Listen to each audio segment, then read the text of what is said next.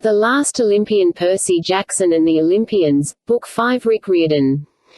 1. I go cruising with explosives. The end of the world started when a Pegasus landed on the hood of my car. Up until then, I was having a great afternoon. Technically I wasn't supposed to be driving because I wouldn't turn 16 for another week, but my mum and my stepdad, Paul, took my friend Rachel and me to this private stretch of beach on the South Shore, and Paul let us borrow his Prius for a short spin. Now, I know you're thinking, wow, that was really irresponsible of him, blah, blah, blah, but Paul knows me pretty well. He's seen me slice up demons and leap out of exploding school buildings, so he probably figured taking a car a few hundred yards wasn't exactly the most dangerous thing I'd ever done. Anyway, Rachel and I were driving along. It was a hot August day. Rachel's red hair was pulled back in a ponytail and she wore a white blouse over her swimsuit. I'd never seen her in anything but ratty t-shirts and paint-splattered jeans before, and she looked like $1,000,000 golden drachmas. "Oh, pull up right there," she told me. We parked on a ridge overlooking the Atlantic. The sea is always one of my favorite places, but today it was especially nice, glittery green and smooth as glass, as though my dad was keeping it calm just for us. My dad, by the way, is Poseidon. He can do stuff like that. So, Rachel smiled at me. About that invitation. Oh, right. I tried to sound excited. I mean, she'd asked me to her family's vacation house on St. Thomas for 3 days. I didn't get a lot of offers like that. My family's idea of a fancy vacation was a weekend in a rundown cabin on Long Island with some movie rentals and a couple of frozen pizzas, and here Rachel's folks were willing to let me tag along to the Caribbean. Besides, I seriously needed a vacation. This summer had been the hardest of my life. The idea of taking a break even for a few days was really tempting. Still, something big was supposed to go down any day now. I was on call for a mission. Even worse, next week was my birthday. There was this prophecy that said when I turned 16, bad things would happen. "Percy," she said, "I know the timing is bad. But it's always bad for you, right?" She had a point. "I really want to go," I promised. "It's just the war." I nodded. I didn't like talking about it, but Rachel knew. Unlike most mortals, she could see through the mist, the magic veil that distorts human vision. She'd seen monsters. She'd met some of the other demigods who were fighting the Titans and their allies. She'd even been there last summer when the chopped-up Lord Kronos rose out of his coffin in a terrible new form, and she'd earned my permanent respect by nailing him in the eye with a blue plastic hairbrush. She put her hand on my arm. "Just think about it, okay? We don't leave for a couple of days. My dad. .. Her voice faltered. "Is he giving you a hard time?" I asked. Rachel shook her head in disgust. "He's trying to be nice to me, which is almost worse. He wants me to go to Clarion Ladies Academy in the fall. The school where your mum went. It's a stupid finishing school for society girls, all the way in New Hampshire. Can you see me in finishing school?" I admitted the idea sounded pretty dumb. Rachel was into urban art projects and feeding the homeless and going to protest rallies to save the endangered yellow-bellied sapsucker, and stuff like that. I'd never even seen her wear a dress. It was hard to imagine her learning to be a socialite. She sighed. "He thinks if he does a bunch of nice stuff for me, I'll feel guilty and give in. Which is why he agreed to let me come with you guys on vacation." "Yes. But Percy, you'd be doing me a huge favor. It would be so much better if you were with us. Besides, there's something I want to talk." She stopped abruptly. "Something you want to talk about?" I asked. "You mean, so serious we'd have to go to St. Thomas to talk about it?" She pursed her lips. "Look, just forget it for now. Let's pretend we're a couple of normal people. We're out for a drive, and we're watching the ocean, and it's nice to be together." I could tell something was bothering her, but she put on a brave smile. The sunlight made her hair look like fire. We'd spent a lot of time together this summer. I hadn't exactly planned it that way, but the more serious things got at camp, the more I found myself needing to call up Rachel and get away, just for some breathing room. I needed to remind myself that the mortal world was still out there, away from all the monsters using me as their personal punching bag. Okay, I said. Just a normal afternoon and two normal people. She nodded. And so, hypothetically, if these two people liked each other, what would it take to get the stupid guy to kiss the girl, huh? Oh. I felt like one of Apollo's sacred cows, slow, dumb, and bright red. I can't pretend I hadn't thought about Rachel.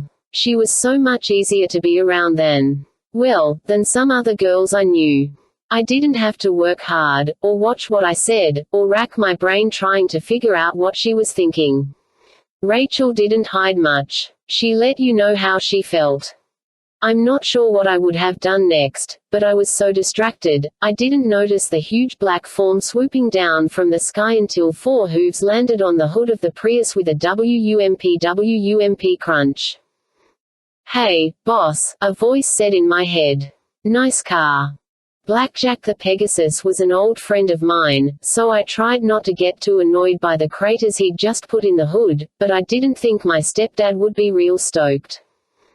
Blackjack, I sighed. What are you? Then I saw who was riding on his back, and I knew my day was about to get a lot more complicated. Sup, Percy. Charles Beckendorf, senior counselor for the Hephaestus cabin, would make most monsters cry for their mommies. He was huge, with ripped muscles from working on the forges every summer, 2 years older than me, and one of the camp's best armorsmiths. He made some seriously ingenious mechanical stuff. A month before, he'd rigged a Greek firebomb in the bathroom of a tour bus that was carrying a bunch of monsters across country. The explosion took out a whole legion of Kronos' evil meanies as soon as the first harpy went flush. Beckendorf was dressed for combat. He wore a bronze breastplate and war helm with black camo pants and a sword strapped to his side. His explosives bag was slung over his shoulder. Time? I asked. He nodded grimly. A clump formed in my throat. I'd known this was coming. We'd been planning for it for weeks, but I'd half hoped it would never happen. Rachel looked up at Beckendorf. Hi. Oh, hey, I'm Beckendorf. You must be Rachel. Percy's told me. I mean he mentioned you. Rachel raised an eyebrow. Really? Good. She glanced at Blackjack, who was clopping his hooves against the hood of the Prius. So I guess you guys have to go save the world now. Pretty much, Beckendorf agreed. I looked at Rachel helplessly. Would you tell my mum? I'll tell her. I'm sure she's used to it. And I'll explain to Paul about the hood. I nodded my thanks. I figured this might be the last time Paul loaned me his car. Good luck. Rachel kissed me before I could even react. Now, get going, Half-Blood. Go kill some monsters for me. My last view of her was sitting in the shotgun seat of the Prius, her arms crossed, watching as Blackjack circled higher and higher, carrying Beckendorf and me into the sky.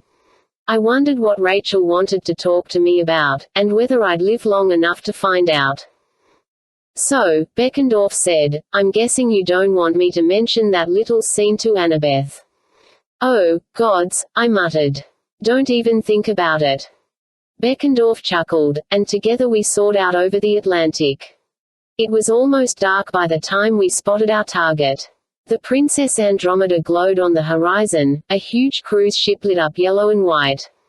From a distance, you'd think it was just a party ship, not the headquarters for the Titan Lord. Then as you got closer, you might notice the giant figurehead, a dark-haired maiden in a Greek chiton, wrapped in chains with a look of horror on her face, as if she could smell the stench of all the monsters she was being forced to carry. Seeing the ship again twisted my gut into knots. I'd almost died twice on the Princess Andromeda. Now it was heading straight for New York. You know what to do. Beckendorf yelled over the wind. I nodded. We'd done dry runs at the dockyards in New Jersey, using abandoned ships as our targets. I knew how little time we would have. But I also knew this was our best chance to end Kronos' invasion before it ever started. Blackjack, I said, set us down on the lowest stern deck. Gotcha, boss, he said. Man, I hate seeing that boat. 3 years ago, Blackjack had been enslaved on the Princess Andromeda until he'd escaped with a little help from my friends and me. I figured he'd rather have his mane braided like My Little Pony than be back here again. Don't wait for us, I told him. But, boss. Trust me, I said. We'll get out by ourselves. Blackjack folded his wings and plummeted toward the boat like a black comet. The wind whistled in my ears. I saw monsters patrolling the upper decks of the ship, Dracaena snake women, hellhounds, giants, and the humanoid seal demons known as Telkines, but we zipped by so fast, none of them raised the alarm. We shot down the stern of the boat, and Blackjack spread his wings, lightly coming to a landing on the lowest deck. I climbed off, feeling queasy. Good luck, boss, Blackjack said. Don't let 'em turn you into horse meat. With that, my old friend flew off into the night. I took my pen out of my pocket and uncapped it, and Riptide sprang to full size, 3 feet of deadly celestial bronze glowing in the dusk. Beckendorf pulled a piece of paper out of his pocket. I thought it was a map or something. Then I realized it was a photograph. He stared at it in the dim light, the smiling face of Selena Beauregard, daughter of Aphrodite. They'd started going out last summer, after years of the rest of us saying, "Duh, you guys like each other." Even with all the dangerous missions, Beckendorf had been happier this summer than I'd ever seen him. "We'll make it back to camp," I promised. For a second I saw worry in his eyes. Then he put on his old confident smile. "You bet," he said. "Let's go blow Kronos back into a million pieces."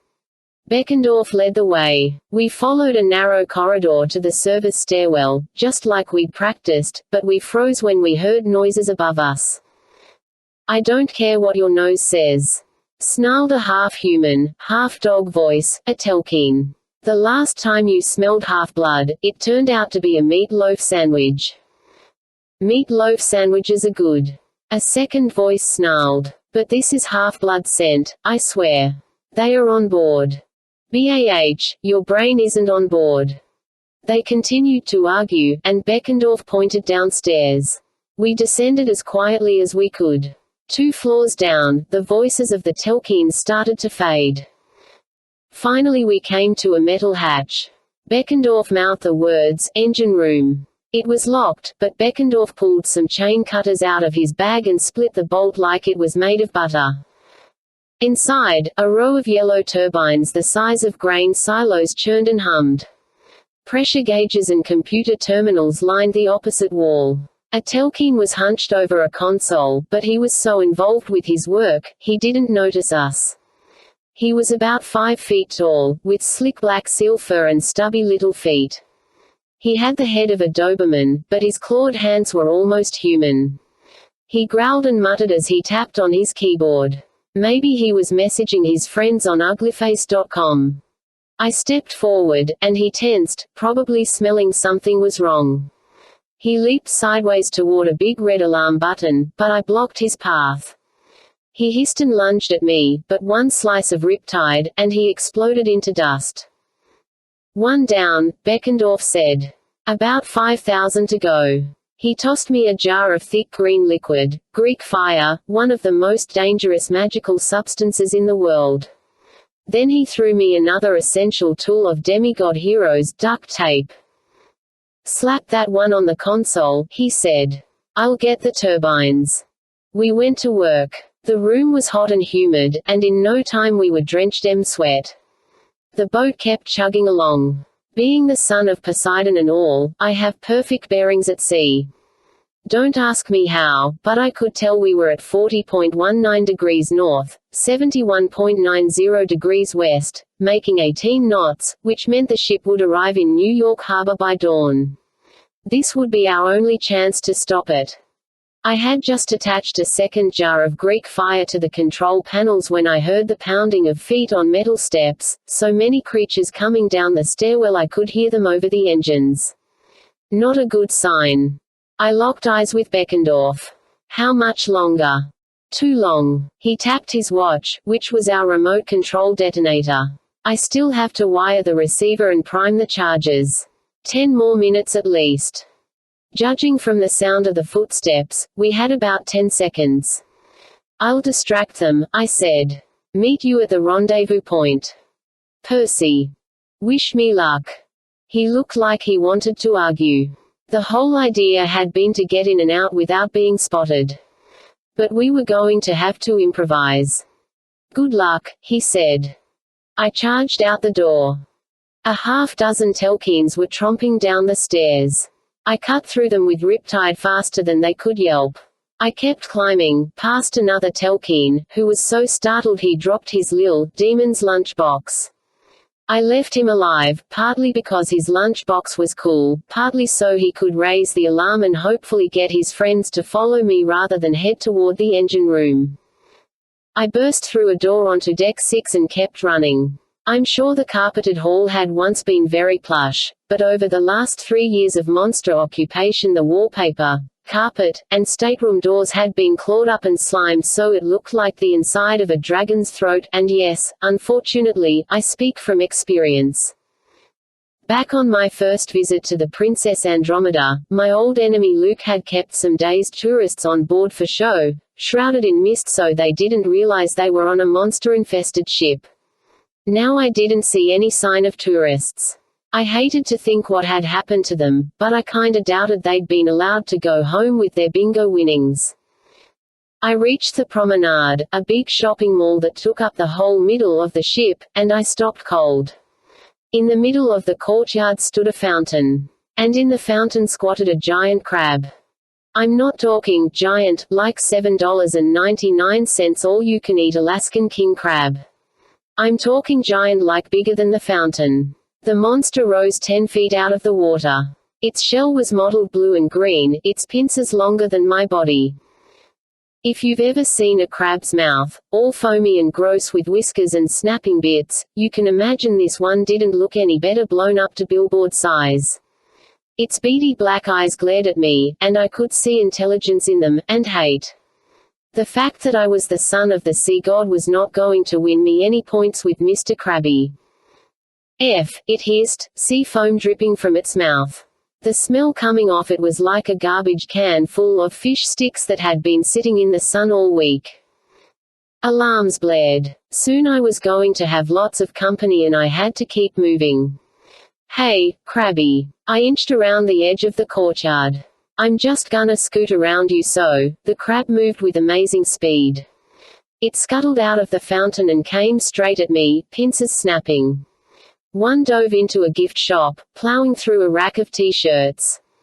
A crab pincer smashed the glass walls to pieces and raked across the room. I dashed back outside, breathing heavily, but Mr. Krabby turned and followed. There. A voice said from a balcony above me. Intruder. If I'd wanted to create a distraction, I'd succeeded, but this was not where I wanted to fight. If I got pinned down in the center of the ship, I was crab chow. The demonic crustacean lunged at me. I sliced with Riptide, taking off the tip of its claw. It hissed and foamed, but didn't seem very hurt. I tried to remember anything from the old stories that might help with this thing. Annabeth had told me about a monster crab, something about Hercules crushing it under his foot. That wasn't going to work here. This crab was slightly bigger than my Reeboks. Then a weird thought occurred to me. Last Christmas, my mum and I had brought Paul Bloffus to our old cabin at Montic, where we'd been going forever. Paul had taken me crabbing, and when he'd brought up a net full of the things, he'd shown me how crabs have a chink in their armor, right in the middle of their ugly bellies. The only problem was getting to the ugly belly. I glanced at the fountain, then at the marble floor, already slick from scuttling crab tracks. I held out my hand, concentrating on the water, and the fountain exploded. Water sprayed everywhere, 3 stories high, dousing the balconies and the elevators and the windows of the shops. The crab didn't care. It loved water. It came at me sideways, snapping and hissing, and I ran straight at it, screaming, "Ah!" Just before we collided, I hit the ground baseball style and slid on the wet marble floor straight under the creature. It was like sliding under a 7-ton armored vehicle. All the crab had to do was sit and squash me, but before it realized what was going on, I jabbed Riptide into the chink in its armor, let go of the hilt, and pushed myself out the backside. The monster shuddered and hissed. Its eyes dissolved. Its shell turned bright red as its insides evaporated. The empty shell clattered to the floor in a massive heap. I didn't have time to admire my handiwork. I ran for the nearest stairs while all around me monsters and demigods shouted orders and strapped on their weapons. I was empty-handed. Riptide, being magic, would appear in my pocket sooner or later, but for now it was stuck somewhere under the wreckage of the crab, and I had no time to retrieve it. In the elevator foyer on deck 8, a couple of Dracinae slithered across my path. From the waist up, they were women with green scaly skin, yellow eyes, and forked tongues. From the waist down, they had double snake trunks instead of legs. They held spears and weighted nets, and I knew from experience they could use them. "What is this?" one said. "A prize for Kronos." I wasn't in the mood to play break the snake, but in front of me was a stand with a model of the ship, like a "You Are Here" display. I ripped the model off the pedestal and hurled it at the first Iracina. The boat smacked her in the face and she went down with the ship. I jumped over her, grabbed her friend's spear, and swung her around. She slammed into the elevator, and I kept running toward the front of the ship. "Get him!" she screamed. Hellhounds bayed. An arrow from somewhere whizzed past my face and impaled itself in the mahogany-paneled wall of the stairwell. I didn't care, as long as I got the monsters away from the engine room and gave Beckendorf more time. As I was running up the stairwell, a kid charged down. He looked like he'd just woken up from a nap. His armor was half on. He drew his sword and yelled, "Kronos!" But he sounded more scared than angry. He couldn't have been more than 12, about the same age I was when I'd first arrived at Camp Half-Blood. That thought depressed me. This kid was getting brainwashed, trained to hate the gods and lash out because he'd been born half Olympian. Kronos was using him, and yet the kid thought I was his enemy. No way was I going to hurt him. I didn't need a weapon for this. I stepped inside his strike and grabbed his wrist, slamming it against the wall. His sword clattered out of his hand. Then I did something I hadn't planned on. It was probably stupid. It definitely jeopardized our mission, but I couldn't help it. "If you want to live," I told him, "get off this ship now. Tell the other demigods." Then I shoved him down the stairs and sent him tumbling to the next floor. I kept climbing. Bad memories. A hallway ran past the cafeteria. Annabeth, my half-brother Tyson, and I had sneaked through here 3 years ago on my first visit. I burst outside onto the main deck. Off the port bow, the sky was darkening from purple to black. A swimming pool glowed between 2 glass towers with more balconies and restaurant decks. The whole upper ship seemed eerily deserted. All I had to do was cross to the other side. Then I could take the staircase down to the helipad, our emergency rendezvous point. With any luck, Beckendorf would meet me there. We'd jump into the sea. My water powers would protect us both, and we'd detonate the charges from a quarter-mile away.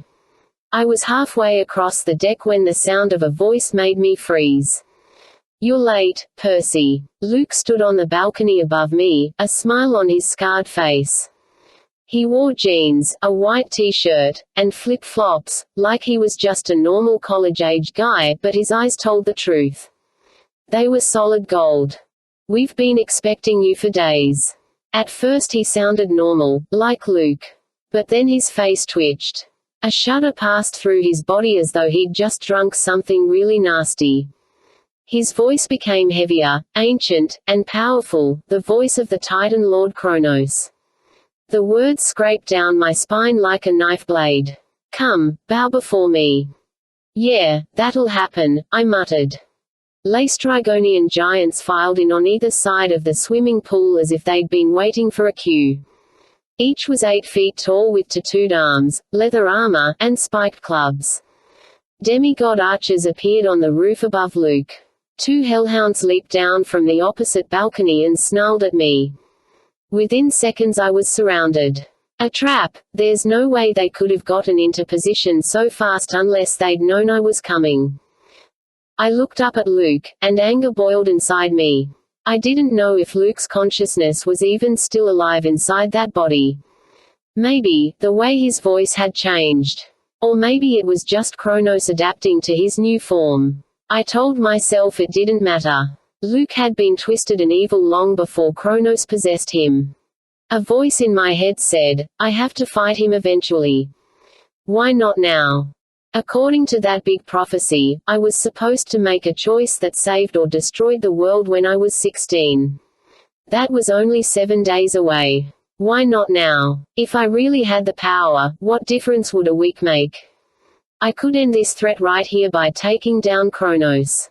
Hey, I'd fought monsters and gods before. As if reading my thoughts, Luke smiled. No, he was Kronos. I had to remember that. Come forward, he said. If you dare. The crowd of monsters parted. I moved up the stairs, my heart pounding. I was sure somebody would stab me in the back, but they let me pass. I felt my pocket and found my pen waiting. I uncapped it, and Riptide grew into a sword. Kronos's weapon appeared in his hands, a 6-foot-long scythe, half celestial bronze, half mortal steel. Just looking at the thing made my knees turn to jello. But before I could change my mind, I charged. Time slowed down. I mean literally slowed down, because Kronos had that power. I felt like I was moving through syrup. My arms were so heavy, I could barely raise my sword. Kronos smiled, swirling his scythe at normal speed and waiting for me to creep toward my death. I tried to fight his magic. I concentrated on the sea around me, the source of my power. I'd gotten better at channeling it over the years, but now nothing seemed to happen. I took another slow step forward. Giants jeered. Dracine hissed with laughter. Hey, Ocean, I pleaded. Any day now would be good. Suddenly there was a wrenching pain in my gut. The entire boat lurched sideways, throwing monsters off their feet. 4,000 gallons of salt water surged out of the swimming pool, dousing me and Kronos and everyone on the deck. The water revitalized me, breaking the time spell, and I lunged forward. I struck at Kronos, but I was still too slow. I made the mistake of looking at his face, Luke's face, a guy who was once my friend. As much as I hated him, it was hard to kill him. Kronos had no such hesitation. He sliced downward with his scythe. I leaped back, and the evil blade missed by an inch, cutting a gash in the deck right between my feet. I kicked Kronos in the chest. He stumbled backward, but he was heavier than Luke should have been. It was like kicking a refrigerator. Kronos swung his scythe again. I intercepted with Riptide, but his strike was so powerful, my blade could only deflect it. The edge of the scythe shaved off my shirt sleeve and grazed my arm. It shouldn't have been a serious cut, but the entire side of my body exploded with pain. I remembered what a sea demon had once said about Kronos' scythe, careful, fool. One touch, and the blade will sever your soul from your body. Now I understood what he meant. I wasn't just losing blood. I could feel my strength, my will, my identity draining away. I stumbled backward, switched my sword to my left hand, and lunged desperately. My blade should have run him through, but it deflected off his stomach like I was hitting solid marble. There was no way he should have survived that. Kronos laughed. A poor performance, Percy Jackson. Luke tells me you were never his match at swordplay. My vision started to blur. I knew I didn't have much time. Luke had a big head, I said. But at least it was his head. A shame to kill you now, Kronos mused, before the final plan unfolds. I would love to see the terror in your eyes when you realize how I will destroy Olympus. You'll never get this boat to Manhattan. My arm was throbbing. Black spots danced in my vision. And why would that be? Kronos' golden eyes glittered. His face, Luke's face, seemed like a mask, unnatural and lit from behind by some evil power. Perhaps you were counting on your friend with the explosives. He looked down at the pool and called, Nakamura. A teenage guy in full Greek armor pushed through the crowd. His left eye was covered with a black patch. I knew him, of course, Ethan Nakamura, the son of Nemesis. I'd saved his life in the labyrinth last summer, and in return, the little punk had helped Kronos come back to life. Success, my lord, Ethan called. We found him just as we were told. He clapped his hands, and two giants lumbered forward, dragging Charles Beckendorf between them. My heart almost stopped. Beckendorf had a swollen eye and cuts all over his face and arms. His armor was gone and his shirt was nearly torn off. No, I yelled. Beckendorf met my eyes. He glanced at his hand like he was trying to tell me something. His watch. They hadn't taken it yet, and that was the detonator. Was it possible the explosives were armed? Surely the monsters would have dismantled them right away. We found him amidships, one of the giants said, trying to sneak to the engine room. Can we eat him now? Soon. Kronos scowled at Ethan. Are you sure he didn't set the explosives? He was going toward the engine room, my lord. How do you know that? Ethan shifted uncomfortably. He was heading in that direction. And he told us. His bag is still full of explosives. Slowly, I began to understand. Beckendorf had fooled them. When he'd realized he was going to be captured, he turned to make it look like he was going the other way. He'd convinced him he hadn't made it to the engine room yet. The Greek fire might still be primed. But that didn't do us any good unless we could get off the ship and detonate it. Kronos hesitated. By the story, I prayed. The pain in my arm was so bad now I could barely stand. Open his bag, Kronos ordered. One of the giants ripped the explosive satchel from Beckendorf's shoulders.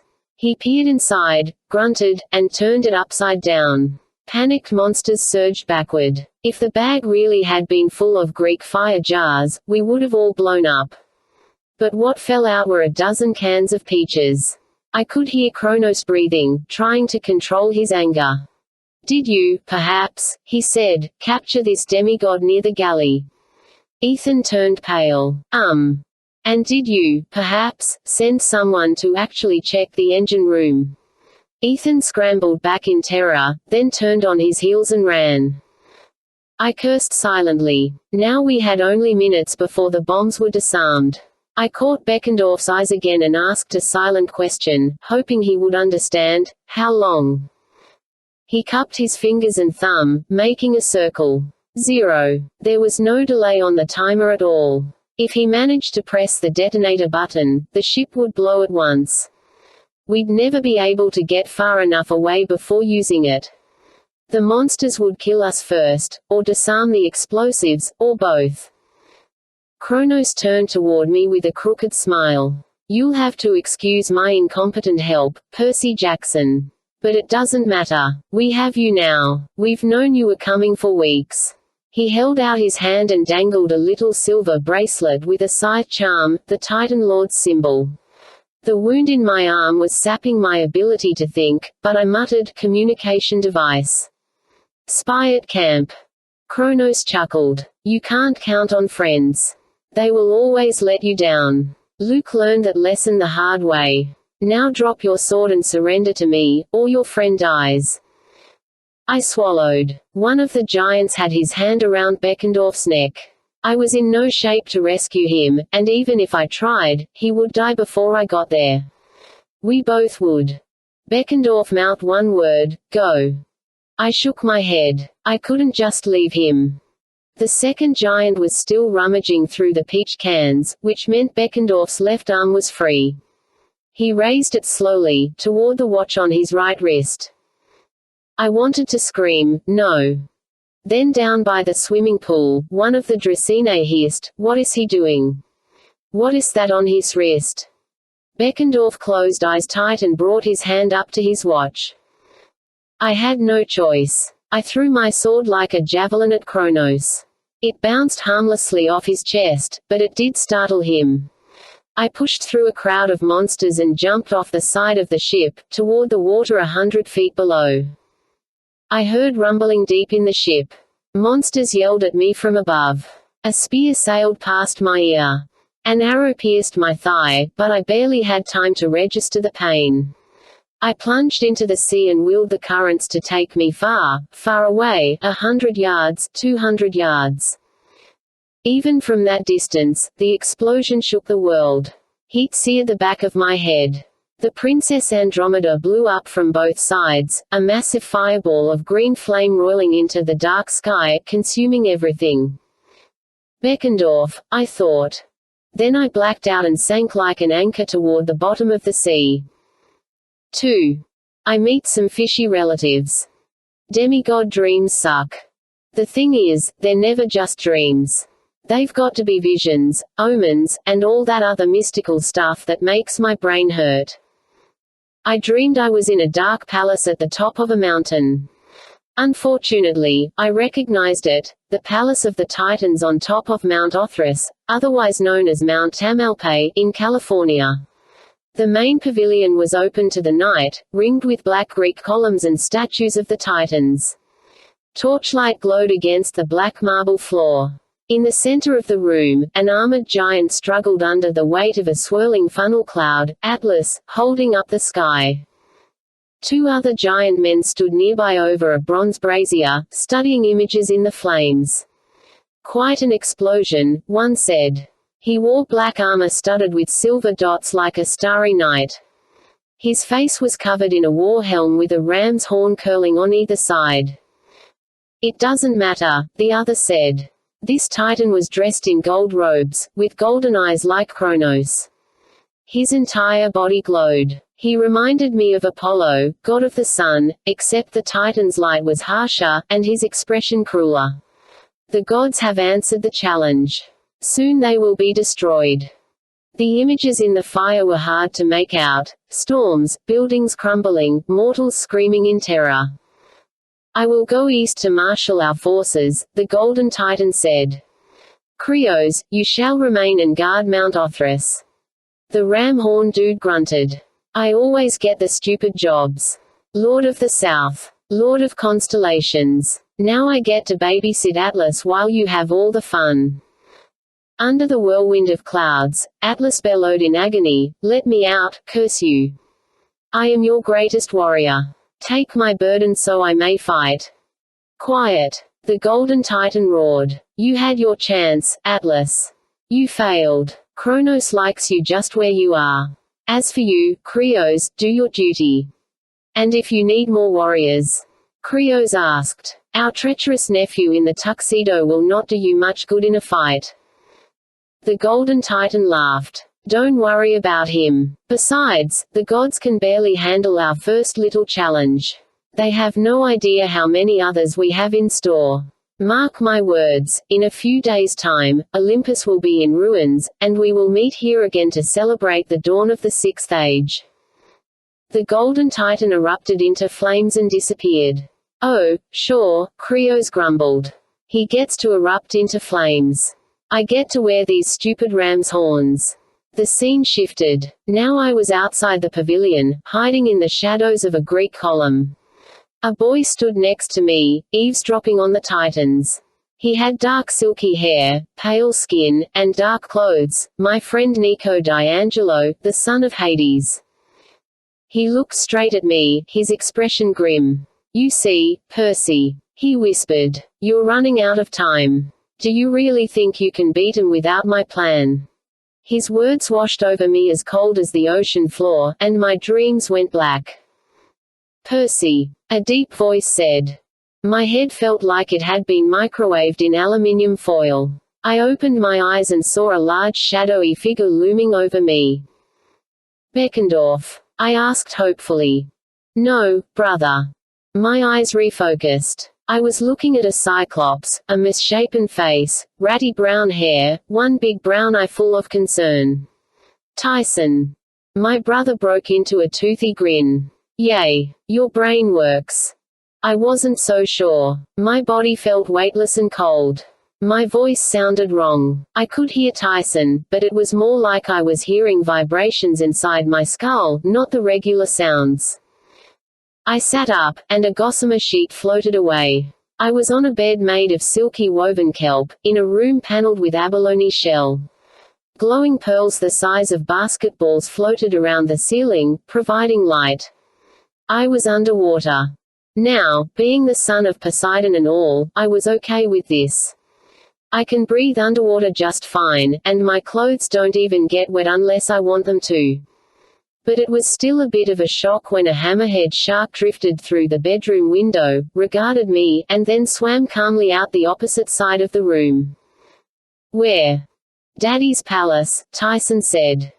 Under different circumstances, I would have been excited. I'd never visited Poseidon's realm, and I'd been dreaming about it for years.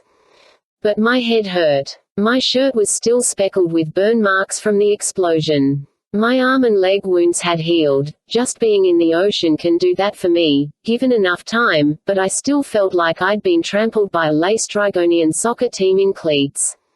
How long? We found you last night, Tyson said, sinking through the water. The Princess Andromeda. Went kaboom, Tyson confirmed. Beckendorf was on board. Did you find? Tyson's face darkened. No sign of him. I am sorry, brother. I stared out the window into deep blue water. Beckendorf was supposed to go to college in the fall. He had a girlfriend, lots of friends, his whole life ahead of him. He couldn't be gone. Maybe he'd made it off the ship like I had. Maybe he'd jumped over the side. And what? He couldn't have survived 100-foot fall into the water like I could. He couldn't have put enough distance between himself and the explosion. I knew in my gut he was dead. He'd sacrificed himself to take out the Princess Andromeda, and I had abandoned him. I thought about my dream, the Titans discussing the explosion as if it didn't matter, Nico D'Angelo warning me that I would never beat Kronos without following his plan, a dangerous idea I'd been avoiding for more than a year. A distant blast shook the room. Green light blazed outside, turning the whole sea as bright as noon. What was that? I asked. Tyson looked worried. Daddy will explain. Come, he is blowing up monsters. The palace might have been the most amazing place I'd ever seen if it hadn't been in the process of getting destroyed. We swam to the end of a long hallway and shot upward on a geyser. As we rose over the rooftops I caught my breath, well, if you can catch your breath underwater. The palace was as big as the city on Mount Olympus, with wide courtyards, gardens, and columned pavilions. The gardens were sculpted with coral colonies and glowing sea plants. 20 or 30 buildings were made of abalone, white but gleaming with rainbow colors. Fish and octopi darted in and out of the windows. The paths were lined with glowing pearls like Christmas lights. The main courtyard was filled with warriors, mermen with fish tails from the waist down and human bodies from the waist up, except their skin was blue, which I'd never known before. Some were tending the wounded. Some were sharpening spears and swords. One passed us, swimming in a hurry. His eyes were bright green, like that stuff they put in glow sticks, and his teeth were shark teeth. They don't show you stuff like that in The Little Mermaid. Outside the main courtyard stood large fortifications, towers, walls, and anti-siege weapons, but most of these had been smashed to ruins. Others were blazing with a strange green light that I knew well, Greek fire, which can burn even underwater. Beyond this, the seafloor stretched into gloom. I could see battles raging, flashes of energy, explosions, the glint of armies clashing. A regular human would have found it too dark to see. Heck, a regular human would have been crushed by the pressure and frozen by the cold. Even my heat-sensitive eyes couldn't make out exactly what was going on. At the edge of the palace complex, a temple with a red coral roof exploded, sending fire and debris streaming in slow motion across the farthest gardens. Out of the darkness above, an enormous form appeared, a squid larger than any skyscraper. It was surrounded by a glittering cloud of dust, at least I thought it was dust, until I realized it was a swarm of mermen trying to attack the monster.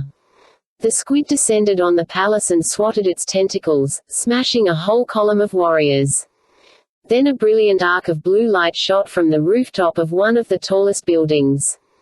The light hit the giant squid, and the monster dissolved like food coloring in water. "Daddy," Tyson said, pointing to where the light had come from. "He did that." I suddenly felt more hopeful. My dad had unbelievable powers. He was the god of the sea. He could deal with this attack, right? Maybe he'd let me help. "Have you been in the fight?" I asked Tyson in awe. "Like bashing heads with your awesome Cyclops strength and stuff." Tyson pouted, and immediately I knew I'd asked a bad question. "I have been fixing weapons," he mumbled. "Come, let's go find Daddy." I know this might sound weird to people with, like, regular parents, but I'd only seen my dad 4 or 5 times in my life, and never for more than a few minutes. The Greek gods don't exactly show up for their kids' basketball games. Still, I thought I would recognize Poseidon on sight. I was wrong. The roof of the temple was a big open deck that had been set up as a command center. A mosaic on the floor showed an exact map of the palace grounds and the surrounding ocean, but the mosaic moved. Colored stone tiles representing different armies and sea monsters shifted around as the forces changed position. Buildings that collapsed in real life also collapsed in the picture. Standing around the mosaic, grimly studying the battle, was a strange assortment of warriors, but none of them looked like my dad. I was searching for a big guy with a good tan and a black beard, wearing Bermuda shorts and a Hawaiian shirt. There was nobody like that. One guy was a merman with 2 fish tails instead of 1. His skin was green, his armor studded with pearls. His black hair was tied in a ponytail, and he looked young, though it's hard to tell with non-humans. They could be 1,000 years old or 3.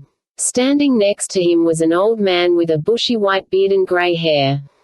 His battle armor seemed to weigh him down. He had green eyes and smile wrinkles around his eyes, but he wasn't smiling now. He was studying the map and leaning on a large metal staff. To his right stood a beautiful woman in green armor with flowing black hair and strange little horns like crab claws.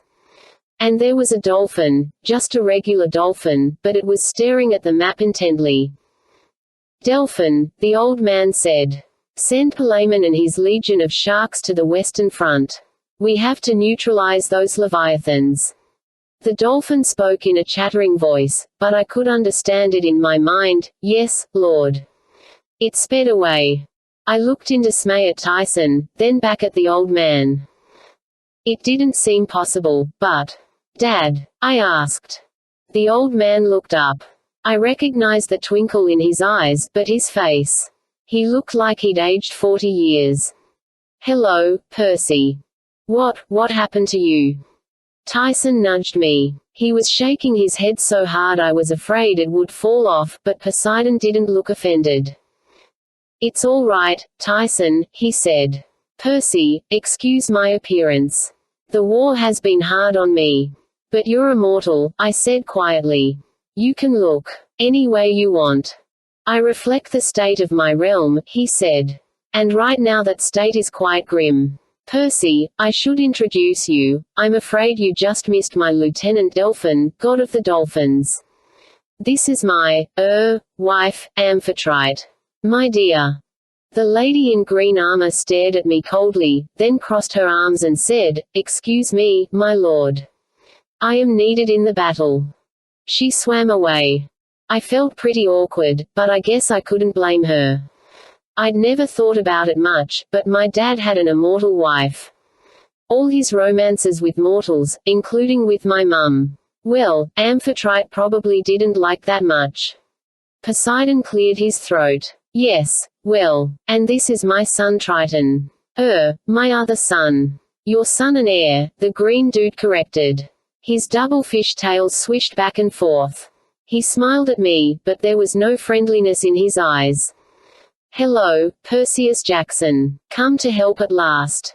He acted like I was late or lazy. "If you can blush underwater." I probably did. "Tell me what to do," I said. Triton smiled like that was a cute suggestion, like I was a slightly amusing dog that had barked for him or something. He turned to Poseidon. "I will see to the front line, father. Don't worry. I will not fail."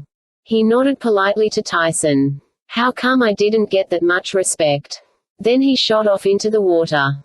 Poseidon sighed. He raised his staff, and it changed into his regular weapon, a huge three-pointed trident. The tip glowed with blue light, and the water around it boiled with energy. "I'm sorry about that," he told me. A huge sea serpent appeared from above us and spiraled down toward the roof. It was bright orange with a fanged mouth big enough to swallow a gymnasium. Hardly looking up, Poseidon pointed his trident at the beast and zapped it with blue energy. Kaboom! The monster burst into a million goldfish, which all swam off in terror. "My family is anxious," Poseidon continued as if nothing had happened. "The battle against Oceanus is going poorly." He pointed to the edge of the mosaic. With the butt of his trident he tapped the image of a merman larger than the rest, with the horns of a bull. He appeared to be riding a chariot pulled by crawfish, and instead of a sword he wielded a live serpent. "Oceanus," I said, trying to remember. "The Titan of the sea." Poseidon nodded. He was neutral in the first war of gods and titans. But Kronos has convinced him to fight. This is, well, it's not a good sign. Oceanus would not commit unless he was sure he could pick the winning side. "He looks stupid," I said, trying to sound upbeat. "I mean, who fights with a snake?" "Daddy will tie it in knots," Tyson said firmly. Poseidon smiled, but he looked weary. "I appreciate your faith. We have been at war almost a year now. My powers are taxed. And still he finds new forces to throw at me, sea monsters so ancient I had forgotten about them." I heard an explosion in the distance. About half a mile away, a mountain of coral disintegrated under the weight of two giant creatures. I could dimly make out their shapes. One was a lobster. The other was a giant humanoid like a cyclops, but he was surrounded by a flurry of limbs. At first I thought he wearing a bunch of giant octopi. Then I realized they were his own arms, 100 flailing, fighting arms. "Briars," I said. I was happy to see him, but he looked like he was fighting for his life. He was the last of his kind, a 100-handed one, cousin of the Cyclops. We'd saved him from Kronos' prison last summer, and I knew he'd come to help Poseidon, but I hadn't heard of him since. "He fights well," Poseidon said. "I wish we had a whole army like him, but he is the only one." I watched as Briars bellowed in rage and picked up the lobster, which thrashed and snapped its pincers. He threw it off the coral mountain, and the lobster disappeared into the darkness. Briars swam after it, his 100 arms spinning like the blades of a motorboat. "Percy, we may not have much time," my dad said. "Tell me of your mission. Did you see Kronos?" I told him everything, though my voice choked up when I explained about Beckendorf. I looked down at the courtyards below and saw hundreds of wounded mermen lying on makeshift cots. I saw rows of coral mounds that must have been hastily made graves. I realized Beckendorf wasn't the first death. He was only one of hundreds, maybe thousands. I'd never felt so angry and helpless. Poseidon stroked his beard. "Percy, Beckendorf chose a heroic death. You bear no blame for that. Kronos' army will be in disarray. Many were destroyed.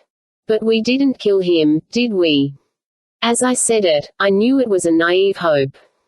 We might blow up his ship and disintegrate his monsters, but a Titan Lord wouldn't be so easy to kill. "No," Poseidon admitted. "But you've bought our side some time." "There were demigods on that ship," I said, thinking of the kid I'd seen in the stairwell. Somehow I'd allowed myself to concentrate on the monsters and Kronos.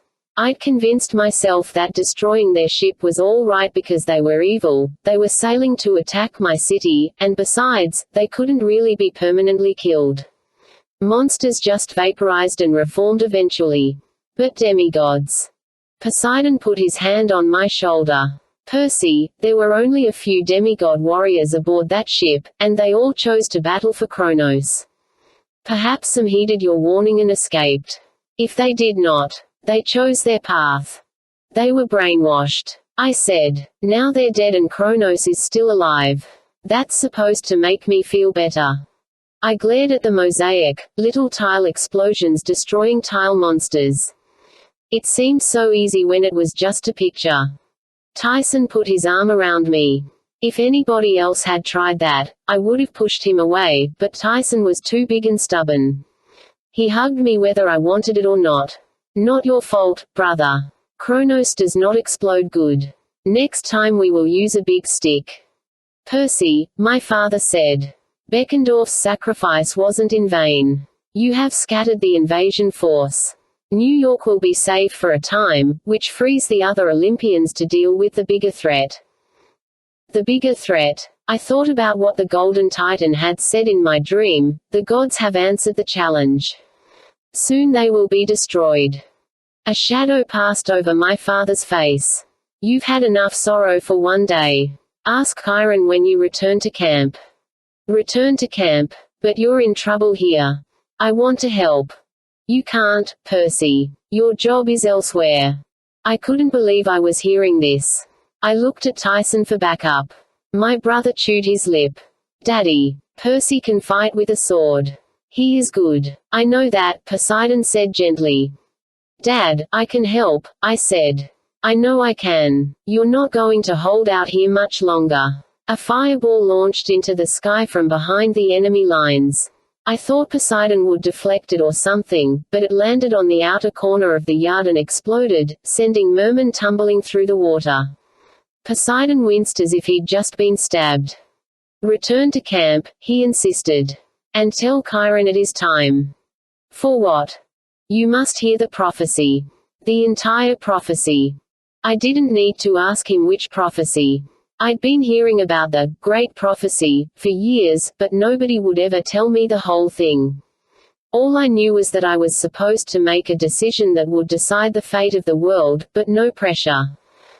What if this is the decision? I said. Staying here to light, or leaving. What if I leave and you? I couldn't say die. Gods weren't supposed to die, but I'd seen it happen. Even if they didn't die, they could be reduced to nearly nothing, exiled, imprisoned in the depths of Tartarus like Kronos had been. Percy, you must go, Poseidon insisted. I don't know what your final decision will be, but your fight lies in the world above. If nothing else, you must warn your friends at camp.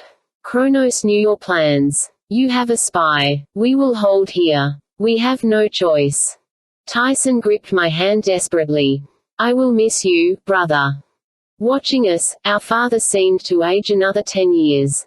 Tyson, you have work to do as well, my son. They need you in the armory. Tyson pouted some more. I will go, he sniffled. He hugged me so hard he almost cracked my ribs. Percy, be careful. Do not let monsters kill you dead. I tried to nod confidently, but it was too much for the big guy.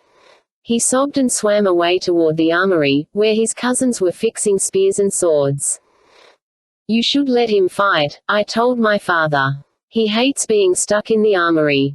Can't you tell? Poseidon shook his head. It is bad enough I must send you into danger. Tyson is too young. I must protect him.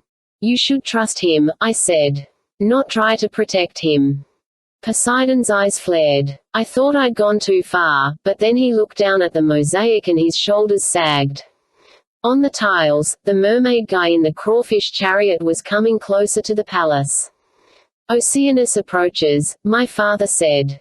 I must meet him in battle. I'd never been scared for a god before, but I didn't see how my dad could face this titan and win.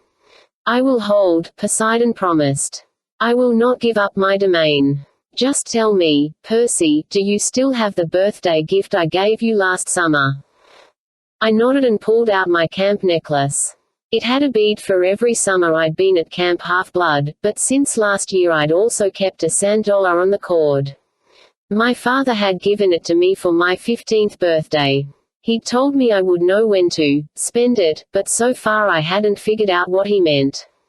All I knew was that it didn't fit the vending machines in the school cafeteria.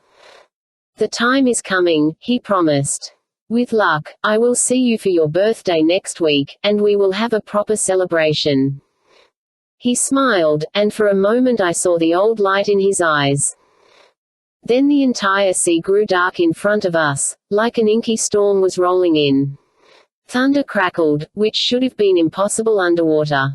A huge icy presence was approaching. I sensed a wave of fear roll through the armies below us. "I must assume my true godly form," Poseidon said. "Go, and good luck, my son." I wanted to encourage him, to hug him or something, but knew better than to stick around. When a god assumes his true form, the power is so great that any mortal looking on him will disintegrate. "Goodbye, father," I managed.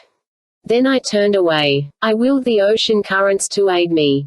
Water swirled around me, and I shot toward the surface at speeds that would have caused any normal human to pop like a balloon.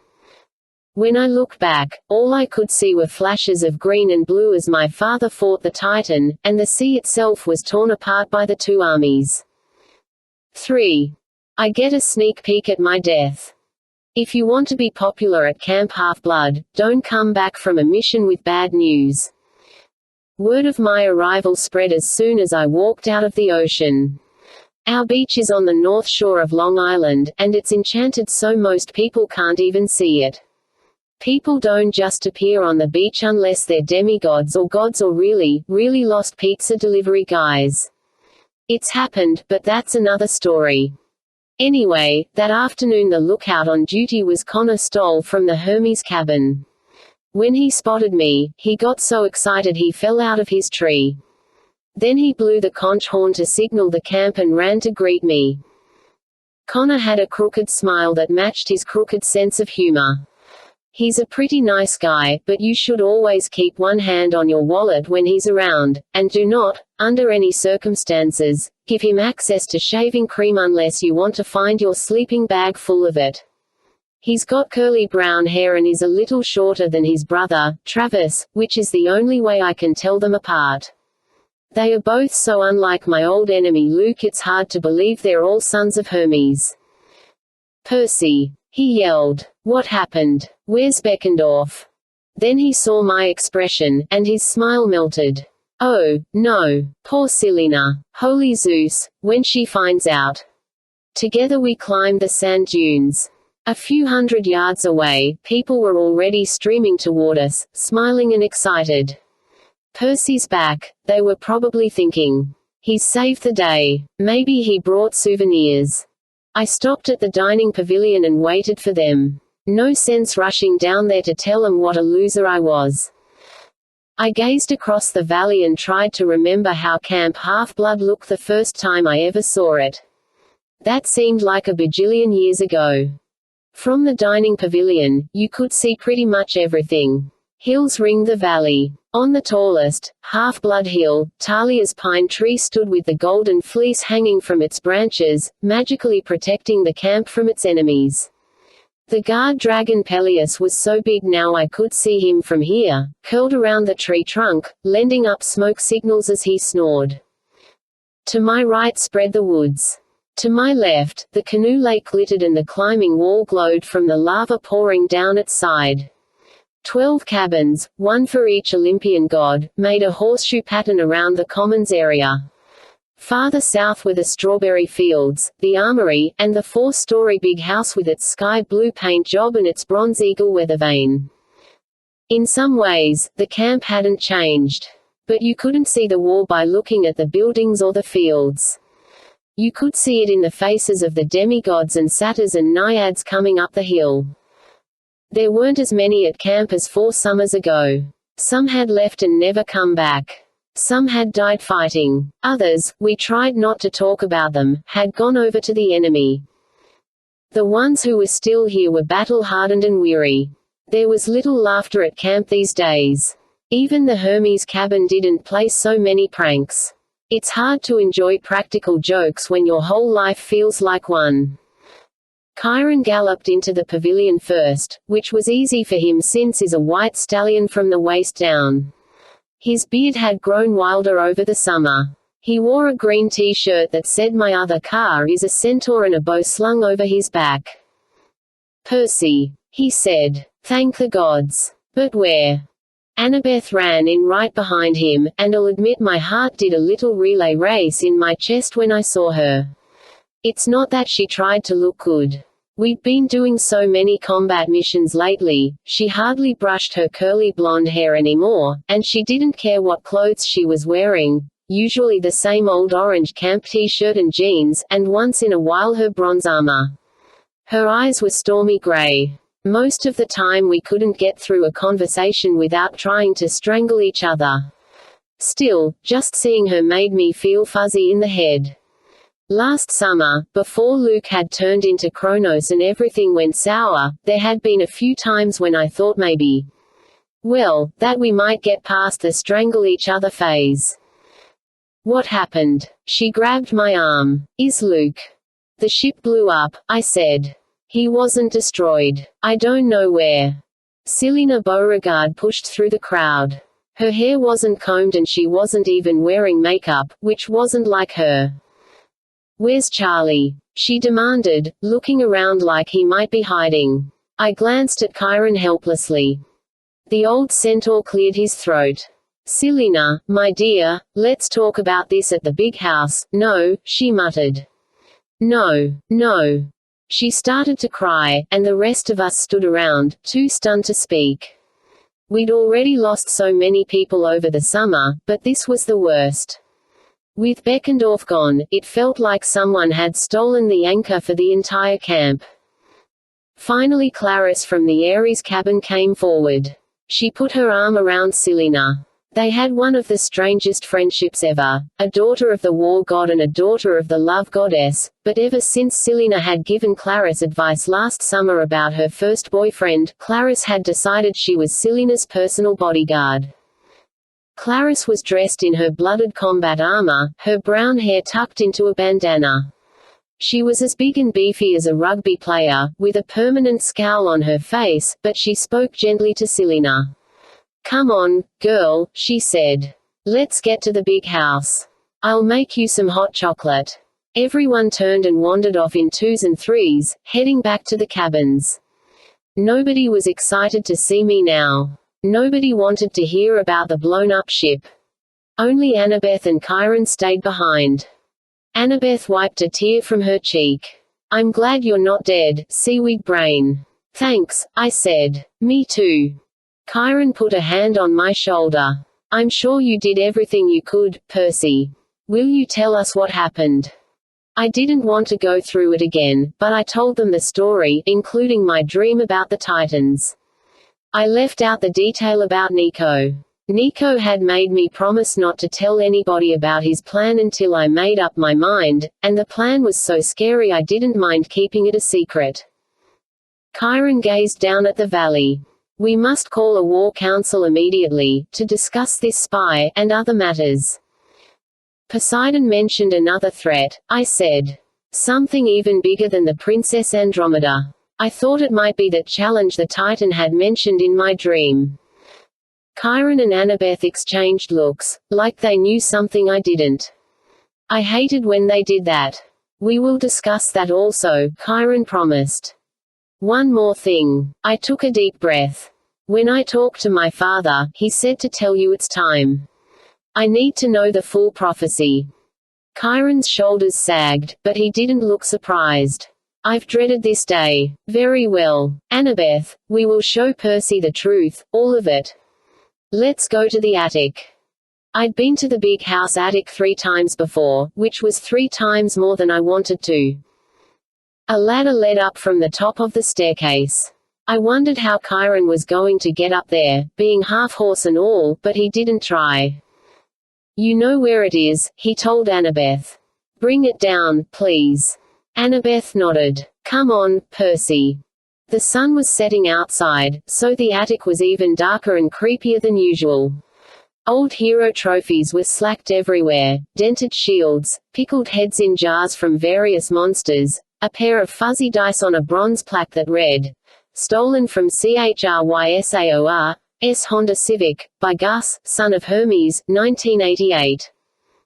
I picked up a curved bronze sword so badly bent it looked like the letter M. I could still see green stains on the metal from the magical poison that used to cover it. The tag was dated last summer. It read, "Scimitar of Camp, destroyed in the Battle of the Labyrinth." "You remember Briars throwing those boulders?" I asked. Annabeth gave me a grudging smile. And Grover causing a panic. We locked eyes. I thought of a different time last summer, under Mount St. Helens, when Annabeth thought I was going to die and she kissed me. She cleared her throat and looked away. Prophecy. Right. I put down the scimitar. Prophecy. We walked over to the window. On a three-legged stool sat the oracle, a shriveled female mummy in a tie-dyed dress. Tufts of black hair clung to her skull. Glassy eyes stared out of her leathery face. Just looking at her made my skin crawl. If you wanted to leave camp during the summer, it used to be you had to come up here to get a quest. This summer, that rule had been tossed. Campers left all the time on combat missions. We had no choice if we wanted to stop Kronos. Still, I remembered too well the strange green mist, the spirit of the oracle, that lived inside the mummy. She looked lifeless now, but whenever she spoke a prophecy, she moved. Sometimes fog gushed out of her mouth and created strange shapes. Once, she'd even left the attic and taken a little zombie stroll into the woods to deliver a message. I wasn't sure what she'd do for the great prophecy. I half expected her to start tap dancing or something. But she just sat there like she was dead, which she was. I never understood this, I whispered. What? Annabeth asked. Why, it's a mummy. Percy, she didn't used to be a mummy. For thousands of years the spirit of the oracle lived inside a beautiful maiden. The spirit would be passed on from generation to generation. Chiron told me she was like that 50 years ago. Annabeth pointed at the mummy. But she was the last. What happened? Annabeth started to say something, then apparently changed her mind. Let's just do our job and get out of here. I looked nervously at the oracle's withered face. So what now? Annabeth approached the mummy and held out her palms. O oracle, the time is at hand. I ask for the great prophecy. I braced myself, but the mummy didn't move. Instead, Annabeth approached and unclasped one of its necklaces. I'd never paid too much attention to its jewelry before. I figured it was just hippie love beads and stuff. But when Annabeth turned toward me, she was holding a leather pouch, like a Native American medicine pouch on a cord braided with feathers. She opened the bag and took out a roll of parchment no bigger than her pinky. No way, I said. You mean all these years, I've been asking about this stupid prophecy, and it's been right there around her neck. The time wasn't right, Annabeth said. Believe me, Percy, I read this when I was 10 years old, and I still have nightmares about it. Great, I said. Can I read it now? Downstairs at the War Council, Annabeth said. Not in front of. You know. I looked at the glassy eyes of the oracle, and I decided not to argue. We headed downstairs to join the others. I didn't know it then, but it would be the last time I ever visited the attic. The senior counselors had gathered around the ping-pong table.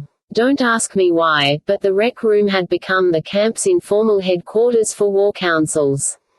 When Annabeth, Chiron, and I came in, though, it looked more like a shouting match.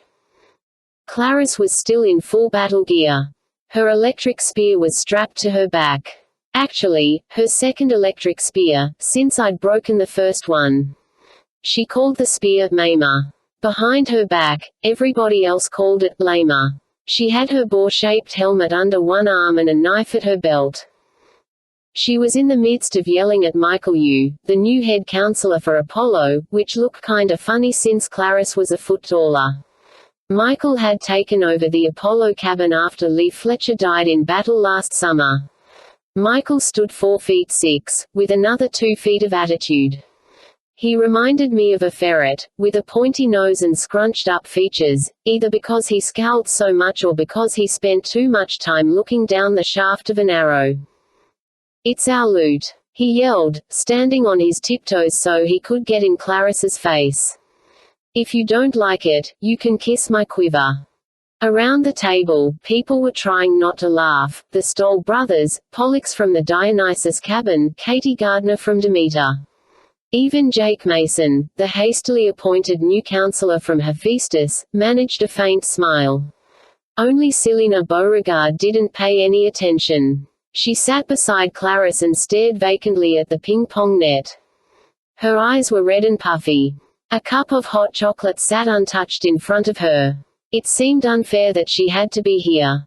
I couldn't believe Clarice and Michael standing over her, arguing about something as stupid as loot, when she'd just lost Beckendorf.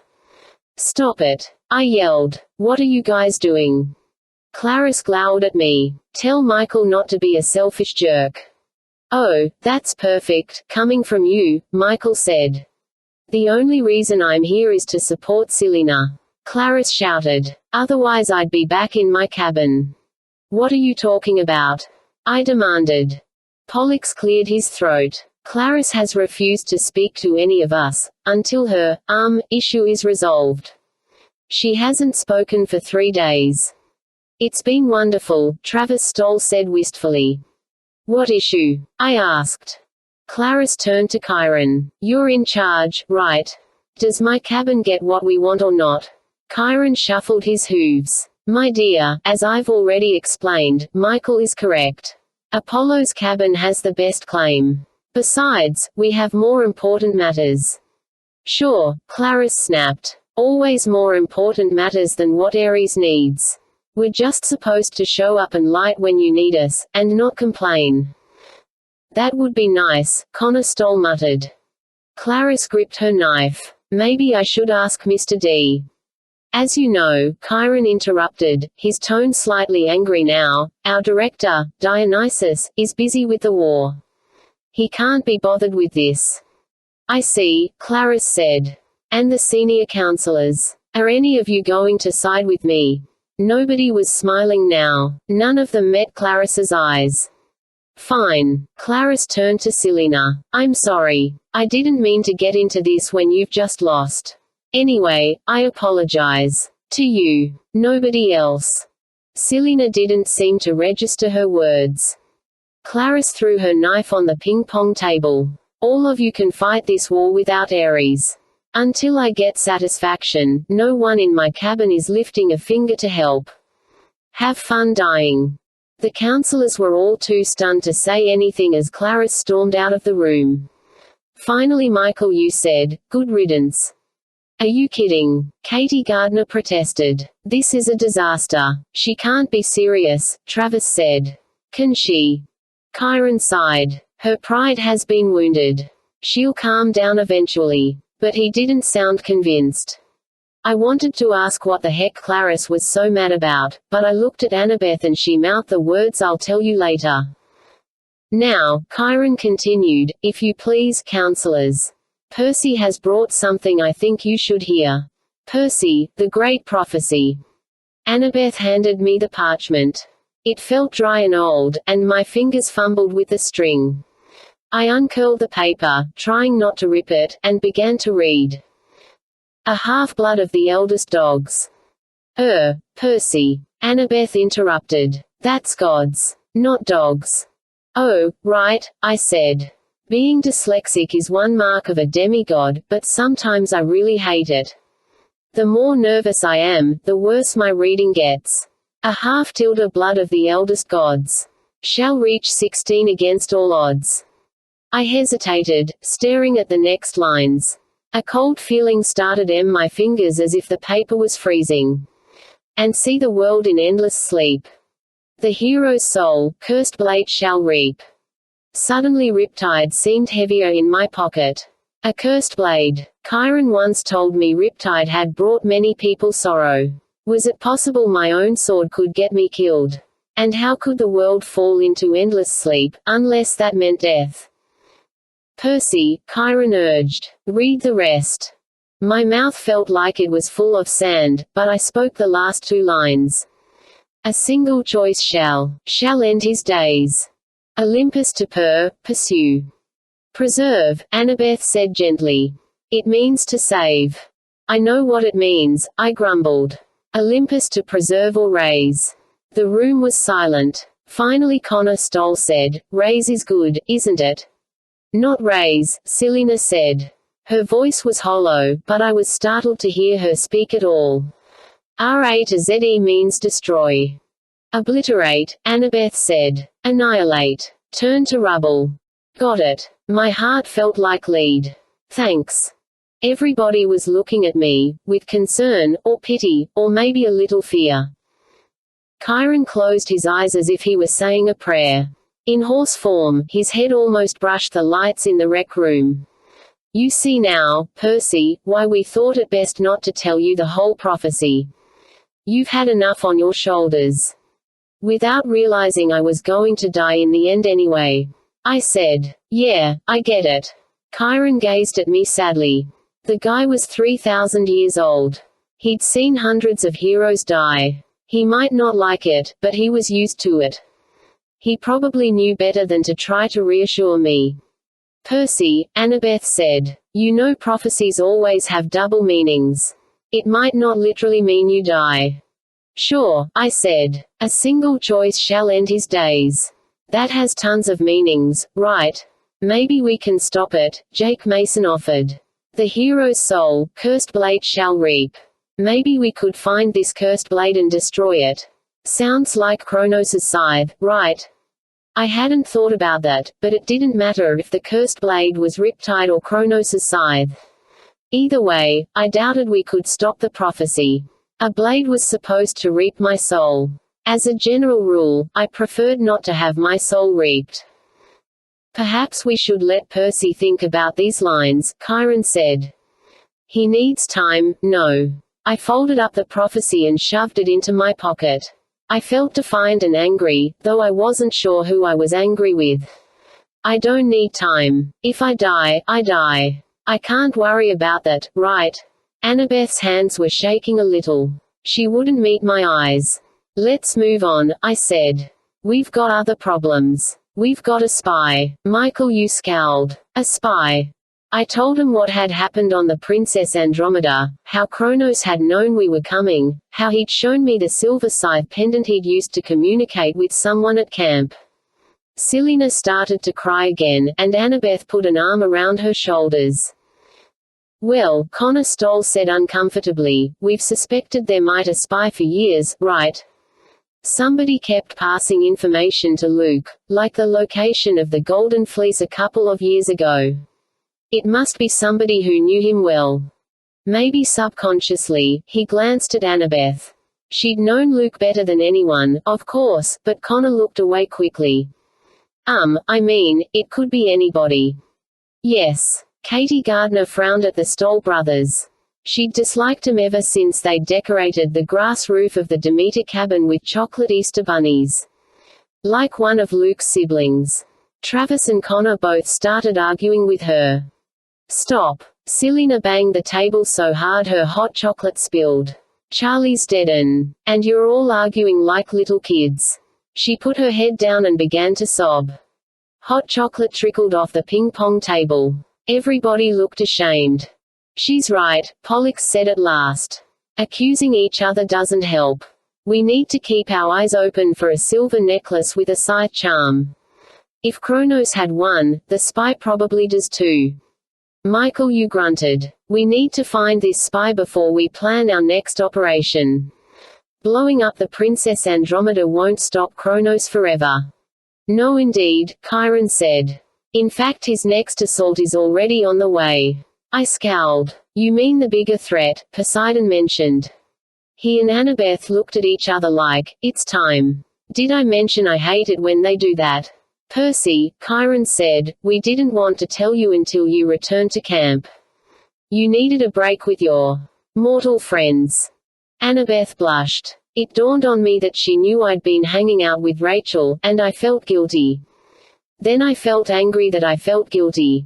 I was allowed to have friends outside camp, right? It wasn't like, "Tell me what's happened," I said. Kyron picked up a bronze goblet from the snack table. He tossed water onto the hot plate where we usually melted nacho cheese. Steam billowed up, making a rainbow in the fluorescent lights. Kyron fished a golden drachma out of his pouch, tossed it through the mist, and muttered, "Oh Iris, goddess of the rainbow, show us the threat." The mist shimmered. I saw the familiar image of a smoldering volcano, Mount St. Helens. As I watched, the side of the mountain exploded. Fire, ash, and lava rolled out. A newscaster's voice was saying, "Even larger than last year's eruption," and geologists warn that the mountain may not be done.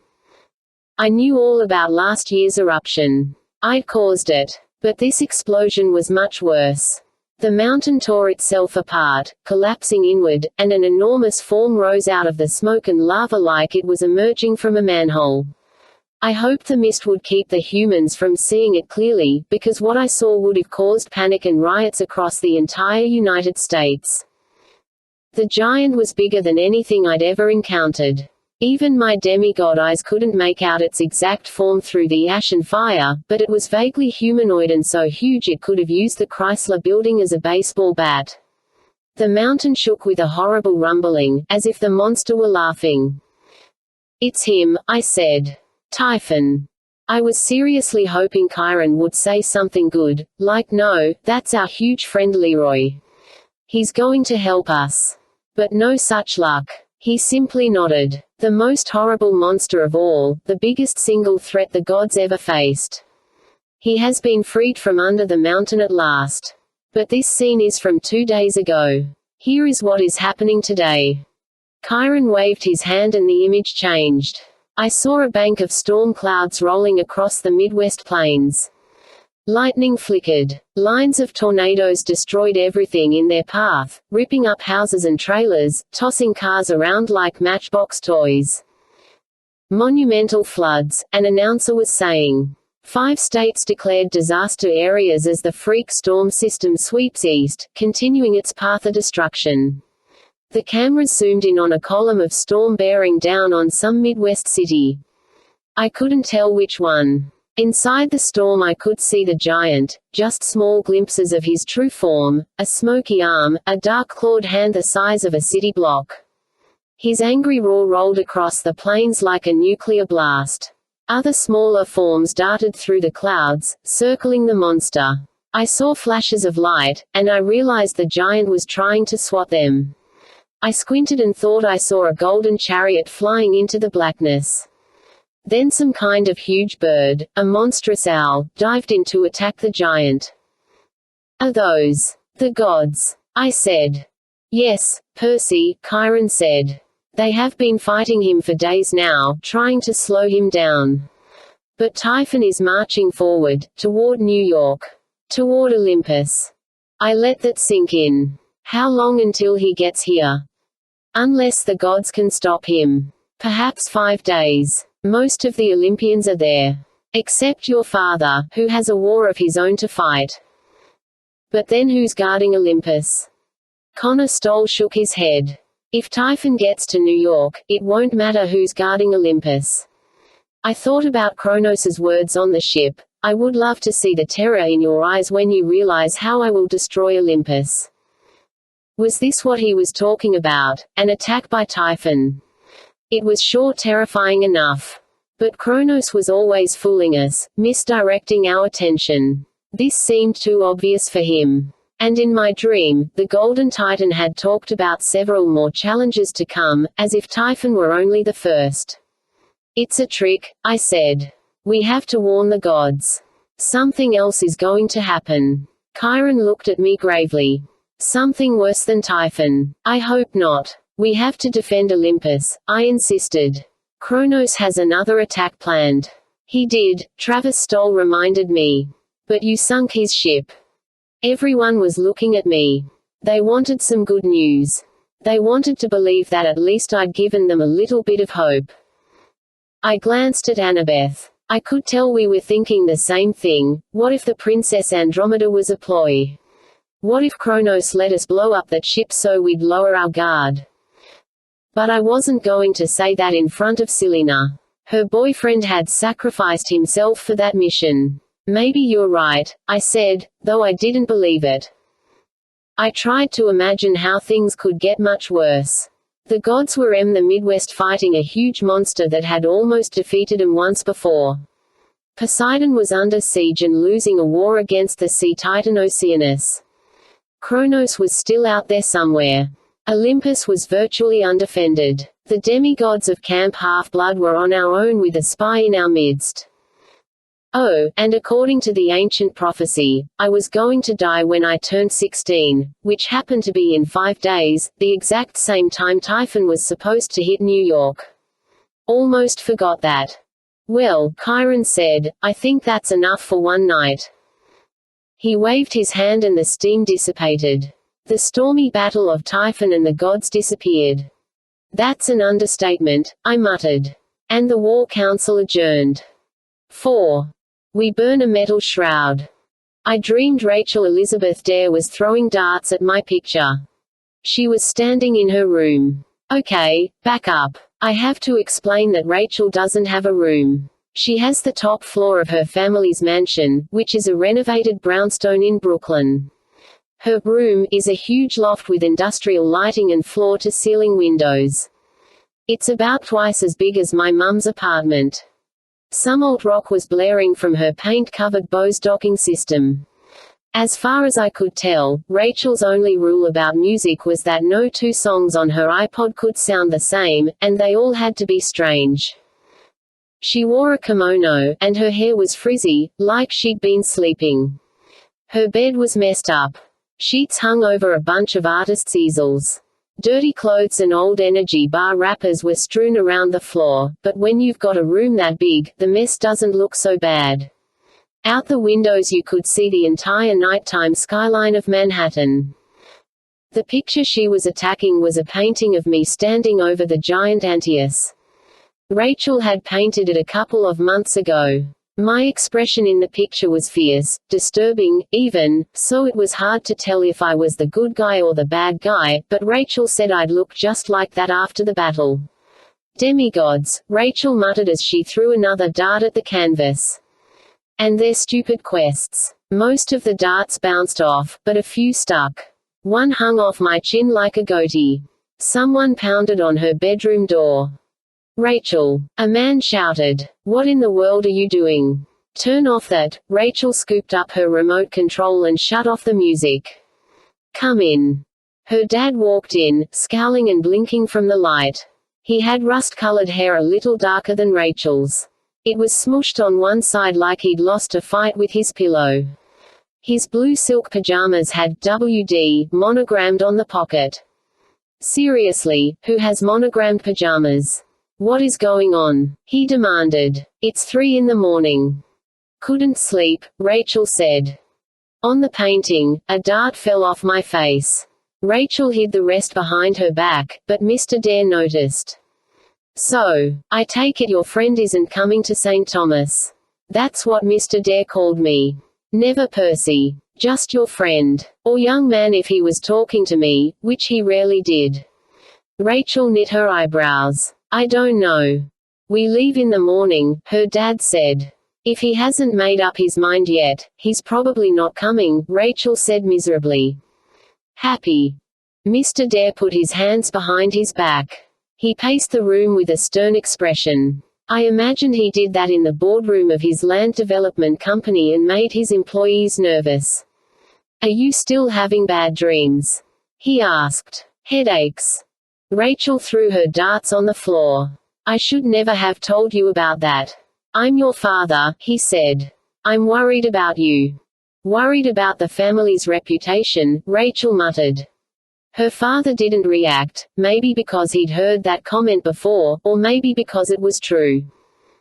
We could call Dr. Arkwright, he suggested. He helped you get through the death of your hamster. I was 6 then, she said. And no, Dad, I don't need a therapist. I just She shook her head helplessly. Her father stopped in front of the windows. He gazed at the New York skyline as if he owned it, which wasn't true. He only owned part of it. It will be good for you to get away, he decided. You've had some unhealthy influences. I'm not going to Clarion Ladies Academy, Rachel said. And my friends are none of your business.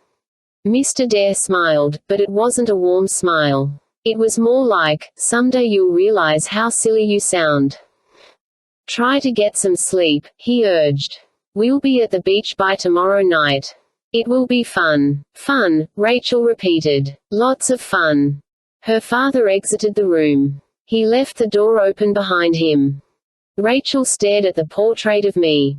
Then she walked to the easel next to it, which was covered in a sheet. I hope they're dreams, she said. She uncovered the easel. On it was a hastily sketched charcoal, but Rachel was a good artist. The picture was definitely Luke as a young boy. He was about 9 years old, with a wide grin and no scar on his face. I had no idea how Rachel could have known what he looked like back then, but the portrait was so good I had a feeling she wasn't guessing. From what I knew about Luke's life, which wasn't much, the picture showed him just before he'd found out he was a half-blood and had run away from home. Rachel stared at the portrait. Then she uncovered the next easel. This picture was even more disturbing. It showed the Empire State Building with lightning all around it.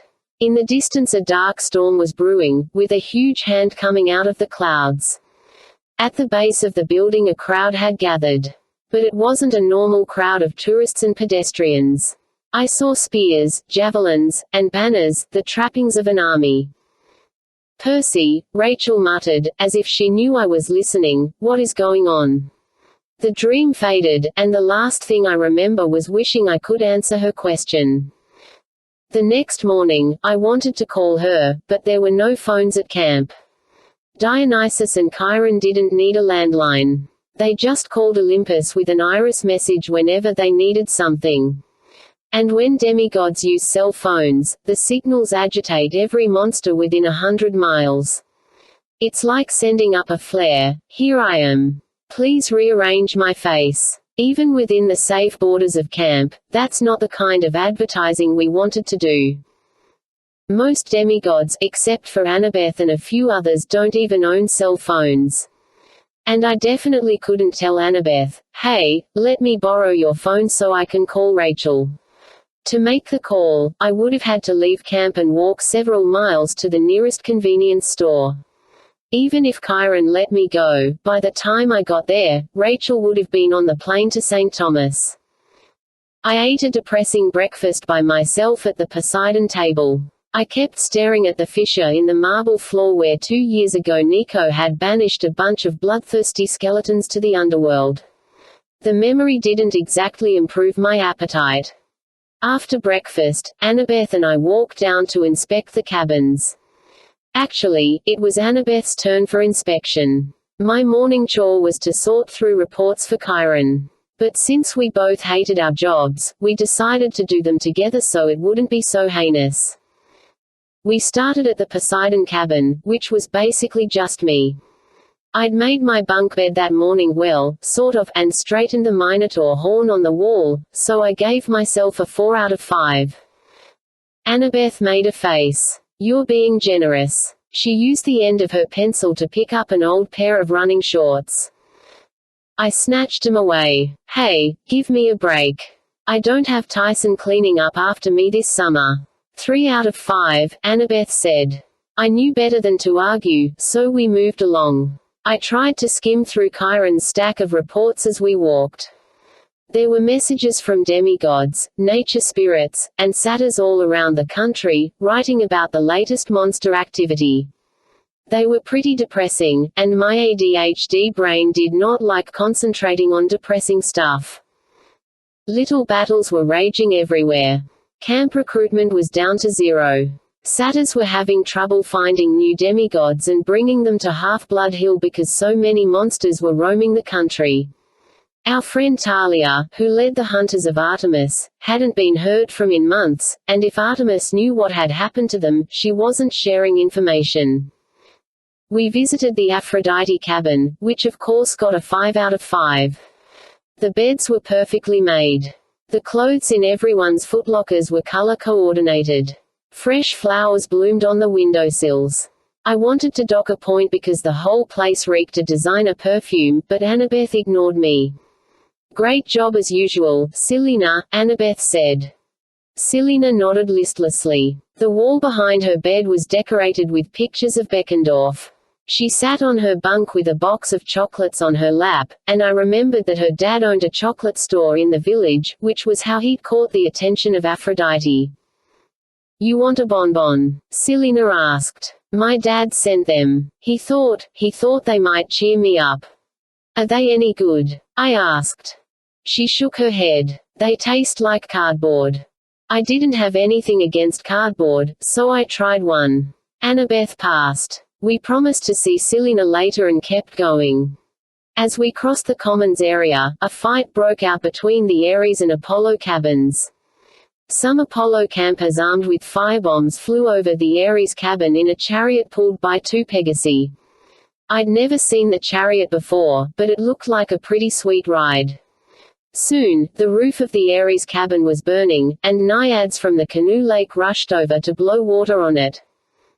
Then the Ares campers called down a curse, and all the Apollo kids' arrows turned to rubber. The Apollo kids kept shooting at the Ares kids, but the arrows bounced off. 2 archers ran by, chased by an angry Ares kid who was yelling in poetry, "Curse me, eh? I'll make you pay. I don't want to rhyme all day." Annabeth sighed. "Not that again. Last time Apollo cursed a cabin, it took a week for the rhyming couplets to wear off." I shuddered. Apollo was god of poetry as well as archery, and I'd heard him recite in person. I'd almost rather get shot by an arrow. "What are they fighting about anyway?" I asked. Annabeth ignored me while she scribbled on her inspection scroll, giving both cabins a 1 out of 5. I found myself staring at her, which was stupid since I'd seen her a billion times. She and I were about the same height this summer, which was a relief. Still, she seemed so much more mature. It was kind of intimidating. I mean, sure, she'd always been cute, but she was starting to be seriously beautiful. Finally she said, "That flying chariot." "What?" "You asked what they were fighting about." Oh, right. They captured it in a raid in Philadelphia last week. Some of Luke's demigods were there with that flying chariot. The Apollo cabin seized it during the battle, but the Ares cabin led the raid. So they've been fighting about who gets it ever since. We ducked as Michael used chariot dive bombed an Ares camper. The Ares camper tried to stab him and cuss him out in rhyming couplets. He was pretty creative about rhyming those cuss words. "We're fighting for our lives," I said, "and they're bickering about some stupid chariot." "They'll get over it," Annabeth said. "Clarice will come to her senses." I wasn't so sure. That didn't sound like the Clarice I knew. I scanned more reports and we inspected a few more cabins. Demeter got a 4. Hephaestus got a 3 and probably should have gotten lower, but with Beckendorf being gone and all, we cut him some slack. Hermes got a 2, which was no surprise. All campers who didn't know their godly parentage were shoved into the Hermes cabin, and since the gods were kinda forgetful, that cabin was always overcrowded. Finally we got to Athena's cabin, which was orderly and clean as usual. Books were straightened on the shelves. The armor was polished. Battle maps and blueprints decorated the walls. Only Annabeth's bunk was messy. It was covered in papers, and her silver laptop was still running. "Vlakas," Annabeth muttered, which was basically calling herself an idiot in Greek. Her second-in-command, Malcolm, suppressed a smile. "Yeah, we cleaned everything else. Didn't know if it was safe to move your notes."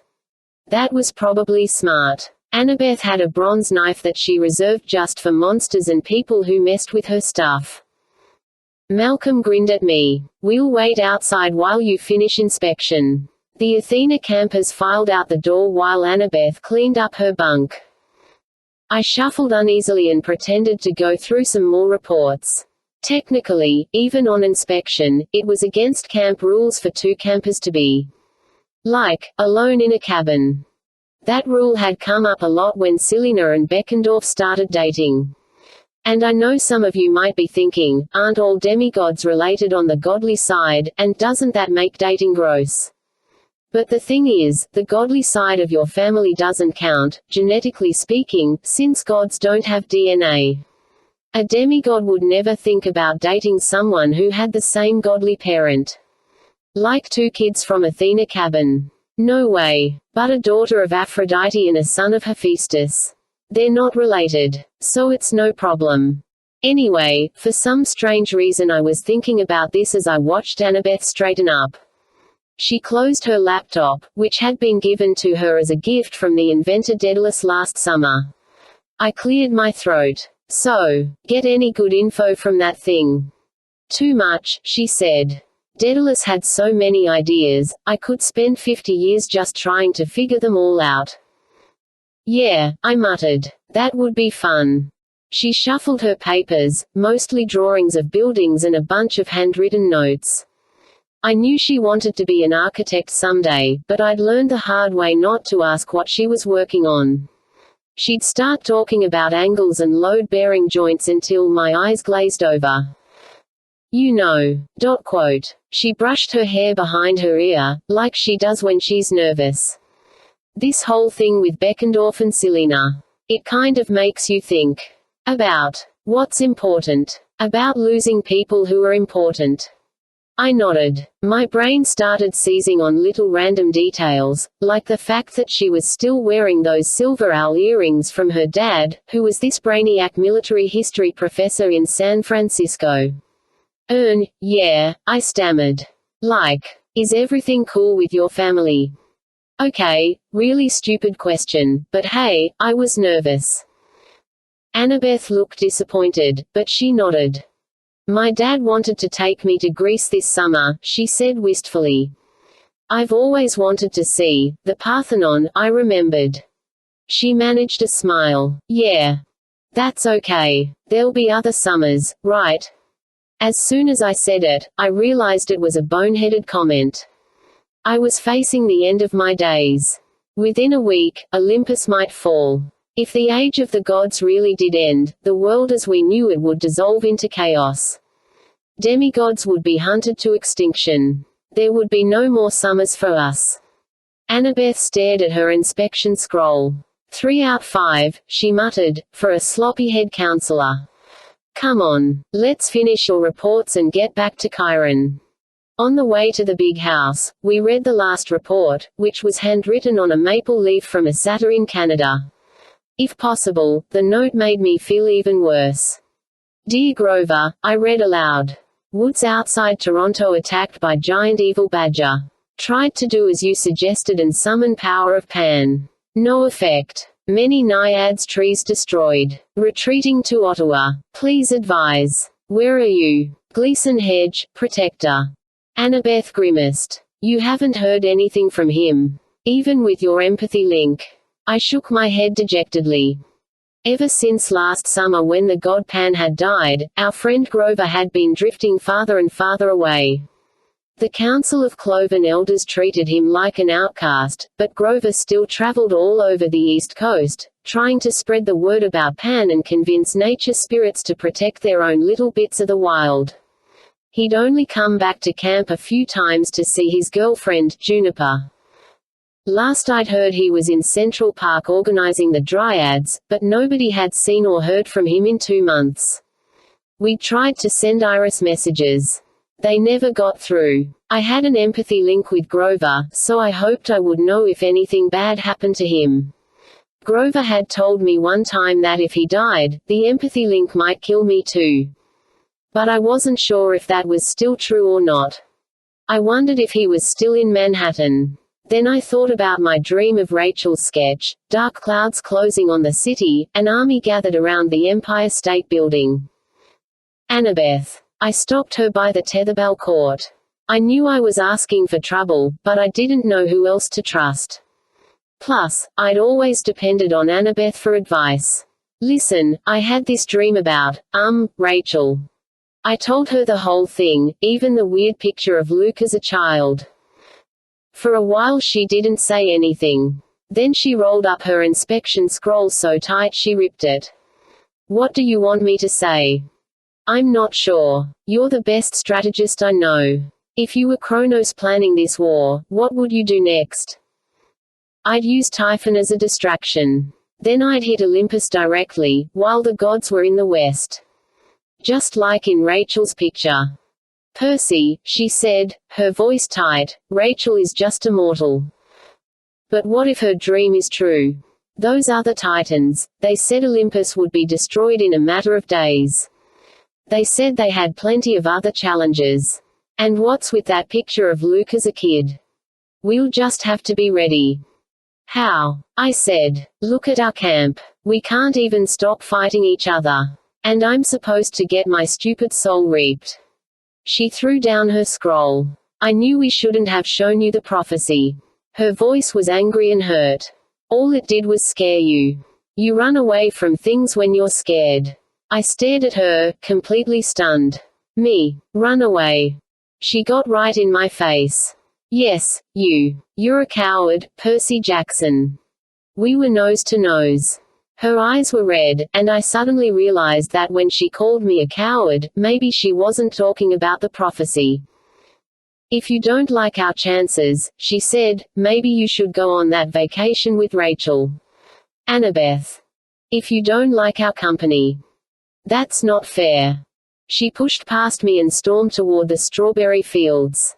She hit the tetherbell as she passed and sent it spinning angrily around the pole. I'd like to say my day got better from there. Of course it didn't. That afternoon we had an assembly at the campfire to burn Beckendorf's burial shroud and say our goodbyes. Even the Ares and Apollo cabins called a temporary truce to attend. Beckendorf's shroud was made out of metal links, like chain mail. I didn't see how it would burn, but the fates must have been helping out. The metal melted in the fire and turned to golden smoke, which rose into the sky. The campfire flames always reflected the campers' moods, and today they burned black. I hoped Beckendorf's spirit would end up in Elysium. Maybe he'd even choose to be reborn and try for Elysium in 3 different lifetimes so he could reach the Isles of the Blessed, which was like the underworld's ultimate party headquarters. If anyone deserved it, Beckendorf did. Annabeth left without a word to me. Most of the other campers drifted off to their afternoon activities. I just stood there staring at the dying fire. Selena sat nearby crying, while Clarice and her boyfriend, Chris Rodriguez, tried to comfort her. Finally I got up the nerve to walk over. Hey, Selena, I'm really sorry. She sniffled. Clarice glared at me, but she always glares at everyone. Chris would barely look at me. He'd been one of Luke's men until Clarice rescued him from the labyrinth last summer, and I guess he still felt guilty about it. I cleared my throat. Selena, you know Beckendorf carried your picture. He looked at it right before we went into battle. You meant a lot to him. You made the last year the best of his life. Selena sobbed. Good work, Percy, Clarice muttered. No, it's all right, Selena said. Thank you, Percy. I should go. You want company? Clarice asked. Selena shook her head and ran off. She's stronger than she looks, Clarice muttered, almost to herself. She'll survive. You could help with that, I suggested. You could honor Beckendorf's memory by fighting with us. Clarice went for her knife, but it wasn't there anymore. She'd thrown it on the ping-pong table in the big house. Not my problem, she growled. My cabin doesn't get honor, I don't fight. I noticed she wasn't speaking in rhymes. Maybe she hadn't been around when her cabin mates got cursed, or maybe she had a way of breaking the spell. With a chill, I wondered if Clarice could be Kronos' spy at camp. Was that why she was keeping her cabin out of the fight? But as much as I disliked Clarice, spying for the Titans didn't seem like her style. All right, I told her. I didn't want to bring this up, but you owe me one. You'd be rotting in a Cyclops' cave in the Sea of Monsters if it wasn't for me. She clenched her jaw. Any other favor, Percy? Not this. The Ares cabin has been dissed too many times. And don't think I don't know what people say about me behind my back. I wanted to say, well, it's true. But I bit my tongue. So, what, you're just going to let Kronos crush us? I asked. If you want my help so bad, tell Apollo to give us the chariot. You're such a big baby. She charged me, but Chris got between us. Whoa, guys, he said. Clarice, you know, maybe he's got a point. She sneered at him. Not you two. She trudged off with Chris at her heels. Hey, wait. I just meant, Clarice, wait. I watched the last sparks from Beckendorf's fire curl into the afternoon sky. Then I headed toward the sword-fighting arena. I needed a break, and I wanted to see an old friend. 5. I drive my dog into a tree. Mrs. O'Leary saw me before I saw her, which was a pretty good trick considering she's the size of a garbage truck. I walked into the arena, and a wall of darkness slammed into me. Woof. The next thing I knew I was flat on the ground with a huge paw on my chest and an oversized Brilipad tongue licking my face. Ow. I said. Hey, girl. Good to see you too. Ow. It took a few minutes for Mrs. O'Leary to calm down and get off me. By then I was pretty much drenched in dog drool. She wanted to play fetch, so I picked up a bronze shield and tossed it across the arena. By the way, Mrs. O'Leary is the world's only friendly hellhound. I kind of inherited her when her previous owner died. She lived at camp, but Beckendorf. Well, Beckendorf used to take care of her whenever I was gone. He had smelted Mrs. O'Leary's favorite bronze chewing bone. He'd forged her collar with a little smiley face and a crossbones name tag. Next to me, Beckendorf had been her best friend.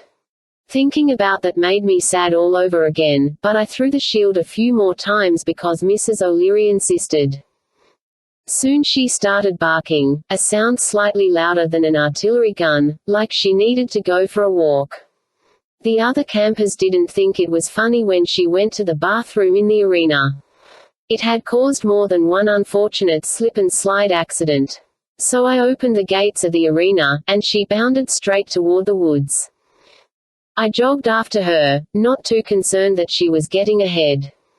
Nothing in the woods could threaten Mrs. O'Leary. Even the dragons and giant scorpions ran away when she came close.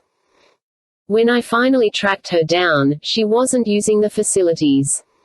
She was in a familiar clearing where the Council of Cloven Elders had once put Grover on trial. The place didn't look so good. The grass had turned yellow. The 3 topiary thrones had lost all their leaves. But that's not what surprised me. In the middle of the glade stood the weirdest trio I'd ever seen. Juniper the tree nymph, Nico D'Angelo, and a very old, very fat satyr. Nico was the only one who didn't seem freaked out by Mrs. O'Leary's appearance. He looked pretty much like I'd seen him in my dream, an aviator's jacket, black jeans, and a t-shirt with dancing skeletons on it, like one of those Day of the Dead pictures. His Stygian iron sword hung at his side. He was only 12, but he looked much older and sadder. He nodded when he saw me, then went back to scratching Mrs. O'Leary's ears. She sniffed his legs like he was the most interesting thing since ribeye steaks. Being the son of Hades, he'd probably been traveling in all sorts of hellhound-friendly places. The old satyr didn't look nearly so happy. Will someone, what is this underworld creature doing in my forest? He waved his arms and trotted on his hooves as if the grass were hot. You there, Percy Jackson. Is this your beast? Sorry, Lennius, I said. That's your name, right? The satyr rolled his eyes. His fur was dust bunny gray, and a spiderweb grew between his horns. His belly would have made him an invincible bumper car. Well, of course I'm Lennius.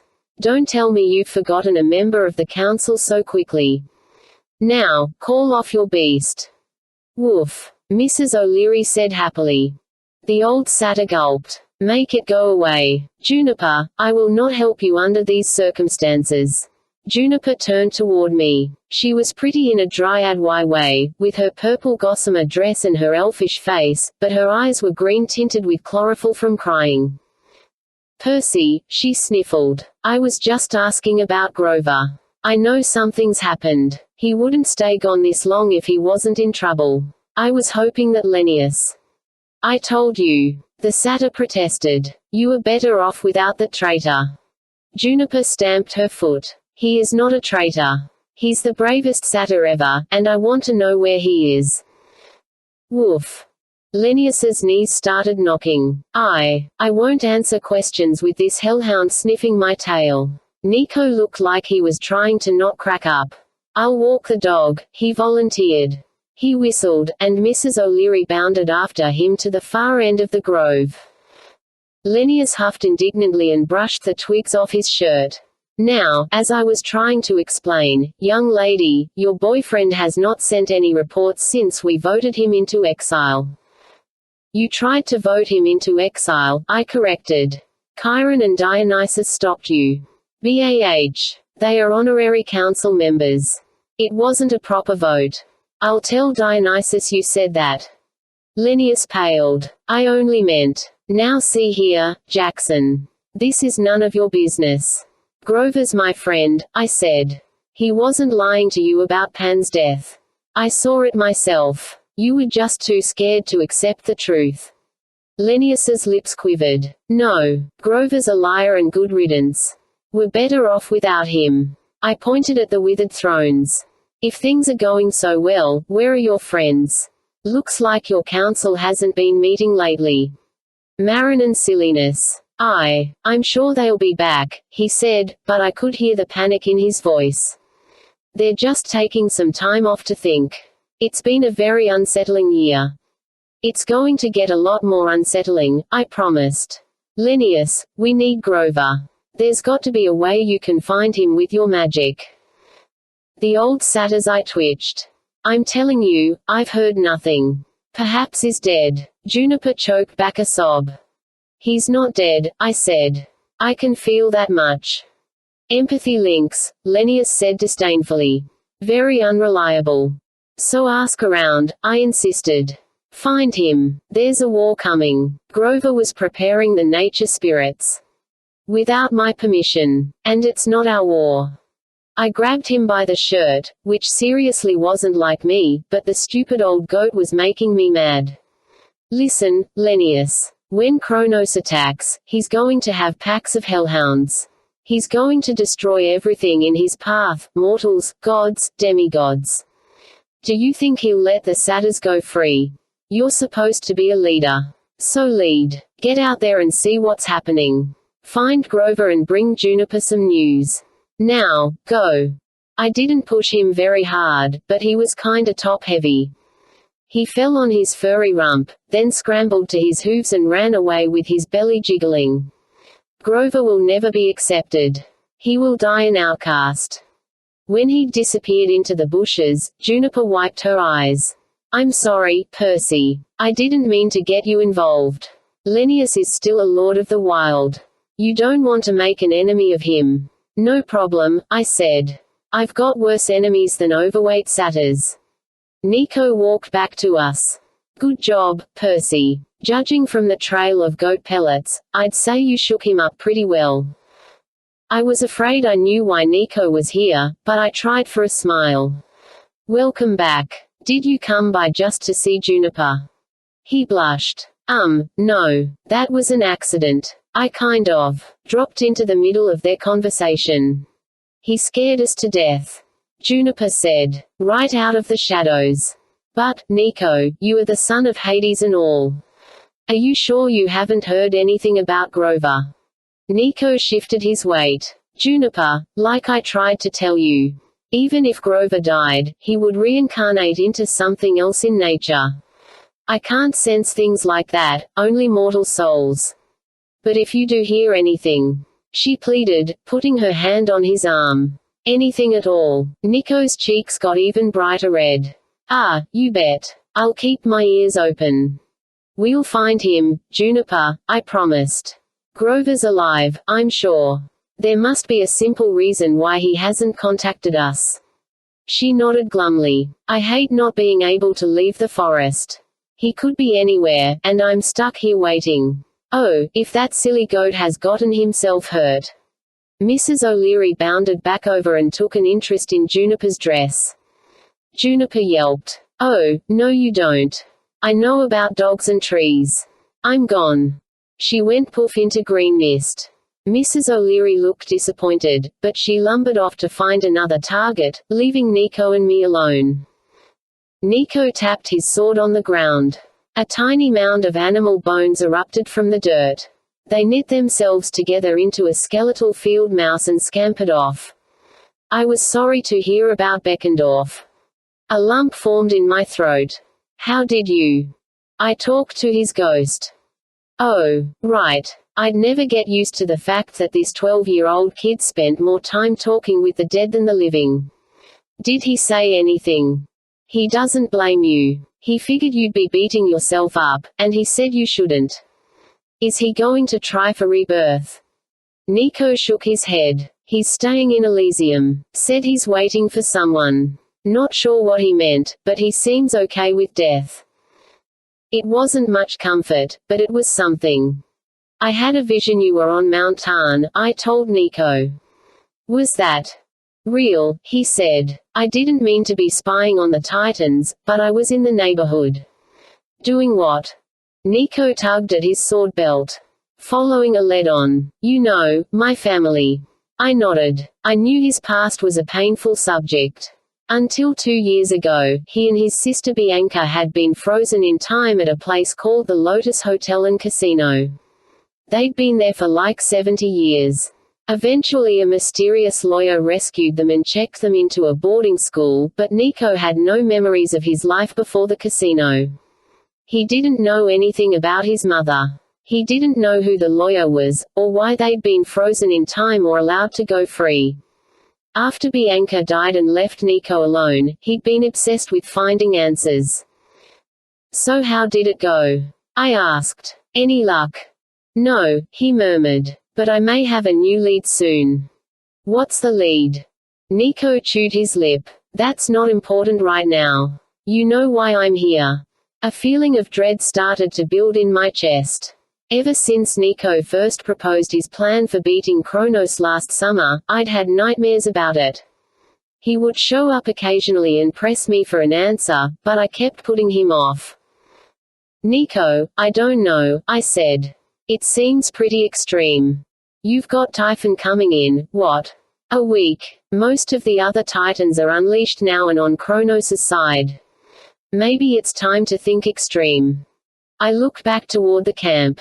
Even from this distance I could hear the Ares and Apollo campers fighting again, yelling curses and spouting bad poetry. They're no match for the Titan army, Nico said. You know that. This comes down to you and Luke. And there's only one way you can beat Luke.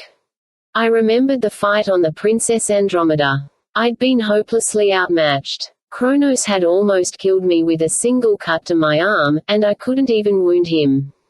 Riptide had glanced right off his skin. We can give you the same power, Nico urged. You heard the great prophecy. Unless you want to have your soul reaped by a cursed blade. I wondered how Nico had heard the prophecy, probably from some ghost. You can't prevent a prophecy, I said. But you can fight it. Nico had a strange, hungry light in his eyes. You can become invincible. Maybe we should wait. Try to fight without. No, Nico snarled. It has to be now. I stared at him. I hadn't seen his temper flare like that in a long time. You sure you're okay? He took a deep breath. Percy, all I mean. When the fighting starts, we won't be able to make the journey. This is our last chance. I'm sorry if I'm being too pushy, but 2 years ago my sister gave her life to protect you. I want you to honor that. Do whatever it takes to stay alive and defeat Kronos. I didn't like the idea. Then I thought about Annabeth calling me a coward, and I got angry. Nico had a point. If Kronos attacked New York, the campers would be no match for his forces. I had to do something. Nico's way was dangerous, maybe even deadly. But it might give me a fighting edge. All right, I decided. What do we do first? His cold, creepy smile made me sorry I'd agreed. First we'll need to retrace Luke's steps. We need to know more about his past, his childhood. I shuddered, thinking about Rachel's picture from my dream, a smiling 9-year-old Luke. Why do we need to know about that? I'll explain when we get there, Nico said. I've already tracked down his mother. She lives in Connecticut. I stared at him. I'd never thought much about Luke's mortal parent. I'd met his dad, Hermes, but his mum. Luke ran away when he was really young, I said. I didn't think his mum was alive. Oh, she's alive. The way he said it made me wonder what was wrong with her. What kind of horrible person could she be? Okay. I said. So how do we get to Connecticut? I can call Blackjack. No. Nico scowled. Pegasi don't like me, and the feeling is mutual. But there's no need for flying. He whistled, and Mrs. O'Leary came loping out of the woods.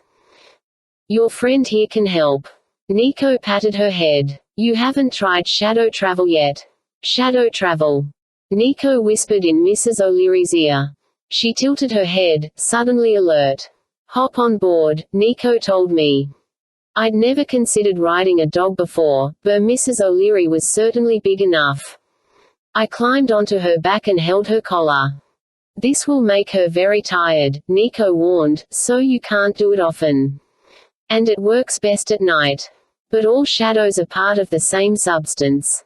There is only one darkness, and creatures of the underworld can use it as a road, or a door. I don't understand, I said. No, Nico said. It took me a long time to learn. But Mrs. O'Leary knows. Tell her where to go. Tell her Westport, the home of May Castellan. You're not coming. Don't worry, he said. I'll meet you there.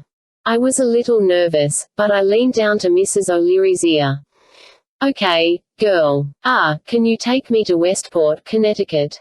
May Castellan's place. Mrs. O'Leary sniffed the air. She looked into the gloom of the forest. Then she bounded forward, straight into an oak tree. Just before we hit, we passed into shadows as cold as the dark side of the moon. 6. My cookies get scorched. I don't recommend shadow travel if you're scared of. At the dark. B. Cold shivers up your spine. C. Strange noises. D. Going so fast you feel like your face is peeling off. In other words, I thought it was awesome. 1 minute I couldn't see anything. I could only feel Mrs. O'Leary's fur and my fingers wrapped around the bronze links of her dog collar. The next minute the shadows melted into a new scene. We were on a cliff in the woods of Connecticut. At least, it looked like Connecticut from the few times I'd been there. Lots of trees, low stone walls, big houses. Down one side of the cliff, a highway cut through a ravine. Down the other side was someone's backyard. The property was huge, more wilderness than lawn. The house was a 2-story white colonial. Despite the fact that it was right on the other side of the hill from a highway, it felt like it was in the middle of nowhere. I could see a light glowing in the kitchen window. A rusty old swing set stood under an apple tree. I couldn't imagine living in a house like this, with an actual yard and everything. I'd lived in a tiny apartment or a school dorm my whole life. If this was Luke's home, I wondered why he'd ever wanted to leave. Mrs. O'Leary staggered. I remembered what Nico had said about shadow travel draining her, so I slipped off her back. She let out a huge toothy yawn that would have scared a T-Rex, then turned in a circle and flopped down so hard the ground shook. Nico appeared right next to me, as if the shadows had darkened and created him. He stumbled, but I caught his arm. I'm okay, he managed, rubbing his eyes. How did you do that? Practice. A few times running into walls. A few accidental trips to China. Mrs. O'Leary started snoring. If it hadn't been for the roar of traffic behind us, I'm sure she would have woken up the whole neighborhood. Are you going to take a nap too? I asked Nico. He shook his head. The first time I shadow traveled, I passed out for a week. Now it just makes me a little drowsy, but I can't do it more than once or twice a night. Mrs. O'Leary won't be going anywhere for a while. So we've got some quality time in Connecticut. I gazed at the white colonial house. What now? We ring the doorbell, Nico said. If I were Luke's mum, I would not have opened my door at night for two strange kids. But I wasn't anything like Luke's mum. I knew that even before we reached the front door. The sidewalk was lined with those little stuffed beanbag animals you see in gift shops. There were miniature lions, pigs, dragons, hydras, even a teeny minotaur in a little minotaur diaper. Judging from their sad shape, the beanbag creatures had been sitting out here a long time, since the snow melted last spring at least. One of the hydras had a tree sapling sprouting between its necks. The front porch was infested with wind chimes. Shiny bits of glass and metal clinked in the breeze. Brass ribbons tinkled like water and made me realize I needed to use the bathroom. I didn't know how Ms. Castellan could stand all the noise. The front door was painted turquoise. The name Castellan was written in English, and below in Greek, Diokits Phariou. Nico looked at me. Ready. He'd barely tapped the door when it swung open. Luke, the old lady cried happily. She looked like someone who enjoyed sticking her fingers in electrical sockets. Her white hair stuck out in tufts all over her head. Her pink house dress was covered in scorch marks and smears of ash. When she smiled, her face looked unnaturally stretched, and the high-voltage light in her eaves made me wonder if she was blind. Oh, my dear boy. She hugged Nico. I was trying to figure out why she thought Nico was Luke. They looked absolutely nothing alike when she smiled at me and said, Luke. She forgot all about Nico and gave me a hug. She smelled like burnt cookies. She was as thin as a scarecrow, but that didn't stop her from almost crushing me. Come in, she insisted. I have your lunch ready. She ushered us inside. The living room was even weirder than the front lawn. Mirrors and candles filled every available space. I couldn't look anywhere without seeing my own reflection. Above the mantel, a little bronze Hermes flew around the second hand of a ticking clock. I tried to imagine the god of messengers ever falling in love with this old woman, but the idea was too bizarre. Then I noticed the framed picture on the mantel, and I froze. It was exactly like Rachel's sketch, Luke around 9 years old, with blonde hair and a big smile and 2 missing teeth. The lack of a scar on his face made him look like a different person, carefree and happy. How could Rachel have known about that picture? This way, my dear. Ms. Castellan steered me toward the back of the house. Oh, I told him you would come back. I knew it. She sat us down at the kitchen table. Stacked on the counter were hundreds, of Tupperware boxes with peanut butter and jelly sandwiches inside. The ones on the bottom were green and fuzzy, like they'd been there for a long time. The smell reminded me of my 6th grade locker, and that's not a good thing. On top of the oven was a stack of cookie sheets. Each one had a dozen burned cookies on it. In the sink was a mountain of empty plastic Kool-Aid pitchers. A beanbag Medusa sat by the faucet like she was guarding the mess. Ms. Castellan started humming as she got out peanut butter and jelly and started making a new sandwich. Something was burning in the oven. I got the feeling more cookies were on the way. Above the sink, taped all around the window, were dozens of little pictures cut from magazines and newspaper ads, pictures of Hermes from the FTD Flowers logo and Quickie cleaners, pictures of the caduceus from medical ads. My heart sank. I wanted to get out of that room, but Miss Castellan kept smiling at me as she made the sandwich, like she was making sure I didn't bolt. Nico coughed. Miss Castellan. We need to ask you about your son. Oh, yes. They told me he would never come back. But I knew better. She patted my cheek affectionately, giving me peanut butter racing stripes. When did you last see him? Nico asked. Her eyes lost focus. He was so young when he left, she said wistfully. 3rd grade. That's too young to run away. He said he'd be back for lunch. And I waited. He likes peanut butter sandwiches and cookies and Kool-Aid. He'll be back for lunch very soon. Then she looked at me and smiled. Why, Luke, there you are. You look so handsome. You have your father's eyes. She turned toward the pictures of Hermes above the sink. Now, there's a good man. Yes, indeed. He comes to visit me, you know. The clock kept ticking in the other room. I wiped the peanut butter off my face and looked at Nico pleadingly, like, can we get out of here now? Ma'am, Nico said. What happened to your eyes? Her gaze seemed fractured, like she was trying to focus on him through a kaleidoscope. Why, Luke, you know the story. It was right before you were born, wasn't it? I'd always been special, able to see through the whatever they call it. The mist. I said. Yes, dear. She nodded encouragingly. And they offered me an important job. That's how special I was. I glanced at Nico, but he looked as confused as I was. What sort of job? I asked. What happened? Ms. Castellan frowned. Her knife hovered over the sandwich bread. Dear me, it didn't work out, did it? Your father warned me not to try. He said it was too dangerous. But I had to. It was my destiny. And now, I still can't get the images out of my head. They make everything seem so fuzzy. Would you like some cookies? She pulled a tray out of the oven and dumped a dozen lumps of chocolate chip charcoal on the table. Luke was so kind, Ms. Castellan murmured. He left to protect me, you know. He said if he went away, the monsters wouldn't threaten me. But I told him the monsters are no threat. They sit outside on the sidewalk all day, and they never come in.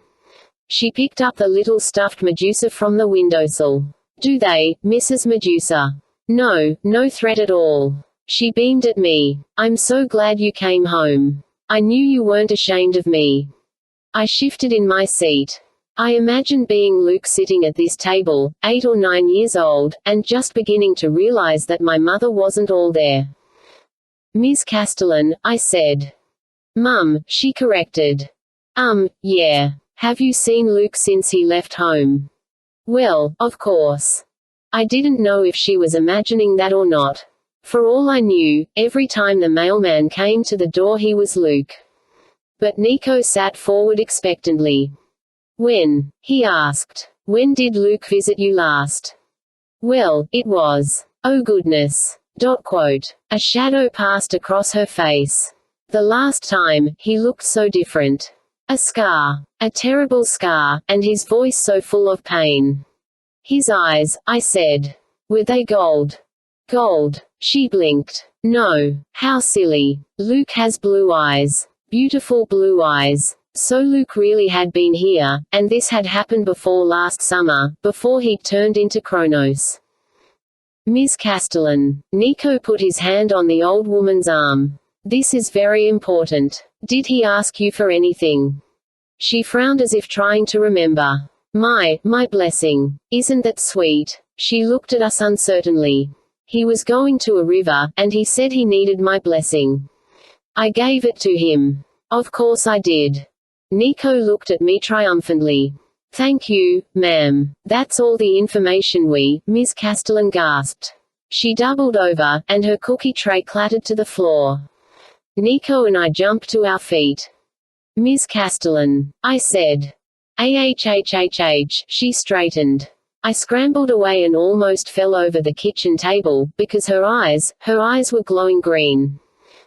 My child, she rasped in a much deeper voice. Must protect him. Hermes, help. Not my child. Not his fate, no. She grabbed Nico by the shoulders and began to shake him as if to make him understand. Not his fate. Nico made a strangled scream and pushed her away. He gripped the hilt of his sword. Percy, we need to get out. Suddenly Ms. Castellan collapsed. I lurched forward and caught her before she could hit the edge of the table. I managed to get her into a chair. Ms. C. I asked. She muttered something incomprehensible and shook her head. Goodness. I dropped the cookies. How silly of me. She blinked, and her eyes were back to normal, or at least, what they had been before. The green glow was gone. Are you okay? I asked. Well, of course, dear. I'm fine. Why do you ask? I glanced at Nico, who mouthed the word leave. Ms. C, you were telling us something, I said. Something about your son, was I? She said dreamily. Yes, his blue eyes. We were talking about his blue eyes. Such a handsome boy. We have to go, Nico said urgently. We'll tell Luke. We'll tell him you said hello. But you can't leave. Miss Castellan got shakily to her feet, and I backed away. I felt silly being scared of a frail old woman, but the way her voice had changed, the way she'd grabbed Nico. Hermes will be here soon, she promised. He'll want to see his boy. Maybe next time, I said. Thank you for, I looked down at the burnt cookies scattered on the floor. Thanks for everything. She tried to stop us, to offer us Kool-Aid, but I had to get out of that house. On the front porch, she grabbed my wrist and I almost jumped out of my skin. Luke, at least be safe. Promise me you'll be safe. I will, Mum. That made her smile. She released my wrist, and as she closed the front door I could hear her talking to the candles. You hear that? He will be safe. I told you he would be. As the door shut, Nico and I ran. The little beanbag animals on the sidewalk seemed to grin at us as we passed. Back at the cliff, Mrs. O'Leary had found a friend. A cozy campfire crackled in a ring of stones. A girl about 8 years old was sitting cross-legged next to Mrs. O'Leary, scratching the hellhound's ears. The girl had mousy brown hair and a simple brown dress. She wore a scarf over her head so she looked like a pioneer kid, like the ghost of Little House on the Prairie or something. She poked the fire with a stick, and it seemed to glow more richly red than a normal fire. Hello, she said. My first thought was, monster. When you're a demigod and you find a sweet little girl alone in the woods, that's typically a good time to draw your sword and attack. Plus, the encounter with Miss Castellan had rattled me pretty bad. But Nico bowed to the little girl. Hello again, lady. She studied me with eyes as red as the firelight. I decided it was safest to bow. Sit, Percy Jackson, she said. Would you like some dinner? After staring at moldy peanut butter sandwiches and burnt cookies, I didn't have much of an appetite, but the girl waved her hand and a picnic appeared at the edge of the fire. There were plates of roast beef, baked potatoes, buttered carrots, fresh bread, and a whole bunch of other foods I hadn't had in a long time. My stomach started to rumble. It was the kind of home-cooked meal people are supposed to have but never do. The girl made a 5-foot-long dog biscuit appear for Mrs. O'Leary, who happily began tearing it to shreds. I sat next to Nico. We picked up our food, and I was about to dig in when I thought better of it. I scraped part of my meal into the flames, the way we do at camp. For the gods, I said. The little girl smiled. Thank you. As tender of the flame, I get a share of every sacrifice, you know. I recognize you now, I said. The first time I came to camp, you were sitting by the fire, in the middle of the commons area. You did not stop to talk, the girl recalled sadly. Alas, most never do. Nico talked to me. He was the first in many years. Everyone rushes about. No time for visiting family.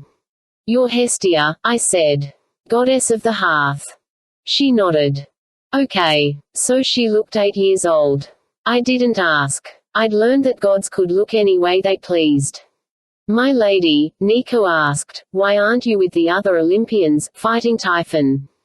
I'm not much for fighting. Her red eyes flickered. I realized they weren't just reflecting the flames. They were filled with flames, but not like Ares's eyes. Hestia's eyes were warm and cozy. Besides, she said, someone has to keep the home fires burning while the other gods are away. So you're guarding Mount Olympus? I asked. Guard, may be too strong a word. But if you ever need a warm place to sit and a home-cooked meal, you are welcome to visit. Now eat. My plate was empty before I knew it. Nico scarfed his down just as fast. That was great, I said. Thank you, Hestia. She nodded. Did you have a good visit with May Castellan? For a moment I'd almost forgotten the old lady with her bright eyes and her maniacal smile, the way she'd suddenly seemed possessed. What's wrong with her, exactly? I asked. She was born with a gift, Hestia said. She could see through the mist. Like my mother, I said. And I was also thinking, like Rachel, but the glowing eyes thing, some bear the curse of sight better than others, the goddess said sadly. For a while, May Castellan had many talents. She attracted the attention of Hermes himself. They had a beautiful baby boy. For a brief time, she was happy. And then she went too far. I remembered what Ms. Castellan had said. They offered me an important job. It didn't work out. I wondered what kind of job left you like that. 1 minute she was all happy, I said. And then she was freaking out about her son's fate, like she knew he'd turned into Kronos. What happened to divide her like that? The goddess's face darkened. That is a story I do not like to tell. But May Castellan saw too much. If you are to understand your enemy Luke, you must understand his family. I thought about the sad little pictures of Hermes taped above May Castellan's sink. I wondered if Ms. Castellan had been so crazy when Luke was little. That green-eyed fit could have seriously scared a 9-year-old kid. And if Hermes never visited, if he'd left Luke alone with his mum all those years. No wonder Luke ran away, I said. I mean, it wasn't right to leave his mum like that, but still, he was just a kid. Hermes shouldn't have abandoned them. Hestia scratched behind Mrs. O'Leary's ears. The hellhound wagged her tail and accidentally knocked over a tree. It's easy to judge others, Hestia warned. But will you follow Luke's path?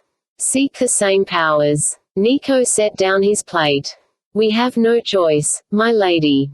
It's the only way Percy stands a chance. Hestia opened her hand and the fire roared. Flames shot 30 feet into the air. Heat slapped me in the face. Then the fire died back down to normal. Not all powers are spectacular. Hestia looked at me. Sometimes the hardest power to master is the power of yielding. Do you believe me? Aha, I said. Anything to keep her from messing with her flame powers again. The goddess smiled. You are a good hero, Percy Jackson. Not too proud. I like that. But you have much to learn. When Dionysus was made a god, I gave up my throne for him. It was the only way to avoid a civil war among the gods. It unbalanced the council, I remembered. Suddenly there were 7 guys and 5 girls. Hestia shrugged. It was the best solution, not a perfect one. Now I tend the fire. I fade slowly into the background. No one will ever write epic poems about the deeds of Hestia. Most demigods don't even stop to talk to me. But that is no matter. I keep the peace. I yield when necessary. Can you do this? I don't know what you mean. She studied me. Perhaps not yet. But soon. Will you continue your quest? Is that why you're here, to warn me against going? Hestia shook her head. I am here because when all else fails, when all the other mighty gods have gone off to war, I am all that's left. Home. Hearth. I am the last Olympian. You must remember me when you face your final decision. I didn't like the way she said final. I looked at Nico, then back at Hestia's warm glowing eyes. I have to continue, my lady. I have to stop Luke. I mean Kronos. Hestia nodded. Very well. I cannot be of much assistance, beyond what I have already told you. But since you sacrificed to me, I can return you to your own hearth. I will see you again, Percy, on Olympus. Her tone was ominous, as though our next meeting would not be happy. The goddess waved her hand, and everything faded. Suddenly I was home. Nico and I were sitting on the couch in my mum's apartment on the Upper East Side. That was the good news. The bad news was that the rest of the living room was occupied by Mrs. O'Leary. I heard a muffled yell from the bedroom. Paul's voice said, "Who put this wall of fur in the doorway?" Percy. My mum called out. Are you here? Are you all right? I'm here, I shouted back. Woof. Mrs. O'Leary tried to turn in a circle to find my mum, knocking all the pictures off the walls. She's only met my mum once before, long story, but she loves her. It took a few minutes, but we finally got things worked out. After destroying most of the furniture in the living room and probably making our neighbors really mad, we got my parents out of the bedroom and into the kitchen, where we sat around the kitchen table. Mrs. O'Leary still took up the entire living room, but she'd settled her head in the kitchen doorway so she could see us, which made her happy.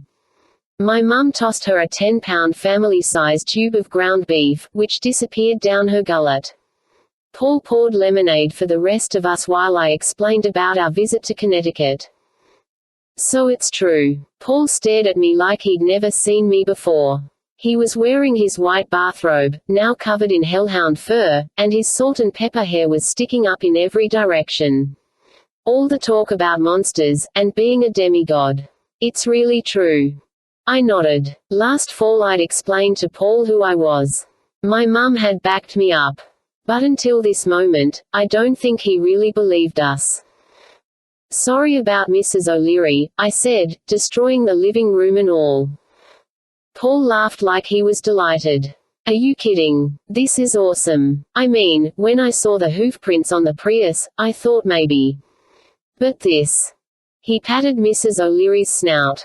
The living room shook, boom, boom, boom, which either meant a SWAT team was breaking down the door or Mrs. O'Leary was wagging her tail.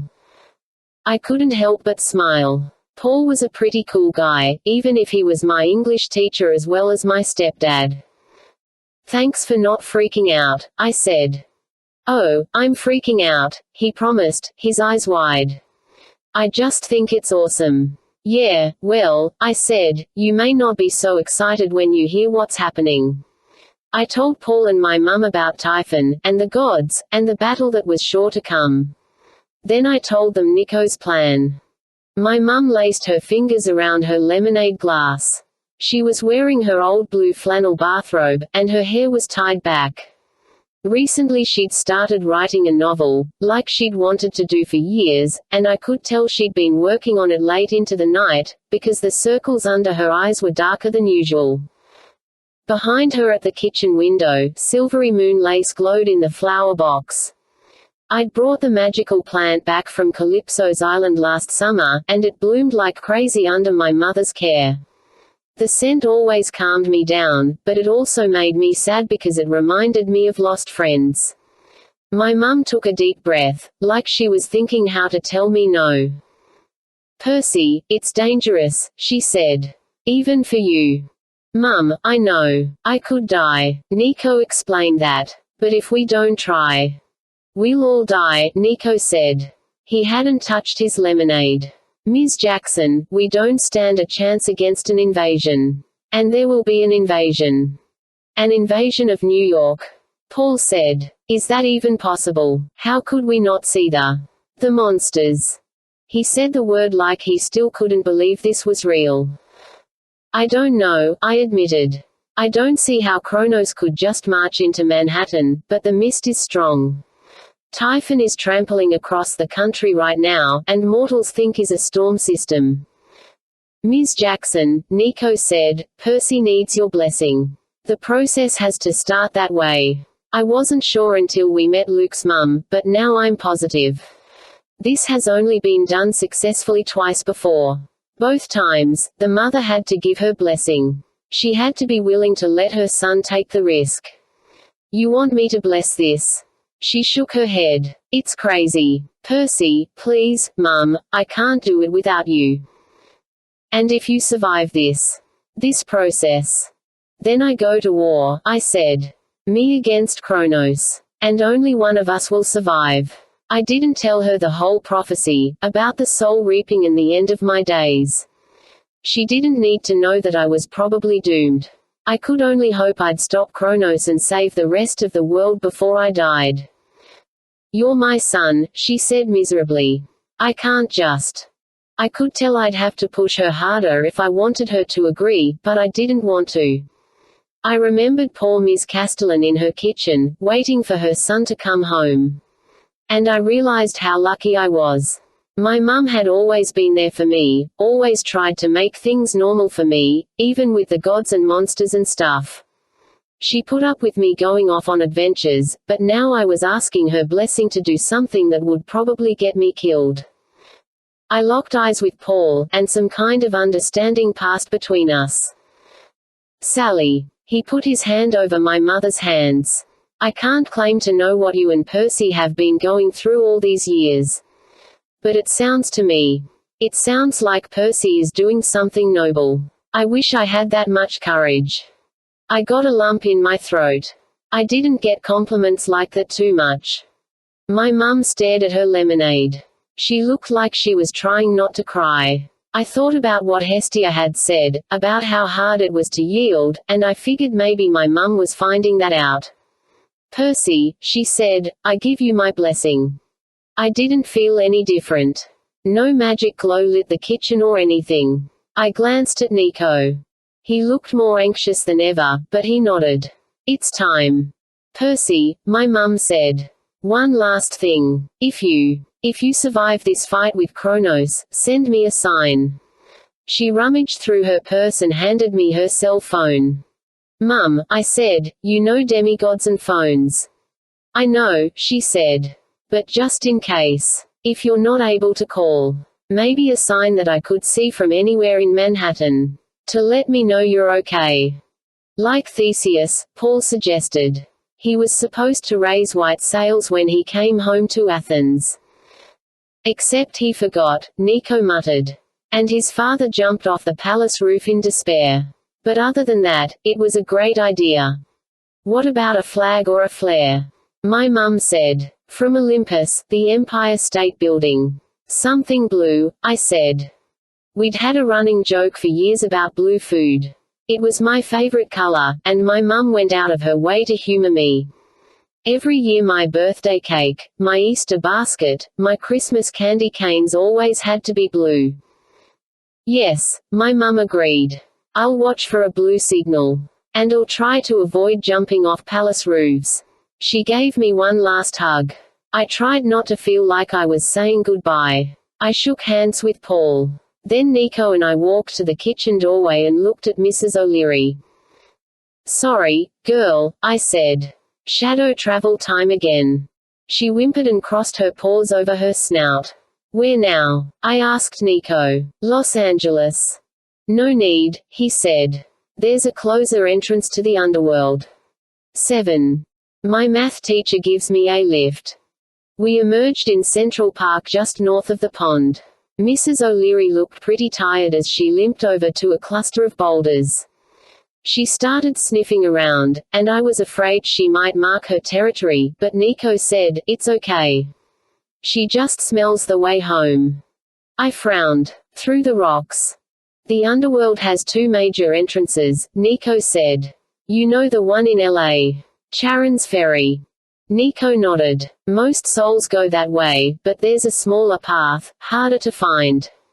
The Door of Orpheus. The dude with the harp. Dude with the lyre, Nico corrected. But yeah, him. He used his music to charm the earth and open a new path into the underworld.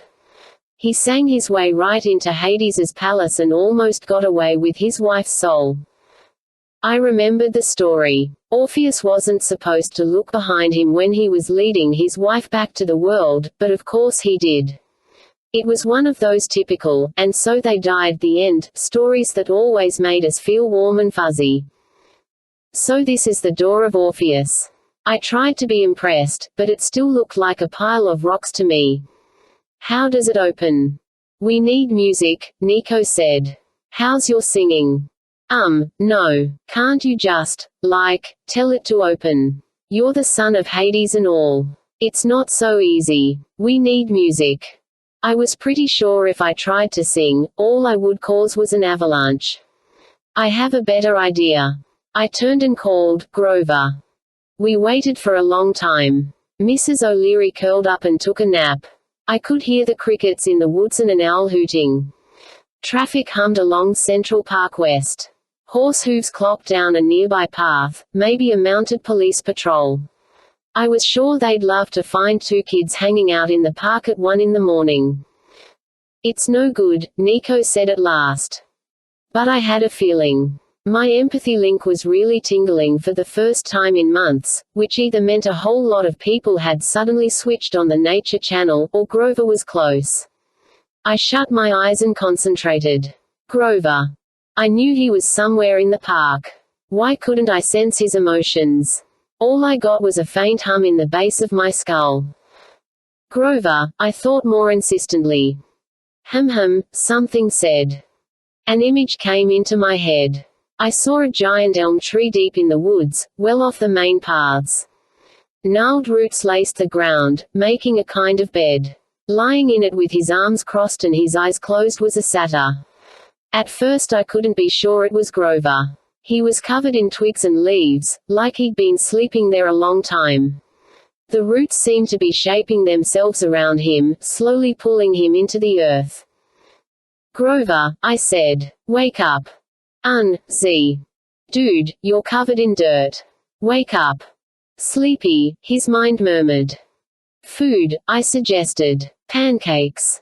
His eyes shot open. A blur of thoughts filled my head like he was suddenly on fast forward. The image shattered, and I almost fell over. What happened? Nico asked. I got through. He's on his way. A minute later, the tree next to us shivered. Grover fell out of the branches, right on his head. Grover! I yelled. Woof. Mrs. O'Leary looked up, probably wondering if we were going to play fetch with the satyr. Blah ha ha. Grover bleated. You okay, man? Oh, I'm fine. He rubbed his head. His horns had grown so much they poked an inch above his curly hair. I was at the other end of the park. The dryads had this great idea of passing me through the trees to get me here. They don't understand height very well. He grinned and got to his feet, well, his hooves, actually. Since last summer, Grover had stopped trying to disguise himself as human. He never wore a cap or fake feet anymore. He didn't even wear jeans, since he had furry goat legs from the waist down. His t-shirt had a picture from that book Where the Wild Things Are. It was covered with dirt and tree sap. His goatee looked fuller, almost manly, or goatly, and he was as tall as me now. Good to see you, G-Man, I said. You remember Nico? Grover nodded at Nico, then he gave me a big hug. He smelled like fresh mown lawns. Percy, he bleated. I missed you. I miss camp. They don't serve very good enchiladas in the wilderness. I was worried, I said. Where've you been the last 2 months? The last 2, Grover's smile faded. The last 2 months. What are you talking about? We haven't heard from you, I said.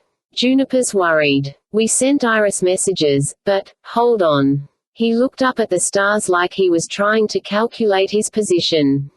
What month is this? August. The color drained from his face. That's impossible. It's June. I just lay down to take a nap and...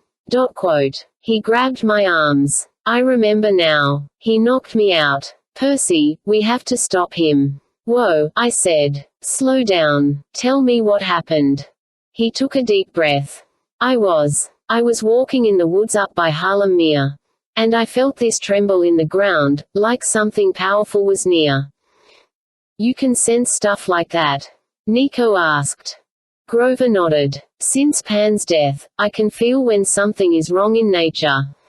It's like my ears and eyes are sharper when I'm in the wild. Anyway, I started following the scent. This man in a long black coat was walking through the park, and I noticed he didn't cast a shadow. Middle of a sunny day, and he cast no shadow. He kind of shimmered as he moved. Like a mirage? Nico asked. Yes, Grover said. And whenever he passed humans. The humans would pass out, Nico said. Curl up and go to sleep. That's right. Then after he was gone, they'd get up and go about their business like nothing happened. I stared at Nico. You know this guy in black? Afraid so, Nico said. Grover, what happened? I followed the guy. He kept looking up at the buildings around the park like he was making estimates or something. This lady jogger ran by, and she curled up on the sidewalk and started snoring. The guy in black put his hand on her forehead like he was checking her temperature. Then he kept walking. By this time, I knew he was a monster or something even worse. I followed him into this grove, to the base of a big elm tree. I was about to summon some dryads to help me capture him when he turned and Grover swallowed. Percy, his face. I couldn't make out his face because it kept shifting. Just looking at him made me sleepy. I said, "What are you doing?" He said, "Just having a look around. You should always scout a battlefield before the battle." I said something really smart like, "This forest is under my protection. You won't start any battles here." And he laughed. He said, "You're lucky I'm saving my energy for the main event, little satyr. I'll just grant you a short nap. Pleasant dreams." And that's the last thing I remember. Nico exhaled. Grover, you met Morpheus, the god of dreams. You're lucky you ever woke up. 2 months, Grover moaned. He put me to sleep for 2 months. I tried to wrap my mind around what this meant. Now it made sense why we hadn't been able to contact Grover all this time. Why didn't the nymphs try to wake you? I asked. Grover shrugged. Most nymphs aren't good with time. 2 months for a tree, that's nothing. They probably didn't think anything was wrong. We've got to figure out what Morpheus was doing in the park, I said. I don't like this main event thing he mentioned. He's working for Kronos, Nico said. We know that already. A lot of the minor gods are. This just proves there's going to be an invasion. Percy, we have to get on with our plan. Wait, Grover said. What plan? We told him, and Grover started tugging at his leg fur. You're not serious, he said. Not the underworld again. I'm not asking you to come, man, I promised. I know you just woke up. But we need some music to open the door. Can you do it? Grover took out his reed pipes. I guess I could try. I know a few Nirvana tunes that can split rocks. But, Percy, are you sure you want to do this? Please, man, I said. It would mean a lot. For old time's sake. He whimpered. As I recall, in the old times we almost died a lot. But okay, here goes nothing. He put his pipes to his lips and played a shrill, lively tune.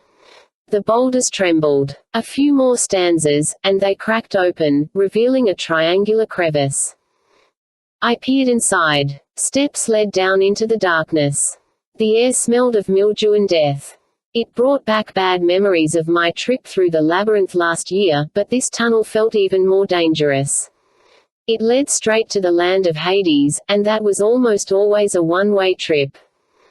I turned to Grover. Thanks. I think. Percy, is Kronos really going to invade? I wish I could tell you better, but yeah. He will. I thought Grover might chew up his reed pipes in anxiety, but he straightened up and brushed off his t-shirt. I couldn't help thinking how different he looked from fat old Linnaeus. I've got to rally the nature spirits, then. Maybe we can help. I'll see if we can find this Morpheus. Better tell Juniper you're okay, too. His eyes widened. Juniper. Oh, she's going to kill me. He started to run off, then scrambled back and gave me another hug. Be careful down there. Come back alive. Once he was gone, Nico and I roused Mrs. O'Leary from her nap. When she smelled the tunnel, she got excited and led the way down the steps.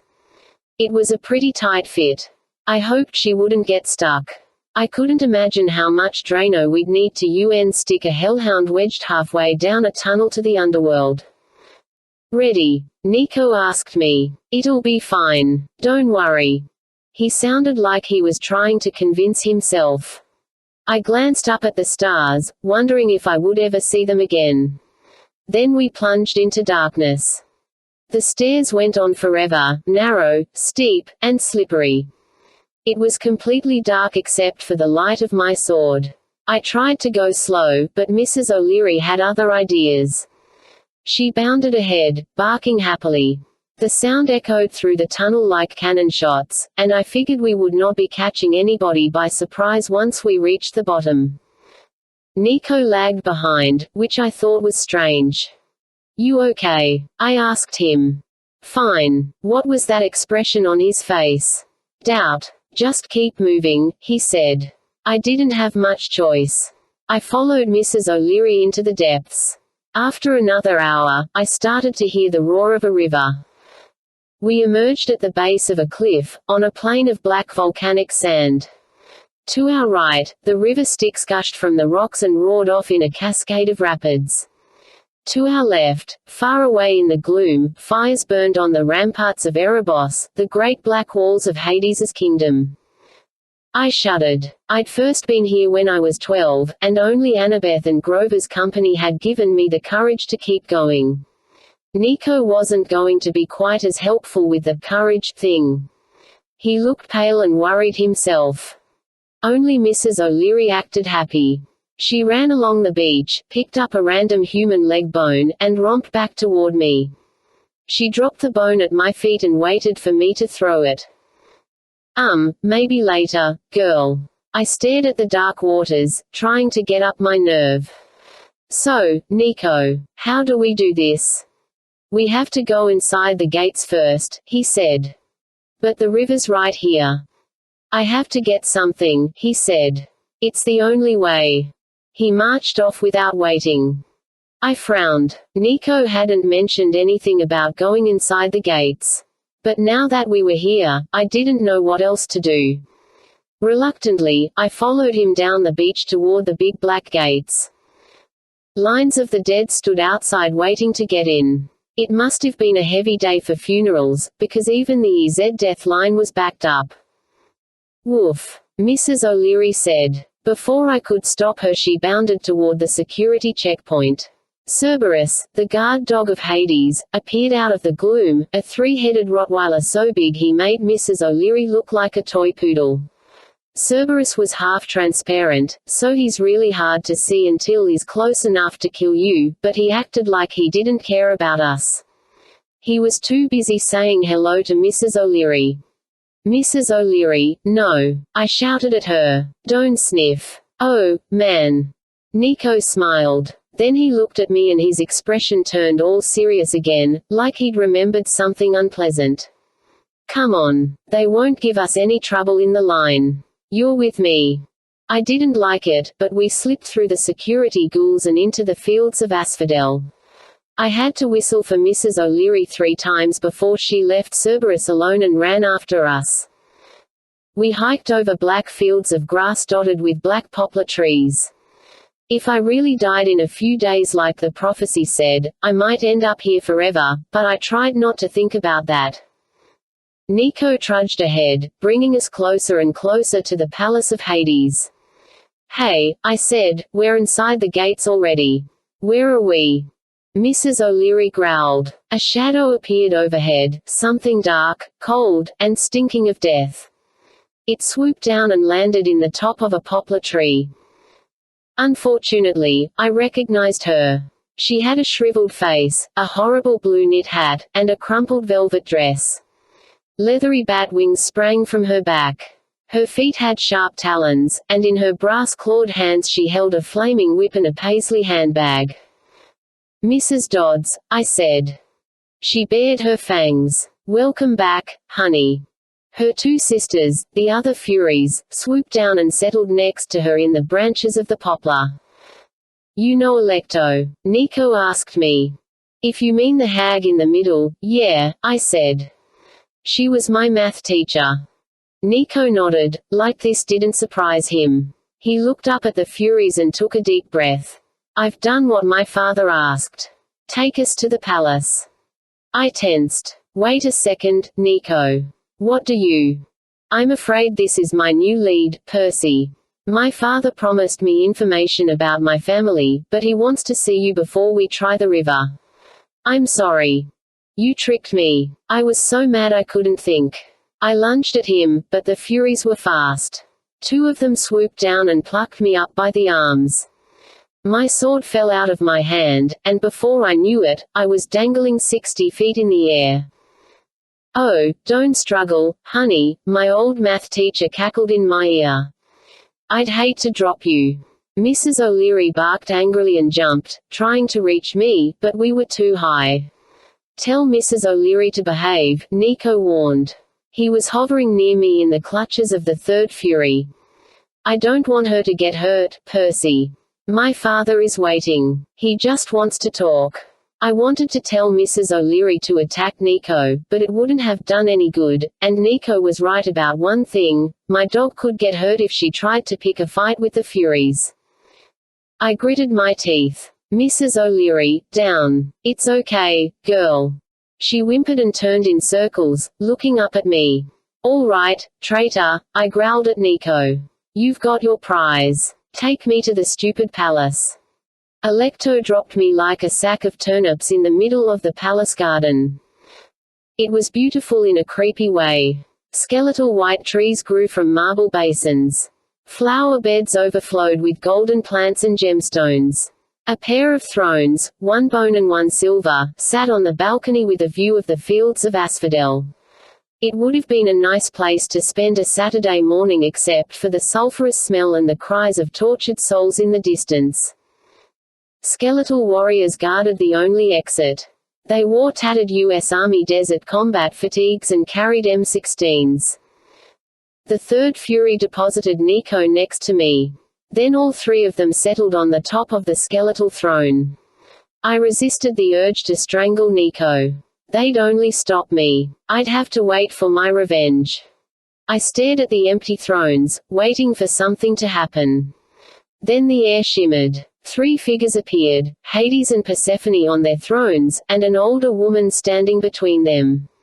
They seemed to be in the middle of an argument. "Told you he was a bum," the older woman said. "Mother," Persephone replied. "We have visitors," Hades barked. "Please." Hades, one of my least favorite gods, smoothed his black robes, which were covered with the terrified faces of the damned. He had pale skin and the intense eyes of a madman. "Percy Jackson," he said with satisfaction. "At last." Queen Persephone studied me curiously. I'd seen her once before in the winter, but now in the summer she looked like a totally different goddess. She had lustrous black hair and warm brown eyes. Her dress shimmered with colors.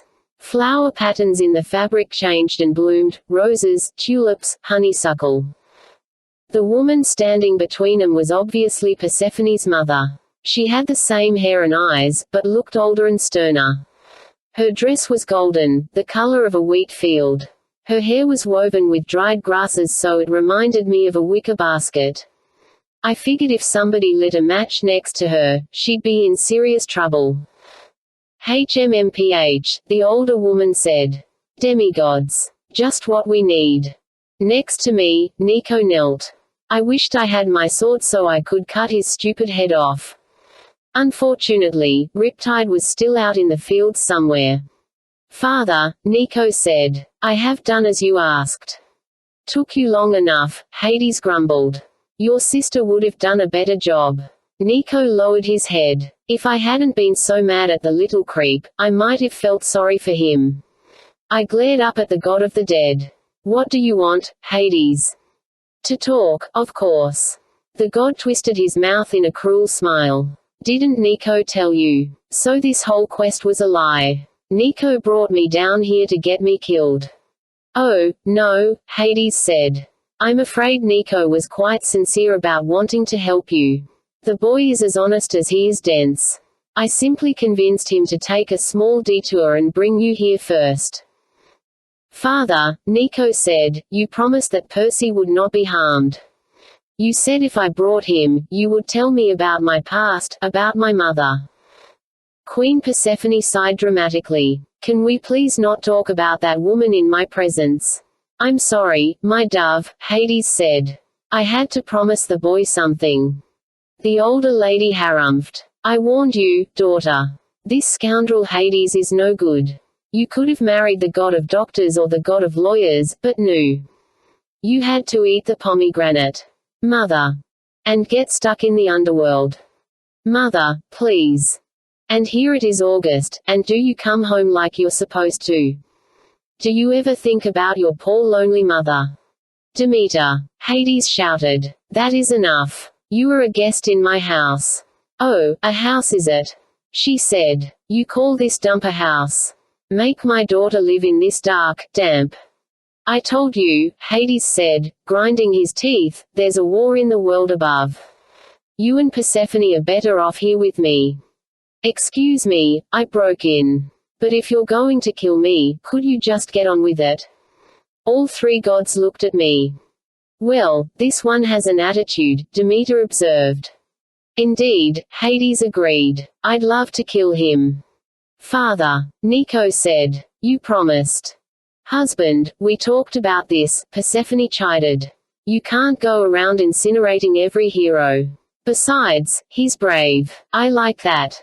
Hades rolled his eyes. You liked that Orpheus fellow too. Look how well that turned out. Let me kill him, just a little bit. Father, you promised. Nico said. You said you only wanted to talk to him. You said if I brought him, you'd explain.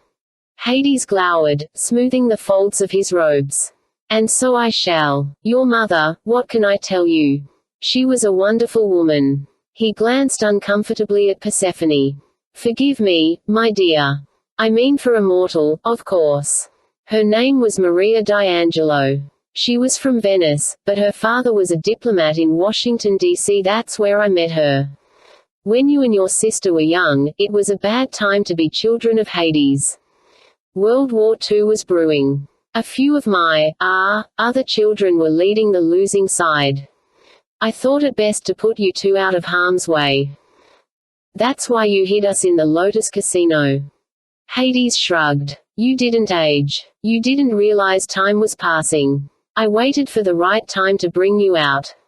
But what happened to our mother? Why don't I remember her? Not important, Hades snapped. What? Of course it's important. And you had other children, why were we the only ones who were sent away? And who was the lawyer who got us out?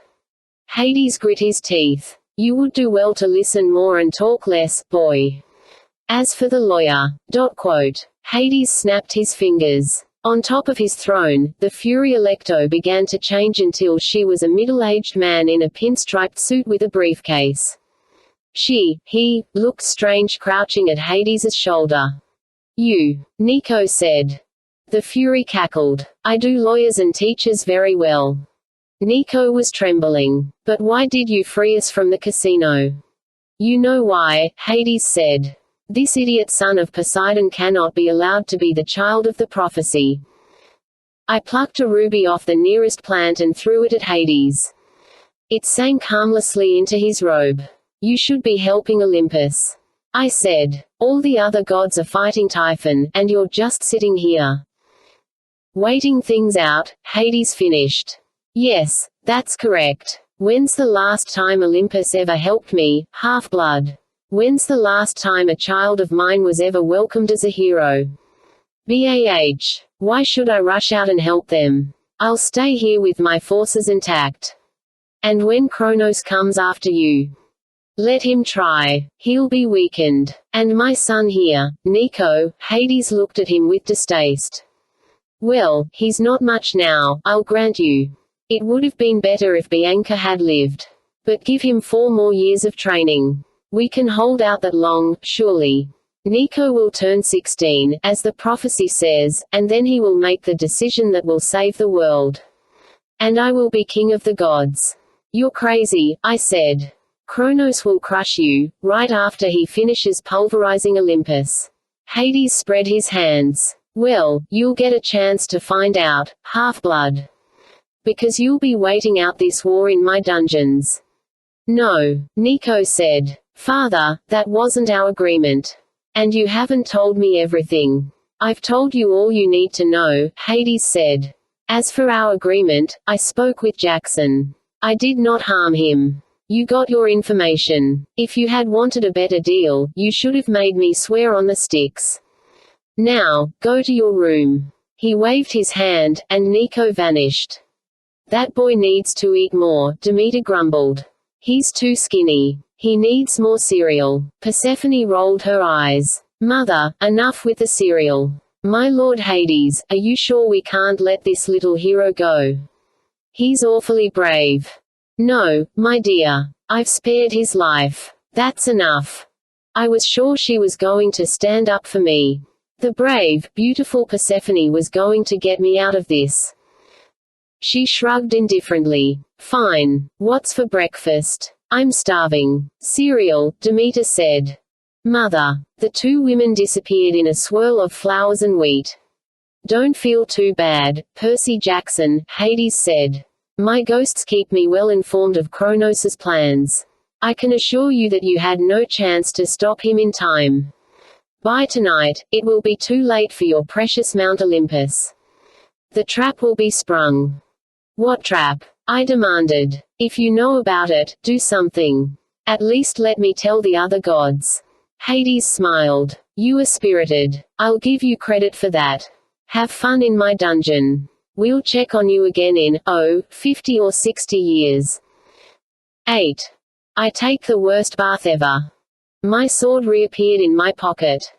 Yeah, great timing. Now I could attack the walls all I wanted. My cell had no bars, no windows, not even a door. The skeletal guards shoved me straight through a wall, and it became solid behind me. I wasn't sure if the room was airtight. Probably. Hades's dungeon was meant for dead people, and they don't breathe. So forget 50 or 60 years. I'd be dead in 50 or 60 minutes. Meanwhile, if Hades wasn't lying, some big trap was going to be sprung in New York by the end of the day, and there was absolutely nothing I could do about it. I sat on the cold stone floor, feeling miserable. I don't remember dozing off. Then again, it must have been about 7 in the morning, mortal time, and I'd been through a lot. I dreamed I was on the porch of Rachel's beach house in St. Thomas. The sun was rising over the Caribbean. Dozens of wooded islands dotted the sea, and white sails cut across the water. The smell of salt air made me wonder if I would ever see the ocean again. Rachel's parents sat at the patio table while a personal chef fixed them omelettes. Mr. Dare was dressed in a white linen suit. He was reading the Wall Street Journal. The lady across the table was probably Mrs. Dare, though all I could see of her were hot pink fingernails and the cover of Condé Nast Traveler. Why she'd be reading about vacations while she was on vacation, I wasn't sure. Rachel stood at the porch railing and sighed. She wore Bermuda shorts and her Van Gogh t-shirt. Yeah, Rachel was trying to teach me about art, but don't get too impressed. I only remembered the dude's name because he cut his ear off. I wondered if she was thinking about me, and how much it sucked that I wasn't with them on vacation. I know that's what I was thinking. Then the scene changed. I was in St. Louis, standing downtown under the arch. I'd been there before. In fact, I'd almost fallen to my death there before. Over the city, a thunderstorm boiled, a wall of absolute black with lightning streaking across the sky. A few blocks away, swarms of emergency vehicles gathered with their lights flashing. A column of dust rose from a mound of rubble, which I realized was a collapsed skyscraper.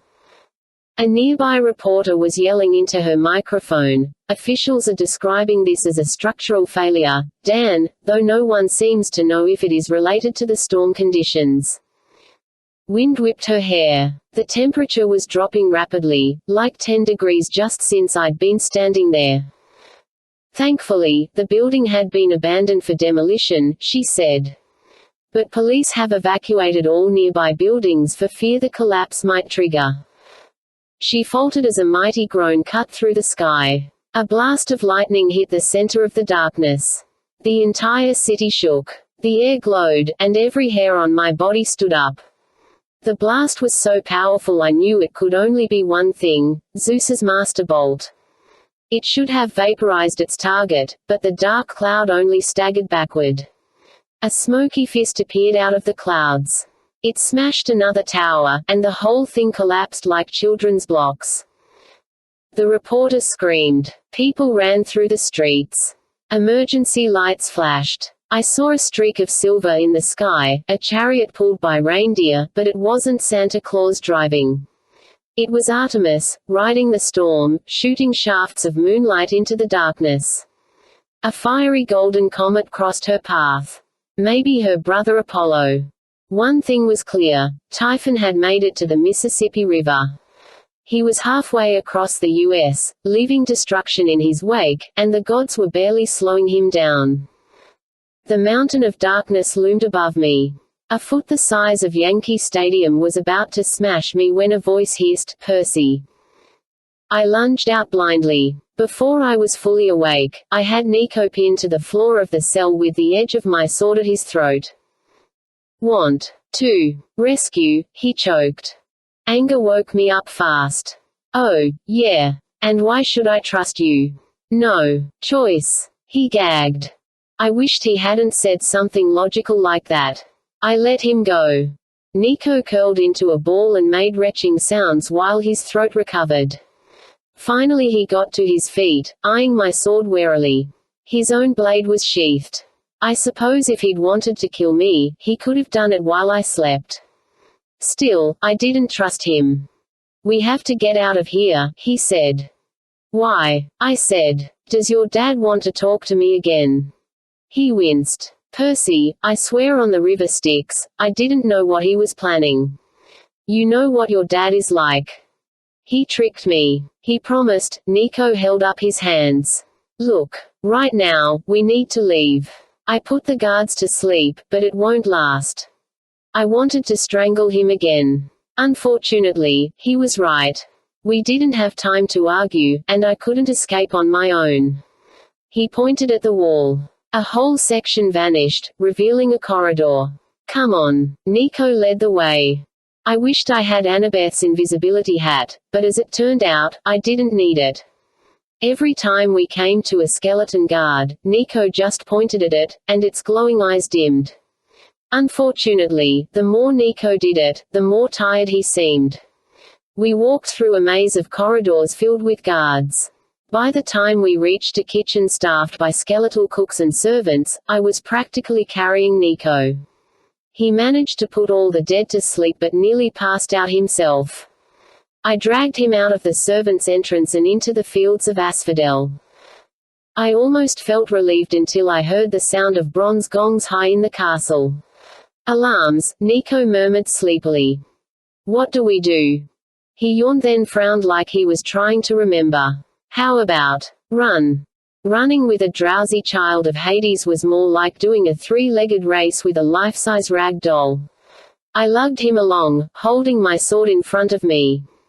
The spirits of the dead made way like the celestial bronze was a blazing fire. The sound of gongs rolled across the fields.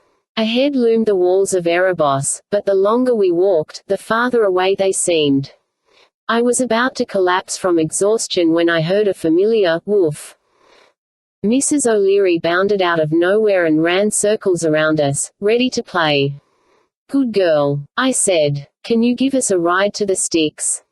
The word Styx got her excited. She probably thought I meant sticks. She jumped a few times, chased her tail just to teach it who was boss, and then calmed down enough for me to push Nico onto her back. I climb aboard, and she raced toward the gates. She leaped straight over the EZ death line, sending guards sprawling and causing more alarms to blare. Cerberus barked, but he sounded more excited than angry, like, "Can I play too?" Fortunately, he didn't follow us, and Mrs. O'Leary kept running. She didn't stop until we were far upriver and the fires of Erebos had disappeared in the murk. Nico slid off Mrs. O'Leary's back and crumpled in a heap on the black sand. I took out a square of ambrosia, part of the emergency god food I always kept with me. It was a little bashed up, but Nico chewed it. "Ah," he mumbled. "Better. Your powers drain you too much," I noted. He nodded sleepily. "With great power comes great need to take a nap.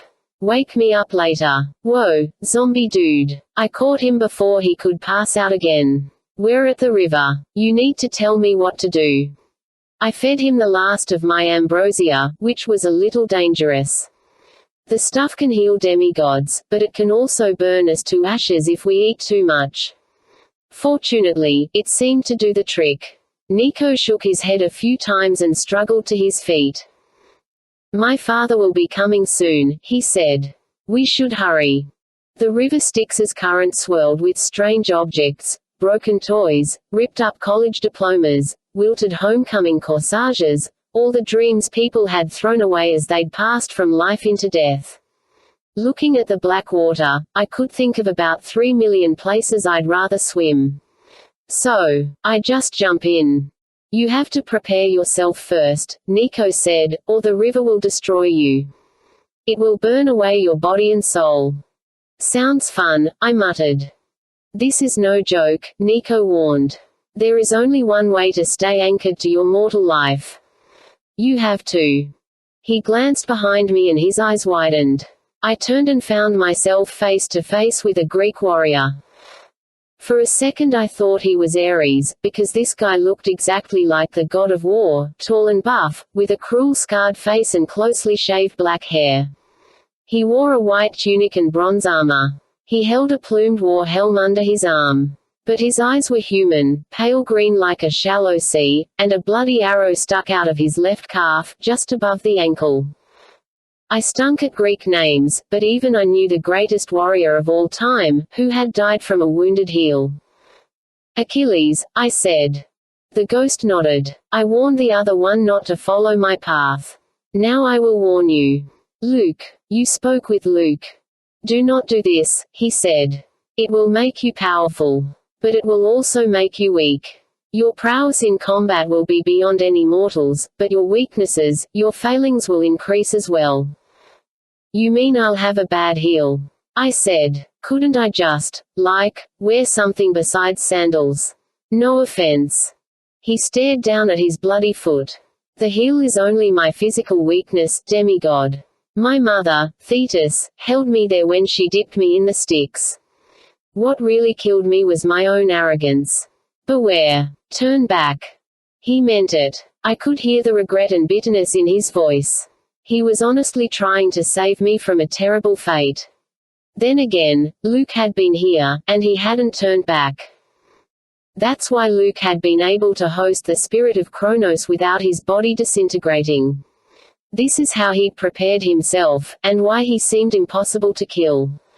He had bathed in the river Styx and taken on the powers of the greatest mortal hero, Achilles. He was invincible. I have to, I said. Otherwise I don't stand a chance. Achilles lowered his head. Let the gods witness I tried. Hero, if you must do this, concentrate on your mortal point.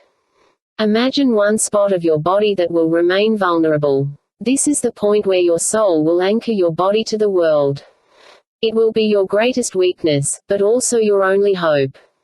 No man may be completely invulnerable. Lose sight of what keeps you mortal, and the river Styx will burn you to ashes. You will cease to exist. I don't suppose you could tell me Luke's mortal point. He scowled. Prepare yourself, foolish boy. Whether you survive this or not, you have sealed your doom. With that happy thought, he vanished. Percy, Nico said, maybe he's right. This was your idea. I know, but now that we're here. Just wait on the shore. If anything happens to me, well, maybe Hades will get his wish, and you'll be the child of the prophecy after all. He didn't look pleased about that, but I didn't care. Before I could change my mind, I concentrated on the small of my back, a tiny point just opposite my navel. It was well defended when I wore my armor. It would be hard to hit by accident, and few enemies would aim for it on purpose. No place was perfect, but this seemed right to me, and a lot more dignified than, my armpit or something. I pictured a string, a bungee cord connecting me to the world from the small of my back. And I stepped into the river. Imagine jumping into a pit of boiling acid. Now multiply that pain times 50. You still won't be close to understanding what it felt like to swim in the Styx. I planned to walk in slow and courageous like a real hero. As soon as the water touched my legs, my muscles turned to jelly and I fell face first into the current. I submerged completely. For the first time in my life, I couldn't breathe underwater. I finally understood the panic of drowning. Every nerve in my body burned. I was dissolving in the water. I saw faces, Rachel, Grover, Tyson, my mother, but they faded as soon as they appeared. Percy, my mum said. I give you my blessing. Be safe, brother, Tyson pleaded. Enchiladas, Grover said. I wasn't sure where that came from, but it didn't seem to help much. I was losing the fight. The pain was too much. My hands and feet were melting into the water, my soul was being ripped from my body. I couldn't remember who I was. The pain of Kronos' scythe had been nothing compared to this. The cord, a familiar voice said. Remember your lifeline, dummy. Suddenly there was a tug in my lower back. The current pulled at me, but it wasn't carrying me away anymore. I imagined the string in my back keeping me tied to the shore. Hold on, seaweed brain. It was Annabeth's voice, much clearer now. You're not getting away from me that easily. The cord strengthened. I could see Annabeth now, standing barefoot above me on the Canoe Lake pier. I'd fallen out of my canoe. That was it. She was reaching out her hand to haul me up, and she was trying not to laugh. She wore her orange camp t-shirt and jeans. Her hair was tucked up in her Yankees cap, which was strange because that should have made her invisible. You are such an idiot sometimes. She smiled. Come on, take my hand. Memories came flooding back to me, sharper and more colorful. I stopped dissolving. My name was Percy Jackson. I reached up and took Annabeth's hand. Suddenly I burst out of the river. I collapsed on the sand, and Nico scrambled back in surprise. Are you okay? He stammered. Your skin. Oh, gods. You're hurt. My arms were bright red. I felt like every inch of my body had been broiled over a slow flame. I looked around for Annabeth, though I knew she wasn't here. It had seemed so real. I'm fine, I think. The color of my skin turned back to normal. The pain subsided. Mrs. O'Leary came up and sniffed me with concern. Apparently I smelled really interesting. Do you feel stronger? Nico asked. Before I could decide what I felt, a voice boomed, there. An army of the dead marched toward us. 100 skeletal Roman legionnaires led the way with shields and spears. Behind them came an equal number of British redcoats with bayonets fixed. In the middle of the host, Hades himself rode a black and gold chariot pulled by nightmare horses, their eyes and manes smoldering with fire. You will not escape me this time, Percy Jackson. Hades bellowed. Destroy him. Father, no. Nico shouted, but it was too late. The front line of Roman zombies lowered their spears and advanced. Mrs. O'Leary growled and got ready to pounce. Maybe that's what set me off. I didn't want 'em hurting my dog. Plus, I was tired of Hades being a big bully. If I was going to die, I might as well go down fighting. I yelled, and the river Styx exploded. A black tidal wave smashed into the legionnaires. Spears and shields flew everywhere. Roman zombies began to dissolve, smoke coming off their bronze helmets. The redcoats lowered their bayonets, but I didn't wait for them. I charged. It was the stupidest thing I've ever done. 100 muskets fired at me, point blank. All of them missed. I crashed into their line and started hacking with Riptide. Bayonets jabbed. Swords slashed. Guns reloaded and fired. Nothing touched me. I whirled through the ranks, slashing redcoats to dust, one after the other. My mind went on autopilot. Stab, dodge, cut, deflect, roll. Riptide was no longer a sword. It was an arc of pure destruction. I broke through the enemy line and leaped into the black chariot. Hades raised his staff. A bolt of dark energy shot toward me, but I deflected it off my blade and slammed into him. The god and I both tumbled out of the chariot. The next thing I knew, my knee was planted on Hades's chest. I was holding the collar of his royal robes in one fist, and the tip of my sword was poised right over his face. Silence. The army did nothing to defend their master.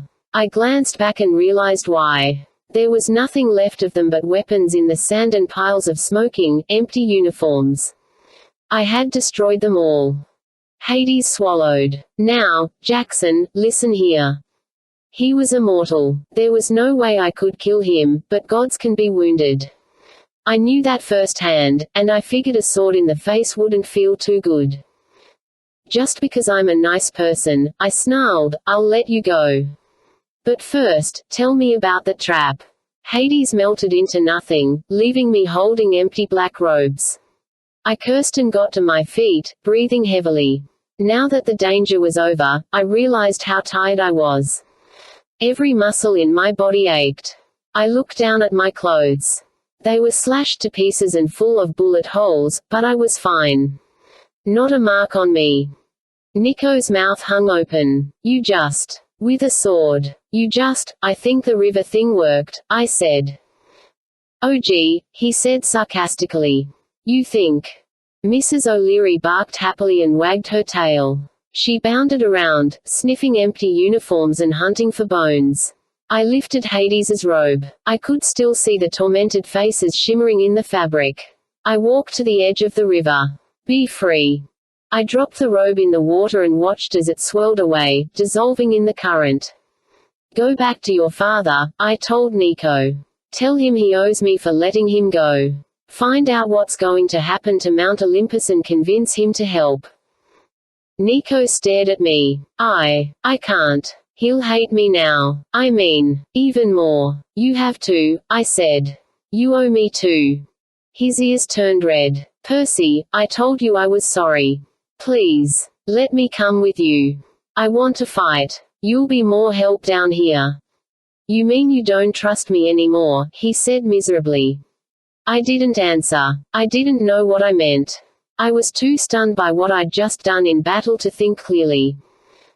Just go back to your father, I said, trying not to sound too harsh. Work on him. You're the only person who might be able to get him to listen.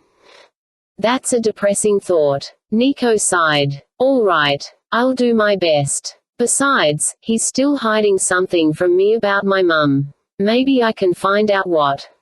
Good luck. Now Mrs. O'Leary and I have to go. Where? Nico said. I looked at the cave entrance and thought about the long climb back to the world of the living. To get this war started. It's time I found Luke. 9. 2 snakes saved my life. I love New York. You can pop out of the underworld in Central Park, hail a taxi, head down Fifth Avenue with a giant hellhound loping along behind you, and nobody even looks at you funny. Of course, the mist helped. People probably couldn't see Mrs. O'Leary, or maybe they thought she was a large, loud, very friendly truck. I took the risk of using my mum's cell phone to call Annabeth for the second time. I'd called her once from the runnel but only reached her voicemail. I'd gotten surprisingly good reception, seeing as I was at the mythological center of the world and all, but I didn't want to see what my mum's roaming charges were going to be. This time, Annabeth picked up. Hey, I said. You get my message. Percy, where have you been? Your message said almost nothing. We've been worried sick. I'll fill you in later, I said, though how I was going to do that I had no idea. Where are you? We're on our way like you asked, almost to the Queen's Midtown Tunnel. But, Percy, what are you planning? We've left the camp virtually undefended, and there's no way the gods, trust me, I said. I'll see you there.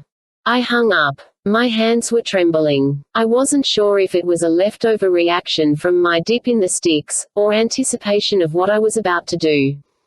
If this didn't work, being invulnerable wasn't going to save me from getting blasted to bits. It was late afternoon when the taxi dropped me at the Empire State Building. Mrs. O'Leary bounded up and down Fifth Avenue, licking cabs and sniffing hot dog carts. Nobody seemed to notice her, although people did swerve away and look confused when she came close. I whistled for her to heel as 3 white vans pulled up to the curb. They said Delphi Strawberry Service, which was the cover name for Camp Half-Blood. I'd never seen all 3 vans in the same place at once, though I knew they shuttled our fresh produce into the city. The first van was driven by Argus, our many-eyed security chief. The other 2 were driven by harpies, who are basically demonic human-chicken hybrids with bad attitudes. We used the harpies mostly for cleaning the camp, but they did pretty well in midtown traffic too.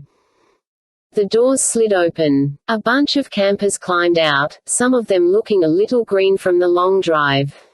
I was glad so many had come: Pollux, Selena Beauregard, the Stoll brothers, Michael Yu, Jake Mason, Katie Gardner, and Annabeth, along with most of their siblings.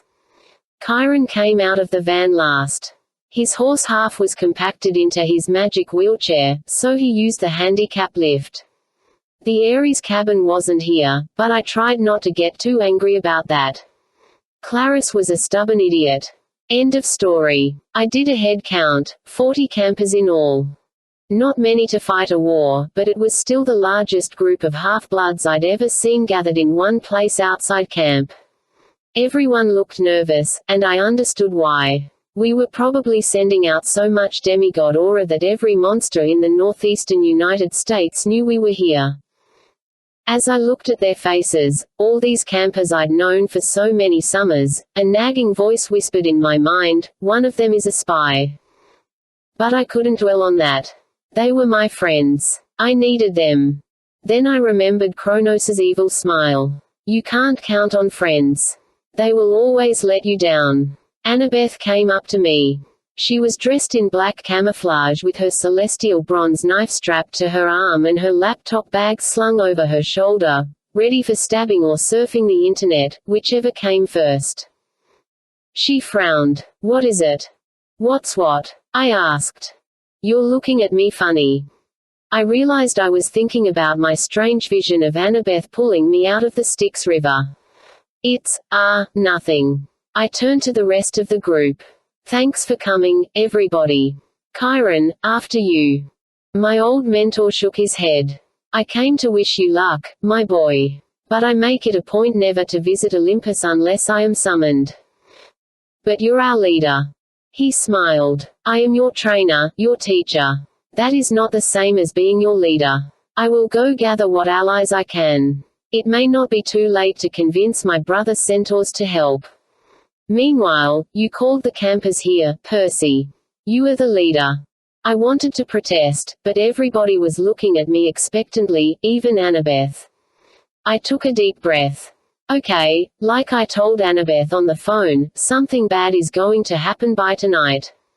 Some kind of trap. We've got to get an audience with Zeus and convince him to defend the city. Remember, we can't take no for an answer. I asked Argus to watch Mrs. O'Leary, which neither of them looked happy about. Kyron shook my hand. You'll do well, Percy. Just remember your strengths and beware your weaknesses. It sounded eerily close to what Achilles had told me. Then I remembered Kyron had taught Achilles. That didn't exactly reassure me, but I nodded and tried to give him a confident smile. Let's go, I told the campers. A security guard was sitting behind the desk in the lobby, reading a big black book with a flower on the cover. He glanced up when we all filed in with our weapons and armor clanking. School group, we're about to close up. No, I said. 600th floor. He checked us out. His eyes were pale blue and his head was completely bald. I couldn't tell if he was human or not, but he seemed to notice our weapons, so I guess he wasn't fooled by the mist. There is no 600th floor, kid. He said it like it was a required line he didn't believe. Move along. I leaned across the desk. 40 demigods attract an awful lot of monsters. You really want us hanging out in your lobby? He thought about that. Then he hit a buzzer and the security gate swung open. Make it quick. You don't want us going through the metal detectors, I added. No, he agreed. Elevator on the right. I guess you know the way. I tossed him a golden drachma and we marched ill rough. We decided it would take 2 trips to get everybody up in the elevator. I went with the first group. Different elevator music was playing since my last visit, that old disco song, Stayin' Alive. A terrifying image flashed through my mind of Apollo in bell-bottom pants and a slinky silk shirt. I was glad when the elevator doors finally dinged open. In front of us, a path of floating stones led through the clouds up to Mount Olympus, hovering 6,000 feet over Manhattan. I'd seen Olympus several times, but it still took my breath away. The mansions glittered gold and white against the sides of the mountain. Gardens bloomed on 100 terraces. Scented smoke rose from braziers that lined the winding streets. And right at the top of the snow-capped crest rose the main palace of the gods. It looked as majestic as ever, but something seemed wrong. Then I realized the mountain was silent, no music, no voices, no laughter. Annabeth studied me. You look different, she decided. Where exactly did you go? The elevator doors opened again, and the second group of half-bloods joined us. Tell you later, I said. Come on. We made our way across the sky bridge into the streets of Olympus. The shops were closed. The parks were empty. A couple of muses sat on a bench strumming Flaming Lyres, but their hearts didn't seem to be in it. A lone cyclops swept the street with an uprooted oak tree. A minor godling spotted us from a balcony and ducked inside, closing his shutters. We passed under a big marble archway with statues of Zeus and Hera on either side. Annabeth made a face at the Queen of the Gods. Hate her, she muttered. Has she been cursing you or something? I asked. Last year Annabeth had gotten on Hera's bad side, but Annabeth hadn't really talked about it since. Just little stuff so far, she said. Her sacred animal is the cow, right? Right. So she sends cows after me. I tried not to smile. Cows. In San Francisco. Oh, yeah. Usually I don't see them, but the cows leave me little presents all over the place, in our backyard, on the sidewalk, in the school hallways. I have to be careful where I step. Look. Pollux cried, pointing toward the horizon. What is that? We all froze. Blue lights were streaking across the evening sky toward Olympus like tiny comets. They seemed to be coming from all over the city, heading straight toward the mountain. As they got close, they fizzled out. We watched them for several minutes and they didn't seem to do any damage, but still it was strange. Like infrared scopes, Michael, you muttered. We're being targeted. Let's get to the palace, I said. No one was guarding the Hall of the Gods. The gold and silver doors stood wide open. Our footsteps echoed as we walked into the throne room. Of course, room doesn't really cover it. The place was the size of Madison Square Garden. High above, the blue ceiling glittered with constellations. 12 giant empty thrones stood in a U around a hearth. In one corner, a house-size globe of water hovered in the air, and inside swam my old friend the Ophiuterus, half cow, half serpent. Moo, he said happily, turning in a circle. Despite all the serious stuff going on, I had to smile. 2 years ago we'd spent a lot of time trying to save the Ophiuterus from the Titans, and I'd gotten kind of fond of him. He seemed to like me too, even though I'd originally thought he was a girl and named him Bessie. Hey, man, I said. They treating you okay? Moo, Bessie answered. We walked toward the thrones, and a woman's voice said, Hello again, Percy Jackson. You and your friends are welcome. Hestia stood by the hearth, poking the flames with a stick. She wore the same kind of simple brown dress as she had before, but she was a grown woman now. I bowed. Lady Hestia. My friends followed my example. Hestia regarded me with her red glowing eyes. I see you went through with your plan. You bear the curse of Achilles. The other campers started muttering among themselves. What did she say? What about Achilles? You must be careful, Hestia warned me. You gained much on your journey. But you are still blind to the most important truth.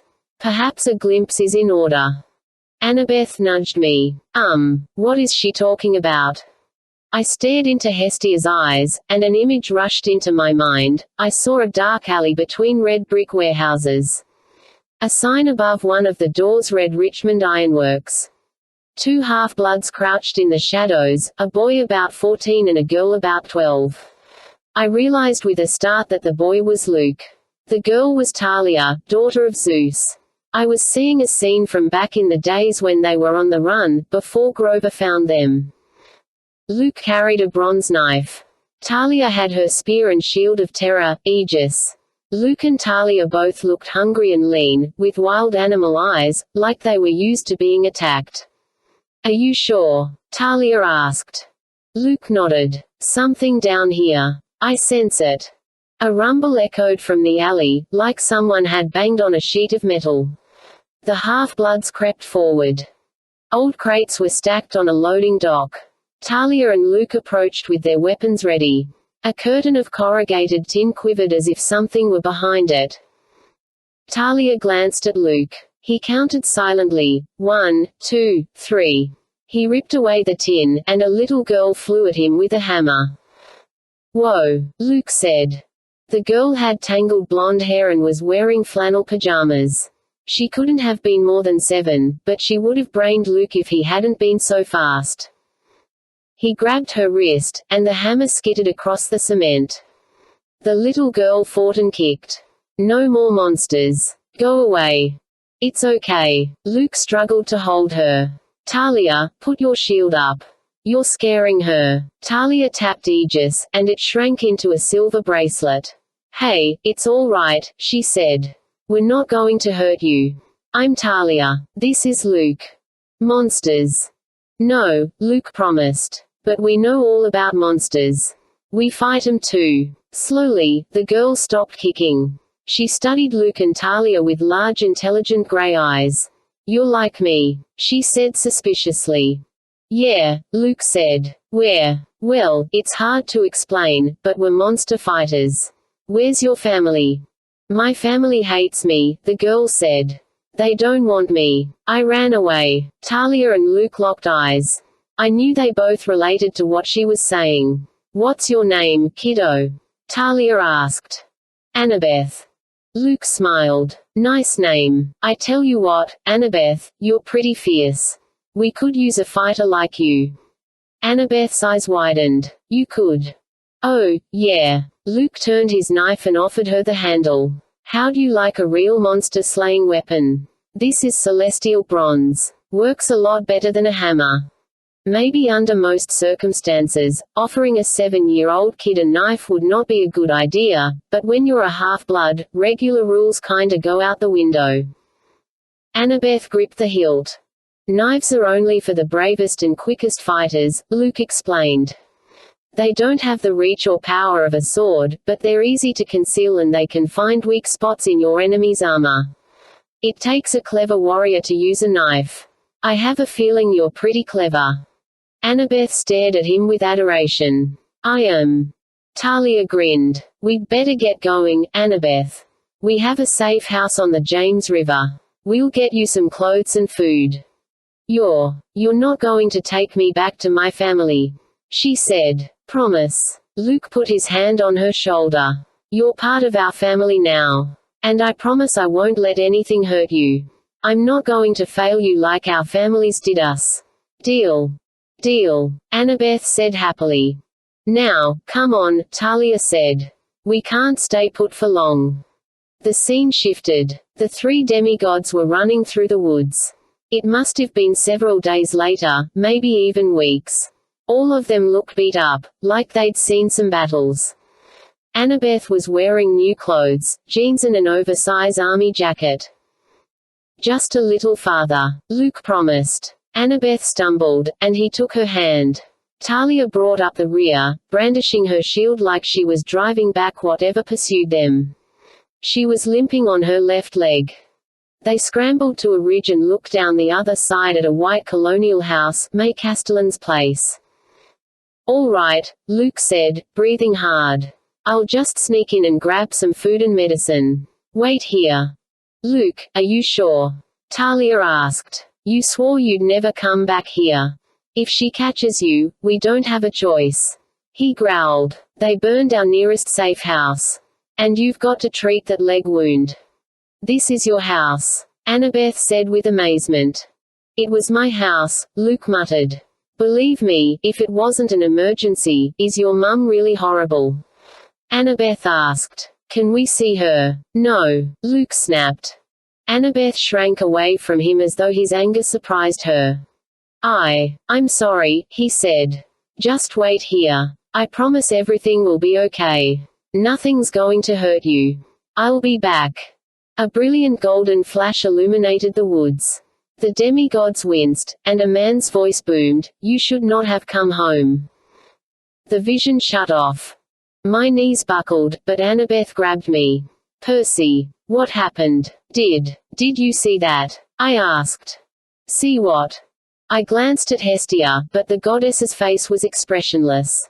I remembered something she'd told me in the woods. If you are to understand your enemy Luke, you must understand his family. But why had she shown me those scenes? How long was I out? I muttered. Annabeth knit her eyebrows. Percy, you weren't out at all. You just looked at Hestia for like 1 second and collapsed. I could feel everyone's eyes on me. I couldn't afford to look weak. Whatever those visions meant, I had to stay focused on our mission. Lady Hestia, I said, we've come on urgent business. We need to see, we know what you need, a man's voice said. I shuddered, because it was the same voice I'd heard in the vision. A god shimmered into existence next to Hestia. He looked about 25, with curly salt and pepper hair and elfish features. He wore a military pilot's flight suit, with tiny birds' wings fluttering on his helmet and his black leather boots. In the crook of his arm was a long staff entwined with 2 living serpents. I will leave you now, Hestia said. She bowed to the aviator and disappeared into smoke. I understood why she was so anxious to go. Hermes, the god of messengers, did not look happy. Hello, Percy. His brow furrowed as though he was annoyed with me, and I wondered if he somehow knew about the vision I'd just had. I wanted to ask why he'd been in May Castellan's house that night, and what had happened after he caught Luke. I remembered the first time I'd met Luke at Camp Half-Blood. I'd asked him if he'd ever met his father, and he'd looked at me bitterly and said, once. But I could tell from Hermes's expression that this was not the time to ask. I bowed awkwardly. Lord Hermes. Oh, sure, one of the snakes said in my mind. Don't say hi to us. We're just reptiles. George, the other snake scolded. Be polite. Hello, George, I said. Hey, Martha. Did you bring us a rat? George asked. George, stop it, Martha said. He's busy. Too busy for rats. George said. That's just sad. I decided it was better not to get into it with George. Hermes, I said. We need to talk to Zeus. It's important. Hermes's eyes were steely cold. I am his messenger. May I take a message? Behind me, the other demigods shifted restlessly. This wasn't going as planned. Maybe if I tried to speak with Hermes in private. You guys, I said. Why don't you do a sweep of the city? Check the defenses. See who's left in Olympus. Meet Annabeth and me back here in 30 minutes. Selena frowned. But. That's a good idea, Annabeth said. Connor and Travis, you two lead. The Stolls seemed to like that, getting handed an important responsibility right in front of their dad. They usually never led anything except toilet paper raids. We're on it, Travis said. They herded the others out of the throne room, leaving Annabeth and me with Hermes. My lord, Annabeth said. Kronos is going to attack New York. You must suspect that. My mother must have foreseen it. Your mother, Hermes grumbled. He scratched his back with his caduceus, and George and Martha muttered ow, ow, ow.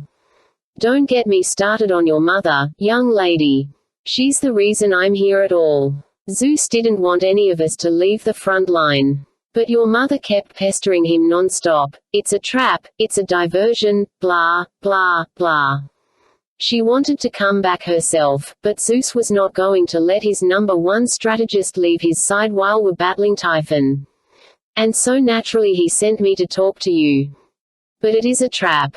Annabeth insisted. Is Zeus blind? Thunder rolled through the sky. I'd watch the comments. Girl, Hermes warned. Zeus is not blind or deaf. He has not left Olympus completely undefended. But there are these blue lights. Yes, yes. I saw them. Some mischief by that insufferable goddess of magic, Hecate, I'd wager, but you may have noticed they aren't doing any damage. Olympus has strong magical wards. Besides, Aeolus, the king of the winds, has sent his most powerful minions to guard the citadel. No one save the gods can approach Olympus from the air. They would be knocked out of the sky. I raised my hand. What about that materializing teleporting thing you guys do? That's a form of air travel too, Jackson. Very fast, but the wind gods are faster. No, if Kronos wants Olympus, he'll have to march through the entire city with his army and take the elevators. Can you see him doing this? Hermes made it sound pretty ridiculous. Hordes of monsters going up in the elevator 20 at a time, listening to Stayin' Alive. Still, I didn't like it. Maybe just a few of you could come back, I suggested. Hermes shook his head impatiently. Percy Jackson, you don't understand. Typhon is our greatest enemy. I thought that was Kronos. The god's eyes glowed. No, Percy. In the old days, Olympus was almost overthrown by Typhon. He is husband of Echidna. Met her at the arch, I muttered. Not nice. And the father of all monsters. We can never forget how close he came to destroying us all, how he humiliated us. We were more powerful back in the old days. Now we can expect no help from Poseidon because he's fighting his own war. Hades sits in his realm and does nothing, and Demeter and Persephone follow his lead. It will take all our remaining power to oppose the storm giant. We can't divide our forces, nor wait until he gets to New York. We have to battle him now. And we're making progress. Progress, I said. He nearly destroyed St. Louis. Yes, Hermes admitted. But he destroyed only half of Kentucky. He's slowing down, losing power. I didn't want to argue, but it sounded like Hermes was trying to convince himself. In the corner, the Ophiuterus moved sadly.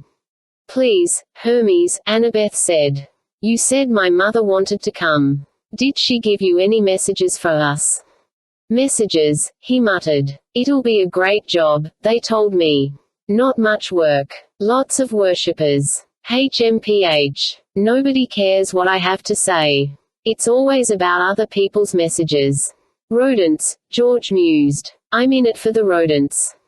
Shush, Martha scolded. We care what Hermes has to say. Don't we, George? Oh, absolutely. Can we go back to the battle now? I want to do laser mode again. That's fun. Quiet, both of you, Hermes grumbled.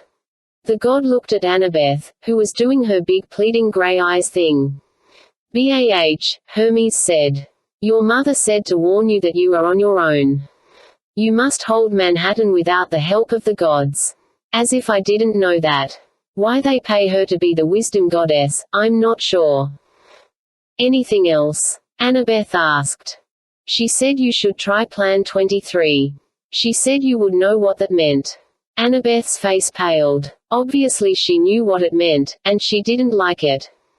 Go on. Last thing. Hermes looked at me. She said to tell Percy, remember the rivers. And, something about staying away from her daughter. I'm not sure whose face was redder, Annabeth's or mine. Thank you, Hermes, Annabeth said. And I wanted to say, I'm sorry about Luke. The god's expression hardened like he'd turned to marble. You should have left that subject alone. Annabeth stepped back nervously. Sorry. Sorry doesn't cut it. George and Martha curled around the caduceus, which shimmered and changed into something that looked suspiciously like a high-voltage cattle prod. You should have saved him when you had the chance, Hermes growled at Annabeth. You're the only one who could have. I tried to step between them. What are you talking about? Annabeth didn't. Don't defend her, Jackson. Hermes turned the cattle prod toward me. She knows exactly what I'm talking about. Maybe you should blame yourself. I should have kept my mouth shut, but all I could think about was turning his attention away from Annabeth. This whole time, he hadn't been angry with me. He'd been angry with her. Maybe if you hadn't abandoned Luke and his mum. Hermes raised his cattle prod. He began to grow until he was 10 feet tall. I thought, well, that's it. But as he prepared to strike, George and Martha leaned in close and whispered something in his ear. Hermes clenched his teeth. He lowered the cattle prod, and it turned back to a staff. Percy Jackson, he said, because you have taken on the curse of Achilles, I must spare you. You are in the hands of the fates now. But you will never speak to me like that again. You have no idea how much I have sacrificed, how much.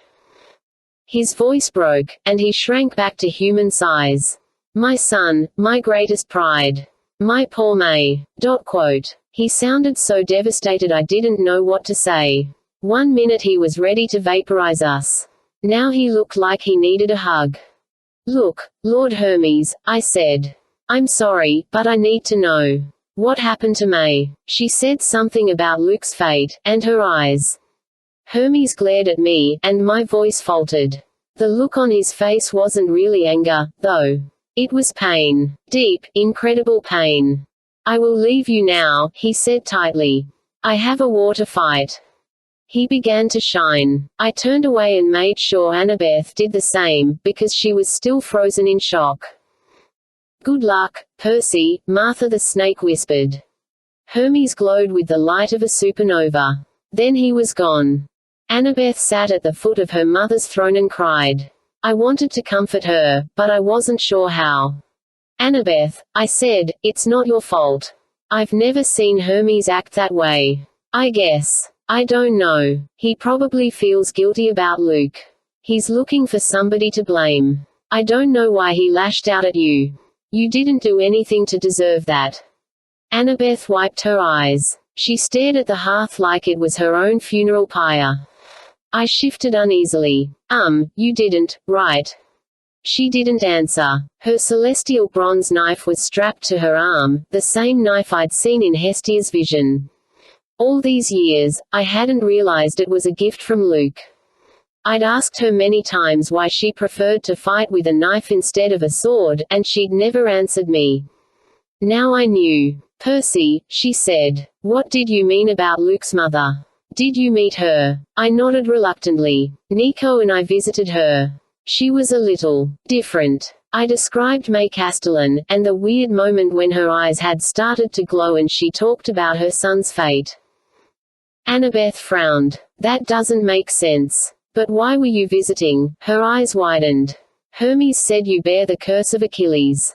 Hestia said the same thing. Did you bathe in the river Styx? Don't change the subject. Percy, did you or not? Maybe a little. I told her the story about Hades and Nico, and how I'd defeated an army of the dead. I left out the vision of her pulling me out of the river. I still didn't quite understand that part, and just thinking about it made me embarrassed. She shook her head in disbelief. Do you have any idea how dangerous that was? I had no choice, I said. It's the only way I can stand up to Luke. You mean, die immortals, of course. That's why Luke didn't die. He went to the Styx and… Oh no, Luke. What were you thinking? So now you're worried about Luke again, I grumbled.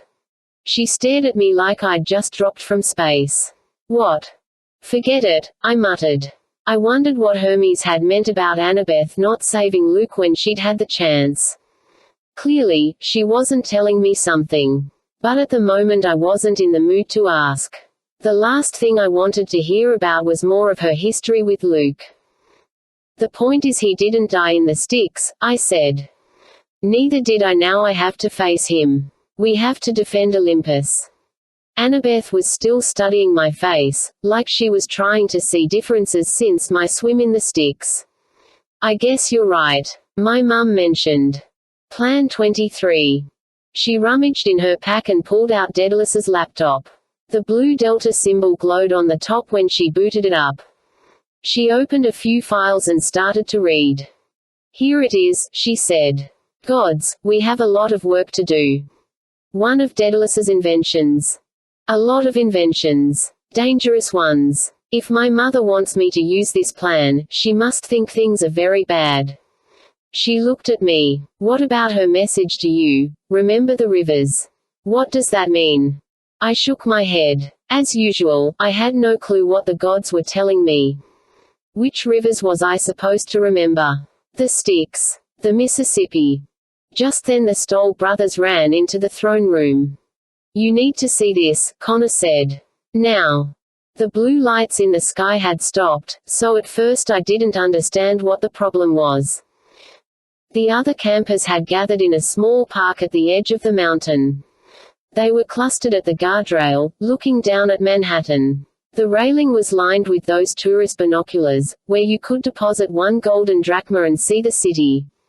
Campers were using every single one. I looked down at the city. I could see almost everything from here, the East River and the Hudson River carving the shape of Manhattan, the grid of streets, the lights of skyscrapers, the dark stretch of Central Park in the north.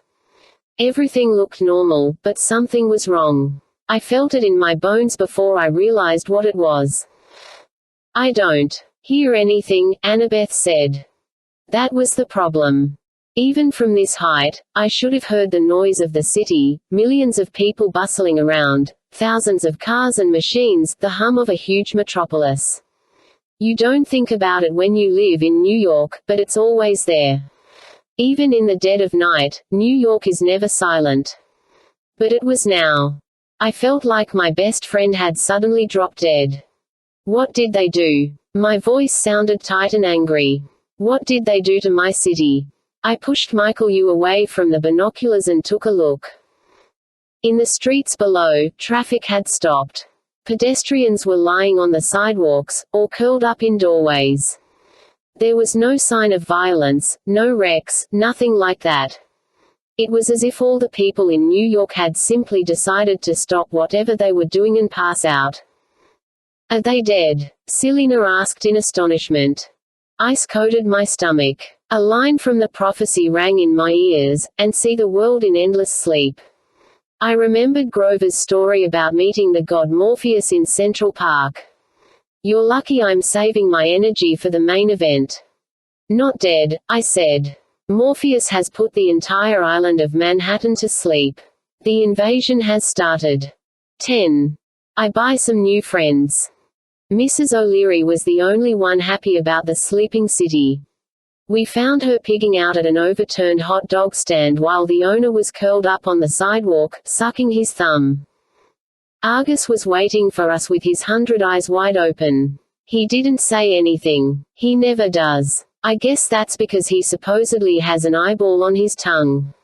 But his face made it clear he was freaking out. I told him what we'd learned in Olympus, and how the gods would not be riding to the rescue. Argus rolled his eyes in disgust, which looked pretty psychedelic since it made his whole body swirl.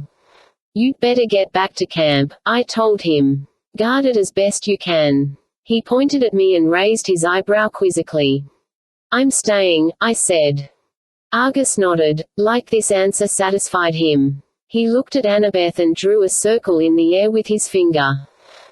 Yes, Annabeth agreed. I think it's time. For what? I asked. Argus rummaged around in the back of his van. He brought out a bronze shield and passed it to Annabeth. It looked pretty much standard issue, the same kind of round shield we always used in Capture the Flag.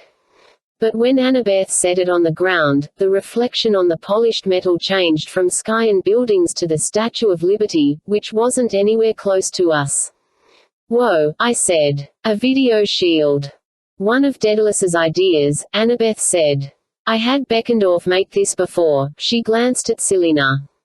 Anyway, the shield bends sunlight or moonlight from anywhere in the world to create a reflection.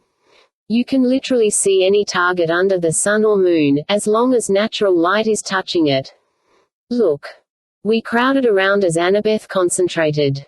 The image zoomed and spun at first, so I got motion sickness just watching it.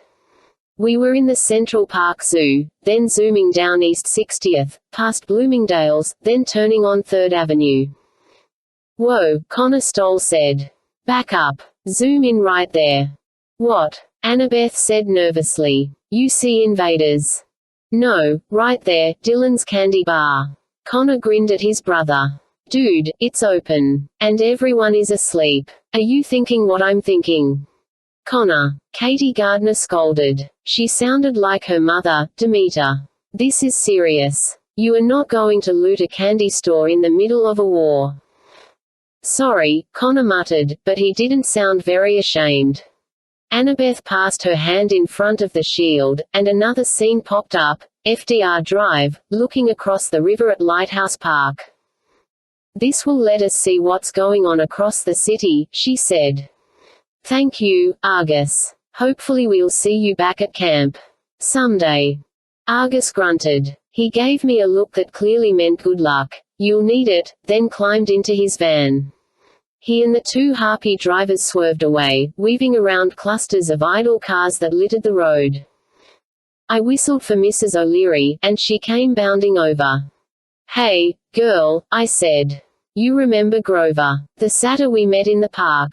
Woof. I hope that meant sure I do. And not, do you have more hot dogs?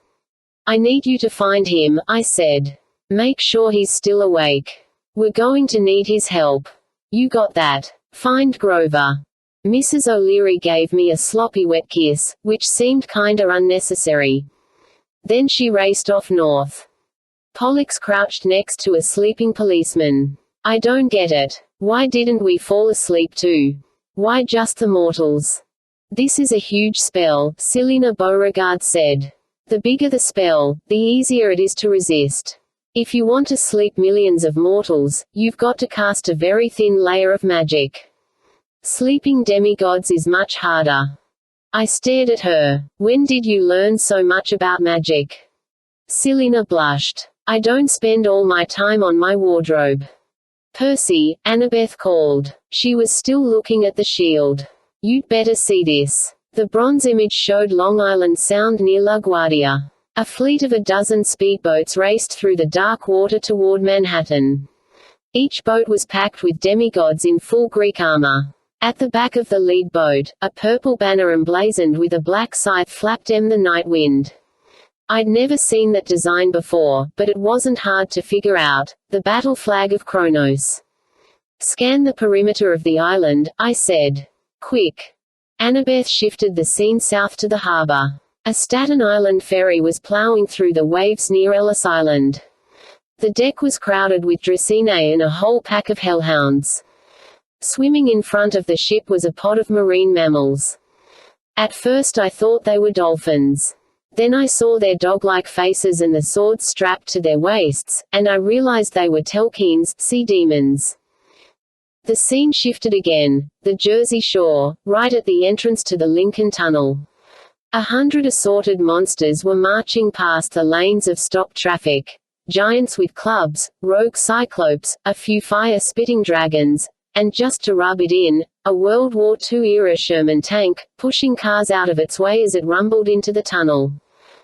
What's happening with the mortals outside Manhattan? I said. Is the whole state asleep? Annabeth frowned. I don't think so, but it's strange. As far as I can tell from these pictures, Manhattan is totally asleep. Then there's like a 50-mile radius around the island where time is running really, really slow. The closer you get to Manhattan, the slower it is. She showed me another scene, a New Jersey highway. It was Saturday evening, so the traffic wasn't as bad as it might have been on a weekday. The drivers looked awake, but the cars were moving at about 1 mile per hour. Birds flew overhead in slow motion. Kronos, I said. He's slowing time. Heck, it might be helping, Katie Gardner said. Look how the cars are all veering away from the Manhattan exits, like they're getting a subconscious message to turn back.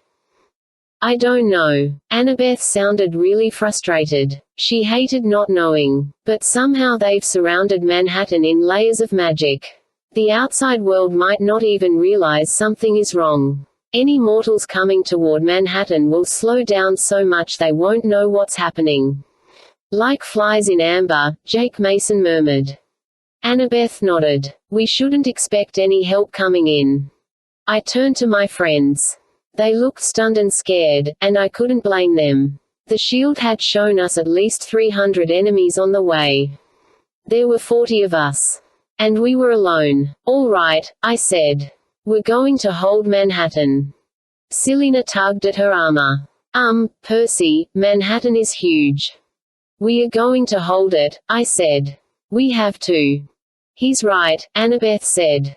The gods of the wind should keep Kronos' forces away from Olympus by air, so he'll try a ground assault.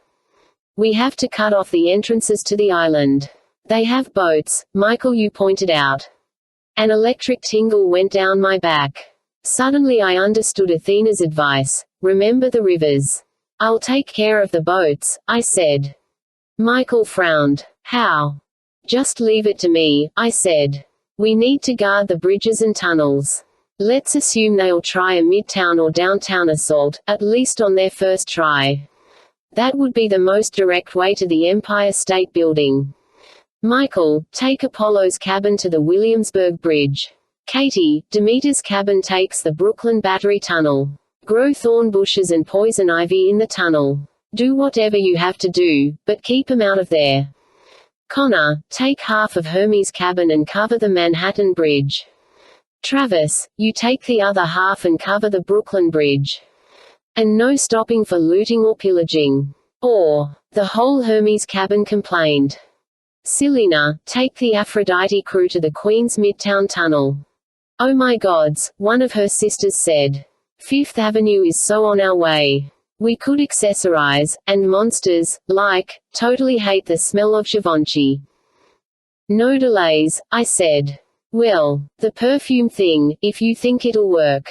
6 Aphrodite girls kissed me on the cheek in excitement. All right, enough. I closed my eyes, trying to think of what I'd forgotten. The Holland Tunnel. Jake, take the Hephaestus cabin there.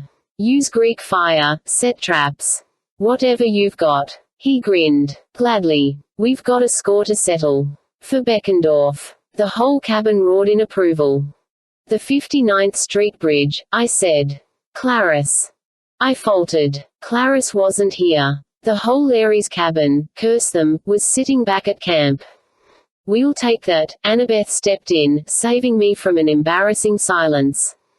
She turned to her siblings. Malcolm, take the Athena cabin, activate Plan 23 along the way, just like I showed you. Hold that position. You got it. I'll go with Percy, she said. Then we'll join you, or we'll go wherever we're needed. Somebody in the back of the group said, no detours, you two. There were some giggles, but I decided to let it pass. All right, I said. Keep in touch with cell phones. We don't have cell phones, Selina protested. I reached down, picked up some snoring lady's BlackBerry, and tossed it to Selina. You do now. You all know Annabeth's number, right? If you need us, pick up a random phone and call us. Use it once, drop it, then borrow another one if you have to. That should make it harder for the monsters to zero in on you. Everyone grinned as though they liked this idea. Travis cleared his throat. If we find a really nice phone. No, you can't keep it, I said. Man. Hold it, Percy, Jake Mason said. You forgot the Lincoln Tunnel. I bit back a curse. He was right. A Sherman tank and 100 monsters were marching through that tunnel right now, and I'd positioned our forces everywhere else. Then a girl's voice called from across the street, how about you leave that to us? I'd never been happier to hear anyone in my life. A band of 30 adolescent girls crossed Fifth Avenue. They wore white shirts, silvery camouflage pants, and combat boots. They all had swords at their sides, quivers on their backs, and bows at the ready. A pack of white timber wolves milled around their feet, and many of the girls had hunting falcons on their arms. The girl in the lead had spiky black hair and a black leather jacket. She wore a silver circlet on her head like a princess's tiara, which didn't match her skull earrings or her Death to Barbie t-shirt showing a little Barbie doll with an arrow through its head. "Talia!" Annabeth cried. The daughter of Zeus grinned. "The hunters of Artemis, reporting for duty." There were hugs and greetings all around. Or at least Talia was friendly. The other hunters didn't like being around campers, especially boys, but they didn't shoot any of us, which for them was a pretty warm welcome. "Where have you been the last year?" I asked Talia. "You've got like twice as many hunters now." She laughed. Long story. I bet my adventures were more dangerous than yours, Jackson." "Complete lie," I said. "We'll see," she promised. "After this is over, you, Annabeth, and me, cheeseburgers and fries at that hotel on West 57th. La Parker Meridian," I said. "You're on." "And Talia, thanks." She shrugged. "Those monsters won't know what hit them. Hunters, move out." She slapped her silver bracelet, and the shield aegis spiraled into full form. The golden head of Medusa molded in the center was so horrible, the campers all backed away. The hunters took off down the avenue, followed by their wolves and falcons, and I had a feeling the Lincoln Tunnel would be safe for now. "Thank the gods," Annabeth said. "But if we don't blockade the rivers from those boats, guarding the bridges and tunnels will be pointless." "You're right," I said. I looked at the campers, all of them grim and determined. I tried not to feel like this was the last time I'd ever see them all together. "You're the greatest heroes of this millennium," I told them. "It doesn't matter how many monsters come at you. Fight bravely, and we will win." I raised Riptide and shouted, "For Olympus." They shouted in response, and our 40 voices echoed off the buildings of Midtown. For a moment it sounded brave, but it died quickly in the silence of 10 million sleeping New Yorkers. Annabeth and I would have had our pick of cars, but they were all wedged in bumper-to-bumper traffic. None of the engines were running, which was weird. It seemed the drivers had had time to turn off the ignition before they got too sleepy. Or maybe Morpheus had the power to put engines to sleep as well. Most of the drivers had apparently tried to pull to the curb when they felt themselves passing out, but still the streets were too clogged to navigate. Finally we found an unconscious courier leaning against a brick wall, still straddling his red Vespa. We dragged him off the scooter and laid him on the sidewalk. "Sorry, dude," I said. With any luck, I'd be able to bring his scooter back. If I didn't, it would hardly matter, because the city would be destroyed. I drove with Annabeth behind me holding onto my waist. We zigzagged down Broadway with our engine buzzing through the eerie calm. The only sounds were occasional cell phones ringing, like they were calling out to each other, as if New York had turned into a giant electronic aviary. Our progress was slow. Every so often we'd come across pedestrians who'd fallen asleep right in front of a car, and we'd move them just to be safe. Once we stopped to extinguish a pretzel vendor's cart that had caught on fire. A few minutes later we had to rescue a baby carriage that was rolling aimlessly down the street. It turned out there was no baby in it, just somebody's sleeping poodle. Go figure. We parked it safely in a doorway and kept riding. We were passing Madison Square Park when Annabeth said, "Pull over." I stopped in the middle of East 23rd. Annabeth jumped off and ran toward the park. By the time I caught up with her, she was staring at a bronze statue on a red marble pedestal. I'd probably passed it a million times but never really looked at it. The dude was sitting in a chair with his legs crossed. He wore an old-fashioned suit, Abraham Lincoln style, with a bow tie and long coattails and stuff. A bunch of bronze books were piled under his chair. He held a writing quill in one hand and a big metal sheet of parchment in the other. "Why do we care about?" I squinted at the name on the pedestal. William H. Seward. Seward, Annabeth corrected. He was a New York governor. Minor demigod, son of Hebi, I think. But that's not important. It's the statue I care about. She climbed on a park bench and examined the base of the statue. Don't tell me he's an automaton, I said. Annabeth smiled. Turns out most of the statues in the city are automatons. Daedalus planted him here just in case he needed an army. To attack Olympus or defend it. Annabeth shrugged. Either one. That was Plan 23. He could activate one statue and it would start activating its brethren all over the city, until there was an army. It's dangerous, though. You know how unpredictable automatons are. Aha, I said. We'd had our share of bad experiences with them. You're seriously thinking about activating it? I have Daedalus's notes, she said. I think I can. Ah, here we go. She pressed the tip of Seward's boot, and the statue stood up, its quill and paper ready. What's he going to do? I muttered. Take a memo. Shush, Annabeth. Hello, William. Bill, I suggested. Bill. Oh, shut up, Annabeth told me. The statue tilted its head, looking at us with blank metal eyes. Annabeth cleared her throat. Hello, Governor Seward. Command sequence, Daedalus 23. Defend Manhattan. Begin activation. Seward jumped off his pedestal. He hit the ground so hard his shoes cracked the sidewalk. Then he went clanking off toward the east. He's probably going to wake up Confucius, Annabeth guessed. What? I said. Another statue, on division. The point is, they'll keep waking each other up until they're all activated.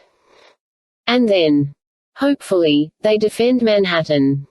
Do they know that we're not the enemy? I think so. That's reassuring. I thought about all the bronze statues in the parks, plazas, and buildings of New York. There had to be hundreds, maybe thousands. Then a ball of green light exploded in the evening sky. Greek fire, somewhere over the East River. We have to hurry, I said. And we ran for the Vespa. We parked outside Battery Park, at the lower tip of Manhattan where the Hudson and East Rivers came together and emptied into the bay. Wait here, I told Annabeth. Percy, you shouldn't go alone. Well, unless you can breathe underwater. She sighed. You are so annoying sometimes. Like when I'm right. Trust me, I'll be fine. I've got the curse of Achilles now. I'll all invincible and stuff. Annabeth didn't look convinced. Just be careful. I don't want anything to happen to you. I mean, because we need you for the battle. I grinned. Back in a flash. I clambered down the shoreline and waded into the water. Just for you non-sea god types out there, don't go swimming in New York Harbor. It may not be as filthy as it was in my mum's day, but that water will still probably make you grow a third eye or have mutant children when you grow up. I dove into the murk and sank to the bottom. I tried to find the spot where the two rivers' currents seemed equal, where they met to form the bay. I figured that was the best place to get their attention. Hey! I shouted in my best underwater voice. The sound echoed in the darkness. I heard you guys are so polluted you're embarrassed to show your faces. Is that true? A cold current rippled through the bay, churning up plumes of garbage and silt. I heard the East River is more toxic, I continued, but the Hudson smells worse. Or is it the other way around? The water shimmered. Something powerful and angry was watching me now. I could sense its presence. Or maybe two presences. I was afraid I'd miscalculated with the insults. What if they just blasted me without showing themselves? But these were New York River gods. I figured their instinct would be to get in my face. Sure enough, two giant forms appeared in front of me. At first they were just dark brown columns of silt, denser than the water around them. Then they grew legs, arms, and scowling faces. The creature on the left looked disturbingly like a telkin. His face was wolfish. His body was vaguely like a seal's, sleek black with flipper hands and feet. His eyes glowed radiation green. The dude on the right was more humanoid. He was dressed in rags and seaweed, with a chainmail coat made of bottle caps and old plastic six-pack holders. His face was blotchy with algae, and his beard was overgrown. His deep blue eyes burned with anger. The seal, who had to be the god of the East River, said, "Are you trying to get yourself killed, kid? Or are you just extra stupid?"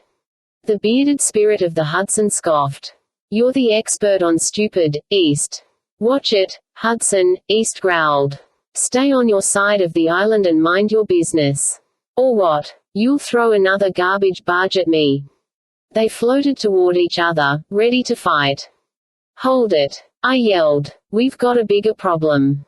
"The kid's right," East snarled. "Let's both kill him, then we'll fight each other." "Sounds good," Hudson said. Before I could protest, 1,000 scraps of garbage surged off the bottom and flew straight at me from both directions. Broken glass, rocks, cans, tires. I was expecting it, though. The water in front of me thickened into a shield. The debris bounced off harmlessly. Only one piece got through, a big chunk of glass that hit my chest and probably should have killed me, but it shattered against my skin. The two river gods stared at me. "Son of Poseidon?" East asked. I nodded. "Took a dip in the Styx?" Hudson asked. "Yep." They both made disgusted sounds. "Well, that's perfect," East said. "Now how do we kill him?" "We could electrocute him," Hudson mused. "If I could just find some jumper cables." "Listen to me," I said. "Kronos's army is invading Manhattan. Don't you think we know that?"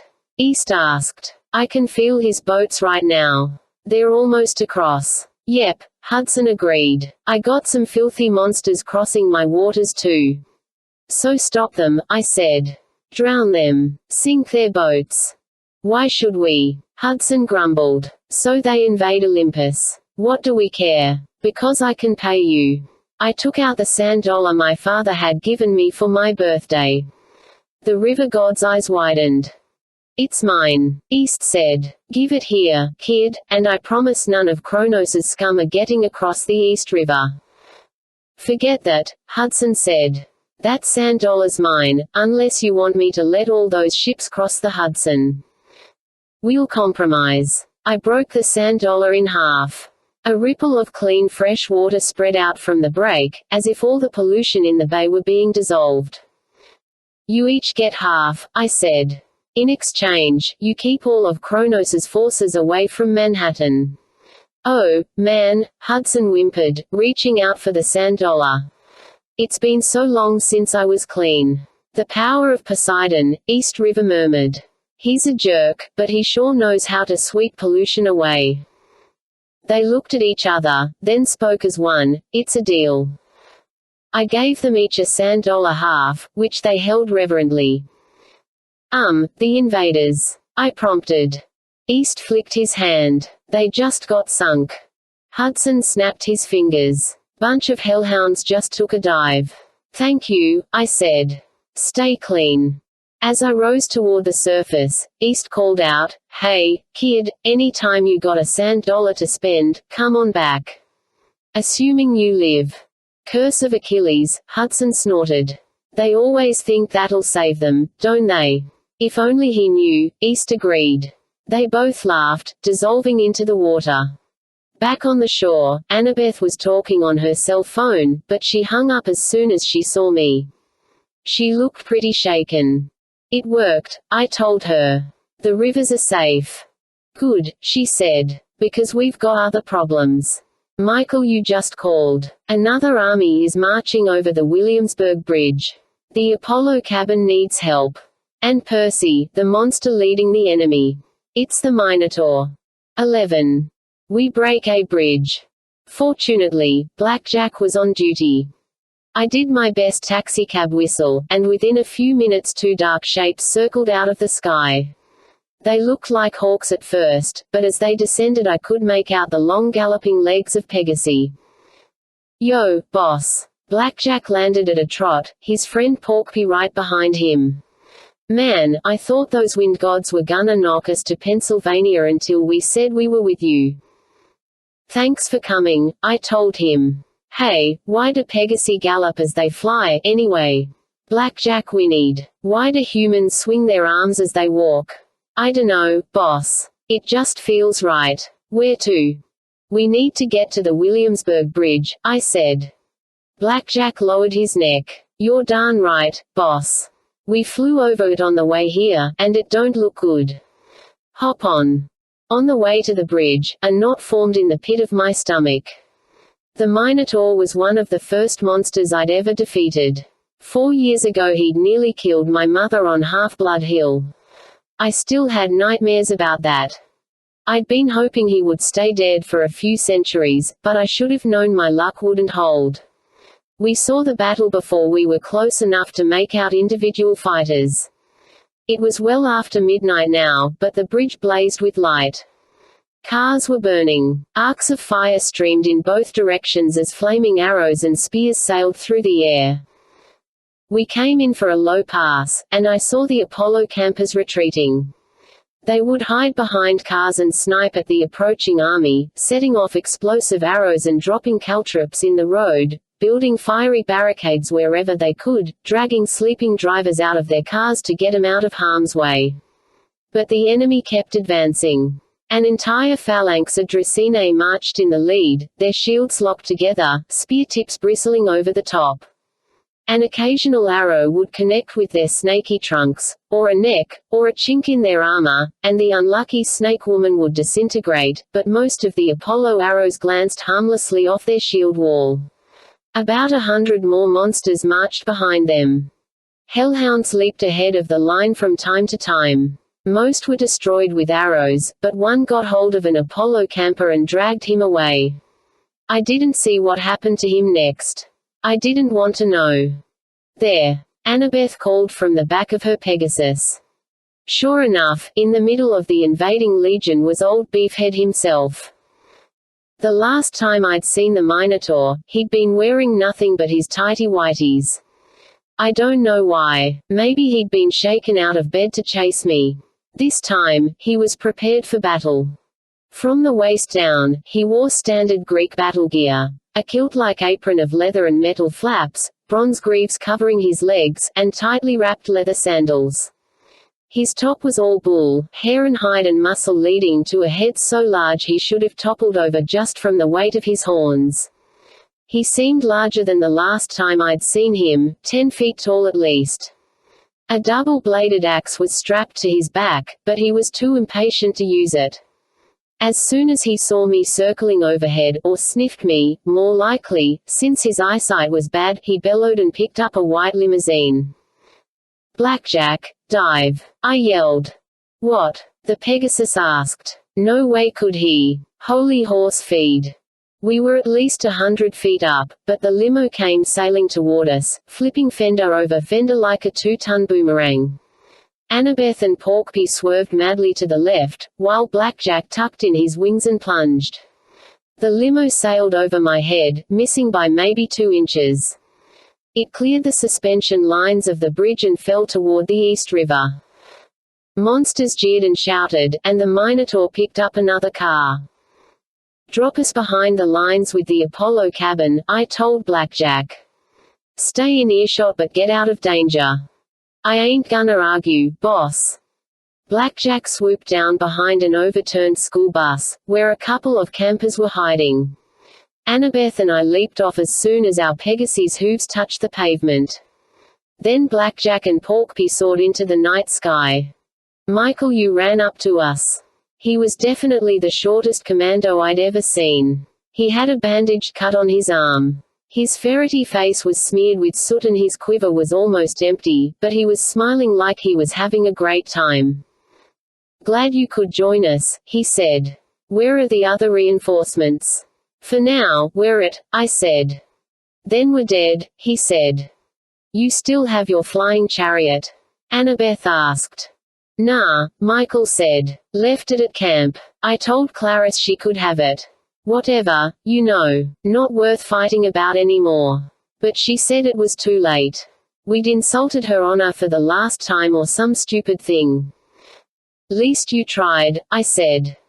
Michael shrugged. Yeah, well, I called her some names when she said she still wouldn't fight.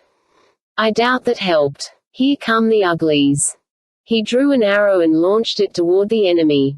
The arrow made a screaming sound as it flew. When it landed, it unleashed a blast like a power chord on an electric guitar magnified through the world's largest speakers. The nearest cars exploded. Monsters dropped their weapons and clasped their ears in pain. Some ran. Others disintegrated on the spot. That was my last sonic arrow, Michael said. A gift from your dad? I asked. God of music. Michael grinned wickedly. Loud music can be bad for you. Unfortunately, it doesn't always kill. Sure enough, most monsters were regrouping, shaking off their confusion. We have to fall back, Michael said. I've got Kayla and Austin setting traps farther down the bridge. No, I said. Bring your campers forward to this position and wait for my signal. We're going to drive the enemy back to Brooklyn. Michael laughed. How do you plan to do that? I drew my sword. Percy, Annabeth said, let me come with you. Too dangerous, I said. Besides, I need you to help Michael coordinate the defensive line. I'll distract the monsters. You group up here. Move the sleeping mortals out of the way. Then you can start picking off monsters while I keep 'em focused on me. If anybody can do all that, you can. Michael snorted. Thanks a lot. I kept my eyes on Annabeth. She nodded reluctantly. All right. Get moving. Before I could lose my courage, I said, don't I get a kiss for luck? It's kind of a tradition, right? I figured she would punch me. Instead, she drew her knife and stared at the army marching toward us. Come back alive, seaweed brain. Then we'll see. I figured it was the best offer I would get, so I stepped out from behind the school bus. I walked up the bridge in plain sight, straight toward the enemy. When the Minotaur saw me, his eyes burned with hate. He bellowed, a sound that was somewhere between a yell, a moo, and a really loud belch. Hey, beef boy, I shouted back. Didn't I kill you already? He pounded his fist into the hood of a Lexus, and it crumpled like aluminium foil. A few Dracinae threw flaming javelins at me. I knocked them aside. A hellhound lunged, and I sidestepped. I could have stabbed it, but I hesitated. This is not Mrs. O'Leary, I reminded myself. This is an untamed monster. It will kill me and all my friends. It pounced again. This time I brought Riptide up in a deadly arc. The hellhound disintegrated into dust and fur. More monsters surged forward, snakes and giants and telkines, but the Minotaur roared at them, and they backed off. One-on-one, I called, just like old times. The Minotaur's nostrils quivered. He seriously needed to keep a pack of aloe vera Kleenex in his armor pocket, because that nose was wet and red and pretty gross. He unstrapped his axe and swung it around. It was beautiful in a harsh I'm tilde going tilde to gut tilde you tilde like tilde a tilde fish kind of way. Each of its twin blades was shaped like an omega, the last letter of the Greek alphabet. Maybe that was because the axe would be the last thing his victims ever saw. The shaft was about the same height as the Minotaur, bronze wrapped in leather. Tied around the base of each blade were lots of bead necklaces. I realized they were camp half-blood beads, necklaces taken from defeated demigods. I was so mad, I imagined my eyes glowing just like the Minotaur's. I raised my sword. The monster army cheered for the Minotaur, but the sound died when I dodged his first swing and sliced his axe in half, right between the handholds. Moo! He grunted. Ha! I spun and kicked him in the snout. He staggered backward, trying to regain his footing, then lowered his head to charge. He never got the chance. My sword flashed, slicing off one horn, then the other. He tried to grab me. I rolled away, picking up half of his broken axe. The other monsters backed up in stunned silence, making a circle around us. The Minotaur bellowed in rage. He was never very smart to begin with, but now his anger made him reckless. He charged me, and I ran for the edge of the bridge, breaking through a line of Dracinae. The Minotaur must have smelled victory. He thought I was trying to get away. His minions cheered. At the edge of the bridge, I turned and braced the axe against the railing to receive his charge. The Minotaur didn't even slow down. Crunch. He looked down in surprise at the axe handle sprouting from his breastplate. "Thanks for playing," I told him. I lifted him by his legs and tossed him over the side of the bridge. Even as he fell, he was disintegrating, turning back into dust, his essence returning to Tartarus. I turned toward his army. It was now roughly 199 to 1. I did the natural thing. I charged them. You're going to ask how the invincible thing worked, if I magically dodged every weapon, or if the weapons hit me and just didn't harm me. Honestly, I don't remember. All I knew was that I wasn't going to let these monsters invade my hometown. I sliced through armor like it was made of paper. Snake women exploded. Hellhounds melted to shadow. I slashed and stabbed and whirled, and I might have even laughed once or twice, a crazy laugh that scared me as much as it did my enemies. I was aware of the Apollo campers behind me shooting arrows, disrupting every attempt by the enemy to rally. Finally, the monsters turned and fled, about 20 left alive out of 200. I followed with the Apollo campers at my heels. "Yes," yelled Michael. That's what I'm talking about." We drove them back toward the Brooklyn side of the bridge. The sky was growing pale in the east. I could see the toll stations ahead. "Percy," Annabeth yelled. "You've already routed them. Pull back. We're overextended." Some part of me knew she was right, but I was doing so well, I wanted to destroy every last monster. Then I saw the crowd at the base of the bridge. The retreating monsters were running straight toward their reinforcements. It was a small group, maybe 30 or 40 demigods in battle armor, mounted on skeletal horses. One of them held a purple banner with the black scythe design. The lead horseman trotted forward. He took off his helm, and I recognized Kronos himself, his eyes like molten gold. Annabeth and the Apollo campers faltered. The monsters we'd been pursuing reached the Titan's line and were absorbed into the new force. Kronos gazed in our direction. He was a quarter-mile away, but I swear I could see him smile. "Now," I said, "we pull back." The Titan Lord's men drew their swords and charged. The hooves of their skeletal horses thundered against the pavement. Our archers shot a volley, bringing down several of the enemy, but they just kept riding. "Retreat," I told my friends. "I'll hold them." In a matter of seconds they were on me. Michael and his archers tried to retreat, but Annabeth stayed right beside me, fighting with her knife and mirrored shield as we slowly backed up the bridge. Kronos' cavalry swirled around us, slashing and yelling insults. The Titan himself advanced leisurely, like he had all the time in the world. Being the Lord of Time, I guess he did. I tried to wound his men, not kill. That slowed me down, but these weren't monsters. They were demigods who'd fallen under Kronos' spell. I couldn't see faces under L-Air battle helmets, but some of them had probably been my friends.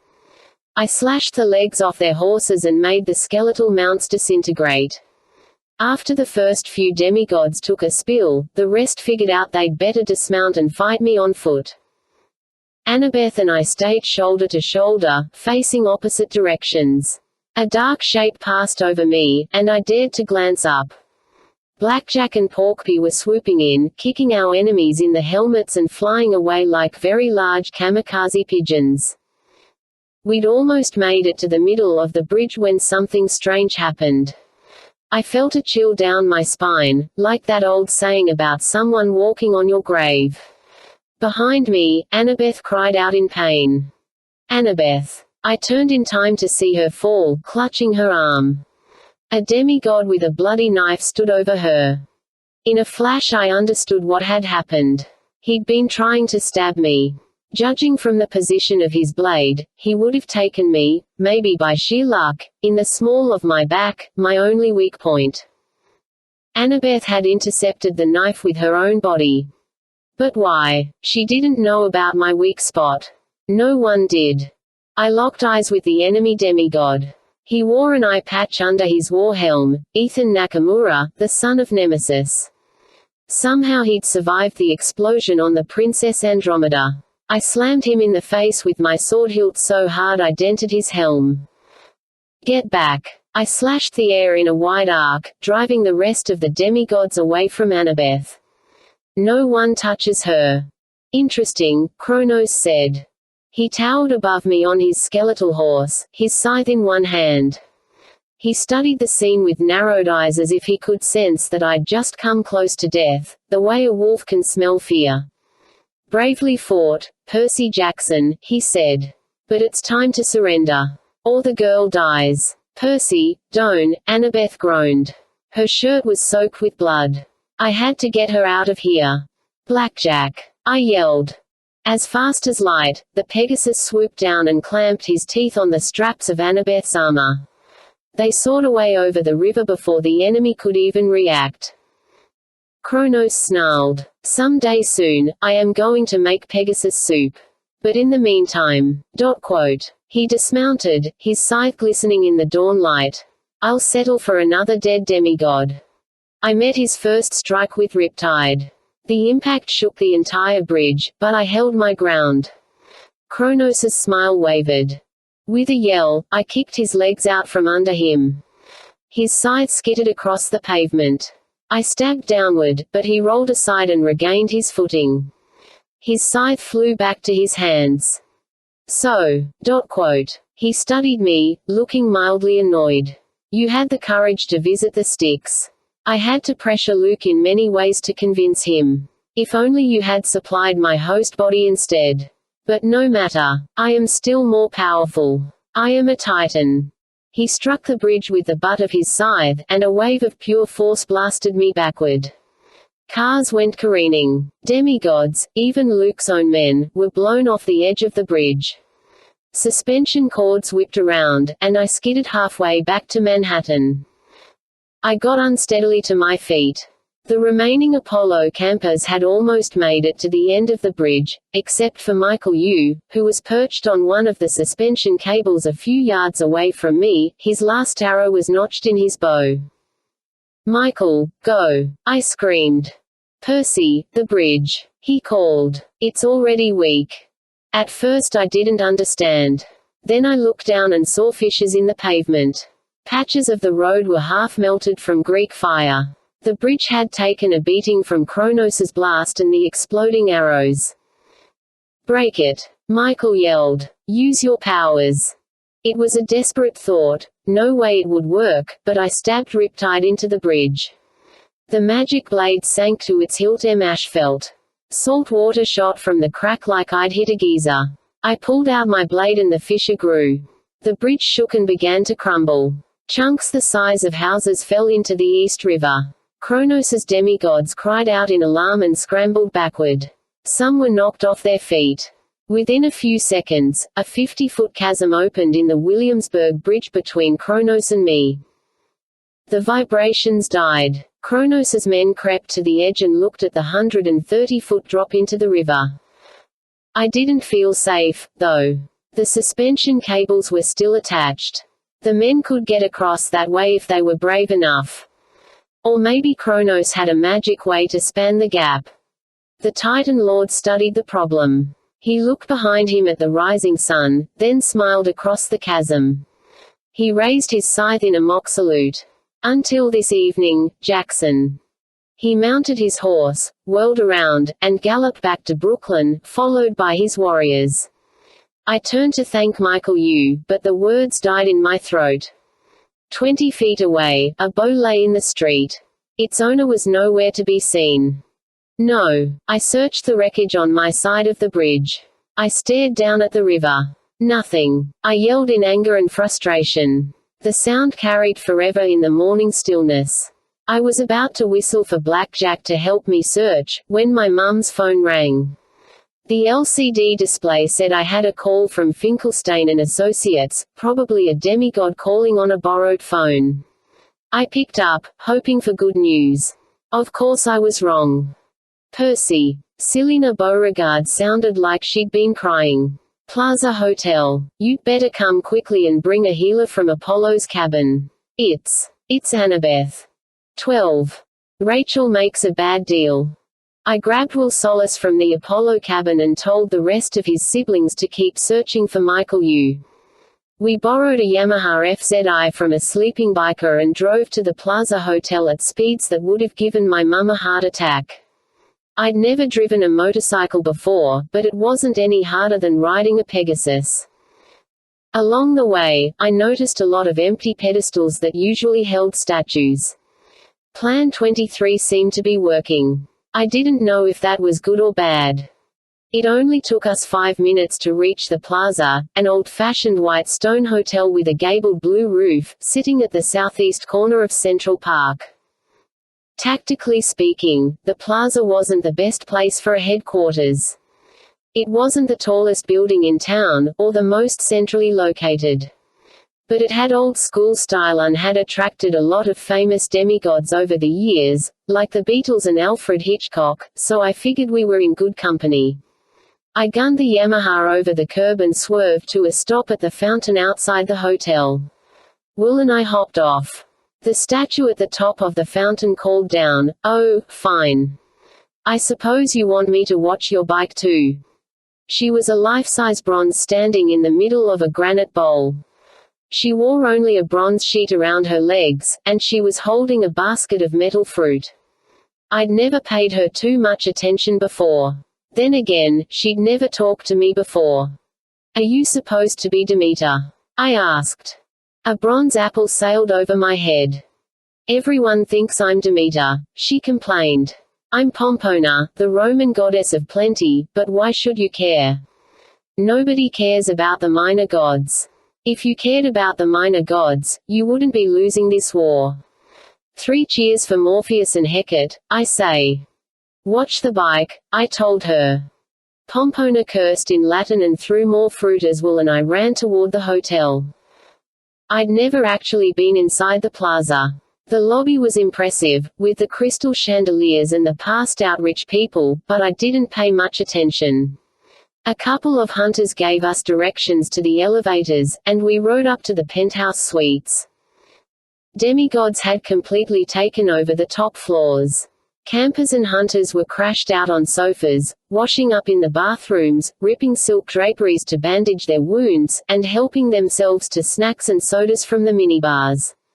A couple of timber wolves were drinking out of the toilets. I was relieved to see that so many of my friends had made it through the night alive, but everybody looked beat up.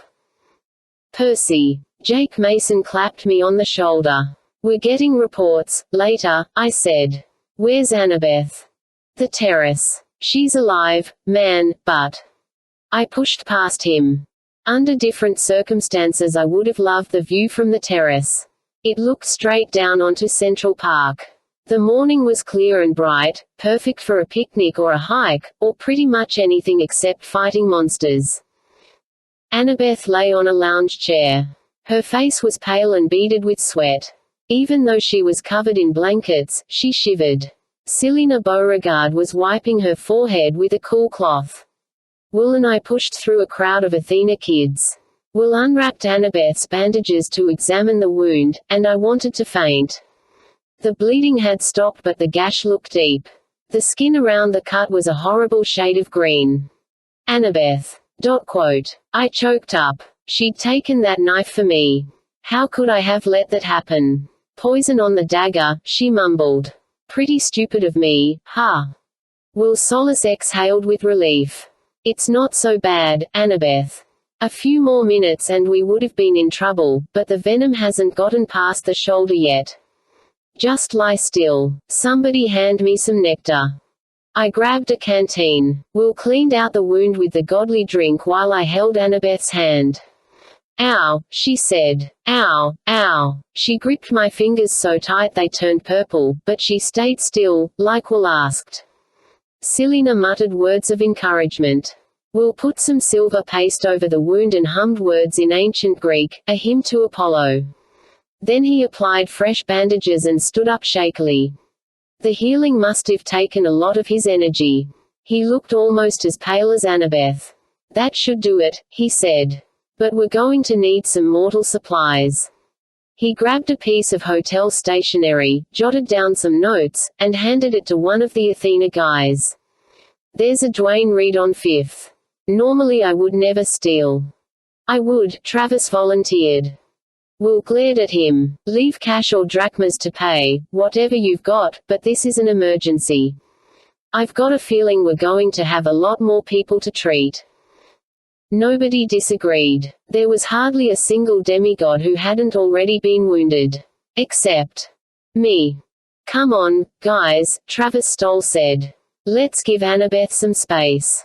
We've got a drugstore to raid. I mean, visit. The demigods shuffled back inside. Jake Mason grabbed my shoulder as he was leaving. We'll talk later, but it's under control. I'm using Annabeth's shield to keep an eye on things. The enemy withdrew at sunrise, not sure why. We've got a lookout at each bridge and tunnel. Thanks, man, I said. He nodded. Just take your time. He closed the terrace doors behind him, leaving Selena, Annabeth, and me alone. Selena pressed a cool cloth to Annabeth's forehead. This is all my fault. No, Annabeth said weakly. Selena, how is it your fault? I've never been any good at camp, she murmured. Not like you or Percy. If I was a better fighter. Her mouth trembled. Ever since Beckendorf died she'd been getting worse, and every time I looked at her, it made me angry about his death all over again. Her expression reminded me of glass, like she might break any minute. I swore to myself that if I ever found the spy who'd cost her boyfriend his life, I would give him to Mrs. O'Leary as a chew toy. You're a great camper, I told Selena. You're the best Pegasus rider we have. And you get along with people. Believe me, anyone who can make friends with Clarice has talent. She stared at me like I'd just given her an idea. That's it. We need the Ares cabin. I can talk to Clarice. I know I can convince her to help us. Whoa, Selena. Even if you could get off the island, Clarice is pretty stubborn. Once she gets angry. Please, Selena said. I can take a Pegasus. I know I can make it back to camp. Let me try. I exchanged looks with Annabeth. She nodded slightly. I didn't like the idea. I didn't think Selena stood a chance of convincing Clarice to fight. On the other hand, Selena was so distracted right now that she would just get herself hurt in battle. Maybe sending her back to camp would give her something else to focus on. All right, I told her. I can't think of anybody better to try. Selena threw her arms around me. Then she pushed back awkwardly, glancing at Annabeth. Sorry. Thank you, Percy. I won't let you down. Once she was gone, I knelt next to Annabeth and felt her forehead. She was still burning up. You're cute when you're worried, she muttered. Your eyebrows get all scrunched together. You are not going to die while I owe you a favor, I said. Why did you take that knife? You would have done the same for me. It was true. I guess we both knew it. Still, I felt like somebody was poking my heart with a cold metal rod. How did you know? Know what? I looked around to make sure we were alone. Then I leaned in close and whispered, my Achilles spot. If you hadn't taken that knife, I would have died. She got a faraway look in her eyes. Her breath smelled of grapes, maybe from the nectar. I don't know, Percy. I just had this feeling you were in danger. Where is the spot? I wasn't supposed to tell anyone. But this was Annabeth. If I couldn't trust her, I couldn't trust anyone. The small of my back. She lifted her hand. Where? Here. She put her hand on my spine, and my skin tingled. I moved her fingers to the one spot that grounded me to my mortal life. 1,000 volts of electricity seemed to arc through my body. You saved me, I said. Thanks. She removed her hand, but I kept holding it. So you owe me, she said weakly. What else is new? We watched the sun come up over the city. The traffic should have been heavy by now, but there were no cars honking, no crowds bustling along the sidewalks. Far away, I could hear a car alarm echo through the streets. A plume of black smoke curled into the sky somewhere over Harlem. I wondered how many ovens had been left on when the Morpheus spell hit, how many people had fallen asleep in the middle of cooking dinner. Pretty soon there would be more fires. Everyone in New York was in danger, and all those lives depended on us. You asked me why Hermes was mad at me, Annabeth said. Hey, you need to rest. No, I want to tell you. It's been bothering me for a long time. She moved her shoulder and winced. Last year, Luke came to see me in San Francisco. In person. I felt like she'd just hit me with a hammer. He came to your house. This was before we went into the labyrinth, before. She faltered, but I knew what she meant, before we turned into Kronos. He came under a flag of truce. He said he only wanted 5 minutes to talk. He looked scared, Percy. He told me Kronos was going to use him to take over the world. He said he wanted to run away, like the old days. He wanted me to come with him. But you didn't trust him. Of course not. I thought it was a trick. Plus, well, a lot of things had changed since the old days. I told Luke there was no way. He got mad. He said I might as well fight him right there, because it was the last chance I'd get. Her forehead broke out in sweat again. The story was taking too much of her energy. It's okay, I said. Try to get some rest. You don't understand, Percy. Hermes was right. Maybe if I'd gone with him, I could have changed his mind. Or I had a knife. Luke was unarmed. I could have killed him. I said. You know that wouldn't have been right. She squeezed her eyes shut. Luke said Kronos would use him like a stepping stone. Those were his exact words. Kronos would use Luke, and become even more powerful. He did that, I said. He possessed Luke's body. But what if Luke's body is only a transition? What if Kronos has a plan to become even more powerful? I could have stopped him. The war is my fault.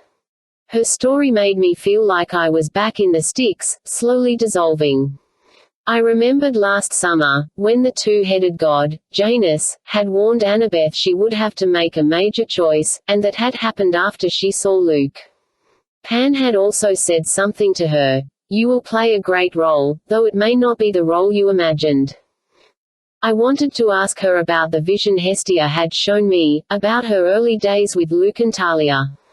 I knew it had something to do with my prophecy, but I didn't understand what. Before I could get up my nerve, the terrace door opened. Connor Stoll stepped through. Percy. He glanced at Annabeth like he didn't want to say anything bad in front of her, but I could tell he wasn't bringing good news. Mrs. O'Leary just came back with Grover. I think you should talk to him. Grover was having a snack in the living room. He was dressed for battle in an armored shirt made from tree bark and twist ties, with his wooden cudgel and his reed pipes hanging from his belt. The Demeter cabin had whipped up a whole buffet in the hotel kitchens, everything from pizza to pineapple ice cream. Unfortunately, Grover was eating the furniture. He'd already chewed the stuffing off a fancy chair and was now gnawing the armrest. Dude, I said, we're only borrowing this place. Blah ha ha. He had stuffing all over his face. Sorry, Percy. It's just Louis XVI furniture. Delicious. Plus I always eat furniture when you get nervous, I said. Yeah, I know. So what's up?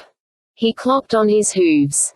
I heard about Annabeth. Is she? She's going to be fine. She's resting. Grover took a deep breath.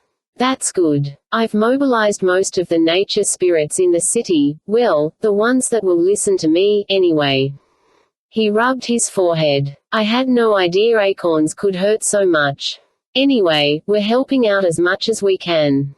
He told me about the skirmishes they'd seen. Mostly they'd been covering up town, where we didn't have enough demigods.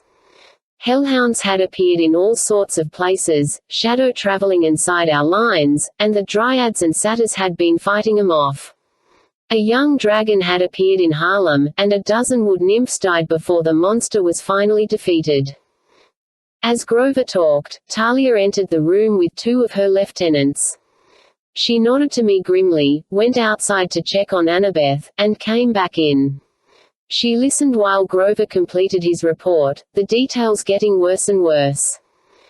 "We lost 20 satyrs against some giants at Fort Washington," he said, his voice trembling. "Almost half my kinsmen. River spirits drowned the giants in the end, but—" Talia shouldered her bow. "Percy, Kronos' forces are still gathering at every bridge and tunnel. And Kronos isn't the only Titan. One of my hunters spotted a huge man in golden armor mustering an army on the Jersey shore.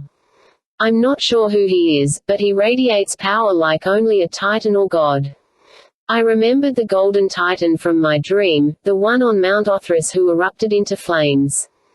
"Great," I said. "Any good news?" Talia shrugged. "We've sealed off the subway tunnels into Manhattan. My best trappers took care of it. Also, it seems like the enemy is waiting for tonight to attack.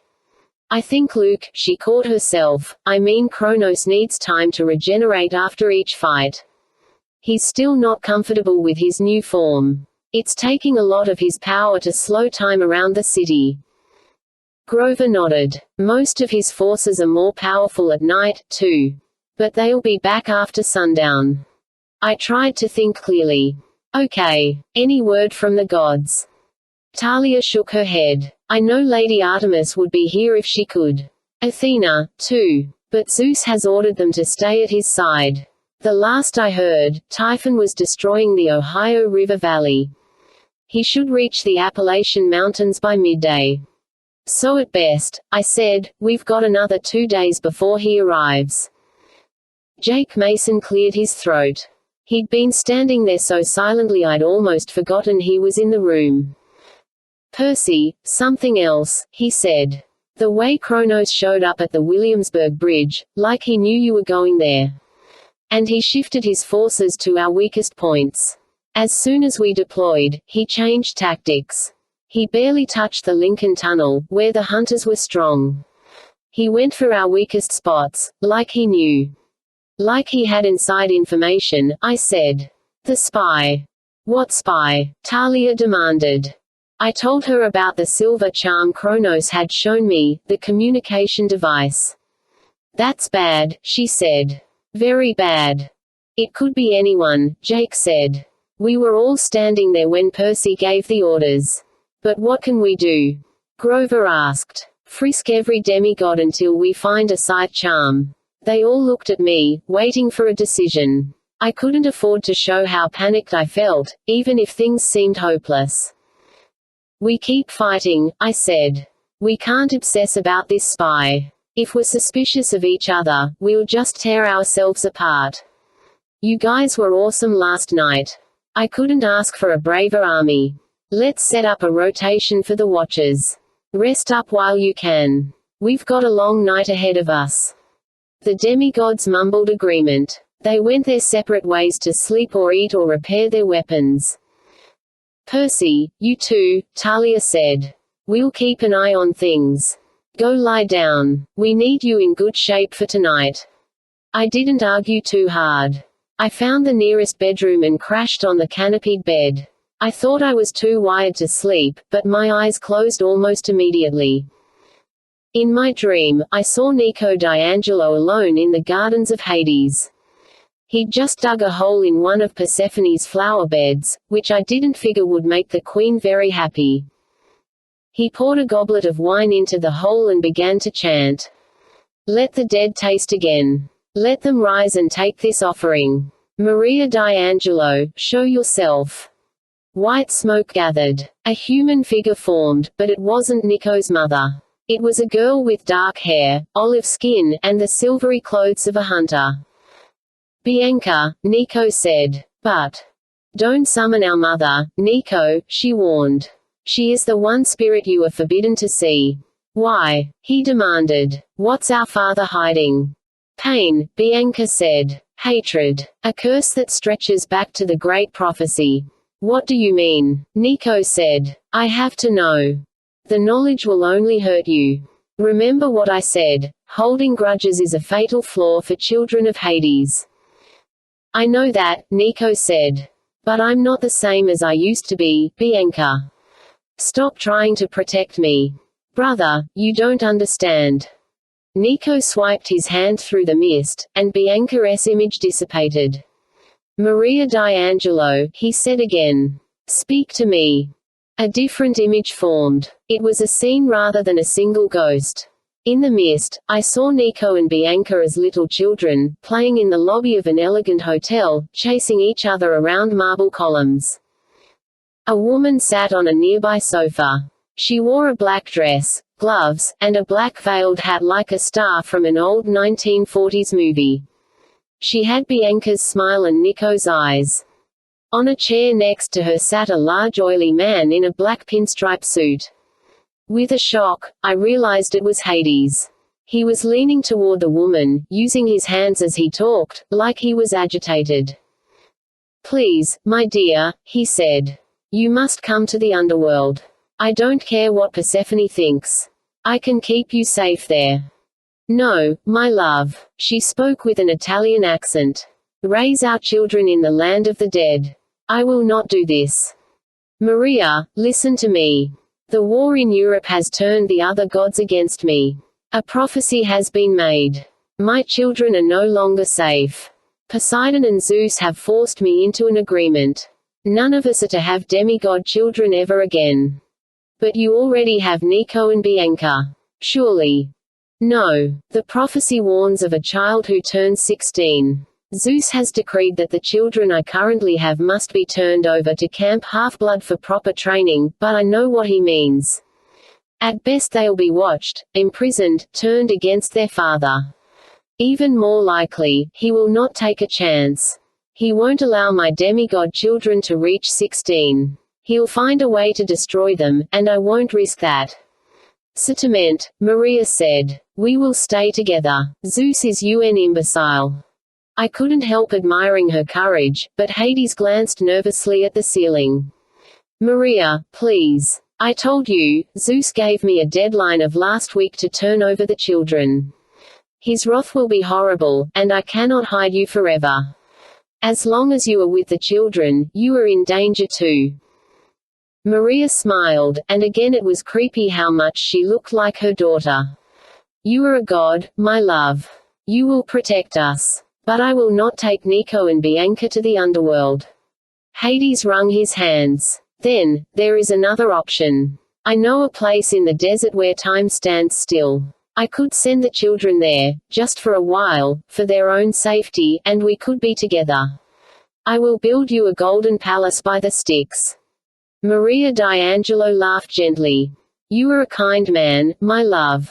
A generous man. The other gods should see you as I do, and they would not fear you so. But Nico and Bianca need their mother. Besides, they are only children. The gods wouldn't really hurt them. You don't know my family, Hades said darkly. Please, Maria, I can't lose you. She touched his lips with her fingers. You will not lose me. Wait for me while I get my purse. Watch the children. She kissed the Lord of the Dead and rose from the sofa. Hades watched her walk upstairs as if her every step away caused him pain.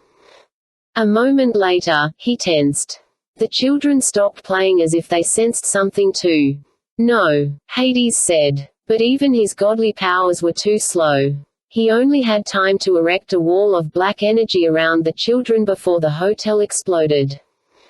The force was so violent, the entire mist image dissolved.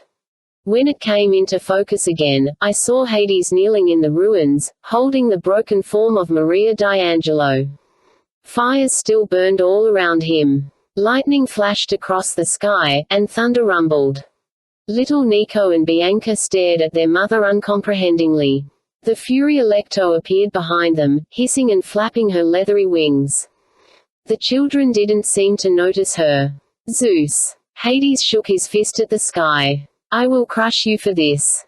I will bring her back. My lord, you cannot, Electo warned. You of all immortals must respect the laws of death. Hades glowed with rage. I thought he would show his true form and vaporize his own children, but at the last moment he seemed to regain control. Take them, he told Alecto, choking back a sob. Wash their memories clean the Lethe and bring them to the Lotus Hotel. Zeus will not harm them there. As you wish, my lord, Alecto said. And the woman's body. Take her as well, he said bitterly. Give her the ancient rites. Alecto, the children, and Maria's body dissolved into shadows, leaving Hades alone in the ruins. I warned you, a new voice said. Hades turned. A girl in a multicolored dress stood by the smoldering remains of the sofa. She had short black hair and sad eyes. She was no more than 12. I didn't know her, but she looked strangely familiar. You dare come here? Hades growled. I should blast you to dust. You cannot, the girl said. The power of Delphi protects me. With a chill, I realized I was looking at the oracle of Delphi, back when she was alive and young. Somehow, seeing her like this was even spookier than seeing her as a mummy. You've killed the woman I loved. Hades roared. Your prophecy brought us to this. He loomed over the girl, but she didn't flinch. Zeus ordained the explosion to destroy the children, she said, because you defied his will. I had nothing to do with it. And I did warn you to hide them sooner. I couldn't. Maria would not let me. Besides, they were innocent. Nevertheless, they are your children, which makes them dangerous. Even if you put them away in the Lotus Hotel, you only delay the problem. Nico and Bianca will never be able to rejoin the world lest they turn 16. Because of your so-called great prophecy. And you have forced me into an oath to have no other children. You have left me with nothing. I foresee the future, the girl said. I cannot change it. Black fire lit the god's eyes, and I knew something bad was coming. I wanted to yell at the girl to hide or run. Then, Oracle, hear the words of Hades, he growled. Perhaps I cannot bring back Maria. Nor can I bring yon an early death. But your soul is still mortal, and I can curse you. The girl's eyes widened. You would not. I swear, Hades said, as long as my children remain outcasts, as long as I labor under the curse of your great prophecy, the Oracle of Delphi will never have another mortal host. You will never rest in peace. No other will take your place. Your body will wither and die, and still the oracle's spirit will be locked inside you. You will speak your bitter prophecies until you crumble to nothing. The oracle will die with you. The girl screamed, and the misty image was blasted to shreds. Nico fell to his knees in Persephone's garden, his face white with shock. Standing in front of him was the real Hades, towering in his black robes and scowling down at his son. And just what, he asked Nico, do you think you're doing? A black explosion filled my dreams. Then the scene changed. Rachel Elizabeth Dare was walking along a white sand beach. She wore a swimsuit with a t-shirt wrapped around her waist. Her shoulders and face were sunburned. She knelt and began writing in the surf with her finger. I tried to make out the letters. I thought my dyslexia was acting up until I realized she was writing in ancient Greek. That was impossible. The dream had to be false. Rachel finished writing a few words and muttered, "What in the world?" I can read Greek, but I only recognized one word before the sea washed it away, Perseus. My name, Perseus. Rachel stood abruptly and backed away from the surf. Oh, gods, she said. That's what it means. She turned and ran, kicking up sand as she raced back to her family's villa. She pounded up the porch steps, breathing hard. Her father looked up from his Wall Street Journal. Dad. Rachel marched up to him. We have to go back. Her dad's mouth twitched, like he was trying to remember how to smile. Back. We just got here. There's trouble in New York. Percy's in danger. Did he call you? No, not exactly. But I know. It's a feeling. Mr. Dare folded his newspaper. Your mother and I have been looking forward to this vacation for a long time. No, you haven't. You both hate the beach. You're just too stubborn to admit it. Now, Rachel. I'm telling you something is wrong in New York. The whole city. I don't know what exactly, but it's under attack. Her father sighed. I think we would have heard something like that on the news. No, Rachel insisted. Not this kind of attack. Have you had any calls since we got here? Her father frowned. No, but it is the weekend, in the middle of the summer. You always get calls, Rachel said. You've got to admit that's strange. Her father hesitated. We can't just leave. We've spent a lot of money. Look, Rachel said. Daddy, Percy needs me. I have to deliver a message. It's life or death. What message? What are you talking about? I can't tell you. Then you can't go. Rachel closed her eyes like she was getting up her courage. Dad, let me go, and I'll make a deal with you. Mr. Dare sat forward. Deals was something he understood. I'm listening. Clarion Ladies Academy. I'll go there in the fall. I won't even complain. But you have to get me back to New York right now. He was silent for a long time. Then he opened his phone and made a call. Douglas. Prep the plane. We're leaving for New York. Yes. Immediately. Rachel flung her arms around him, and her father seemed surprised, like she'd never hugged him before. I'll make it up to you, Dad. He smiled, but his expression was chilly. He studied her like he wasn't seeing his daughter, just the young lady he wanted her to be, once Clarion Academy got through with her. Yes, Rachel, he agreed. You most certainly will.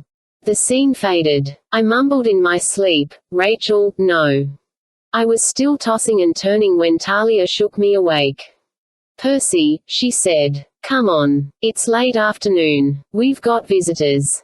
I sat up, disoriented. The bed was too comfortable, and I hated sleeping in the middle of the day. Visitors. I said. Talia nodded grimly. A Titan wants to see you, under a flag of truce. He has a message from Kronos. 13. A Titan brings me a present. We could see the white flag from half a mile away. It was as big as a soccer field, carried by a 30-foot-tall giant with bright blue skin and icy gray hair. A Hyperborine, Talia said. The giants of the north. It's a bad sign that they sided with Kronos. They're usually peaceful. You've met them, I said. There's a big colony in Alberta. You do not want to get into a snowball fight with those guys. As the giant got closer, I could see 3 human-size envoys with him, a half-blood in armor, an Empowser demon with a black dress and flaming hair, and a tall man in a tuxedo. The Empowser held the Tux dude's arm, so they looked like a couple on their way to a Broadway show or something, except for her flaming hair and fangs. The group walked leisurely toward the Hexka playground.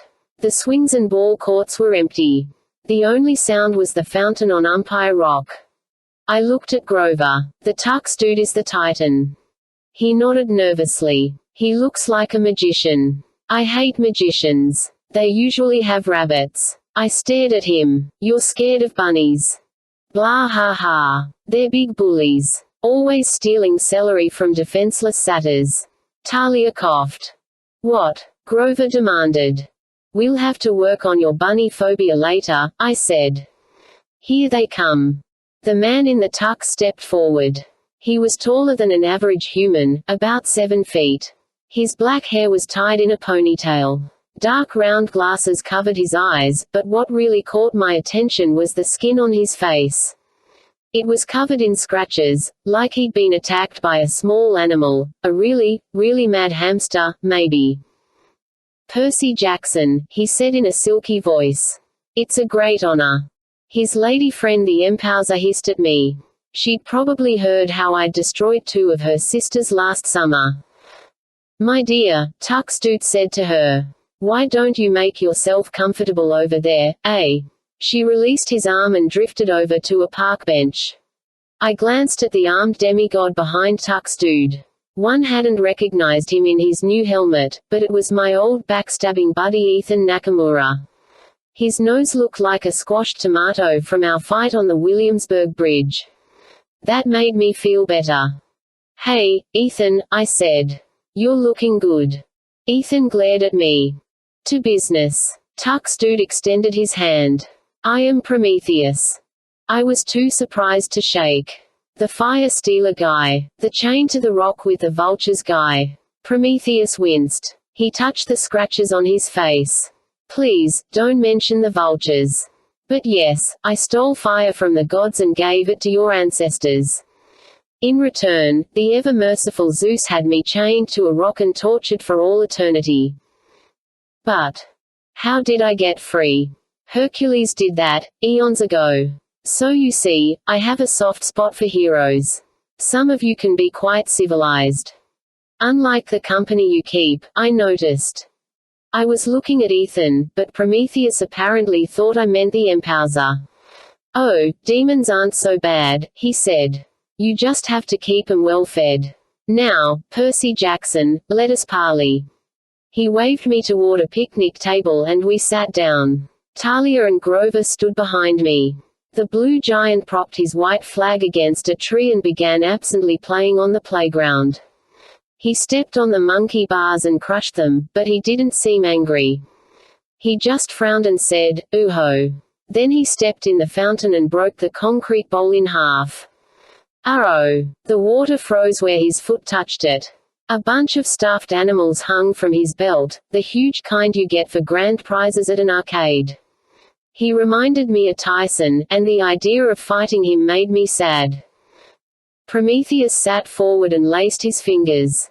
He looked earnest, kindly, and wise.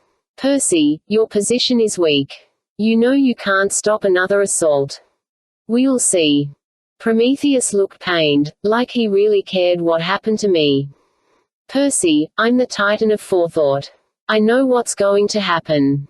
Also the Titan of crafty counsel, Grover put in. Emphasis on crafty. Prometheus shrugged. True enough, Satyr. But I supported the gods in the last war. I told Kronos, you don't have the strength. You'll lose. And I was right. So you see, I know how to pick the winning side. This time, I'm backing Kronos. Because Zeus chained you to a rock, I guessed. Partly, yes. I won't deny I want revenge. But that's not the only reason I'm supporting Kronos. It's the wisest choice. I'm here because I thought you might listen to reason. He drew a map on the table with his finger. Wherever he touched, golden lines appeared, glowing on the concrete. This is Manhattan. We have armies here, here, here, and here. We know your numbers. We outnumber you 20-1. Your spy has been keeping you posted, I guessed. Prometheus smiled apologetically. At any rate, our forces are growing daily. Tonight, Kronos will attack. You will be overwhelmed. You fought bravely, but there's just no way you can hold all of Manhattan. You'll be forced to retreat to the Empire State Building. There you'll be destroyed. I have seen this. It will happen.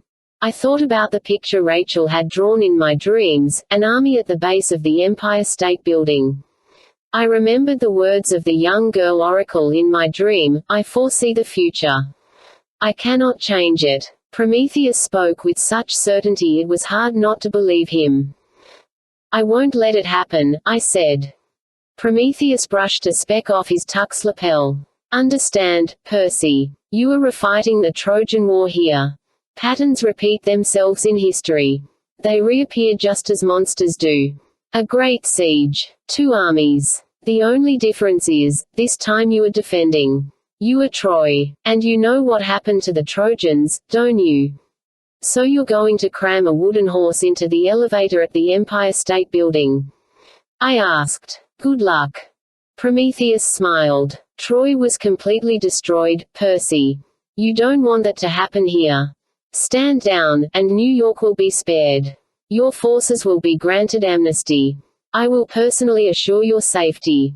Let Kronos take Olympus. Who cares? Typhon will destroy the gods. My way. Right, I said. And I'm supposed to believe Kronos would spare the city. All he wants is Olympus, Prometheus promised. The might of the gods is tied to their seats of power. You saw what happened to Poseidon once his undersea palace was attacked. I winced, remembering how old and decrepit my father looked. Yes, Prometheus said sadly. I know that was hard for you. When Kronos destroys Olympus, the gods will fade. They will become so weak they will be easily defeated. Kronos would rather do this while Typhon has the Olympians distracted in the west. Much easier. Fewer lives lost. But make no mistake, the best you can do is slow us down. The day after tomorrow, Typhon arrives in New York, and you will have no chance at all. The gods and Mount Olympus will still be destroyed, but it will be much messier. Much, much worse for you and your city. Either way, the Titans will rule. Talia pounded her fist on the table. I serve Artemis. The hunters will fight to our last breath. Percy, you're not seriously going to listen to this slimeball, are you? I figured Prometheus was going to blast her, but he just smiled. Your courage does you credit, Talia Grace. Talia stiffened. That's my mother's surname. I don't use it. As you wish, Prometheus said casually, but I could tell he'd gotten under her skin. I'd never even heard Talia's last name before. Somehow it made her seem almost normal. Less mysterious and powerful. At any rate, the Titan said, you need not be my enemy. I have always been a helper of mankind. That's a load of Minotaur dung, Talia said. When mankind first sacrificed to the gods, you tricked them into giving you the best portion. You gave us fire to annoy the gods, not because you cared about us. Prometheus shook his head. You don't understand. I helped shape your nature. A wiggling lump of clay appeared in his hands. He fashioned it into a little doll with legs and arms. The lump man didn't have any eyes, but it groped around the table, stumbling over Prometheus's fingers. I have been whispering in man's ear since the beginning of your existence. I represent your curiosity, your sense of exploration, your inventiveness. Help me save you, Percy. Do this, and I will give mankind a new gift, a new revelation that will move you as far forward as fire did. You can't make that kind of advance under the gods. They would never allow it. But this could be a new golden age for you. Or, ... He made a fist and smashed the clay man into a pancake. The blue giant rumbled, "Uh-oh." Over at the park bench, the Empouser bared her fangs in a smile. Percy, you know the Titans and their offspring are not all bad, Prometheus said. You've met Calypso. My face felt hot. That's different. How? Much like me, she did nothing wrong, and yet she was exiled forever simply because she was Atlas's daughter. We are not your enemies. Don't let the worst happen, he pleaded. We offer you peace. I looked at Ethan Nakamura. You must hate this. I don't know what you mean. If we took this deal, you wouldn't get revenge. You wouldn't get to kill us all. Isn't that what you want? His good eye flared. All I want is respect, Jackson. The gods never gave me that. You wanted me to go to your stupid camp, spend my time crammed into the Hermes cabin because I'm not important. Not even recognized. He sounded just like Luke when he tried to kill me in the woods at camp 4 years ago. The memory made my hand ache where the pit scorpion had stung me.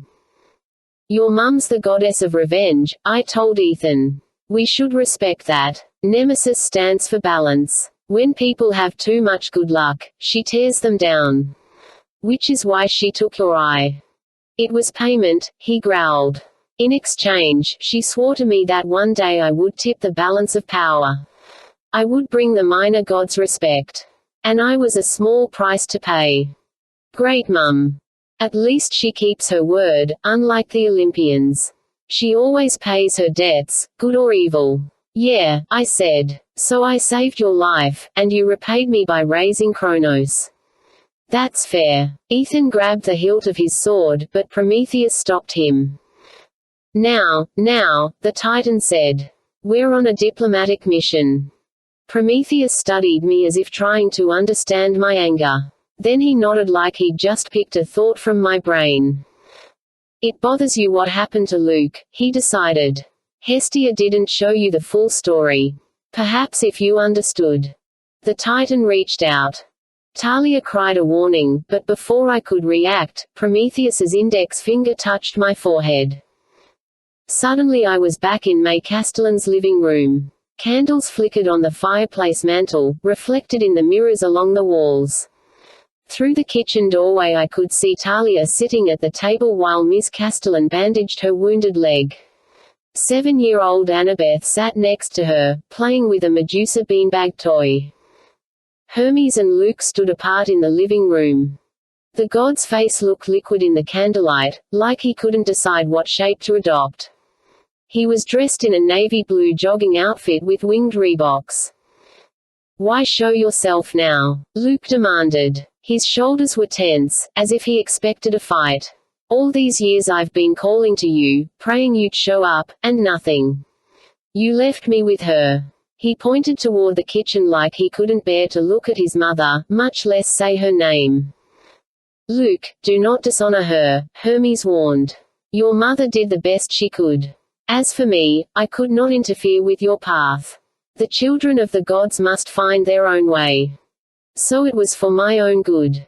Growing up on the streets, fending for myself, fighting monsters." "You're my son," Hermes said. "I knew you had the ability. When I was only a baby, I crawled from my cradle and set out for. I'm not a god. Just once, you could have said something. You could have helped when." He took an unsteady breath, lowering his voice so no one in the kitchen could overhear. "When she was having one of her fits, shaking me and saying crazy things about my fate. When I used to hide in the closet so she wouldn't find me with those glowing eyes. Did you even care that I was scared? Did you even know when I finally ran away?" In the kitchen, Miss Castellan chatted aimlessly, pouring Kool-Aid for Talia and Annabeth as she told them stories about Luke as a baby. Talia rubbed her bandaged leg nervously. Annabeth glanced into the living room and held up a burnt cookie for Luke to see. She mouthed, "Can we go now?"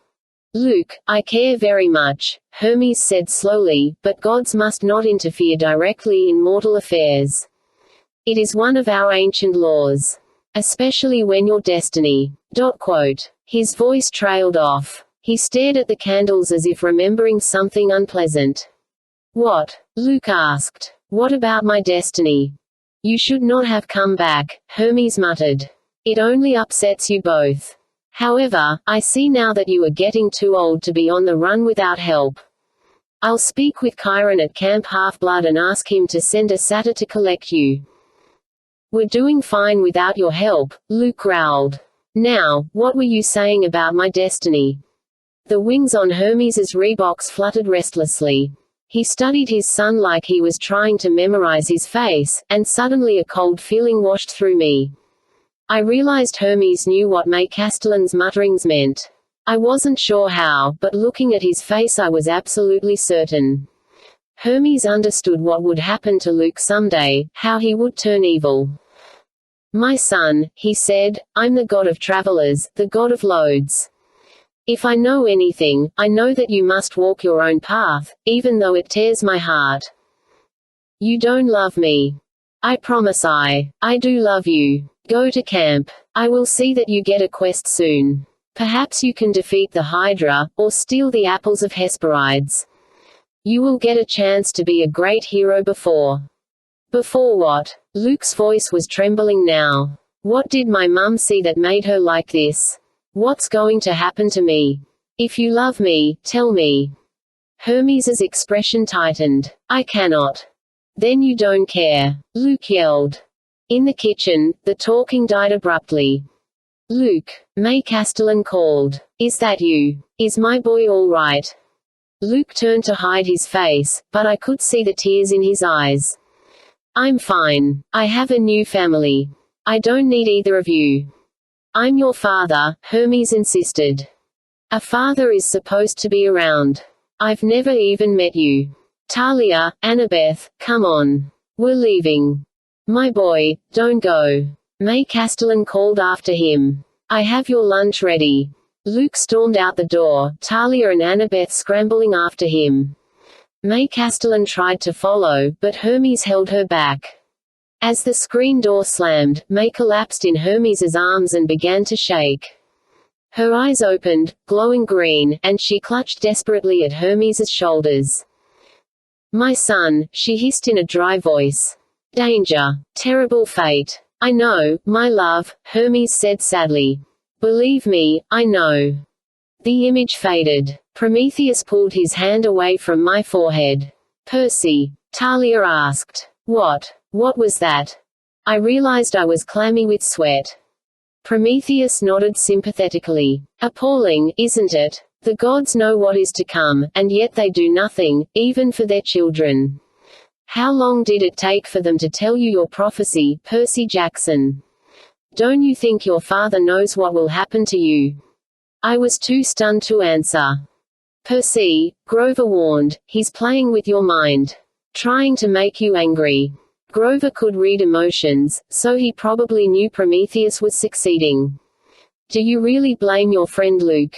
the Titan asked me. "And what about you, Percy? Will you be controlled by your fate? Kronos offers you a much better deal." I clenched my fists. As much as I hated what Prometheus had shown me, I hated Kronos a lot more. "I'll give you a deal. Tell Kronos to call off his attack, leave Luke Castellan's body, and return to the Pizza Tartarus. Then maybe I won't have to destroy him." The Empouser snarled. Her hair erupted in fresh flames, but Prometheus just sighed. "If you change your mind," he said, "I have a gift for you." A Greek vase appeared on the table. It was about 3 feet high and a foot wide, glazed with black and white geometric designs. The ceramic lid was fastened with a leather harness. Grover whimpered when he saw it. Talia gasped. "That's not." "Yes," Prometheus said. "You recognize it." Looking at the jar, I felt a strange sense of fear, but I had no idea why. "This belonged to my sister-in-law," Prometheus explained. "Pandora." A lump formed in my throat. "As in Pandora's box." Prometheus shook his head. "I don't know how this box business got started. It was never a box. It was a pithos, a storage jar. I suppose Pandora's pithos doesn't have the same ring to it, but never mind that.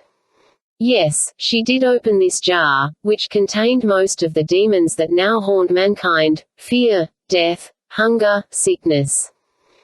Don't forget me," the Empouser purred. Indeed, Prometheus conceded. The first Empouser was also trapped in this jar, released by Pandora. But what I find curious about the story, Pandora always gets the blame. She is punished for being curious. The gods would have you believe that this is the lesson: mankind should not explore. They should not ask questions. They should do what they are told. In truth, Percy, this jar was a trap designed by Zeus and the other gods. It was revenge on me and my entire family, my poor simple brother Epimetheus and his wife Pandora. The gods knew she would open the jar. They were willing to punish the entire race of humanity along with us. I thought about my dream of Hades and Maria D'Angelo. Zeus had destroyed an entire hotel to eliminate 2 demigod children, just to save his own skin, because he was scared of a prophecy. He'd killed an innocent woman and probably hadn't lost any sleep over it. Hades was no better. He wasn't powerful enough to take his revenge on Zeus, so he cursed the oracle, dooming a young girl to a horrible fate. And Hermes. Why had he abandoned Luke? Why hadn't he at least warned Luke, or tried to raise him better so he wouldn't turn evil? Maybe Prometheus was toying with my mind. But what if he's right? Part of me wondered, how are the gods any better than the Titans? Prometheus tapped the lid of Pandora's jar. Only one spirit remained inside when Pandora opened. It. Hope, I said. Prometheus looked pleased. Very good, Percy. Elpis, the spirit of hope, would not abandon humanity. Hope does not leave without being given permission. She can only be released by a child of man. The Titan slid the jar across the table. I give you this as a reminder of what the gods are like, he said. Keep Elpis, if you wish. But if you decide that you have seen enough destruction, enough futile suffering, then open the jar. Let Elpis go. Give up hope, and I will know that you are surrendering. I promise Kronos will be lenient. He will spare the survivors. I stared at the jar and got a very bad feeling. I figured Pandora had been completely ADHD, like me. I could never leave things alone. I didn't like temptation. What if this was my choice? Maybe the prophecy all came down to my keeping this jar closed or opening it. I don't want the thing, I growled. Too late, Prometheus said. The gift is given. It cannot be taken back. He stood. The Empowser came forward and slipped her arm through his. Moraine. Prometheus called to the blue giant. We are leaving. Get your flag. Oh, the giant said. We will see you soon, Percy Jackson, Prometheus promised. One way or another. Ethan Nakamura gave me one last hateful look. Then the truce party turned and strolled up the lane through Central Park, like it was just a regular sunny Sunday afternoon. 14. Pigs fly. Back at the plaza, Talia pulled me aside. What did Prometheus show you? Reluctantly, I told her about the vision of May Castellan's house. Talia rubbed her thigh like she was remembering the old wound. That was a bad night, she admitted. Annabeth was so little, I don't think she really understood what she saw. She just knew Luke was upset. I looked out the hotel windows at Central Park.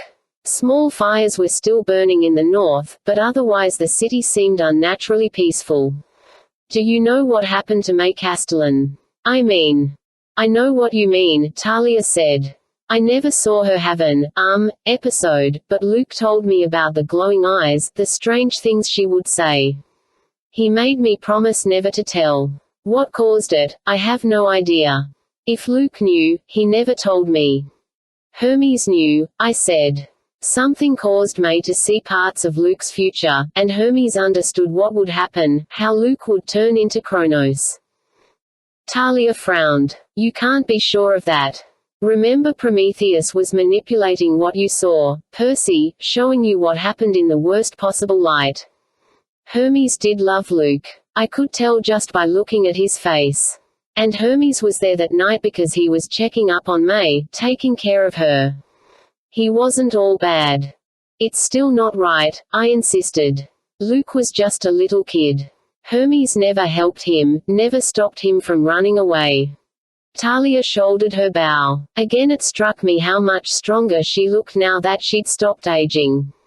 You could almost see a silvery glow around her, the blessing of Artemis.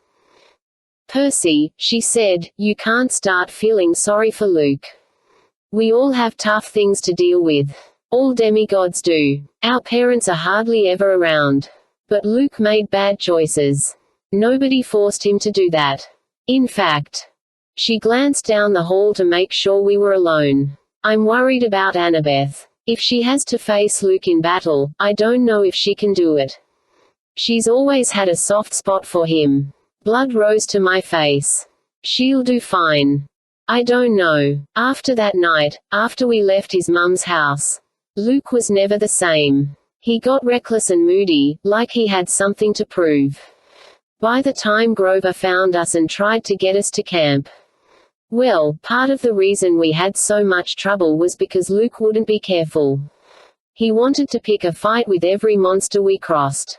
Annabeth didn't see that as a problem. Luke was her hero. She only understood that his parents had made him sad, and she got very defensive of him. She still is defensive. All I'm saying, don't you fall into the same trap. Luke has given himself to Kronos now. We can't afford to be soft on him. I looked out at the fires in Harlem, wondering how many sleeping mortals were in danger right now because of Luke's bad choices.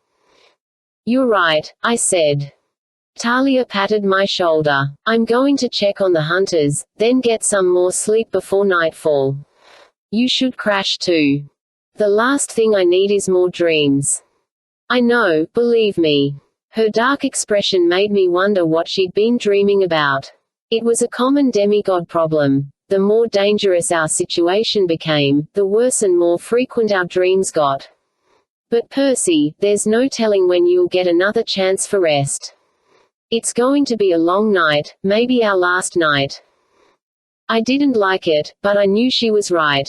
I nodded wearily and gave her Pandora's jar. Do me a favor. Lock this in the hotel vault, will you? I think I'm allergic to pithos. Talia smiled. You got it. I found the nearest bed and passed out. But of course sleep only brought more nightmares. I saw the undersea palace of my father. The enemy army was closer now, entrenched only a few hundred yards outside the palace. The fortress walls were completely destroyed. The temple my dad had used as his headquarters was burning with Greek fire. I zoomed in on the armory, where my brother and some other cyclopes were on lunch break, eating from huge jars of Skippy extra chunky peanut butter, and don't ask me how it tasted underwater, because I don't want to know. As I watched, the outer wall of the armory exploded. A Cyclops warrior stumbled inside, collapsing on the lunch table. Tyson knelt down to help, but it was too late. The Cyclops dissolved into sea silt. Enemy giants moved toward the breach, and Tyson picked up the fallen warrior's club. He yelled something to his fellow blacksmiths, probably, for Poseidon, but with his mouth full of peanut butter it sounded like, "Poopeteh bun." His brethren all grabbed hammers and chisels, yelled, "Peanut butter!" and charged behind Tyson into battle. Then the scene shifted. I was with Ethan Nakamura at the enemy camp. What I saw made me shiver, partly because the army was so huge, partly because I recognized the place. We were in the backwoods of New Jersey, on a crumbling road lined with run-down businesses and tattered billboard signs. A trampled fence ringed a big yard full of cement statuary. The sign above the warehouse was hard to read because it was in red cursive, but I knew what it said, Auntie M's Garden Gnome Emporium. I hadn't thought about the place in years. It was clearly abandoned. The statues were broken and spray-painted with graffiti. A cement satyr, Grover's uncle Ferdinand, had lost his arm. Part of the warehouse roof had caved in. A big yellow sign pasted on the door read, "Condemned." Hundreds of tents and fires surrounded the property. Mostly I saw monsters, but there were some human mercenaries in combat fatigues and demigods in armor, too. A purple and black banner hung outside the Emporium, guarded by two huge blue Hyperboreans. Ethan was crouched at the nearest campfire. A couple of other demigods sat with him, sharpening their swords. The doors of the warehouse opened, and Prometheus stepped out. "Nakamura," he called. "The master would like to speak to you." Ethan stood up warily. "Something wrong?" Prometheus smiled. "You'll have to ask him." One of the other demigods snickered. "Niece knowing you." Ethan readjusted his sword belt and headed into the warehouse. Except for the hole in the roof, the place was just as one remembered. Statues of terrified people stood frozen in mid-scream. In the snack bar area, the picnic tables had been moved aside. Right between the soda dispenser and pretzel warmer stood a golden throne. Kronos lounged on it, his scythe across his lap. He wore jeans and a t-shirt, and with his brooding expression he looked almost human, like the younger version of Luke I'd seen in the vision, pleading with Hermes to tell him his fate. Then Luke saw Ethan, and his face contorted into a very inhuman smile. His golden eyes glowed. "Well, Nakamura, what did you think of the diplomatic mission?" Ethan hesitated. "I'm sure Lord Prometheus is better suited to speak, but I asked you." Ethan's good eye darted back and forth, noting the guards that stood around Kronos. I don't think Jackson will surrender. Ever." Kronos nodded. "Anything else you wanted to tell me?" No, sir." "You look nervous, Ethan."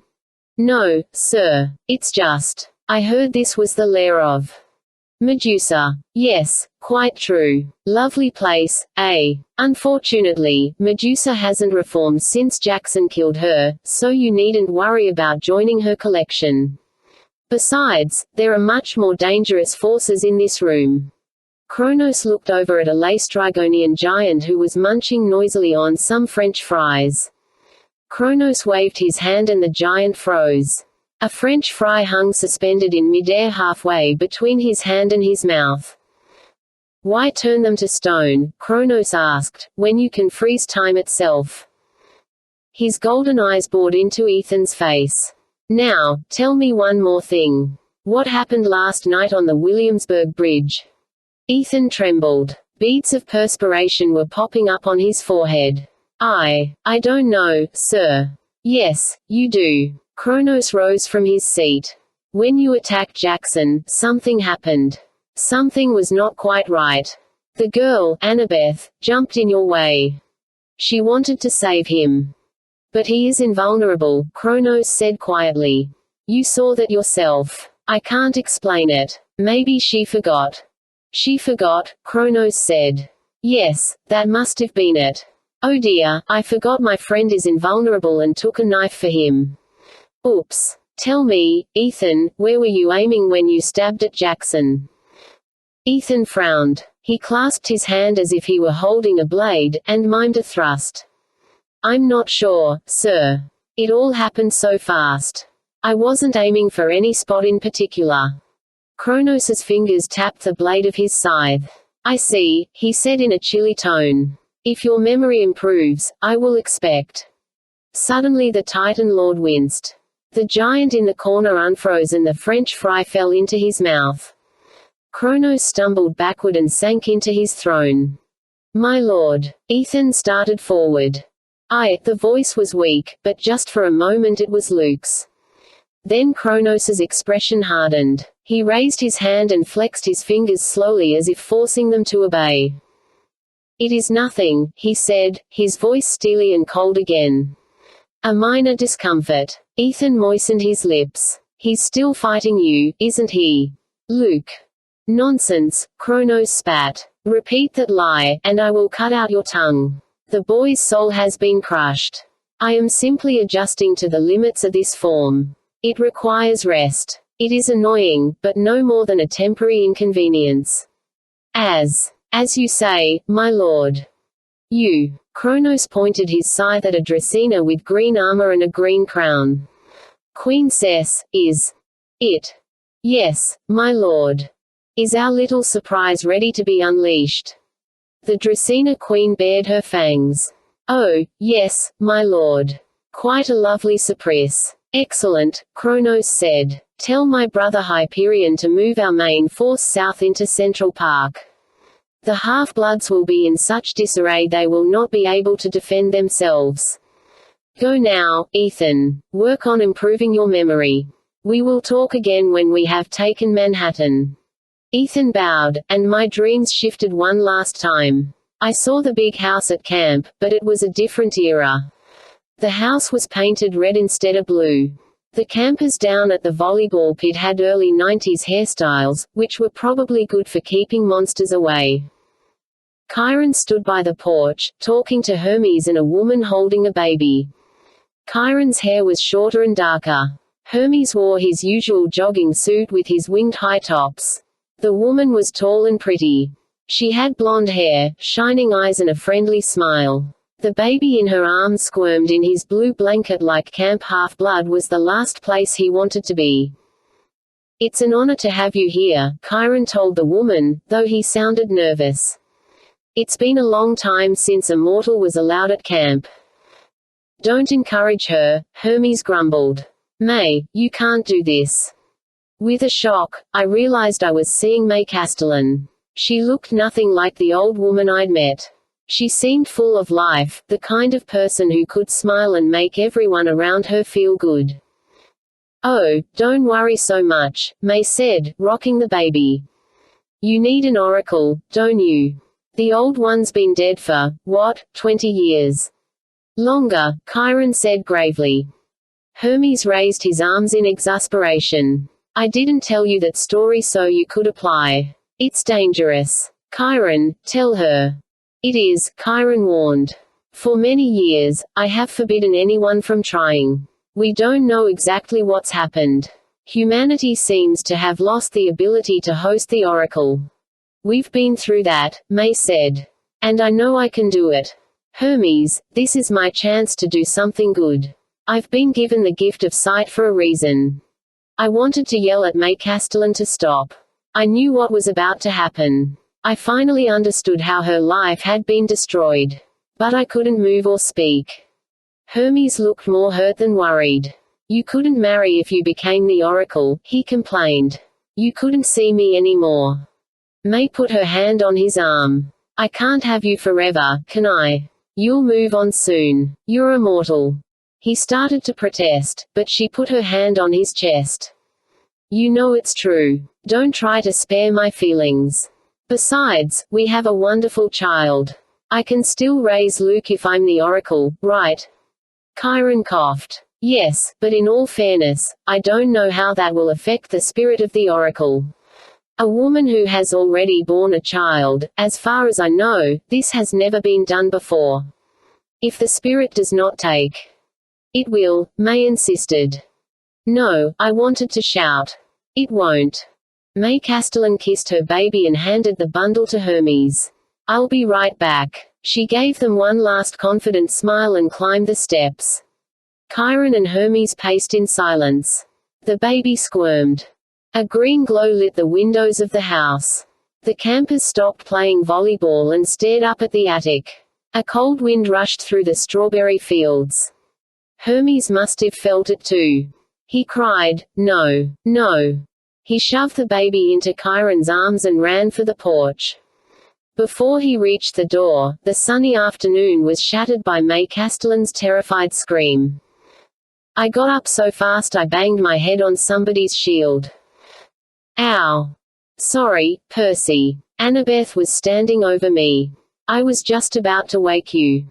I rubbed my head, trying to clear the disturbing visions. Suddenly a lot of things made sense to me. May Castellan had tried to become the oracle. She hadn't known about Hades's curse preventing the spirit of Delphi from taking another host. Neither had Chiron or Hermes.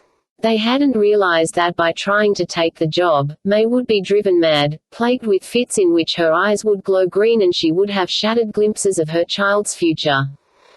Percy, Annabeth asked. What's wrong? Nothing, I lied. What are you doing in armor? You should be resting. Oh, I'm fine, she said, though she still looked pale. She was barely moving her right arm. That nectar and ambrosia fixed me up.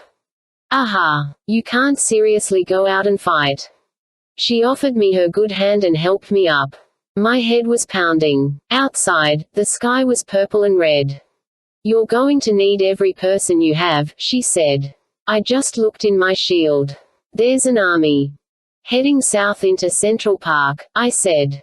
Yeah, I know. I told her part of my dreams. I left out the vision of May Castellan, because it was too disturbing to talk about. I also left out Ethan's speculation about Luke fighting Kronos inside his body. I didn't want to get Annabeth's hopes up. Do you think Ethan suspects about your weak spot? She asked. I don't know, I admitted. He didn't tell Kronos anything, but if he figures it out, we can't let him. I'll bonk him on the head harder next time, I suggested. Any idea what surprise Kronos was talking about? She shook her head. I didn't see anything in the shield, but I don't like surprises. Agreed. So, she said, are you going to argue about me coming along? Nah, you just beat me up.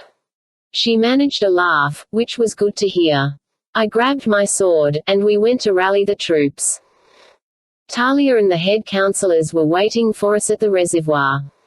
The lights of the city were blinking on at twilight. I guess a lot of them were on automatic timers. Street lamps glowed around the shore of the lake, making the water and trees look even spookier. They're coming, Talia confirmed, pointing north with a silver arrow. One of my scouts just reported they've crossed the Harlem River. There was no way to hold them back. The army. She shrugged. It's huge. We'll hold them at the park, I said. Grover, you ready? He nodded. As ready as we'll ever be. If my nature spirits can stop 'em anywhere, this is the place. Yes, we will, said another voice. A very old, fat satyr pushed through the crowd, stumbling over his own spear. He was dressed in wood bark armor that only covered half of his belly. Linnaeus, I said. Don't act so surprised, he huffed. I am a leader of the council, and you did tell me to find Grover. Well, I found him, and I'm not going to let a mere outcast lead the satyrs without my help." Behind Lennius's back, Grover made gagging motions, but the old satyr grinned like he was the savior of the day. "Never fear. We'll show those titans." I didn't know whether to laugh or be angry, but I managed to keep a straight face. Yeah. Well, Grover, you won't be alone. Annabeth and the Athena cabin will make their stand here. And me, and Talia." She patted me on the shoulder. "Say no more. The hunters are ready." I looked at the other counselors. "That leaves the rest of you with a job just as important. You have to guard the other entrances to Manhattan. You know how tricky Kronos is. He'll hope to distract us with this big army and sneak another force in somewhere else. It's up to you to make sure that doesn't happen. Has each cabin chosen a bridge or tunnel?" The counselors nodded grimly. "Then let's do it," I said. "Good hunting, everybody." We heard the army before we saw it. The noise was like a cannon barrage combined with a football stadium crowd, like every Patriots fan in New England was charging us with bazookas. At the north end of the reservoir, the enemy vanguard broke through the woods, a warrior in golden armor leading a battalion of Laestrygonian giants with huge bronze axes.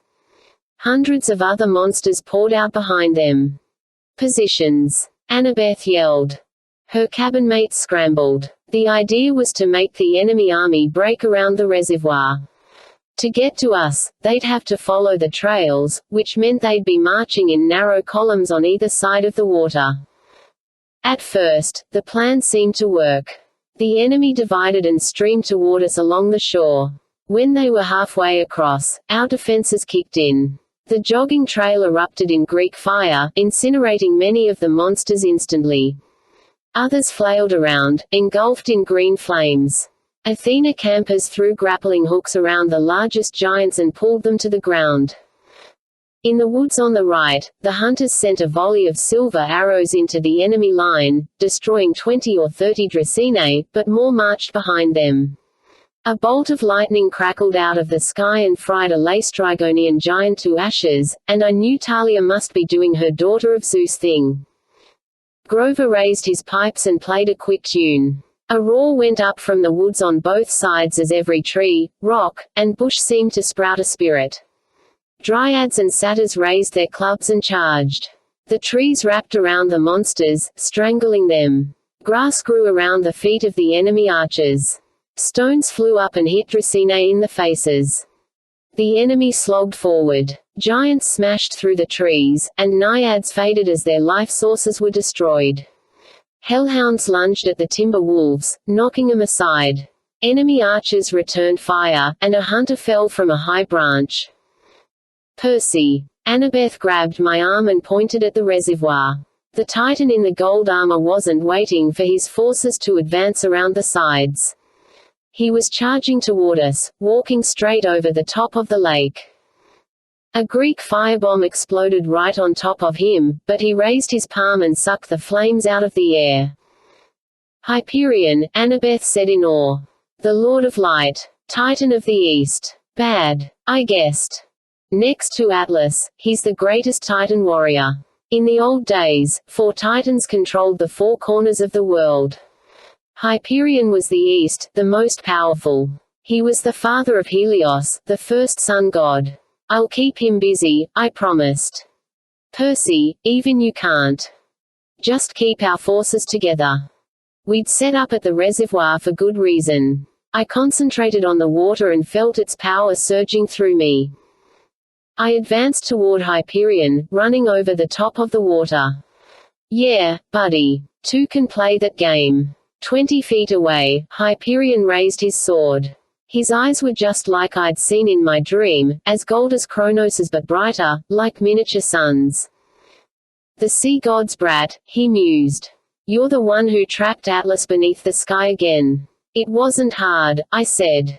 "You titans are about as bright as my gym socks." Hyperion snarled. "You want bright." His body ignited in a column of light and heat. I looked away, but I was still blinded.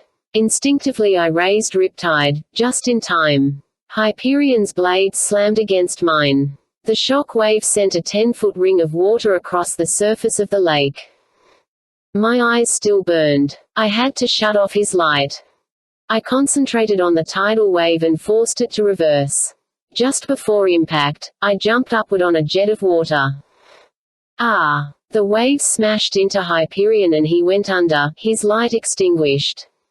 I landed on the lake's surface just as Hyperion struggled to his feet.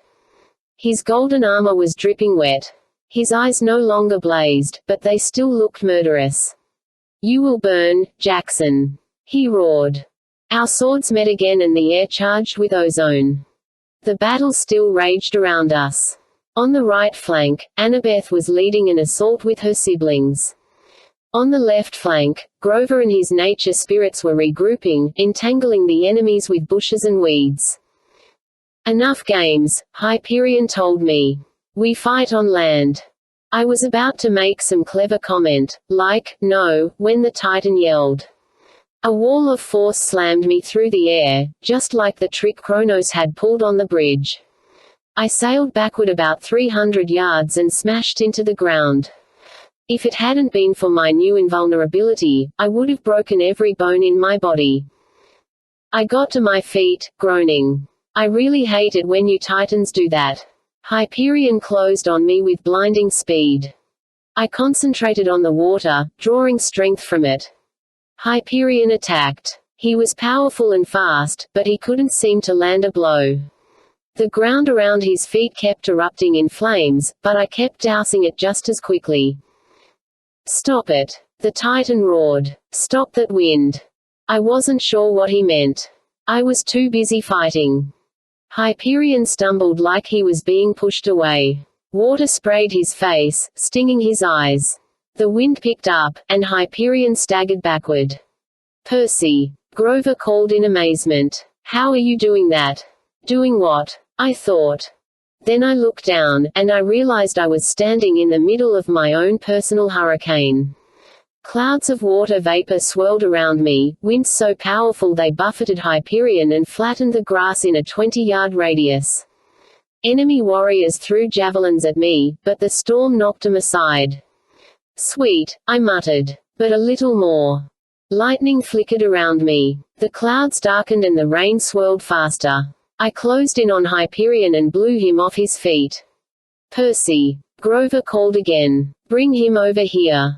I slashed and jabbed, letting my reflexes take over. Hyperion could barely defend himself. His eyes kept trying to ignite, but the hurricane quenched his flames. I couldn't keep up a storm like this forever, though. I could feel my powers weakening. With one last effort, I propelled Hyperion across the field, straight to where Grover was waiting. "I will not be toyed with," Hyperion bellowed. He managed to get to his feet again, but Grover put his reed pipes to his lips and began to play. Lennius joined him. Around the grove, every satyr took up the song, an eerie melody, like a creek flowing over stones. The ground erupted at Hyperion's feet. Gnarled roots wrapped around his legs. "What's this?" he protested. He tried to shake off the roots, but he was still weak. The roots thickened until he looked like he was wearing wooden boots. "Stop this!" he shouted. "Your woodland magic is no match for a Titan." But the more he struggled, the faster the roots grew. They curled about his body, thickening and hardening into bark. His golden armor melted into the wood, becoming part of a large trunk. The music continued. Hyperion's forces backed up in astonishment as their leader was absorbed. He stretched out his arms and they became branches, from which smaller branches shot out and grew leaves. The tree grew taller and thicker, until only the Titan's face was visible in the middle of the trunk. "You cannot imprison me," he bellowed. "I am Hyperion. I am." The bark closed over his face. Grover took his pipes from his mouth. "You are a very nice maple tree." Several of the other satyrs passed out from exhaustion, but they'd done their job well. The Titan Lord was completely encased in an enormous maple. The trunk was at least 20 feet in diameter, with branches as tall as any in the park. The tree might have stood there for centuries.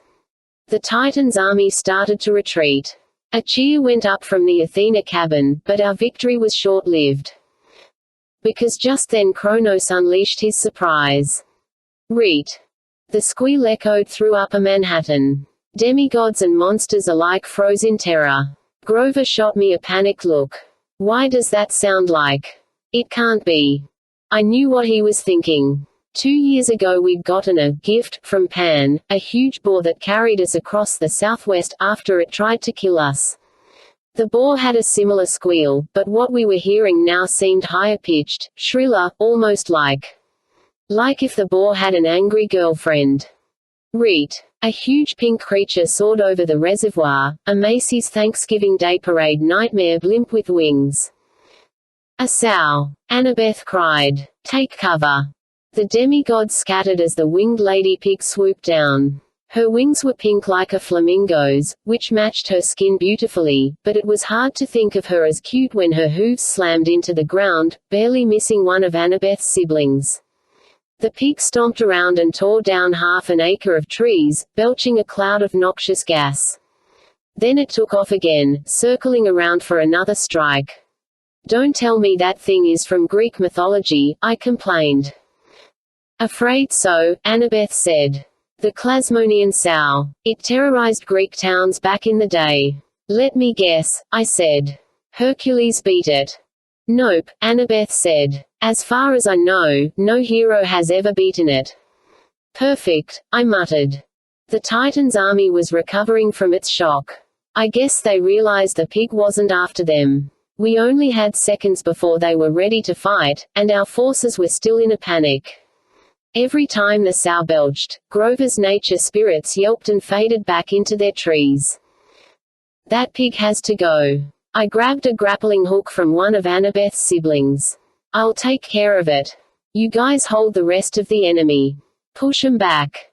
But, Percy, Grover said, what if we can't? I saw how tired he was. The magic had really drained him. Annabeth didn't look much better from fighting with a bad shoulder wound. I didn't know how the hunters were doing, but the right flank of the enemy army was now between them and us. I didn't want to leave my friends in such bad shape, but that sow was the biggest threat. It would destroy everything: buildings, trees, sleeping mortals. It had to be stopped. Retreat if you need to, I said. Just slow them down. I'll be back as soon as I can. Before I could change my mind, I swung the grappling hook like a lasso. When the sow came down for its next pass, I threw with all my strength. The hook wrapped around the base of the pig's wing. It squealed in rage and veered off, yanking the rope and me into the sky. If you're heading downtown from Central Park, my advice is to take the subway. Flying pigs are faster, but way more dangerous. The sow soared past the Plaza Hotel, straight into the canyon of Fifth Avenue. My brilliant plan was to climb the rope and get on the pig's back. Unfortunately, I was too busy swinging around dodging street lamps and the sides of buildings. Another thing I learned: it's one thing to climb a rope in gym class. It's a completely different thing to climb a rope attached to a moving pig's wing while you're flying at 100 miles an hour. We zigzagged along several blocks and continued south on Park Avenue. Boss. Hey, boss. Out of the corner of my eye, I saw Blackjack speeding along next to us, darting back and forth to avoid the pig's wings. Watch out, I told him. Hop on, Blackjack whinnied. I can catch you. Probably. That wasn't very reassuring. Grand Central lay dead ahead. Above the main entrance stood the giant statue of Hermes, which I guess hadn't been activated because it was so high up. I was flying right toward him at the speed of demigod smashing. Stay alert, I told Blackjack. I've got an idea. Oh, I hate your ideas. I swung outward with all my might. Instead of smashing into the Hermes statue, I whipped around it, circling the rope under its arms. I thought this would tether the pig, but I'd underestimated the momentum of a 30-ton sow in flight. Just as the pig wrenched the statue loose from its pedestal, I let go. Hermes went for a ride, taking my place as the pig's passenger, and I free fell toward the street. In that split second I thought about the days when my mum used to work at the Grand Central candy shop. I thought how bad it would be if I ended up as a grease spot on the pavement. Then a shadow swooped under me, and thump, I was on Blackjack's back. It wasn't the most comfortable landing. In fact, when I yelled, "Ow!" my voice was an octave higher than usual. "Sorry, boss," Blackjack murmured. "No problem," I squeaked. "Follow that pig." The porker had taken a right at East 42nd and was flying back toward 5th Avenue. When it flew above the rooftops, I could see fires here and there around the city. It looked like my friends were having a rough time. Kronos was attacking on several fronts. But at the moment, I had my own problems. The Hermes statue was still on its leash. It kept bonking into buildings and spinning around. The pig swooped over an office building, and Hermes plowed into a water tower on the roof, blasting water and wood everywhere. Then something occurred to me. "Get closer," I told Blackjack. He whinnied in protest. Just within shouting distance, I said, "I need to talk to the statue." "Now I'm sure you've lost it, boss," Blackjack said, but he did what I asked. When I was close enough to see the statue's face clearly, I yelled, "Hello, Hermes." Command sequence, Daedalus 23. Kill flying pigs. Begin activation. Immediately the statue moved its legs. It seemed confused to find that it was no longer on top of Grand Central Terminal. It was, instead, being given a sky ride on the end of a rope by a large winged sow. It smashed through the side of a brick building, which I think made it a little mad. It shook its head and began to climb the rope. I glanced down at the street. We were coming up on the main public library, with the big marble lions flanking the steps. Suddenly I had a weird thought: could stone statues be automatons too? It seemed like a long shot, but... Faster, I told Blackjack. Get in front of the pig, taunt him. Boss. Trust me, I said. I can do this. Probably. Oh, sure. Mock the horse. Blackjack burst through the air. He could fly pretty darned fast when he wanted to. He got in front of the pig, which now had a metal Hermes on its back. Blackjack whinnied, "You smell like ham." He kicked the pig in the snout with his back hooves and went into a steep dive. The pig screamed in rage and followed. We barreled straight for the front steps of the library. Blackjack slowed down just enough for me to hop off, then he kept flying toward the main doors. I yelled out, "Lions." Command sequence, Daedalus 23. Kill flying pigs. Begin activation. The lions stood up and looked at me. They probably thought I was teasing them. But just then, reet. The massive pink pork monster landed with a thud, cracking the sidewalk. The lions stared at it, not believing their luck, and pounced. At the same time, a very beat-up Hermes statue leaped onto the pig's head and started banging it mercilessly with a caduceus. Those lions had some nasty claws. I drew riptide, but there wasn't much for me to do. The pig disintegrated before my eyes. I almost felt sorry for it. I hoped it got to meet the boar of its dreams down in Tartarus. When the monster had completely turned to dust, the lions and the Hermes statue looked around in confusion. "You can defend Manhattan now," I told them, but they didn't seem to hear. They went charging down Park Avenue, and I imagined they would keep looking for flying pigs until someone deactivated them. "Hey, boss," said Blackjack. "Can we take a donut break?" I wiped the sweat off my brow. I wish, big guy, but the fight's still going on. In fact, I could hear it getting closer. My friends needed help. I jumped on Blackjack, and we flew north toward the sound of explosions. 15. Chiron throws a party. Midtown was a war zone. We flew over little skirmishes everywhere. A giant was ripping up trees in Bryant Park while dryads pelted him with nuts. Outside the Waldorf Astoria, a bronze statue of Benjamin Franklin was whacking a hellhound with a rolled-up newspaper. A trio of Hephaestus campers fought a squad of Dracaenae in the middle of Rockefeller Center. I was tempted to stop and help, but I could tell from the smoke and noise that the real action had moved farther south. Our defenses were collapsing. The enemy was closing in on the Empire State Building. We did a quick sweep of the surrounding area. The hunters had set up a defensive line on 37th, just 3 blocks north of Olympus. To the east on Park Avenue, Jake Mason and some other Hephaestus campers were leading an army of statues against the enemy. To the west, the Demeter Cabin and Grover's nature spirits had turned 6th Avenue into a jungle that was hampering a squadron of Kronos' demigods. The south was clear for now, but the flanks of the enemy army were swinging around. A few more minutes and we'd be totally surrounded. We have to land where they need us most, I muttered. That's everywhere, boss. I spotted a familiar silver owl banner in the southeast corner of the fight, 33rd at the Park Avenue tunnel. Annabeth and 2 of her siblings were holding back a Hyperborean giant. There. I told Blackjack. He plunged toward the battle.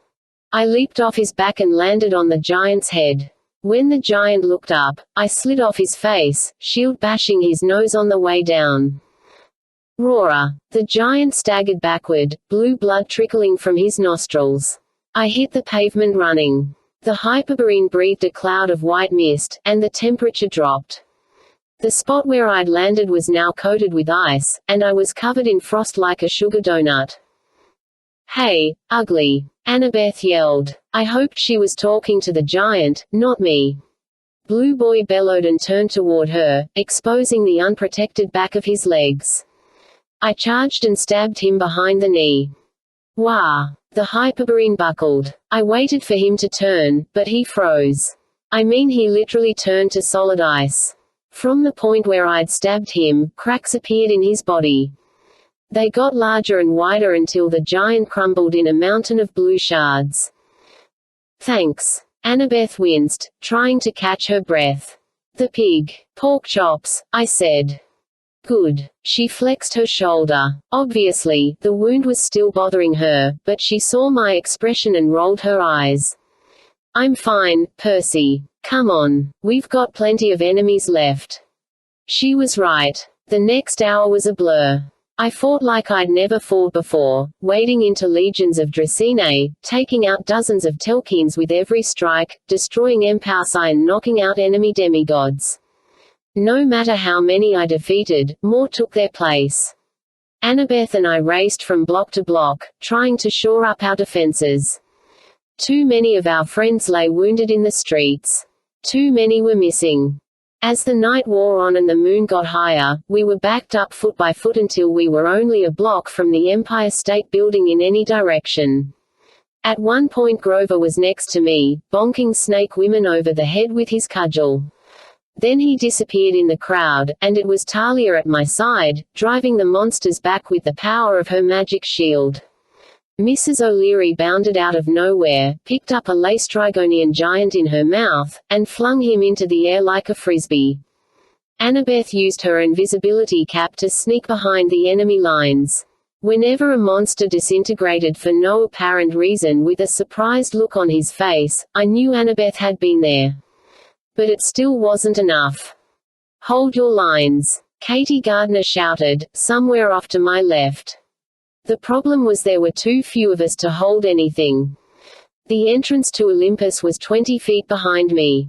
A ring of brave demigods, hunters, and nature spirits guarded the doors. I slashed and hacked, destroying everything in my path, but even I was getting tired, and I couldn't be everywhere at once. Behind the enemy troops, a few blocks to the east, a bright light began to shine. I thought it was the sunrise. Then I realized Kronos was riding toward us on a golden chariot. A dozen Laestrygonian giants bore torches before him. 2 Hyperboreans carried his black and purple banners. The Titan Lord looked fresh and rested, his powers at full strength. He was taking his time advancing, letting me wear myself down. Annabeth appeared next to me. We have to fall back to the doorway. Hold it at all costs. She was right. I was about to order a retreat when I heard the hunting horn. It cut through the noise of the battle like a fire alarm. A chorus of horns answered from all around us, echoing off the buildings of Manhattan. I glanced at Talia, but she just frowned. Not the hunters, she assured me. We're all here. Then who? The horns got louder. I couldn't tell where they were coming from because of the echo, but it sounded like an entire army was approaching. I was afraid it might be more enemies, but Kronos' forces looked as confused as we were. Giants lowered their clubs. Dracaena hissed. Even Kronos' honor guard looked uneasy. Then, to our left, 100 monsters cried out at once. Kronos' entire northern flank surged forward. I thought we were doomed, but they didn't attack. They ran straight past us and crashed into their southern allies. A new blast of horns shattered the night. The air shimmered. In a blur of movement, an entire cavalry appeared as if dropping out of light speed. Yeah, baby. A voice wailed. Party. A shower of arrows arced over our heads and slammed into the enemy, vaporizing hundreds of demons. But these weren't regular arrows. They made whizzy sounds as they flew, like we.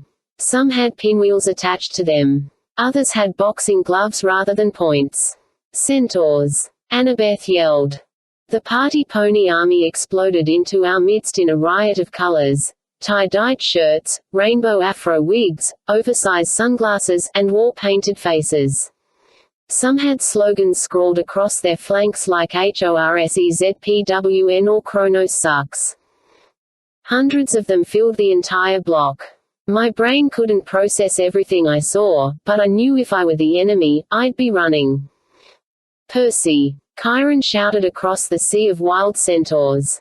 He was dressed in armor from the waist up, his bow in his hand, and he was grinning in satisfaction.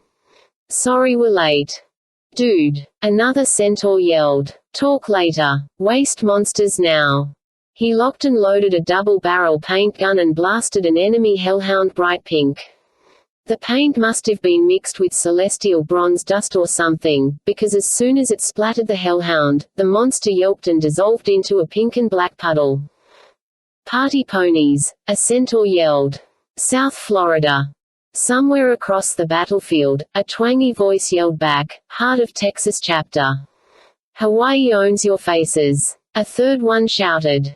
It was the most beautiful thing I'd ever seen. The entire Titan army turned and fled, pushed back by a flood of paintballs, arrows, swords, and Nerf baseball bats. The centaurs trampled everything in their path. Stop running, you fools.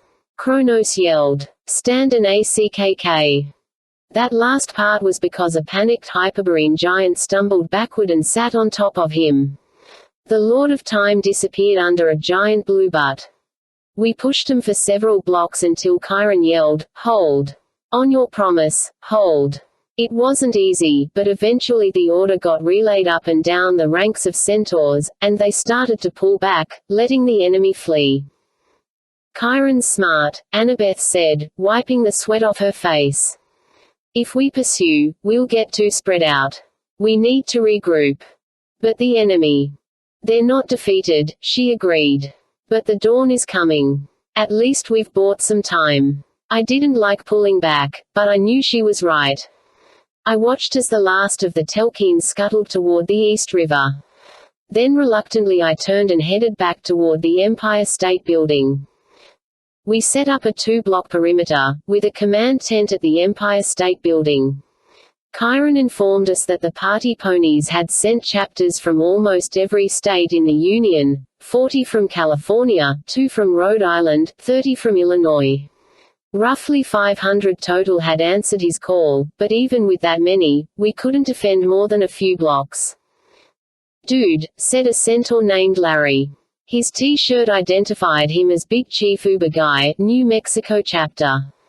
That was more fun than our last convention in Vegas. Yeah, said Owen from South Dakota. He wore a black leather jacket and an old World War II Army helmet. We totally wasted them. Chiron patted Owen on the back.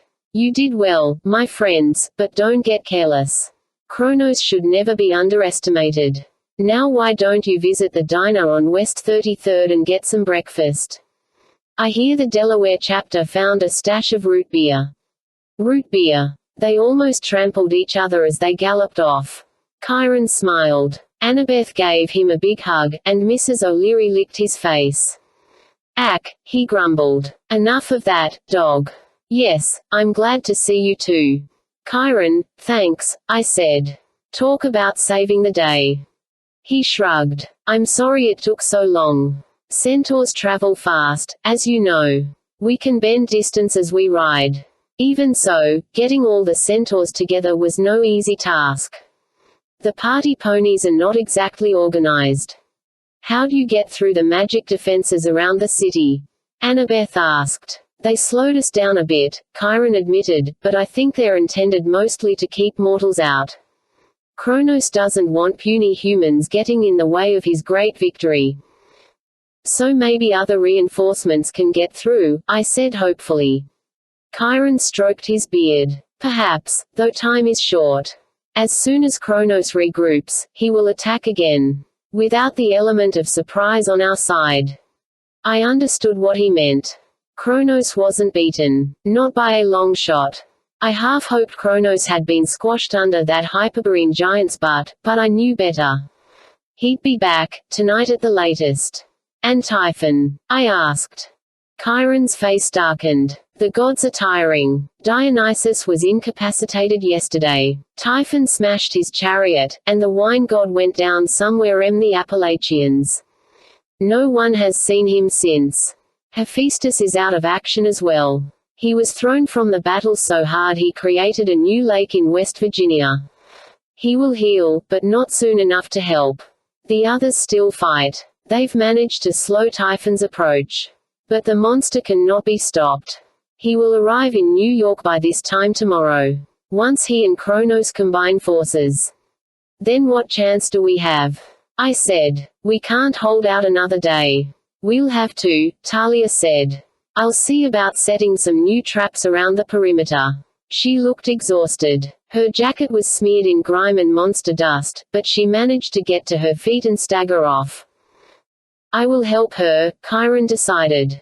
I should make sure my brethren don't go too overboard with the root beer. I thought too overboard pretty much summed up the party ponies, but Chiron cantered off, leaving Annabeth and me alone. She cleaned the monster slime off her knife. I'd seen her do that hundreds of times, but I'd never thought about why she cared so much about the blade. At least your mum is okay, I offered. If you call fighting Typhon okay. She locked eyes with me. Percy, even with the centaur's help, I'm starting to think. I know. I had a bad feeling this might be our last chance to talk, and I felt like there were a million things I hadn't told her. Listen, there were some visions Hestia showed me. You mean about Luke? Maybe it was just a safe guess, but I got the feeling Annabeth knew what I'd been holding back. Maybe she'd been having dreams of her own. Yeah, I said. You and Talia and Luke. The first time you met. And the time you met Hermes. Annabeth slipped her knife back into its sheath. Luke promised he'd never let me get hurt. He said we'd be a new family, and it would turn out better than his. Her eyes reminded me of that 7-year-old girls in the alley, angry, scared, desperate for a friend. Talia talked to me earlier, I said. She's afraid. That I can't face Luke, she said miserably. I nodded. But there's something else you should know. Ethan Nakamura seemed to think Luke was still alive inside his body, maybe even fighting Kronos for control. Annabeth tried to hide it, but I could almost see her mind working on the possibilities, maybe starting to hope. I didn't want to tell you, I admitted. She looked up at the Empire State Building. Percy, for so much of my life, I felt like everything was changing, all the time. I didn't have anyone I could rely on. I nodded. That was something most demigods could understand. I ran away when I was 7, she said. Then with Luke and Talia, I thought I'd found a family, but it fell apart almost immediately. what I'm saying. I hate it when people let me down, when things are temporary. I think that's why I want to be an architect. To build something permanent, I said. A monument to last 1,000 years. She held my eyes. I guess that sounds like my fatal flaw again. Years ago in the Sea of Monsters, Annabeth had told me her biggest flaw was pride, thinking she could fix anything. I'd even seen a glimpse of her deepest desire, shown to her by the siren's magic. Annabeth had imagined her mother and father together, standing in front of a newly rebuilt Manhattan, designed by Annabeth. And Luke had been there too, good again, welcoming her home. I guess I understand how you feel, I said. But Talia's right. Luke has already betrayed you so many times. He was evil even before Kronos. I don't want him to hurt you anymore. Annabeth pursed her lips. I could tell she was trying not to get mad. And you'll understand if I keep hoping there's a chance you're wrong. I looked away. I felt like I'd done my best, but that didn't make me feel any better. Across the street, the Apollo campers had set up a field hospital to tend the wounded, dozens of campers and almost as many hunters. I was watching the medics work, and thinking about our slim chances for holding Mount Olympus. And suddenly, I wasn't there anymore. I was standing in a long dingy bar with black walls, neon signs, and a bunch of partying adults. A banner across the bar read "Happy Birthday, Bobby Earl." Country music played on the speakers. Big guys in jeans and work shirts crowded the bar. Waitresses carried trays of drinks and shouted at each other. It was pretty much exactly the kind of place my mum would never let me go. I was stuck in the very back of the room, next to the bathrooms which didn't smell so great, and a couple of antique arcade games. "Oh good, you're here," said the man at the Pac-Man machine. "I'll have a Diet Coke." He was a pudgy guy in a leopard skin Hawaiian shirt, purple shorts, red running shoes, and black socks, which didn't exactly make him blend in with the crowd. His nose was bright red. A bandage was wrapped around his curly black hair like he was recovering from a concussion. I blinked. "Mr. D." He sighed, not taking his eyes from the game. "Really, Peter Johnson, how long will it take for you to recognize me on sight?" "About as long as it'll take for you to figure out my name," I muttered. "Where are we?" "Why, Bobby Earl's birthday party," Dionysus said. "Somewhere in lovely rural America. I thought Typhon swatted you out of the sky. They said you crash-landed. Your concern is touching. I did crash-land. Very painfully. In fact, part of me is still buried under 100 feet of rubble in an abandoned coal mine. It will be several more hours before I have enough strength to mend. But in the meantime, part of my consciousness is here. At a bar, playing Pac-Man. Party time, Dionysus said. Surely you've heard of it. Wherever there is a party, my presence is invoked. Because of this, I can exist in many different places at once. The only problem was finding a party. I don't know if you're aware how serious things are outside your safe little bubble of New York, safe little bubble. But believe me, the mortals out here in the heartland are panicking. Typhon has terrified them. Very few are throwing parties. Apparently Bobby Earl and his friends, bless them, are a little slow. They haven't yet figured out that the world is ending. So, I'm not really here. No. In a moment I'll send you back to your normal insignificant life, and it will be as if nothing had happened. And why did you bring me here? Dionysus snorted. Oh, I didn't want you particularly. Any of you silly heroes would do. That Annie girl. Annabeth. The point is, he said, I pulled you into party time to deliver a warning. We are in danger. Gee, I said. Never would have figured that out. Thanks. He glared at me and momentarily forgot his game. Pac-Man got eaten by the red ghost dude. Error es Coricas, Blinky. Dionysus cursed. I will have your soul. He's a video game character, I said. That's no excuse. And you're ruining my game, Jorgensen. Jackson. Whichever. Now listen, the situation is graver than you imagine. If Olympus falls, not only will the gods fade, but everything that is connected to our legacy will also begin to unravel. The very fabric of your puny little civilization. The game played a song and Mr. D progressed to level 254. Ha! He shouted. Take that, you pixelated fiends. Fabric of civilization, I prompted. Yes, yes. Your entire society will dissolve. Perhaps not right away, but mark my words, the chaos of the Titans will mean the end of Western civilization.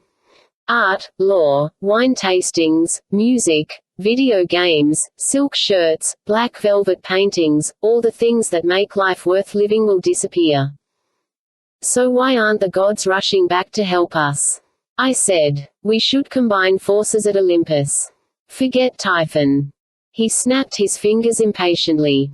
You forgot my Diet Coke. Gods, you're annoying. I got the attention of a waitress and ordered the stupid soda. I put it on Bobby Earl's tab. Mr. D took a good long drink.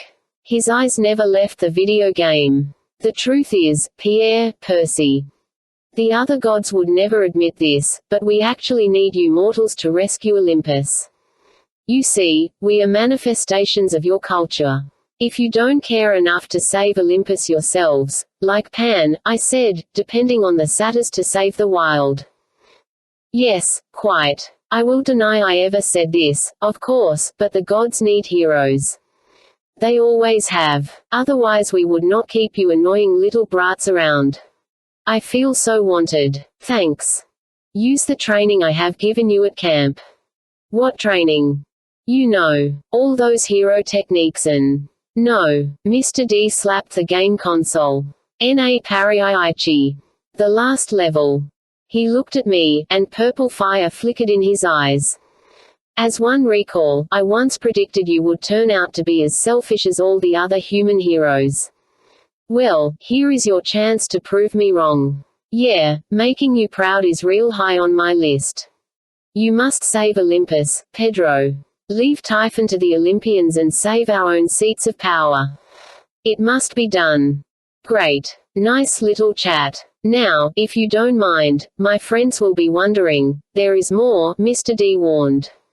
Kronos has not yet attained full power. The body of the mortal was only a temporary measure. We kinda guessed that. And did you also guess that within a day at most, Kronos will burn away that mortal body and take on the true form of a Titan king? And that would mean... Dionysus inserted another quarter. You know about the true forms of the gods. Yeah. You can't look at them without burning up. Kronos would be 10 times more powerful. His very presence would incinerate you. And once he achieves this, he will empower the other Titans. They are weak now, compared to what they will soon become, unless you can stop them. The world will fall, the gods will die, and I will never achieve a perfect score on this stupid machine. Maybe I should have been terrified, but honestly, I was already about as scared as I could get. Can I go now? I asked. One last thing. My son Pollux. Is he alive? I blinked. Yeah, last I saw him. I would very much appreciate it if you could keep him that way. I lost his brother Castor last year, I remember. I stared at him, trying to wrap my mind around the idea that Dionysus could be a caring father. I wondered how many other Olympians were thinking about their demigod children right now. I'll do my best. Your best, Dionysus muttered. Well, isn't that reassuring? Go now. You have some nasty surprises to deal with, and I must defeat Blinky. Nasty surprises. He waved his hand, and the bar disappeared. I was back on Fifth Avenue. Annabeth hadn't moved. She didn't give any sign that I'd been gone or anything. She caught me staring and frowned. What? Nothing, I guess. I gazed down the avenue, wondering what Mr. D had meant by nasty surprises. How much worse could it get? My eyes rested on a beat-up blue car. The hood was badly dented, like somebody had tried to hammer out some huge craters. My skin tingled. Why did that car look so familiar? Then I realized it was a Prius. Paul's Prius. I bolted down the street. Percy. Annabeth called. Where are you going? Paul was passed out in the driver's seat. My mum was snoring beside him. My mind felt like mush. How had I not seen him before? They'd been sitting here in traffic for over a day, the battle raging around them, and I hadn't even noticed. They must have seen those blue lights in the sky. I rattled the doors but they were locked. I need to get 'em out. Percy, Annabeth said gently. I can't leave them here. I sounded a little crazy. I pounded on the windshield. I have to move them. I have to.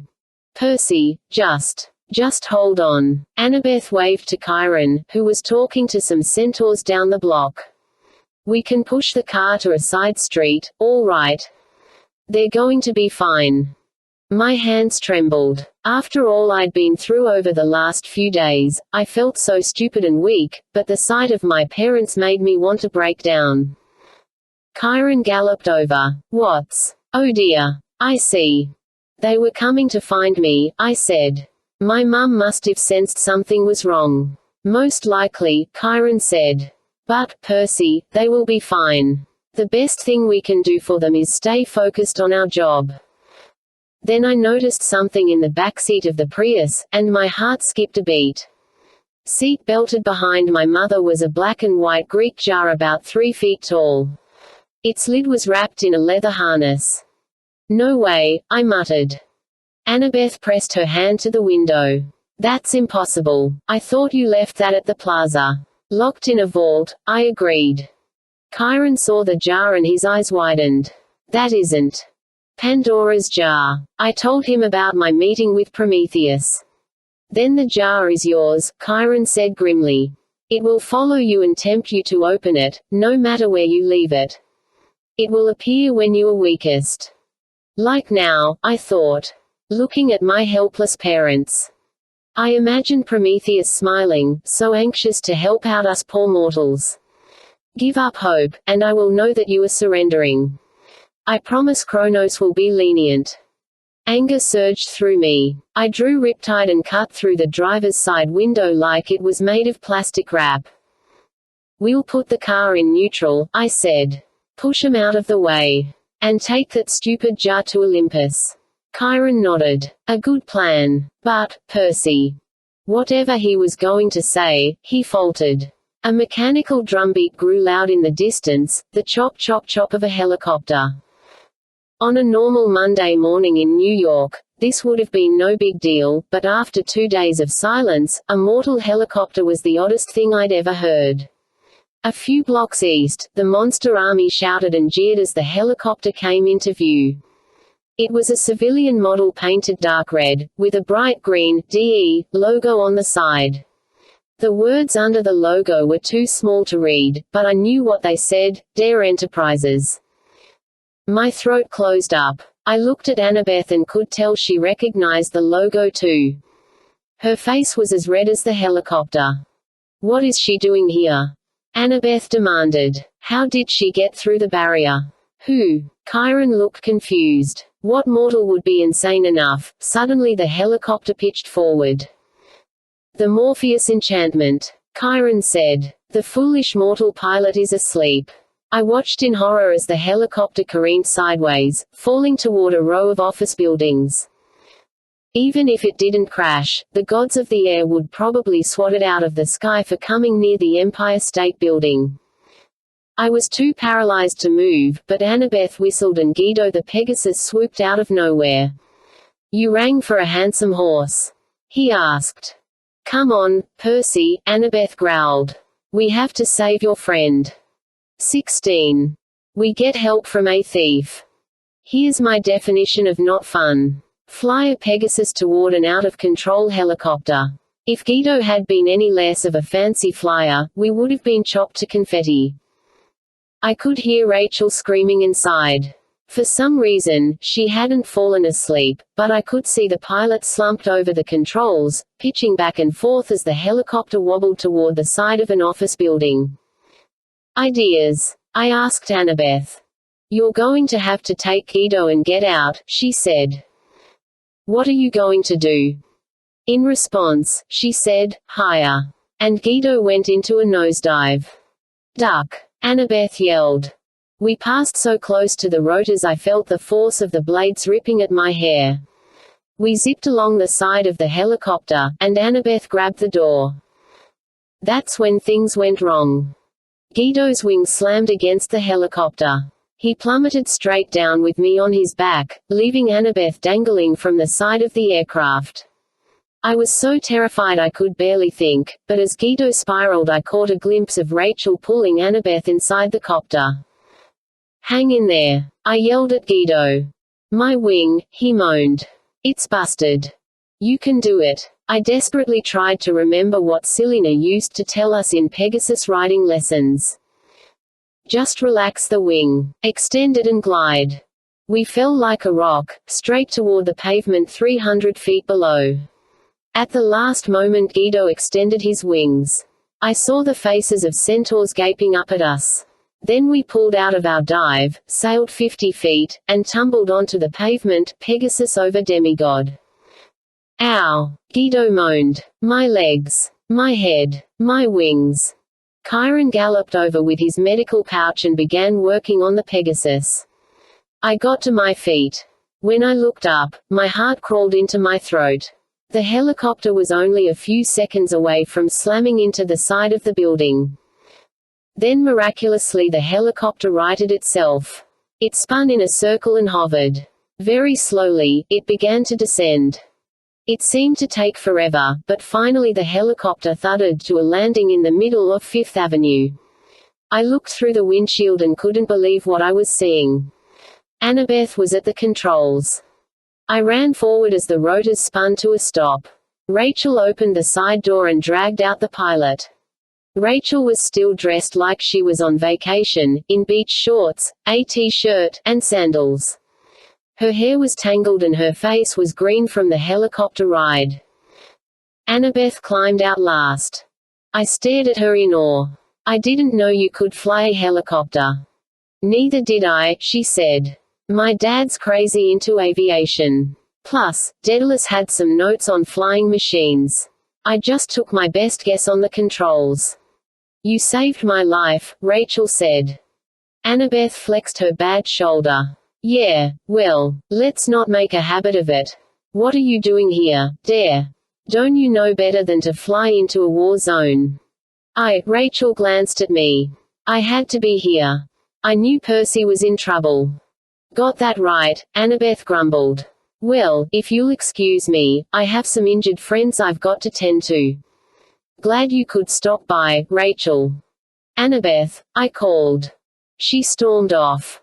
Rachel plopped down on the curb and put her head in her hands. I'm sorry, Percy. I didn't mean to. I always mess things up. It was kinda hard to argue with her, though I was glad she was safe. I looked in the direction Annabeth had gone, but she'd disappeared into the crowd. I couldn't believe what she'd just done, saved Rachel's life, landed a helicopter, and walked away like it was no big deal. It's okay, I told Rachel, though my words sounded hollow. So what's the message you wanted to deliver? She frowned. How did you know about that? A dream. Rachel didn't look surprised. She tugged at her beach shorts. They were covered in drawings, which wasn't unusual for her, but these symbols I recognized. Greek letters, pictures from camp beads, sketches of monsters and faces of gods. I didn't understand how Rachel could have known about some of that. She'd never been to Olympus or Camp Half-Blood. I've been seeing things too, she muttered. I mean, not just through the mist. This is different. I've been drawing pictures, writing lines. In ancient Greek, I said. Do you know what they say? That's what I wanted to talk to you about. I was hoping. Well, if you had gone with us on vacation, I was hoping you could have helped me figure out what's happening to me. She looked at me pleadingly. Her face was sunburned from the beach. Her nose was peeling. I couldn't get over the shock that she was here in person. She'd forced her family to cut short their vacation, agreed to go to a horrible school, and flown a helicopter into a monster battle just to see me. In her own way, she was as brave as Annabeth. But what was happening to her with these visions really freaked me out. Maybe it was something that happened to all mortals who could see through the mist. But my mum had never talked about anything like that. And Hestia's words about Luke's mum kept coming back to me. May Castellan went too far. She tried to see too much. Rachel, I said, I wish I knew. Maybe we should ask Chiron. She flinched like she'd gotten an electric shock. Percy, something is about to happen. A trick that ends in death. What do you mean? Whose death? I don't know. She looked around nervously. Don't you feel it? Is that the message you wanted to tell me? No. She hesitated. I'm sorry. I'm not making sense, but that thought just came to me. The message I wrote on the beach was different. It had your name in it. Perseus, I remembered. In ancient Greek. Rachel nodded. I don't know its meaning. But I know it's important. You have to hear it. It said, Perseus, you are not the hero. I stared at her like she'd just slapped me. You came thousands of miles to tell me I'm not the hero.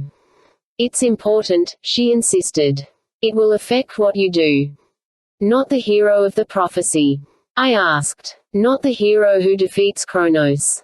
What do you mean? I'm sorry, Percy. That's all I know. I had to tell you because.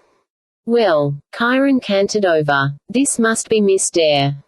I wanted to yell at him to go away, but of course I couldn't. I tried to get my emotions under control. I felt like I had another personal hurricane swirling around me. Chiron, Rachel Dare, I said. Rachel, this is my teacher Chiron. Hello, Rachel said glumly. She didn't look at all surprised that Chiron was a centaur. You are not asleep, Miss Dare, he noticed. And yet you are mortal. I'm mortal, she agreed, like it was a depressing thought. The pilot fell asleep as soon as we passed the river. I don't know why I didn't. I just knew I had to be here, to warn Percy. Warn Percy. She's been seeing things, I said. Writing lines and making drawings. Chiron raised an eyebrow. Indeed. Tell me. She told him the same things she'd told me. Chiron stroked his beard. Miss Dare, perhaps we should talk. Chiron, I blurted. I had a sudden terrible image of Camp Half-Blood in the 1990s, and May Castellan's scream coming from that attic. You'll help Rachel, right? I mean, you'll warn her that she's got to be careful with this stuff. Not go too far. His tail flicked like it does when he's anxious. Yes, Percy. I will do my best to understand what is happening and advise Miss Dare, but this may take some time. Meanwhile, you should rest. We've moved your parents' car to safety. The enemy seems to be staying put for now. We've set up bunks in the Empire State Building. Get some sleep. Everybody keeps telling me to sleep, I grumbled. I don't need sleep. Chiron managed a smile. Have you looked at yourself recently, Percy? I glanced down at my clothes, which were scorched, burned, sliced, and tattered from my night of constant battles. I look like death, I admitted. But you think I can sleep after what just happened? You may be invulnerable in combat, Chiron chided, but that only makes your body tire faster. I remember Achilles. Whenever that lad wasn't fighting, he was sleeping. He must have taken 20 naps a day. You, Percy, need your rest. You may be our only hope. I wanted to complain that I wasn't their only hope. According to Rachel, I wasn't even the hero. But the look in Chiron's eyes made it clear he wasn't going to take no for an answer. Sure, I grumbled. Talk. I trudged toward the Empire State Building. When I glanced back, Rachel and Chiron were walking together in earnest conversation, like they were discussing funeral arrangements. Inside the lobby, I found an empty bunk and collapsed, sure that I would never be able to sleep. A second later, my eyes closed. In my dreams, I was back in Hades's garden. The Lord of the Dead paced up and down, holding his ears while Nico followed him, waving his arms. You have to. Nico insisted. Demeter and Persephone sat behind them at the breakfast table. Both of the goddesses look bored. Demeter poured shredded wheat into 4 huge bowls. Persephone was magically changing the flower arrangement on the table, turning the blossoms from red to yellow to polka-dotted. I don't have to do anything. Hades' eyes blazed. I'm a god. Father, Nico said, if Olympus falls, your own palace's safety doesn't matter. You'll fade too. I am not an Olympian. He growled. My family has made that quite clear. You are, Nico said. Whether you like it or not. You saw what they did to your mother, Hades said. Zeus killed her. And you would have me help them. They deserve what they get. Persephone sighed. She walked her fingers across the table, absently turning the silverware into roses. Could we please not talk about that woman? You know what would help this boy? Demeter mused. Farming. Persephone rolled her eyes. Mother. 6 months behind a plow. Excellent character building. Nico stepped in front of his father, forcing Hades to face him. My mother understood about family. That's why she didn't want to leave us. You can't just abandon your family because they did something horrible. You've done horrible things to them too. Maria died. Hades reminded him. You can't just cut yourself off from the other gods. I've done very well at it for thousands of years. And has that made you feel any better? Nico demanded. Has that curse on the oracle helped you at all? Holding grudges is a fatal flaw. Bianca warned me about that, and she was right. For demigods. I am immortal, all-powerful. I would not help the other gods if they begged me, if Percy Jackson himself pleaded. You're just as much of an outcast as I am. Nico yelled. Stop being angry about it and do something helpful for once. That's the only way they'll respect you. Hades' palm filled with black fire. Go ahead, Nico said. Blast me. That's just what the other gods would expect from you. Prove them right. Yes, please, Demeter complained. Shut him up. Persephone sighed. Oh, I don't know. I would rather fight in the war than eat another bowl of cereal. This is boring. Hades roared in anger. His fireball hit a silver tree right next to Nico, melting it into a pool of liquid metal. And my dream changed. I was standing outside the United Nations, about a mile northeast of the Empire State Building. The Titan Army had set up camp all around the UN complex. The flagpoles were hung with horrible trophies, helmets and armor pieces from defeated campers. All along First Avenue, giants sharpened their axes. Telkines repaired armor at makeshift forges. Kronos himself paced at the top of the plaza, swinging his sights so his Dracaena bodyguards stayed way back. Ethan Nakamura and Prometheus stood nearby, out of slicing range. Ethan was fidgeting with his shield straps, but Prometheus looked as calm and collected as ever in his tuxedo. I hate this place, Kronos growled. United Nations. As if mankind could ever unite. Remind me to tear down this building after we destroy Olympus. Yes, Lord. Prometheus smiled as if his master's anger amused him. Shall we tear down the stables in Central Park too? I know how much horses can annoy you. Don't mock me, Prometheus. Those cursed centaurs will be sorry they interfered. I will feed them to the hellhounds, starting with that son of mine, that weakling Chiron. Prometheus shrugged. That weakling destroyed an entire legion of Telkines with his arrows. Kronos swung his scythe and cut a flagpole in half. The national colors of Brazil toppled into the army, squashing a Dracaena. We will destroy them. Kronos roared. It is time to unleash the Draken. Nakamura, you will do this. Why yes, Lord. At sunset. No, Kronos said. Immediately. The defenders of Olympus are badly wounded. They will not expect a quick attack. Besides, we know this Draken they cannot beat. Ethan looked confused. My lord. Never you mind, Nakamura. Just do my bidding. I want Olympus in ruins by the time Typhon reaches New York. We will break the gods utterly. But, my lord, Ethan said. Your regeneration. Kronos pointed at Ethan, and the demigod froze. Does it seem, Kronos hissed, that I need to regenerate? Ethan didn't respond. Kind of hard to do when you're immobilized in time. Kronos snapped his fingers and Ethan collapsed. Soon, the Titan growled, this form will be unnecessary. I will not rest with victory so close. Now, go. Ethan scrambled away.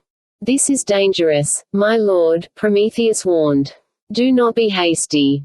Hasty. After festering for 3,000 years in the depths of Tartarus, you call me hasty. I will slice Percy Jackson into 1,000 pieces. Thrice you've fought him, Prometheus pointed out. And yet you've always said it is beneath the dignity of a Titan to fight a mere mortal. I wonder if your mortal host is influencing you, weakening your judgment. Kronos turned his golden eyes on the other Titan. You call me weak. No, my lord. I only meant. Are your loyalties divided? Kronos asked. Perhaps you miss your old friends, the gods. Would you like to join them? Prometheus paled. I misspoke, my lord.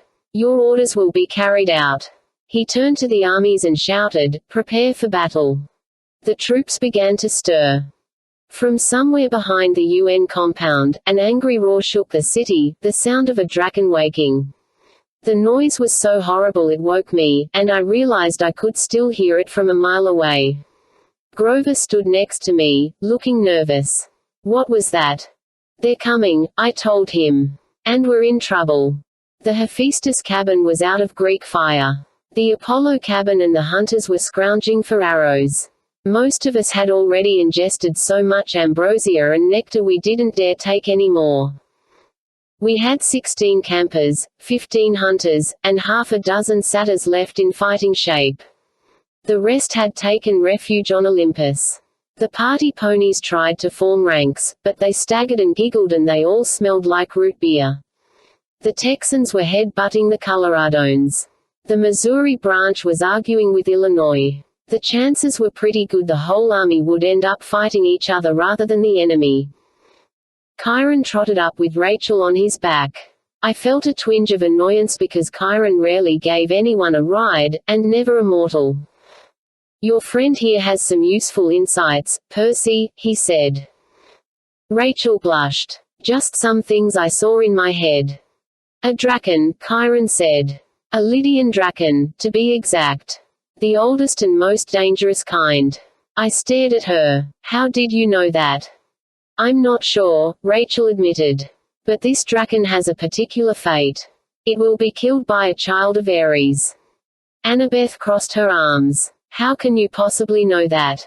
I just saw it. I can't explain. Well, let's hope you're wrong, I said. Because we're a little short on children of Ares. A horrible thought occurred to me, and I cursed in ancient Greek.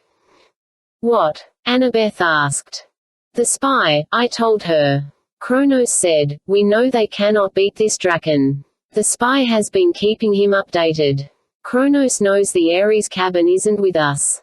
He intentionally picked a monster we can't kill. Talia scowled. If I ever catch your spy, he's going to be very sorry. Maybe we could send another messenger to camp. I've already done it, Chiron said. Blackjack is on his way. But if Selena wasn't able to convince Clarice, I doubt Blackjack will be able. A roar shook the ground. It sounded very close. Rachel, I said, get inside the building. I want to stay. A shadow blotted out the sun. Across the street, the draken slithered down the side of a skyscraper. It roared, and 1,000 windows shattered. On second thought, Rachel said in a small voice, I'll be inside. Let me explain. There are dragons, and then there are drakens. Drakens are several millennia older than dragons, and much larger. They look like giant serpents. Most don't have wings. Most don't breathe fire, though some do. All are poisonous. All are immensely strong, with scales harder than titanium. Their eyes can paralyze you, not the turn you tilde to stone medusa-type paralysis, but the O tilde my tilde gods that tilde big tilde snake tilde is tilde going tilde to tilde eat tilde me type of paralysis, which is just as bad. We have Draken fighting classes at camp, but there is no way to prepare yourself for a 200-foot-long serpent as thick as a school bus slithering down the side of a building, its yellow eyes like searchlights and its mouth full of razor-sharp teeth big enough to chew elephants. It almost made me long for the flying pig. Meanwhile, the enemy army advanced down Fifth Avenue. We'd done our best to push cars out of the way to keep the mortals safe, but that just made it easier for our enemies to approach. The party ponies swished their tails nervously. Chiron galloped up and down their ranks, shouting encouragement to stand tough and think about victory and root beer, but I figured any second they would panic and run. "I'll take the Draken." My voice came out as a timid squeak. Then I yelled louder, "I'll take the Drakon." Everyone else, hold the line against the army. Annabeth stood next to me. She had pulled her owl helmet low over her face, but I could tell her eyes were red. "Will you help me?" I asked. "That's what I do," she said miserably. "I help my friends." I felt like a complete jerk. I wanted to pull her aside and explain that I didn't mean for Rachel to be here, that it wasn't my idea, but we had no time. "Go invisible," I said. "Look for weak links in its armor while I keep it busy. Just be careful." I whistled. "Mrs. O'Leary, heel. Roof." My hellhound leaped over a line of centaurs and gave me a kiss that smelled suspiciously of pepperoni pizza. I drew my sword and we charged the monster. The Draken was 3 stories above us, slithering sideways along the building as it sized up our forces. Wherever it looked, centaurs froze in fear. From the north, the enemy army crashed into the party ponies, and our lines broke. The Draken lashed out, swallowing 3 Californian centaurs in one gulp before I could even get close. Mrs. O'Leary launched herself through the air, a deadly black shadow with teeth and claws. Normally, a pouncing hellhound is a terrifying sight, but next to the Draken, Mrs. O'Leary looked like a child's night-night doll. Her claws raked harmlessly off the Draken's scales. She bit the monster's throat but couldn't make a dent. Her weight, however, was enough to knock the Draken off the side of the building. It flailed awkwardly and crashed to the sidewalk, hellhound and serpent twisting and thrashing. The Draken tried to bite Mrs. O'Leary, but she was too close to the serpent's mouth. Poison spewed everywhere, melting centaurs into dust along with quite a few monsters, but Mrs. O'Leary weaved around the serpent's head, scratching and biting. "Yah!" I plunged riptide deep into the monster's left eye. The spotlight went dark. The Draken hissed and reared back to strike, but I rolled aside. It bit a swimming pool-sized chunk out of the pavement. It turned toward me with its good eye, and I focused on its teeth so I wouldn't get paralyzed. Mrs. O'Leary did her best to cause a distraction. She leaped onto the serpent's head and scratched and growled like a really angry black wig. The rest of the battle wasn't going well. The centaurs had panicked under the onslaught of giants and demons. An occasional orange camp t-shirt appeared in the sea of fighting, but quickly disappeared. Arrows screamed. Fire exploded in waves across both armies, but the action was moving across the street to the entrance of the Empire State Building. We were losing ground.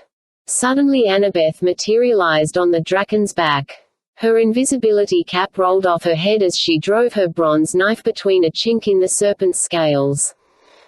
The Draken roared. It coiled around, knocking Annabeth off its back. I reached her just as she hit the ground. I dragged her out of the way as the serpent rolled, crushing a lamppost right where she'd been. "Thanks," she said. "I told you to be careful." "Yeah, well, duck." It was her turn to save me.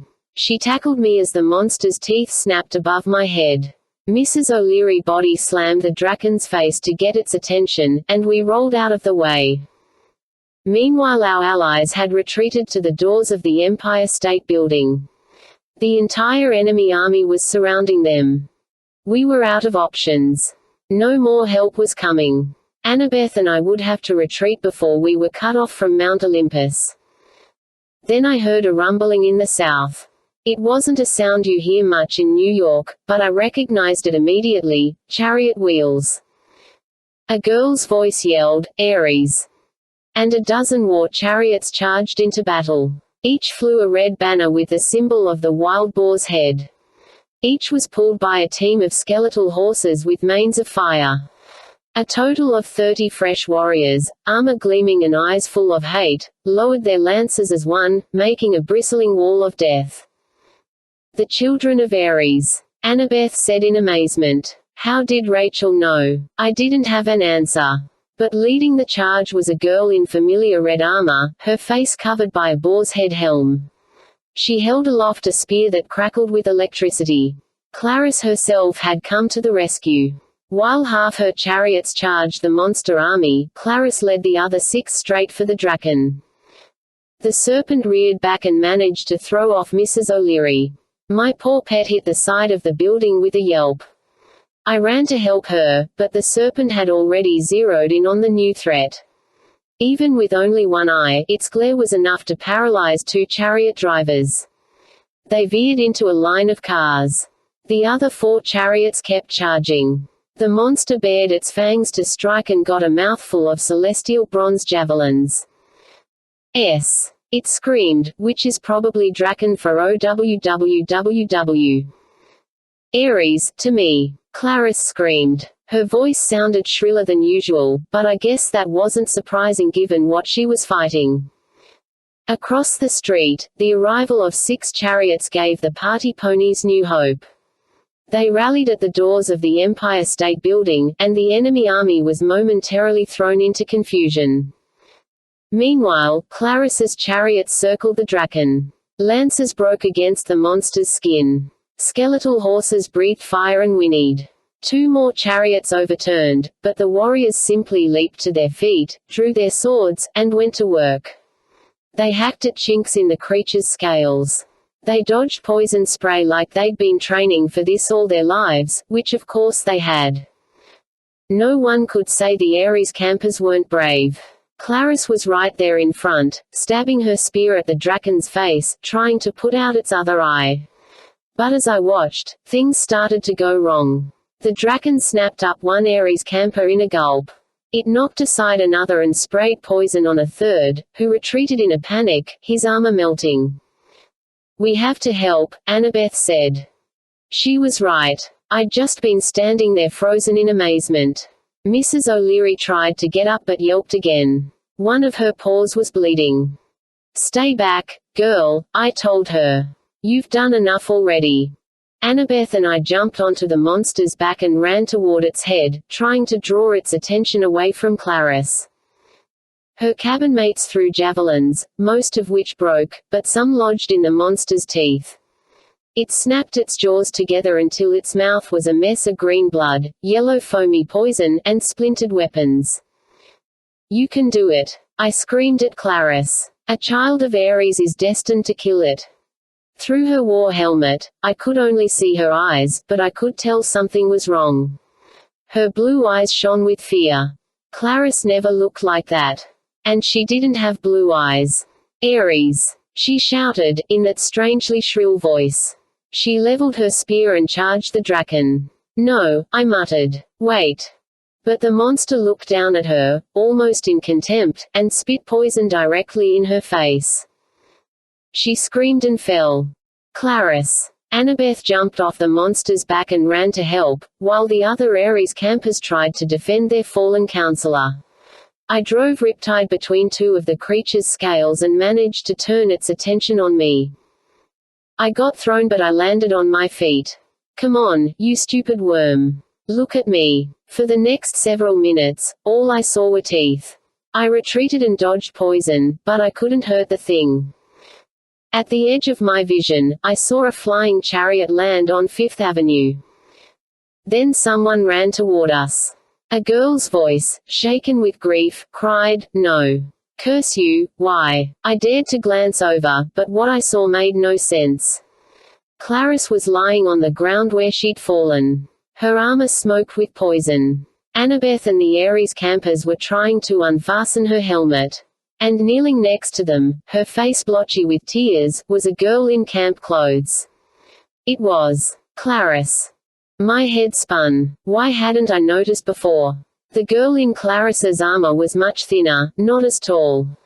But why would someone pretend to be Clarice? I was so stunned, the Draken almost snapped me in half. I dodged and the beast buried its head in a brick wall. Why? The real Clarice demanded, holding the other girl in her arms while the campers struggled to remove the poison-corroded helmet. Chris Rodriguez ran over from the flying chariot. He and Clarice must have ridden it here from camp, chasing the Ares campers, who'd mistakenly been following the other girl, thinking she was Clarice. But it still made no sense. The Draken tugged its head from the brick wall and screamed in rage. "Look out!" Chris warned. Instead of turning toward me, the Draken whirled toward the sound of Chris's voice. It bared its fangs at the group of demigods. The real Clarice looked up at the Draken, her face filled with absolute hate. I'd seen a look that intense only once before. Her father, Ares, had worn the same expression when I'd fought him in single combat. "You want death?" Clarice screamed at the Draken. "Well, come on." She grabbed her spear from the fallen girl. With no armor or shield, she charged the Draken. I tried to close the distance to help, but Clarice was faster. She leaped aside as the monster struck, pulverizing the ground in front of her. Then she jumped onto the creature's head. As it reared up, she drove her electric spear into its good eye with so much force it shattered the shaft, releasing all of the magic weapon's power. Electricity arced across the creature's head, causing its whole body to shudder. Clarice jumped free, rolling safely to the sidewalk as smoke boiled from the Draken's mouth. The Draken's flesh dissolved, and it collapsed into a hollow scaly tunnel of armor. The rest of us stared at Clarice in awe. I had never seen anyone take down such a huge monster single-handedly. But Clarice didn't seem to care. She ran back to the wounded girl who'd stolen her armor. Finally Annabeth managed to remove the girl's helmet. We all gathered around, the Ares campers, Chris, Clarice, Annabeth, and me. The battle still raged along Fifth Avenue, but for that moment nothing existed except our small circle and the fallen girl. Her features, once beautiful, were badly burned from poison. I could tell that no amount of nectar or ambrosia would save her. "Something is about to happen." Rachel's words rang in my ears. "A trick that ends in death." Now I knew what she meant, and I knew who had led the Ares cabin into battle. I looked down at the dying face of Selena Beauregard. 17. I sit on the hot seat. "What were you thinking?" Clarice cradled Selena's head in her lap. Selena tried to swallow, but her lips were dry and cracked. "Wouldn't. Listen. Cabin would. Only follow you." "So you stole my armor," Clarice said in disbelief. "You waited until Chris and I went out on patrol, you stole my armor and pretended to be me." She glared at her siblings. "And none of you noticed."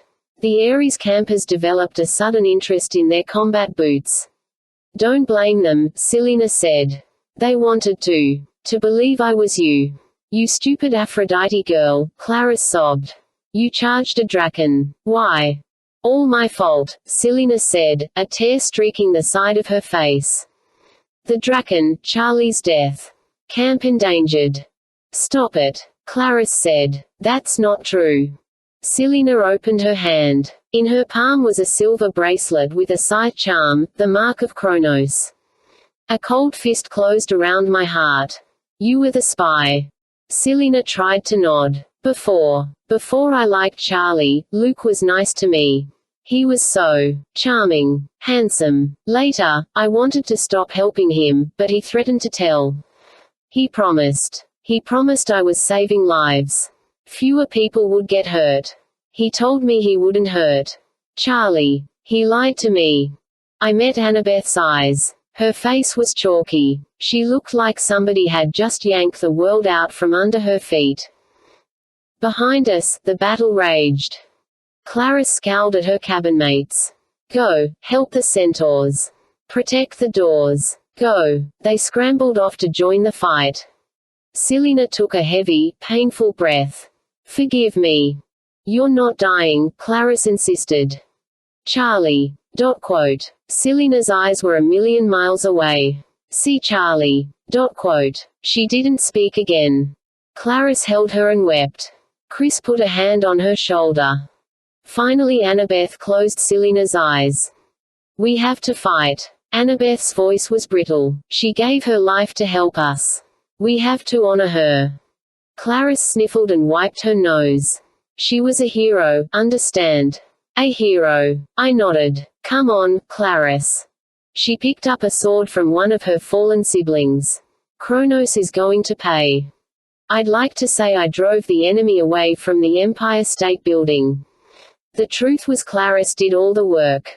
Even without her armor or spear, she was a demon. She rode her chariot straight into the Titan's army and crushed everything in her path. She was so inspiring, even the panicked centaurs started to rally. The hunters scrounged arrows from the fallen and launched volley after volley into the enemy. The Ares cabin slashed and hacked, which was their favorite thing. The monsters retreated toward 35th Street. Clarice drove to the Draken's carcass and looped a grappling line through its eye sockets. She lashed her horses and took off, dragging the Draken behind the chariot like a Chinese New Year dragon. She charged after the enemy, yelling insults and daring them to cross her. As she rode, I realized she was literally glowing. An aura of red fire flickered around her. The blessing of Ares, Talia said. I've never seen it in person before. For the moment, Clarice was as invincible as I was. The enemy threw spears and arrows, but nothing hit her. IAMCLARISSE, Draken Slayer. She yelled. I will kill you all. Where is Kronos? Bring him out. Is he a coward? Clarice. I yelled. Stop it. Withdraw. What's the matter, Titan Lord? She yelled. Bring it on. There was no answer from the enemy. Slowly, they began to fall back behind a Dracene shield wall, while Clarice drove in circles around Fifth Avenue, daring anyone to cross her path. The 200-foot-long Draken carcass made a hollow scraping noise against the pavement, like 1,000 knives. Meanwhile, we tended our wounded, bringing them inside the lobby. Long after the enemy had retreated from sight, Clarice kept riding up and down the avenue with her horrible trophy, demanding that Kronos meet her battle. Chris said, I'll watch her. She'll get tired eventually. I'll make sure she comes inside. What about the camp? I asked. Is anybody left there? Chris shook his head. Only Argus and the nature spirits. Peleus the dragon is still guarding the tree. They won't last long, I said. But I'm glad you came. Chris nodded sadly. I'm sorry it took so long. I tried to reason with Clarice. I said there's no point in defending camp if you guys die. All our friends are here. I'm sorry it took Selena. My hunters will help you stand guard, Talia said. Annabeth and Percy, you should go to Olympus. I have a feeling they'll need you up there, to set up the final defense. The doorman had disappeared from the lobby. His book was face down on the desk and his chair was empty. The rest of the lobby, however, was jam-packed with wounded campers, hunters, and satyrs. Connor and Travis met us by the elevators. Is it true? Connor asked. About Selena. I nodded. She died a hero. Travis shifted uncomfortably. I also heard. That's it, I insisted. End of story. Right, Travis mumbled. Listen, we figure the Titan's army will have trouble getting up the elevator. They'll have to go up a few at a time. And the giants won't be able to fit it all. That's our biggest advantage, I said. Any way to disable the elevator? It's magic, Travis said. Usually you need a key card, but the doorman vanished. That means the defenses are crumbling. Anyone can walk into the elevator now and head straight up. Then we have to keep them away from the doors, I said. We'll bottle them up in the lobby. We need reinforcements, Travis said. They'll just keep coming. Eventually they'll overwhelm us. There are no reinforcements, Connor complained. I looked outside at Mrs. O'Leary, who was breathing against the glass doors and smearing them with hellhound drool. Maybe that's not true, I said. I went outside and put a hand on Mrs. O'Leary's muzzle. Kyron had bandaged her paw, but she was still limping. Her fur was matted with mud, leaves, pizza slices, and dried monster blood. "Hey, girl," I tried to sound upbeat. "I know you're tired, but I've got one more big favor to ask you." I leaned next to her and whispered in her ear. After Mrs. O'Leary's shadow traveled away, I rejoined Annabeth in the lobby. On the way to the elevator, we spotted Grover kneeling over a fat wounded satyr. "Linnaeus," I said. The old satyr looked terrible. His lips were blue. There was a broken spear in his belly, and his furry goat legs were twisted at a painful angle. He tried to focus on us, but I don't think he saw us. "Grover," he murmured. "I'm here, Linnaeus." Grover was blinking back tears, despite all the horrible things Linnaeus had said about him. Did we win?" Yes," Grover lied. "Thanks to you, Linnaeus. We drove the enemy away." "Told you," the old satyr mumbled. "True leader, true." He closed his eyes for the last time. Grover gulped. He put his hand on Linnaeus's forehead and spoke an ancient blessing. The old satyr's body melted, until all that was left was a tiny sapling pile of fresh soil. "A laurel," Grover said in awe. "Oh, that lucky old goat." He gathered up the sapling in his hands. I should plant him. In Olympus, in the gardens. "We're going that way," I said. "Come on." Easy listening music played as the elevator rose. I thought about the first time I'd visited Mount Olympus, back when I was 12. Annabeth and Grover hadn't been with me then. I was glad they were with me now. I had a feeling it might be our last adventure together. "Percy," Annabeth said quietly. "You were right about Luke." It was the first time she'd spoken since Selina Beauregard's death. She kept her eyes fixed on the elevator floors as they blinked into the magical numbers. 400, 450, 500. Grover and I exchanged glances. "Annabeth," I said, "I'm sorry. You tried to tell me." Her voice was shaky. "Luke is no good. I didn't believe you until I heard how he'd used Selina. Now I know. I hope you're happy." "That doesn't make me happy." She put her head against the elevator wall and wouldn't look at me. Grover cradled his laurel sapling in his hands. "Well, sure good to be together again. Arguing. Almost dying. Abject terror. Oh, look. It's our floor." The doors dinged and we stepped onto the aerial walkway. Depressing is not a word that usually describes Mount Olympus, but it looked that way now. No fires lit the braziers. The windows were dark. The streets were deserted and the doors were barred. The only movement was in the parks, which had been set up as field hospitals. Will Solis and the other Apollo campers scrambled around, caring for the wounded.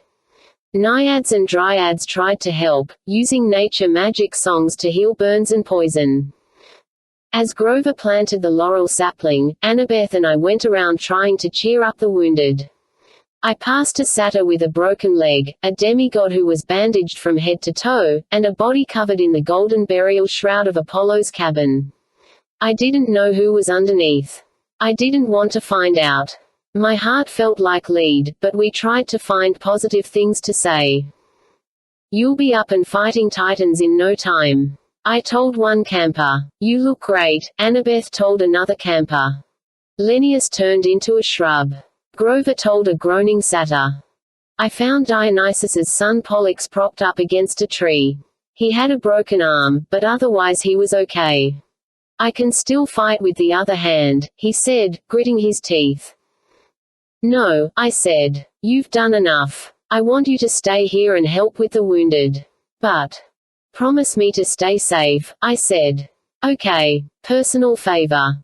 He frowned uncertainly. It wasn't like we were good friends or anything, but I wasn't going to tell him it was a request from his dad. That would just embarrass him. Finally he promised, and when he sat back down, I could tell he was kinda relieved. Annabeth, Grover, and I kept walking toward the palace. That's where Kronos would head. As soon as he made it up the elevator, and I had no doubt he would, one way or another, he would destroy the throne room, the center of the god's power. The bronze doors creaked open. Our footsteps echoed on the marble floor. The constellations twinkled coldly on the ceiling of the great hall. The hearth was down to a dull red glow. Hestia, in the form of a little girl in brown robes, hunched at its edge, shivering. The Ophiotrus swam sadly in his sphere of water. He let out a half-hearted moo when he saw me. In the firelight, the thrones cast evil-looking shadows, like grasping hands. Standing at the foot of Zeus's throne, looking up at the stars, was Rachel Elizabeth Dare. She was holding a Greek ceramic vase. "Rachel," I said, what are you doing with that?" She focused on me as if she were coming out of a dream. "I found it. It's Pandora's jar, isn't it?" Her eyes were brighter than usual, and I had a bad flashback of moldy sandwiches and burned cookies. "Please put down the jar," I said. "I can see hope inside it." Rachel ran her fingers over the ceramic designs. "So fragile, Rachel." My voice seemed to bring her back to reality. She held out the jar, and I took it. The clay felt as cold as ice. "Grover," Annabeth mumbled, "let's scout around the palace. Maybe we can find some extra Greek fire or Hephaestus traps." "But..." Annabeth elbowed him. "Right," he yelped. "I love traps." She dragged him out of the throne room. Over by the fire, Hestia was huddled in her robes, rocking back and forth. "Come on," I told Rachel. "I want you to meet someone." We sat next to the goddess. "Lady Hestia," I said. "Hello, Percy Jackson," the goddess murmured. "Getting colder. Harder to keep the fire going." "I know," I said. "The Titans are near." Hestia focused on Rachel. "Hello, my dear. You've come to our hearth at last." Rachel blinked. "You've been expecting me." Hestia held out her hands, and the coals glowed. I saw images in the fire, my mother, Paul, and I eating Thanksgiving dinner at the kitchen table, my friends and me around the campfire at Camp Half-Blood, singing songs and roasting marshmallows, Rachel and me driving along the beach in Paul's Prius. I didn't know if Rachel saw the same images, but the tension went out of her shoulders. The warmth of the fire seemed to spread across her. "To claim your place at the hearth," Hestia told her, "you must let go of your distractions. It is the only way you will survive." Rachel nodded. I understand." "Wait," I said. "What is she talking about?" Rachel took a shaky breath. "Percy, when I came here, I thought I was coming for you. But I wasn't. You and me. .. She shook her head. "Wait. Now I'm a distraction. Is this because I'm not the hero, or whatever?" "I'm not sure I can put it into words," she said. "I was drawn to you because you opened the door to all of this." She gestured at the throne room. "I needed to understand my true sight. But you and me, that wasn't part of it. Our fates aren't intertwined. I think you've always known that, deep down." I stared at her. Maybe I wasn't the brightest guy in the world when it came to girls, but I was pretty sure Rachel had just dumped me, which was lame considering we'd never even been together. "So, what?" I said. "Thanks for bringing me to Olympus. See ya. Is that what you're saying?" Rachel stared at the fire. "Percy Jackson," Hestia said. "Rachel has told you all she can. Her moment is coming, but your decision approaches even more rapidly. Are you prepared?" I wanted to complain that no, I wasn't even close to prepared. I looked at Pandora's jar, and for the first time I had an urge to open it. Hope seemed pretty useless to me right now. So many of my friends were dead. Rachel was cutting me off. Annabeth was angry with me. My parents were asleep down in the streets somewhere while a monster army surrounded the building.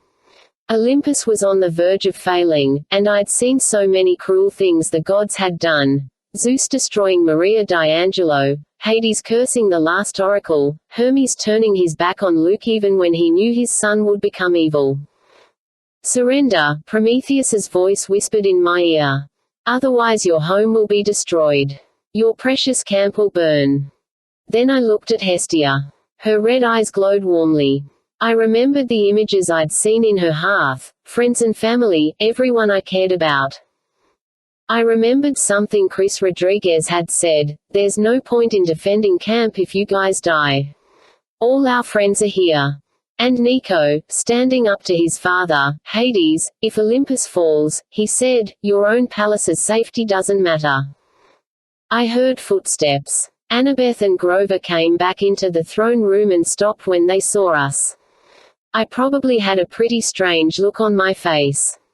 "Percy." Annabeth didn't sound angry anymore, just concerned. "Should we, leave again?" Suddenly I felt like someone had injected me with steel. I understood what to do. I looked at Rachel. "You're not going to do anything stupid, are you? I mean, you talked to Chiron, right?" She managed a faint smile. "You're worried about me doing something stupid. But I mean, will you be okay?" "I don't know," she admitted. "That kinda depends on whether you save the world, hero." I picked up Pandora's jar. The spirit of hope fluttered inside, trying to warm the cold container. "Hestia," I said, "I give this to you as an offering." The goddess tilted her head. "I am the least of the gods. Why would you trust me with this?" "You're the last Olympian," I said. "And the most important." "And why is that, Percy Jackson?" "Because hope survives best at the hearth," I said. "Guard it for me, and I won't be tempted to give up again." The goddess smiled. She took the jar in her hands and it began to glow. The hearth fire burned a little brighter. "Well done, Percy Jackson," she said. "May the gods bless you. We're about to find out." I looked at Annabeth and Grover. "Come on, guys." I marched toward my father's throne. The seat of Poseidon stood just to the right of Zeus's, but it wasn't nearly as grand. The molded black leather seat was attached to a swivel pedestal, with a couple of iron rings on the side for fastening a fishing pole or a trident. Basically it looked like a chair on a deep-sea boat, that you would sit in if you wanted to hunt shark or marlin or sea monsters. Gods in their natural state are about 20 feet tall, so I could just reach the edge of the seat if I stretched my arms. "Help me up," I told Annabeth and Grover. "Are you crazy?" Annabeth asked. "Probably," I admitted. "Percy," Grover said, "the gods really don't appreciate people sitting in their thrones. I mean, like turn you into a pile of ashes, don't appreciate it." "I need to get his attention," I said. "It's the only way." They exchanged uneasy looks. "Well," Annabeth said, "this'll get his attention." They linked their arms to make a step, then boosted me onto the throne. I felt like a baby with my feet so high off the ground. I looked around at the other gloomy, empty thrones, and I could imagine what it would be like sitting on the Olympian Council. So much power but so much arguing, always 11 other gods trying to get their way. It would be easy to get paranoid, to look out only for my own interest, especially if I were Poseidon. Sitting in his throne, I felt like I had the entire sea at my command, vast cubic miles of ocean churning with power and mystery. Why should Poseidon listen to anyone? Why shouldn't he be the greatest of the 12? Then I shook my head. Concentrate. The throne rumbled. A wave of gale force anger slammed into my mind. "Who dares?" The voice stopped abruptly. The anger retreated, which was a good thing, because just those two words had almost blasted my mind to shreds. "Percy." My father's voice was still angry but more controlled. "What, exactly, are you doing on my throne?" "I'm sorry, father," I said. "I needed to get your attention. This was a very dangerous thing to do. Even for you. If I hadn't looked before I blasted, you would now be a puddle of seawater." "I'm sorry," I said again. "Listen, things are rough up here." I told him what was happening. Then I told him my plan. His voice was silent for a long time. "Percy, what you ask is impossible. My palace. Dad, Kronos sent an army against you on purpose. He wants to divide you from the other gods because he knows you could tip the scales. Be that as it may, he attacks my home. I'm at your home, I said. Olympus. The floor shook. A wave of anger washed over my mind. I thought I'd gone too far, but then the trembling eased. In the background of my mental link, I heard underwater explosions and the sound of battle cries, cyclopes bellowing, mermen shouting. Is Tyson okay? I asked. The question seemed to take my dad by surprise. He's fine. Doing much better than I expected. Though peanut butter is a strange battle cry. You let him fight. Stop changing the subject. You realize what you are asking me to do. My palace will be destroyed. And Olympus might be saved. Do you have any idea how long I've worked on remodeling this palace? The game room alone took 600 years. Dad. Very well. It shall be as you say. But my son, pray this works. I am praying. I'm talking to you, right? Oh, yes. Good point. Amphitrite, incoming. The sound of a large explosion shattered our connection. I slipped down from the throne. Grover studied me nervously. Are you okay? You turned pale and you started smoking. I did not. Then I looked at my arms. Steam was curling off my shirt sleeves. The hair on my arms was singed. If you'd sat there any longer, Annabeth said, you would have spontaneously combusted. I hope the conversation was worth it. Moo, said the Ophioteros in his sphere of water. We'll find out soon, I said. Just then the doors of the throne room swung open. Talia marched in. Her bow was snapped in half and her quiver was empty. You've got to get down there, she told us. The enemy is advancing. And Kronos is leading them. 18. My parents go commando. By the time we got to the street, it was too late. Campers and hunters lay wounded on the ground. Clarice must have lost a fight with a Hyperborean giant, because she and her chariot were frozen in a block of ice. The centaurs were nowhere to be seen. Either they'd panicked and ran or they'd been disintegrated. The Titan army ringed the building, standing maybe 20 feet from the doors. Kronos' vanguard was in the lead, Ethan Nakamura, the Dracena queen in her green armor, and 2 Hyperboreans. I didn't see Prometheus. The slimy weasel was probably hiding back at their headquarters. But Kronos himself stood right in front with his scythe in hand. The only thing standing in his way was Chiron, Annabeth said, her voice trembling. If Chiron heard us, he didn't answer. He had an arrow notched, aimed straight at Kronos' face. As soon as Kronos saw me, his gold eyes flared. Every muscle in my body froze. Then the Titan Lord turned his attention back to Chiron. Step aside, little son. Hearing Luke call Chiron his son was weird enough, but Kronos put contempt in his voice, like son was the worst word he could think of. I'm afraid not. Chiron's tone was steely calm, the way he gets when he's really angry. I tried to move, but my feet felt like concrete. Annabeth, Grover, and Talia were straining too, like they were just as stuck. Chiron, Annabeth said, look out.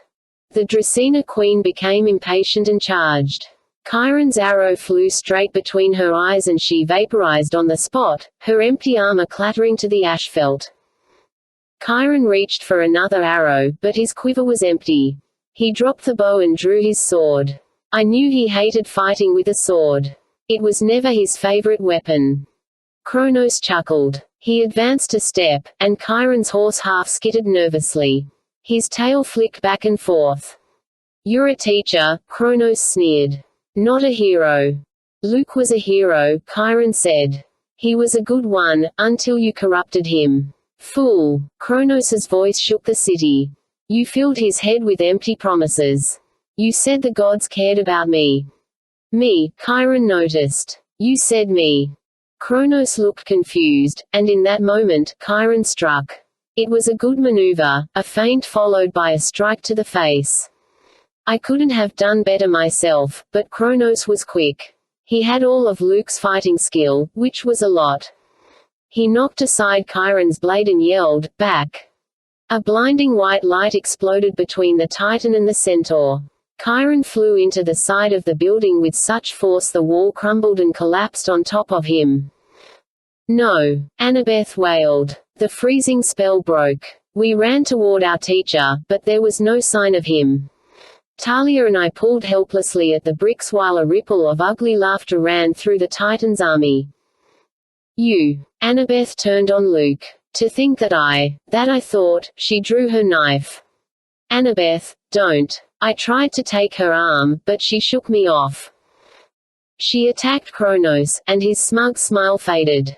Perhaps some part of Luke remembered that he used to like this girl, used to take care of her when she was little. She plunged her knife between the straps of his armor, right at his collarbone. The blade should have sunk into his chest. Instead it bounced off. Annabeth doubled over, clutching her arm to her stomach.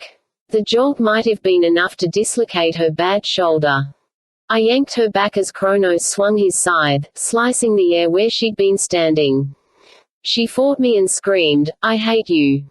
I wasn't sure who she was talking to, me or Luke or Kronos.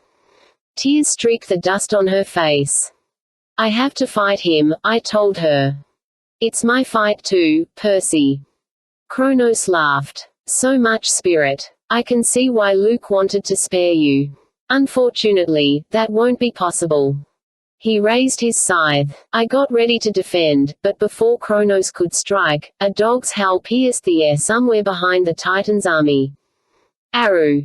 It was too much to hope, but I called, "Mrs. O'Leary." The enemy forces stirred uneasily. Then the strangest thing happened. They began to part, clearing a path through the street like something behind them was forcing them to. Soon there was a free aisle down the center of Fifth Avenue. Standing at the end of the block was my giant dog, and a small figure in black armor. "Nico!" I called. "Rolf!" Mrs. O'Leary bounded toward me, ignoring the growling monsters on either side. Nico strode forward. The enemy army fell back before him like he radiated death, which of course he did. Through the face guard of his skull-shaped helmet, he smiled. "Got your message. Is it too late to join the party?" "Son of Hades." Kronos spit on the ground. "Do you love death so much you wish to experience it?" "Your death," Nico said, "would be great for me. I'm immortal, you fool. I have escaped Tartarus. You have no business here, and no chance to live." Nico drew his sword, 3 feet of wicked sharp Stygian iron, black as a nightmare. "I don't agree." The ground rumbled. Cracks appeared in the road, the sidewalks, the sides of the buildings. Skeletal hands grasped the air as the dead clawed their way into the world of the living.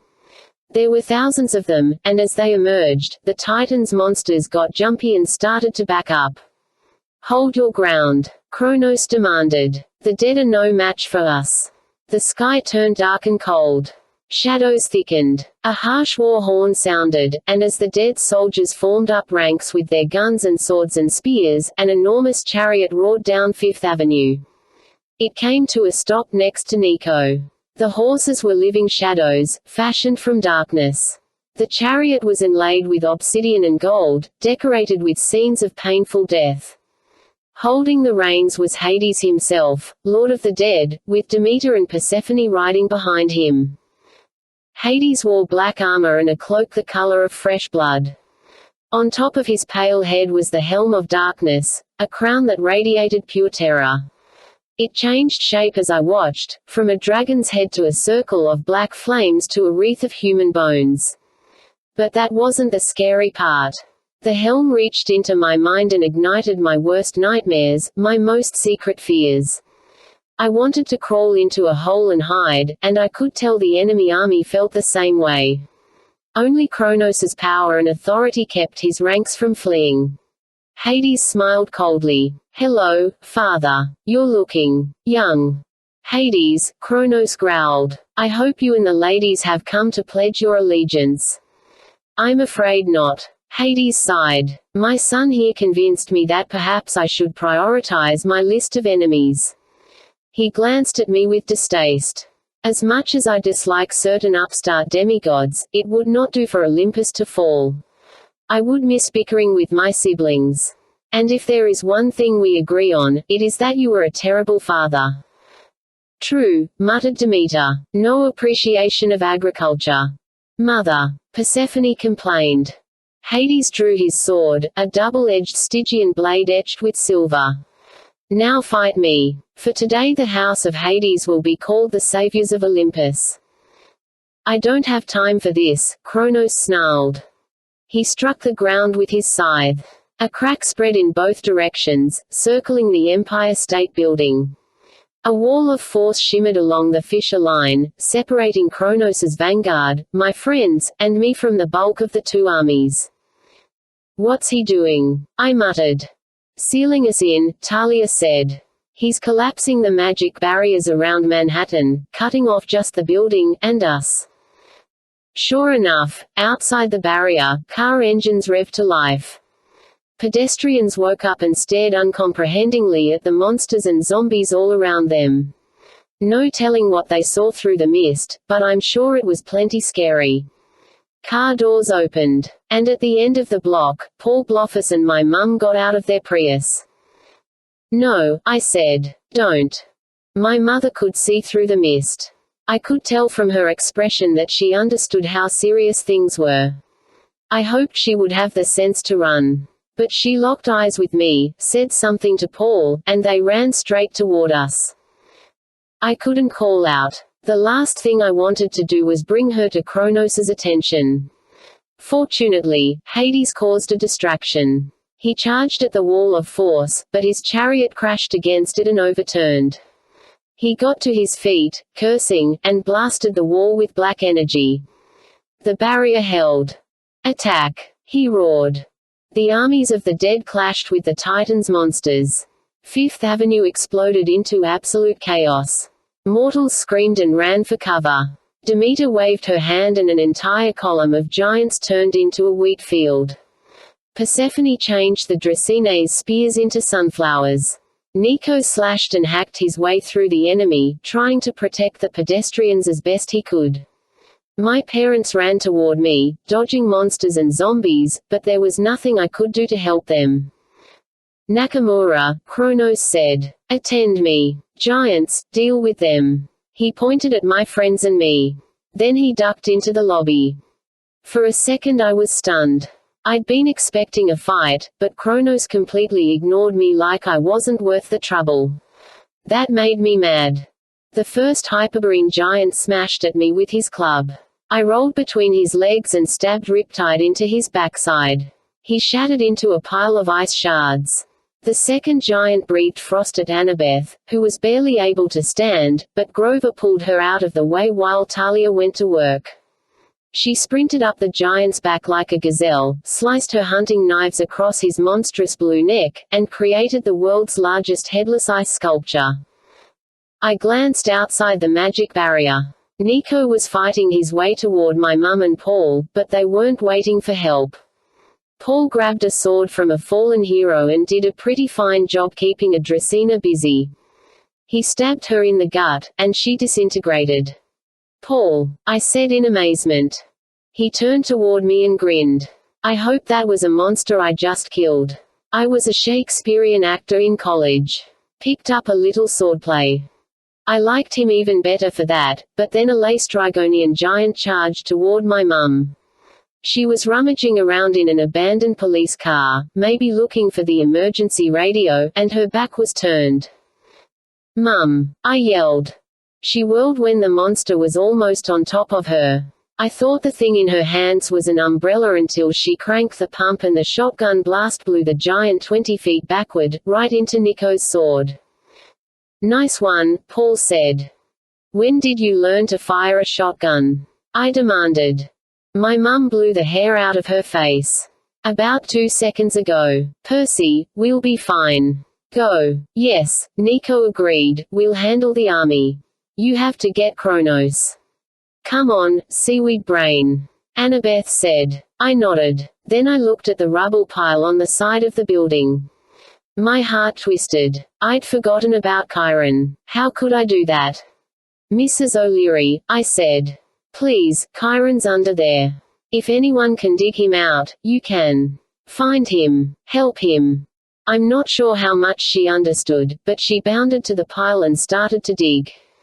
Annabeth, Talia, Grover, and I raced for the elevators. 19. We trash the Eternal City. The bridge to Olympus was dissolving. We stepped out of the elevator onto the white marble walkway, and immediately cracks appeared at our feet. Jump, Grover said, which was easy for him since he's part mountain goat. He sprang to the next slab of stone while ours tilted sickeningly. Gods, I hate heights. Talia yelled as she and I leaped. But Annabeth was in no shape for jumping. She stumbled and yelled, Percy. I caught her hand as the pavement fell, crumbling into dust. For a second I thought she was going to pull us both over. Her feet dangled in the open air. Her hand started to slip until I was holding her only by her fingers. Then Grover and Talia grabbed my legs, and I found extra strength. Annabeth was not going to fall. I pulled her up and we lay trembling on the pavement. I didn't realize we had our arms around each other until she suddenly tensed. Thanks, she muttered. I tried to say don't mention it, but it came out as, duh. Keep moving. Grover tugged my shoulder. We untangled ourselves and sprinted across the sky bridge as more stones disintegrated and fell into oblivion. We made it to the edge of the mountain just as the final section collapsed. Annabeth looked back at the elevator, which was now completely out of reach, a polished set of metal doors hanging in space, attached to nothing, 600 stories above Manhattan. We're marooned, she said. On our own. Blah ha ha. Grover said. The connection between Olympus and America is dissolving. If it fails. The gods won't move on to another country this time, Talia said. This will be the end of Olympus. The final end. We ran through streets. Mansions were burning. Statues had been hacked down. Trees in the parks were blasted to splinters. It looked like someone had attacked the city with a giant weedwhacker. Kronos' scythe, I said. We followed the winding path toward the palace of the gods. I didn't remember the road being so long. Maybe Kronos was making time go slower, or maybe it was just dread slowing me down. The whole mountaintop was in ruins, so many beautiful buildings and gardens gone. A few minor gods and nature spirits had tried to stop Kronos. What remained of them was strewn about the road, shattered armor, ripped clothing, swords and spears broken in half. Somewhere ahead of us, Kronos' voice roared, brick by brick. That was my promise. Tear it down brick by brick. A white marble temple with a gold dome suddenly exploded. The dome shot up like the lid of a teapot and shattered into a billion pieces, raining rubble over the city. That was a shrine to Artemis, Talia grumbled. He'll pay for that. We were running under the marble archway with the huge statues of Zeus and Hera when the entire mountain groaned, rocking sideways like a boat in a storm. Look out! Grover yelped. The archway crumbled. I looked up in time to see a 20-ton scowling Hera topple over on us. Annabeth and I would have been flattened, but Talia shoved us from behind and we landed just out of danger. Talia! Grover cried. When the dust cleared and the mountain stopped rocking, we found her still alive, but her legs were pinned under the statue. We tried desperately to move it, but it would have taken several cyclopes. When we tried to pull Talia out from under it, she yelled in pain. I survive all those battles, she growled, and I get defeated by a stupid chunk of rock. It's Hera, Annabeth said in outrage. She's had it in for me all year. Her statue would have killed me if you hadn't pushed us away. Talia grimaced. Well, don't just stand there. I'll be fine. Go. We didn't want to leave her, but I could hear Kronos laughing as he approached the Hall of the Gods. More buildings exploded. We'll be back, I promised. I'm not going anywhere, Talia groaned. A fireball erupted on the side of the mountain, right near the gates of the palace. We've got to run, I said. I don't suppose you mean away, Grover murmured hopefully. I sprinted toward the palace, Annabeth right behind me. I was afraid of that, Grover sighed, and clip-clopped after us.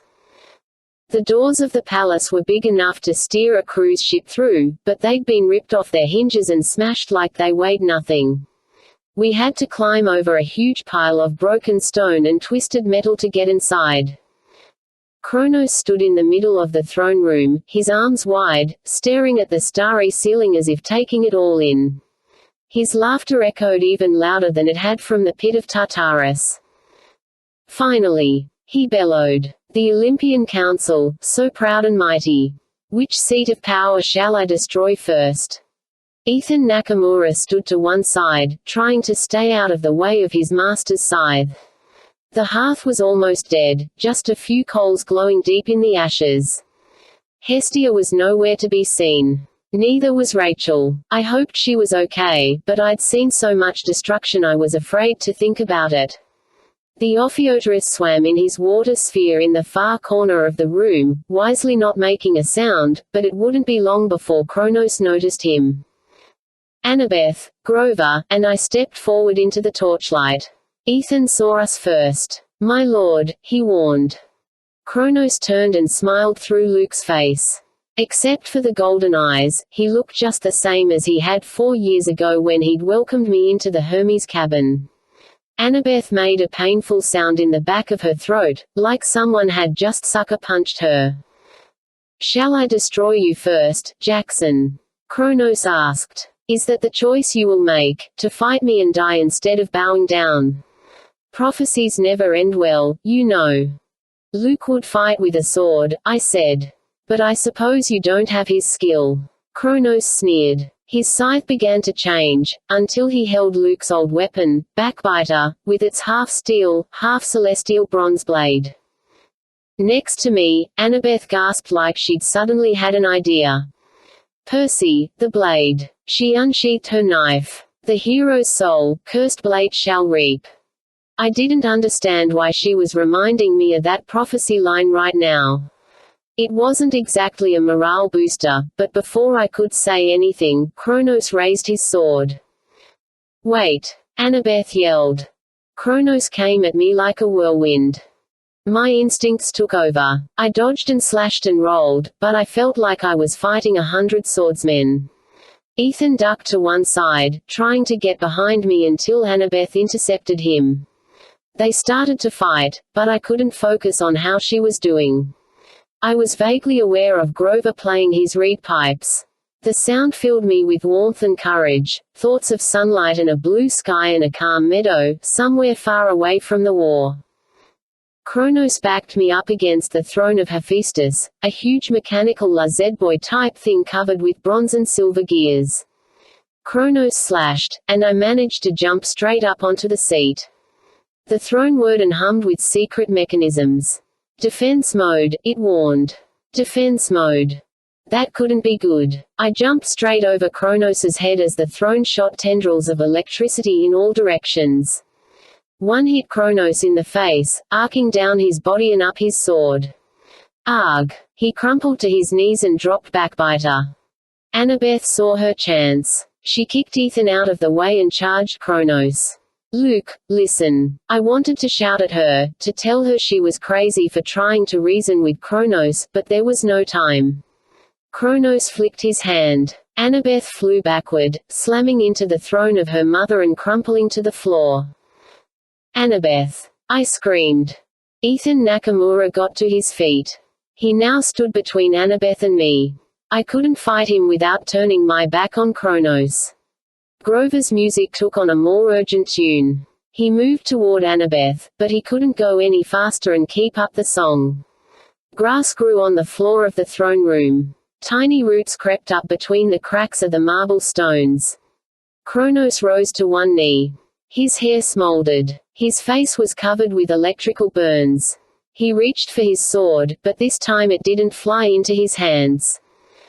Nakamura, he groaned. Time to prove yourself. You know Jackson's secret weakness. Kill him, and you will have rewards beyond measure.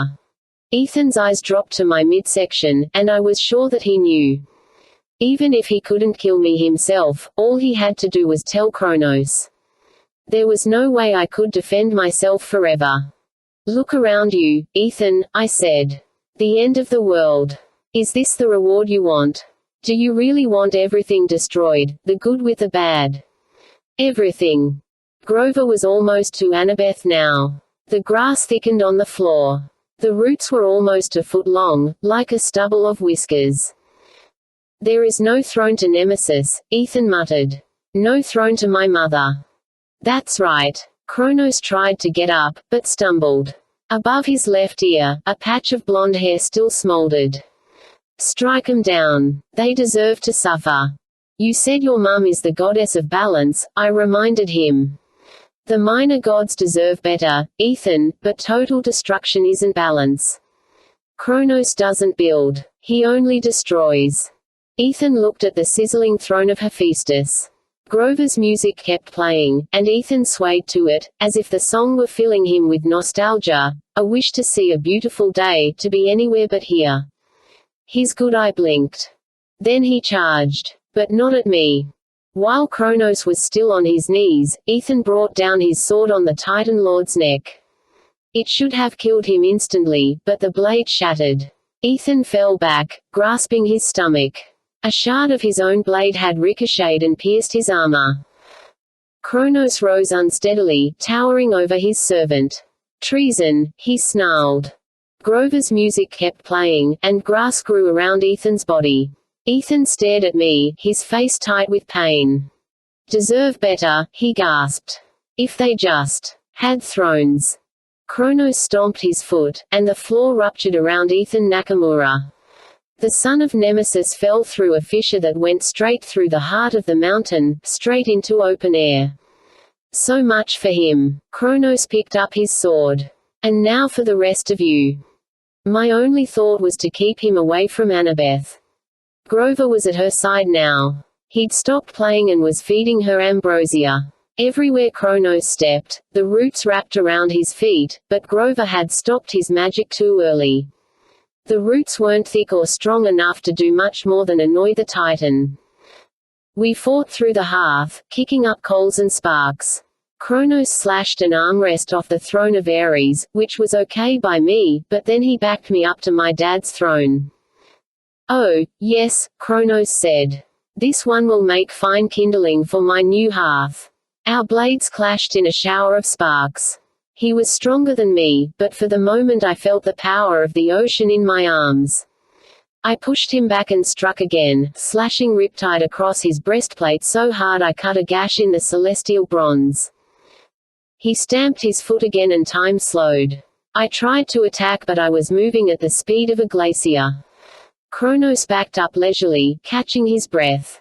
He examined the gash in his armor while I struggled forward, silently cursing him.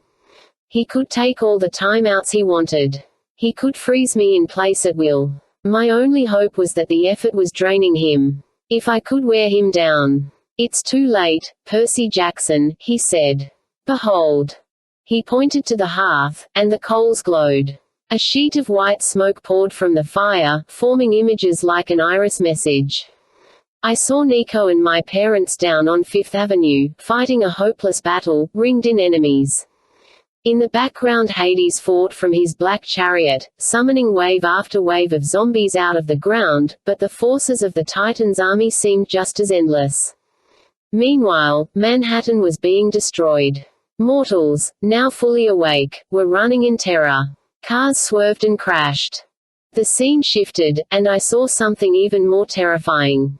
A column of storm was approaching the Hudson River, moving rapidly over the Jersey Shore. Chariots circled it, locked in combat with the creature in the cloud. The gods attacked. Lightning flashed. Arrows of gold and silver streaked into the cloud like rocket traces and exploded. Slowly, the cloud ripped apart, and I saw Typhon clearly for the first time.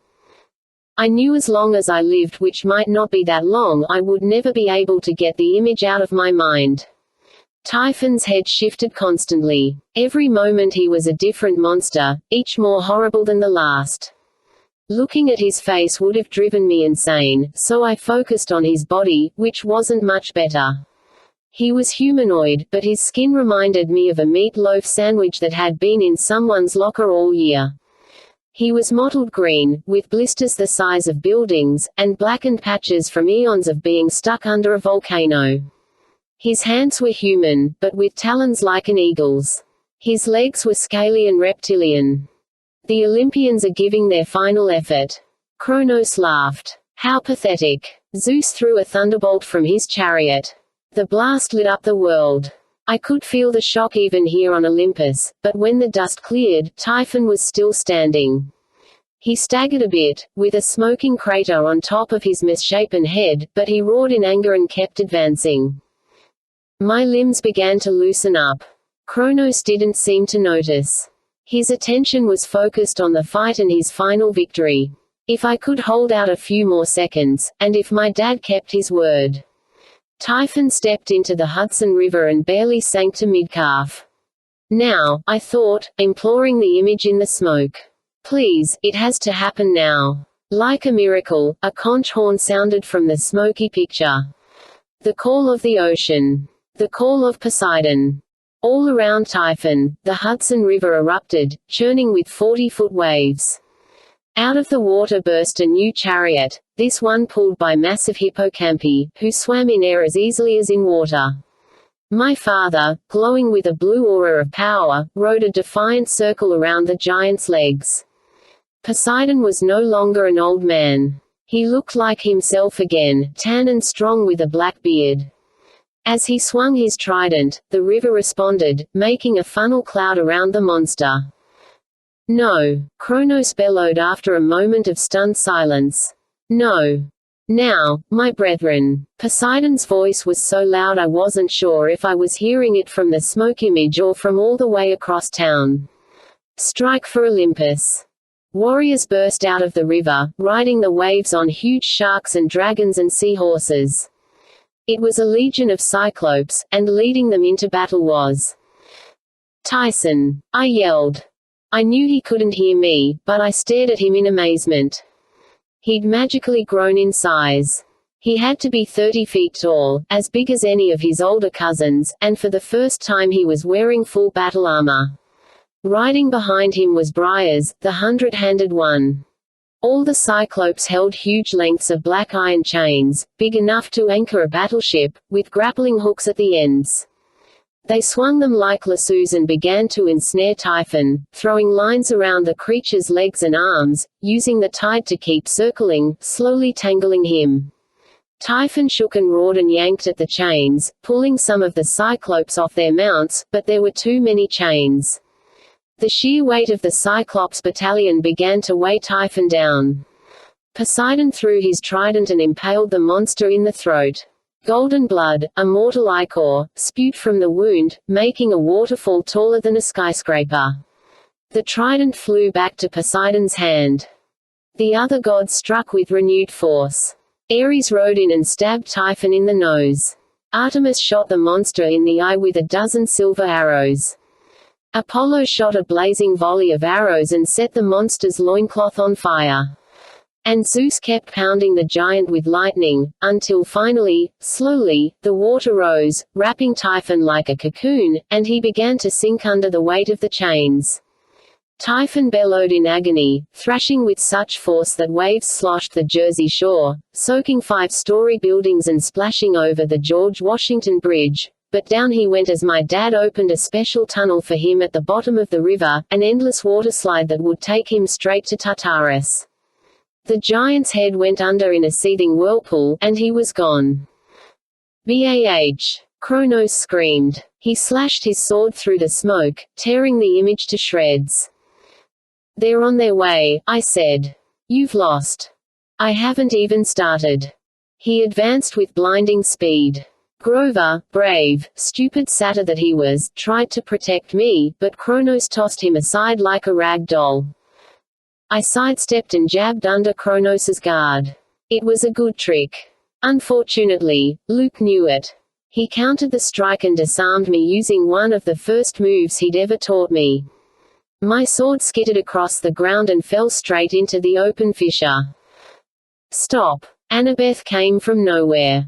Kronos whirled to face her and slashed with Backbiter, but somehow Annabeth caught the strike on her dagger hilt. It was a move only the quickest and most skilled knife fighter could have managed. Don't ask me where she found the strength, but she stepped in closer for leverage. Their blades crossed, and for a moment she stood face to face with the Titan Lord, holding him at a standstill. "Luke," she said, gritting her teeth, "I understand now. You have to trust me." Kronos roared in outrage. "Luke Castellan is dead. His body will burn away as I assume my true form." I tried to move, but my body was frozen again. How could Annabeth, battered and half-dead with exhaustion, have the strength to fight a titan like Kronos? Kronos pushed against her, trying to dislodge his blade, but she held him in check, her arms trembling as he forced his sword down toward her neck. "Your mother," Annabeth grunted. "She saw your fate." "Service to Kronos." The Titan roared. "This is my fate." "No," Annabeth insisted. Her eyes were tearing up, but I didn't know if it was from sadness or pain. "That's not the end, Luke. The prophecy, she saw what you would do. It applies to you. I will crush you, child." Kronos bellowed. "You won't," Annabeth said. "You promised. You're holding Kronos back even now." "Lies." Kronos pushed again, and this time Annabeth lost her balance. With his free hand, Kronos struck her face, and she slid backward. I summoned all my will. I managed to rise, but it was like holding the weight of the sky again. Kronos loomed over Annabeth, his sword raised. Blood trickled from the corner of her mouth. She croaked, "Family, Luke. You promised." I took a painful step forward.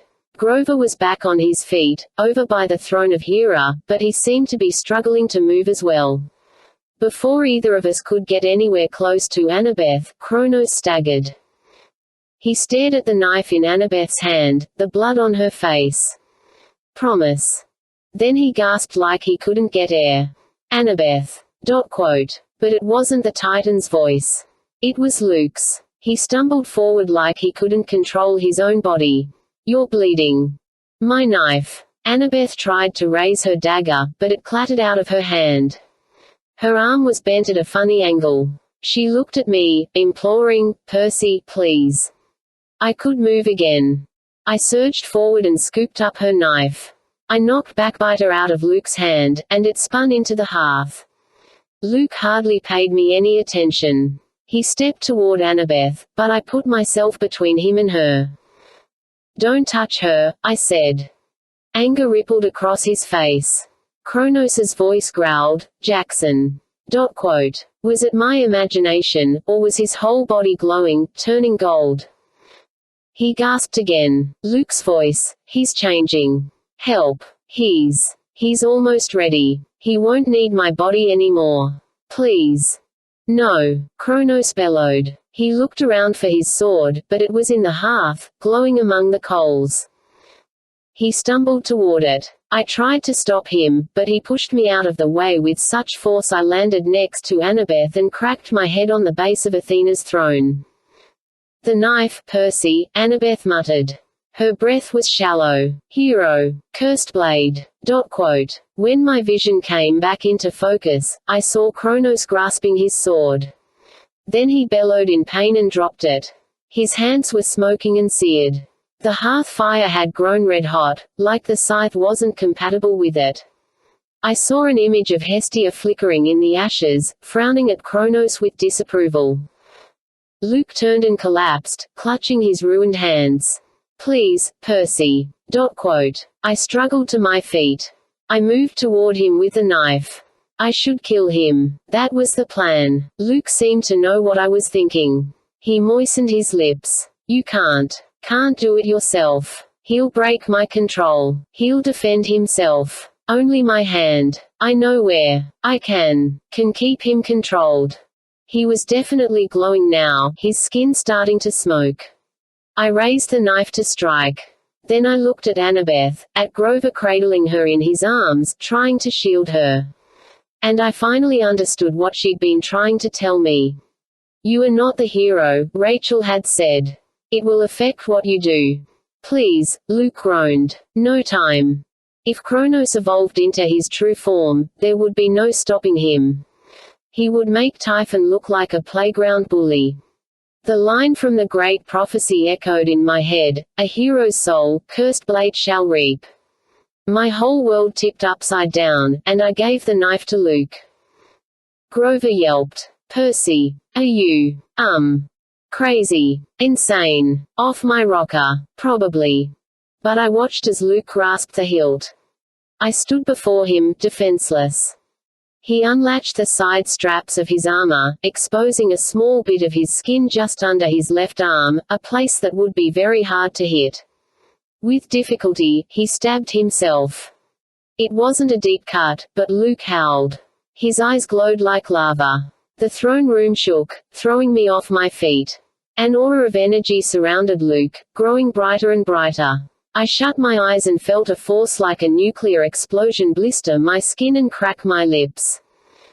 It was silent for a long time. When I opened my eyes, I saw Luke sprawled at the hearth. On the floor around him was a blackened circle of ash. Kronos' scythe had liquefied into molten metal and was trickling into the coals of the hearth, which now glowed like a blacksmith's furnace. Luke's left side was bloody. His eyes were open, blue eyes, the way they used to be. His breath was a deep rattle. Good blade, he croaked. I knelt next to him. Annabeth limped over with Grover's support. They both had tears in their eyes. Luke gazed at Annabeth. You knew. I almost killed you, but you knew. Shush. Her voice trembled. You were a hero at the end, Luke. You'll go to Elysium. He shook his head weakly. Think. Rebirth. Try for 3 times. Isles of the Blessed. Annabeth sniffled. You always pushed yourself too hard. He held up his charred hand. Annabeth touched his fingertips. Did you? Luke coughed and his lips glistened red. Did you love me? Annabeth wiped her tears away. There was a time I thought.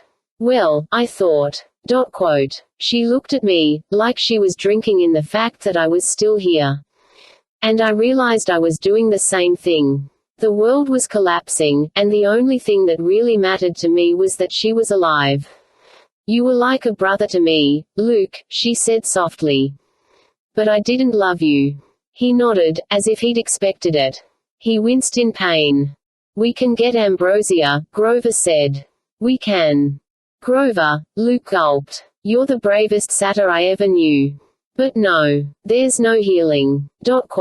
Another cough. He gripped my sleeve, and I could feel the heat of his skin like a fire. Ethan. Me. All the unclaimed. Don't let it happen again. His eyes were angry, but pleading too. I won't, I said. I promise. Luke nodded, and his hand went slack. The gods arrived a few minutes later in their full war regalia, thundering into the throne room and expecting a battle. What they found were Annabeth, Grover, and me standing over the body of a broken half-blood, in the dim warm light of the hearth. Percy, my father called, awe in his voice. What is this? I turned and faced the Olympians. We need a shroud, I announced, my voice cracking. A shroud for the son of Hermes. 20. We win fabulous prizes. The 3 fates themselves took Luke's body. I hadn't seen the old ladies in years, since I'd witnessed 'em snip a life thread at a roadside fruit stand when I was 12. They'd scared me then, and they scared me now, 3 ghoulish grandmothers with bags of knitting needles and yarn. One of them looked at me, and even though she didn't say anything, my life literally flashed before my eyes. Suddenly I was 20. Then I was a middle-aged man. Then I turned old and withered. All the strength left my body, and I saw my own tombstone and an open grave, a coffin being lowered into the ground. All this happened in less than a second. It is done, she said. The fate held up the snippet of blue yarn, and I knew it was the same one I'd seen 4 years ago, the lifeline I'd watched them snip. I had thought it was my life. Now I realized it was Luke's. They'd been showing me the life that would have to be sacrificed to set things right. They gathered up Luke's body, now wrapped in a white and green shroud, and began carrying it out of the throne room. Wait, Hermes said. The messenger god was dressed in his classic outfit of white Greek robes, sandals, and helmet. The wings of his helm fluttered as he walked. The snakes George and Martha curled around his caduceus, murmuring, "Luke, poor Luke." I thought about May Castellan, alone in her kitchen, baking cookies and making sandwiches for a son who would never come home. Hermes unwrapped Luke's face and kissed his forehead. He murmured some words in ancient Greek, a final blessing. "Farewell," he whispered. Then he nodded and allowed the fates to carry away his son's body. As they left, I thought about the great prophecy. The lines now made sense to me. The hero's soul, cursed blade shall reap. The hero was Luke. The cursed blade was the knife he'd given Annabeth long ago, cursed because Luke had broken his promise and betrayed his friends. A single choice shall end his days. My choice, to give him the knife, and to believe, as Annabeth had, that he was still capable of setting things right. Olympus to preserve or raise. By sacrificing himself, he had saved Olympus. Rachel was right. In the end, I wasn't really the hero. Luke was. And I understood something else. When Luke had descended into the river Styx, he would have had to focus on something important that would hold him to his mortal life. Otherwise he would have dissolved. I had seen Annabeth, and I had a feeling he had too. He had pictured that scene Hestia showed me, of himself in the good old days with Talia and Annabeth, when he promised they would be a family. Hurting Annabeth in battle had shocked him into remembering that promise. It had allowed his mortal conscience to take over again, and defeat Kronos. His weak spot, his Achilles heel, had saved us all. Next to me, Annabeth's knees buckled. I caught her, but she cried out in pain, and I realized I'd grabbed her broken arm. "Oh gods," I said. "Annabeth, I'm sorry." "It's all right," she said as she passed out in my arms. "She needs help," I yelled. "I've got this." Apollo stepped forward. His fiery armor was so bright it was hard to look at, and his matching Ray-Bans and perfect smile made him look like a male model for battle gear. "God of medicine, at your service." He passed his hand over Annabeth's face and spoke an incantation. Immediately the bruises faded. Her cuts and scars disappeared. Her arm straightened, and she sighed in her sleep. Apollo grinned. "She'll be fine in a few minutes. Just enough time for me to compose a poem about our victory. Apollo and his friends save Olympus." "Good, eh?" "Thanks, Apollo," I said. "I'll, let you handle the poetry." The next few hours were a blur. I remembered my promise to my mother. Zeus didn't even blink an eye when I told him my strange request. He snapped his fingers and informed me that the top of the Empire State Building was now lit up blue. Most mortals would just have to wonder what it meant, but my mum would know. I had survived, Olympus was saved. The gods set about repairing the throne room, which went surprisingly fast with 12 superpowerful beings at work. Grover and I cared for the wounded, and once the Sky Bridge reformed, we greeted our friends who had survived. The Cyclops had saved Talia from the fallen statue. She was on crutches, but otherwise she was okay. Connor and Travis Stoll had made it through with only minor injuries. They promised me they hadn't even looted the city much. They told me my parents were fine, though they weren't allowed into Mount Olympus. Mrs. O'Leary had dug Chiron out of the rubble and rushed him off to camp. The Stolls looked kinda worried about the old centaur, but at least he was alive. Katie Gardner reported that she'd seen Rachel Elizabeth Dare run out of the Empire State Building at the end of the battle. Rachel had looked unharmed, but nobody knew where she'd gone, which also troubled me. Nico D'Angelo came into Olympus to a hero's welcome, his father right behind him, despite the fact that Hades was only supposed to visit Olympus on winter solstice. The god of the dead looked stunned when his relatives clapped him on the back. I doubt he'd ever gotten such an enthusiastic welcome before. Clarice marched in, still shivering from her time in the ice block, and Ares bellowed, "There's my girl." The god of war ruffled her hair and pounded her on the back, calling her the best warrior he'd ever seen. "That draken slaying. That's what I'm talking about." She looked pretty overwhelmed. All she could do was nod and blink, like she was afraid he'd start hitting her, but eventually she began to smile. Hera and Hephaestus passed me, and while Hephaestus was a little grumpy about my jumping on his throne, he thought I'd done a pretty bang-up job, mostly. Hera sniffed in disdain. "I suppose I won't destroy you and that little girl now. Annabeth saved Olympus," I told her. She convinced Luke to stop Kronos. Hera whirled away in a huff, but I figured our lives would be safe, at least for a little while. Dionysus's head was still wrapped in a bandage. He looked me up and down and said, "Well, Percy Jackson. I see Pollux made it through, so I suppose you aren't completely inept." "It's all thanks to my training, I suppose." Yes, sir," I said. Mr. D nodded. "As thanks for my bravery, Zeus has cut my probation at that miserable camp in half. I now have only 50 years left instead of 100. 50 years, ha. I tried to imagine putting up with Dionysus until I was an old man, assuming I lived that long. "Don't get so excited, Jackson," he said, and I realized he was saying my name correctly. "I still plan on making your life miserable." I couldn't help smiling. Naturally. "Just so we understand each other." He turned and began repairing his grapevine throne, which had been singed by fire. Grover stayed at my side. From time to time he would break down in tears. "So many nature spirits dead, Percy. So many." I put my arm around his shoulders and gave him a rag to blow his nose. "You did a great job, G-Man. We will come back from this. We'll plant new trees. We'll clean up the parks. Your friends will be reincarnated into a better world." He sniffled dejectedly. I suppose. But it was hard enough to rally them before. I'm still an outcast. I could barely get anyone to listen to me about Pan. Now will they ever listen to me again? I led them into a slaughter. "They will listen," I promised. "Because you care about them. You care about the wild more than anyone."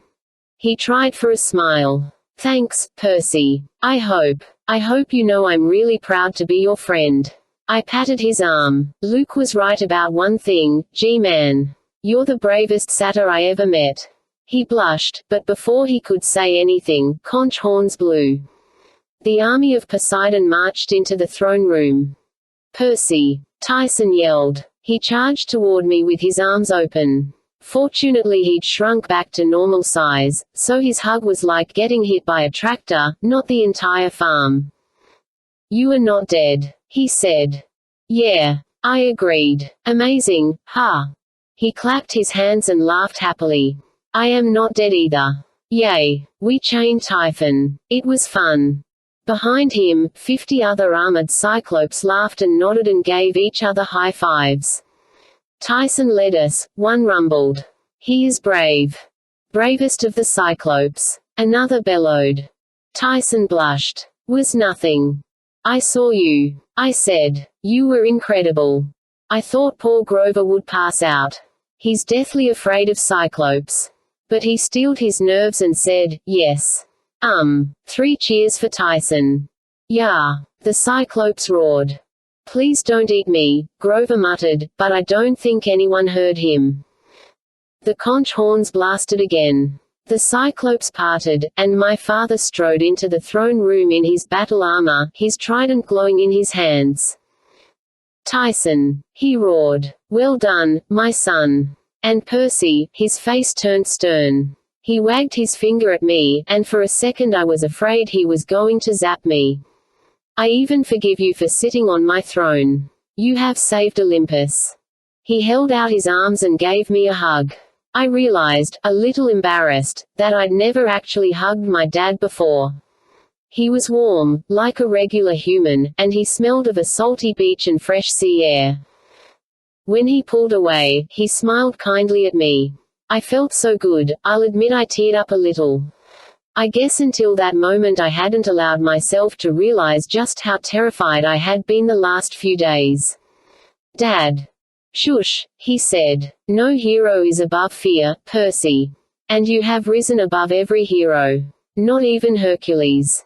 Poseidon. A voice roared. Zeus had taken his throne. He glared across the room at my dad while all the other gods filed in and took their seats. Even Hades was present, sitting on a simple stone guest chair at the foot of the hearth. Nico sat cross-legged on the ground at his dad's feet. Well, Poseidon, Zeus grumped. Are you too proud to join us in council, my brother? I thought Poseidon was going to get mad, but he just looked at me and winked. I would be honored, Lord Zeus. I guess miracles do happen. Poseidon strode over to his fishing seat, and the Olympian council convened. While Zeus was talking, some long speech about the bravery of the gods, etc., Annabeth walked in and stood next to me. She looked good for someone who'd recently passed out. Miss Much, she whispered. Nobody's planning to kill us, so far, I whispered back. First time today. I cracked up, but Grover nudged me because Hera was giving us a dirty look. As for my brothers, Zeus said, we are thankful. He cleared his throat like the words were hard to get out, thankful for the aid of Hades. The Lord of the Dead nodded. He had a smug look on his face, but I figure he'd earned the right. He patted his son Nico on the shoulders, and Nico looked happier than I'd ever seen him. And, of course, Zeus continued, though he looked like his pants were smoldering, we must. Thank Poseidon. I'm sorry, brother, Poseidon said. What was that? We must thank Poseidon, Zeus growled. Without whom, it would have been difficult. Poseidon asked innocently. Impossible, Zeus said. Impossible to defeat Typhon. The gods murmured agreement and pounded their weapons in approval. Which leaves us, Zeus said, only the matter of thanking our young demigod heroes, who defended Olympus so well, even if there are a few dents in my throne. He called Thalia forward first, since she was his daughter, and promised her help in filling the hunters' ranks. Artemis smiled. You have done well, my lieutenant. You have made me proud, and all those hunters who perished in my service will never be forgotten. They will achieve Elysium, I am sure. She glared pointedly at Hades. He shrugged. Probably. Artemis glared at him some more. Okay, Hades grumbled. I'll streamline their application process. Thalia beamed with pride. Thank you, my lady. She bowed to the gods, even Hades, and then limped over to stand by Artemis's side. Tyson, son of Poseidon. Zeus called. Tyson looked nervous, but he went to stand in the middle of the council, and Zeus grunted. Doesn't miss many meals, does he? Zeus muttered. Tyson, for your bravery in the war, and for leading the Cyclopes, you are appointed a general in the armies of Olympus. You shall henceforth lead your brethren into war whenever required by the gods. And you shall have a new. What kind of weapon would you like? A sword. An axe. Stick. Tyson said, showing his broken club. Very well, Zeus said. We will grant you a new, stick. The best stick that may be found. Hooray! Tyson cried, and all the Cyclopes cheered and pounded him on the back as he rejoined them. Grover Underwood of the Satyrs. Dionysus called. Grover came forward nervously. Oh, stop chewing your shirt, Dionysus chided. Honestly, I'm not going to blast you. For your bravery and sacrifice, blah, blah, blah, and since we have an unfortunate vacancy, the gods have seen fit to name you a member of the Council of Cloven Elders. Grover collapsed on the spot. Oh, wonderful, Dionysus sighed, as several naiads came forward to help Grover. Well, when he wakes up, someone tell him that he will no longer be an outcast, and that all satyrs, naiads, and other spirits of nature will henceforth treat him as a lord of the wild, with all rights, privileges, and honors, blah, blah, blah. Now please, drag him off before he wakes up and starts groveling. Food, Grover moaned, as the nature spirits carried him away. I figured he'd be okay. He would wake up as a lord of the wild with a bunch of beautiful naiads taking care of him. Life could be worse. Athena called, Annabeth Chase, my own daughter. Annabeth squeezed my arm, then walked forward and knelt at her mother's feet. Athena smiled. You, my daughter, have exceeded all expectations. You have used your wits, your strength, and your courage to defend this city, and our seat of power. It has come to our attention that Olympus is, well, trashed. The Titan Lord did much damage that will have to be repaired. We could rebuild it by magic, of course, and make it just as it was. But the gods feel that the city could be improved. We will take this as an opportunity. And you, my daughter, will design these improvements. Annabeth looked up, stunned. My lady. Athena smiled wryly. You are an architect, are you not? You have studied the techniques of Daedalus himself. Who better to redesign Olympus and make it a monument that will last for another eon? You mean, I can design whatever I want? As your heart desires, the goddess said. Make us a city for the ages. As long as you have plenty of statues of me, Apollo added. And me, Aphrodite agreed. Hey, and me, Ares said. Big statues with huge wicked swords and… All right, Athena interrupted. She gets the point. Rise, my daughter, official architect of Olympus. Annabeth rose in a trance and walked back toward me. Way to go, I told her, grinning. For once she was at a loss for words. I'll have to start planning. Drafting paper, and, pencils. Percy Jackson. Poseidon announced. My name echoed around the chamber. All talking died down. The room was silent except for the crackle of the hearth fire. Everyone's eyes were on me, all the gods, the demigods, the cyclopes, the spirits. I walked into the middle of the throne room. Hestia smiled at me reassuringly. She was in the form of a girl now, and she seemed happy and content to be sitting by her fire again. Her smile gave me courage to keep walking. First I bowed to Zeus. Then I knelt at my father's feet. Rise, my son, Poseidon said. I stood uneasily. A great hero must be rewarded, Poseidon said. Is there anyone here who would deny that my son is deserving? I waited for someone to pipe up. The gods never agreed on anything, and many of them still didn't like me, but not a single one protested. The council agrees, Zeus said. Percy Jackson, you will have one gift from the gods. I hesitated. Any gift? Zeus nodded grimly. I know what you will ask. The greatest gift of all.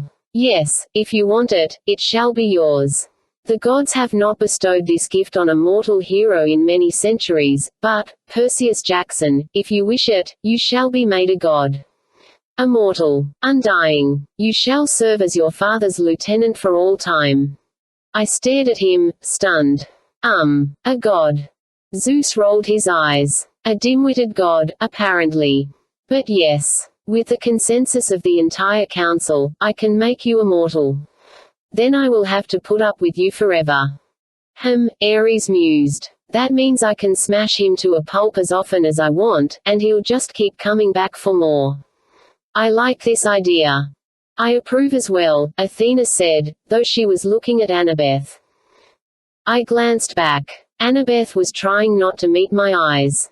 Her face was pale. I flashed back to 2 years ago, when I'd thought she was going to take the pledge to Artemis and become a hunter.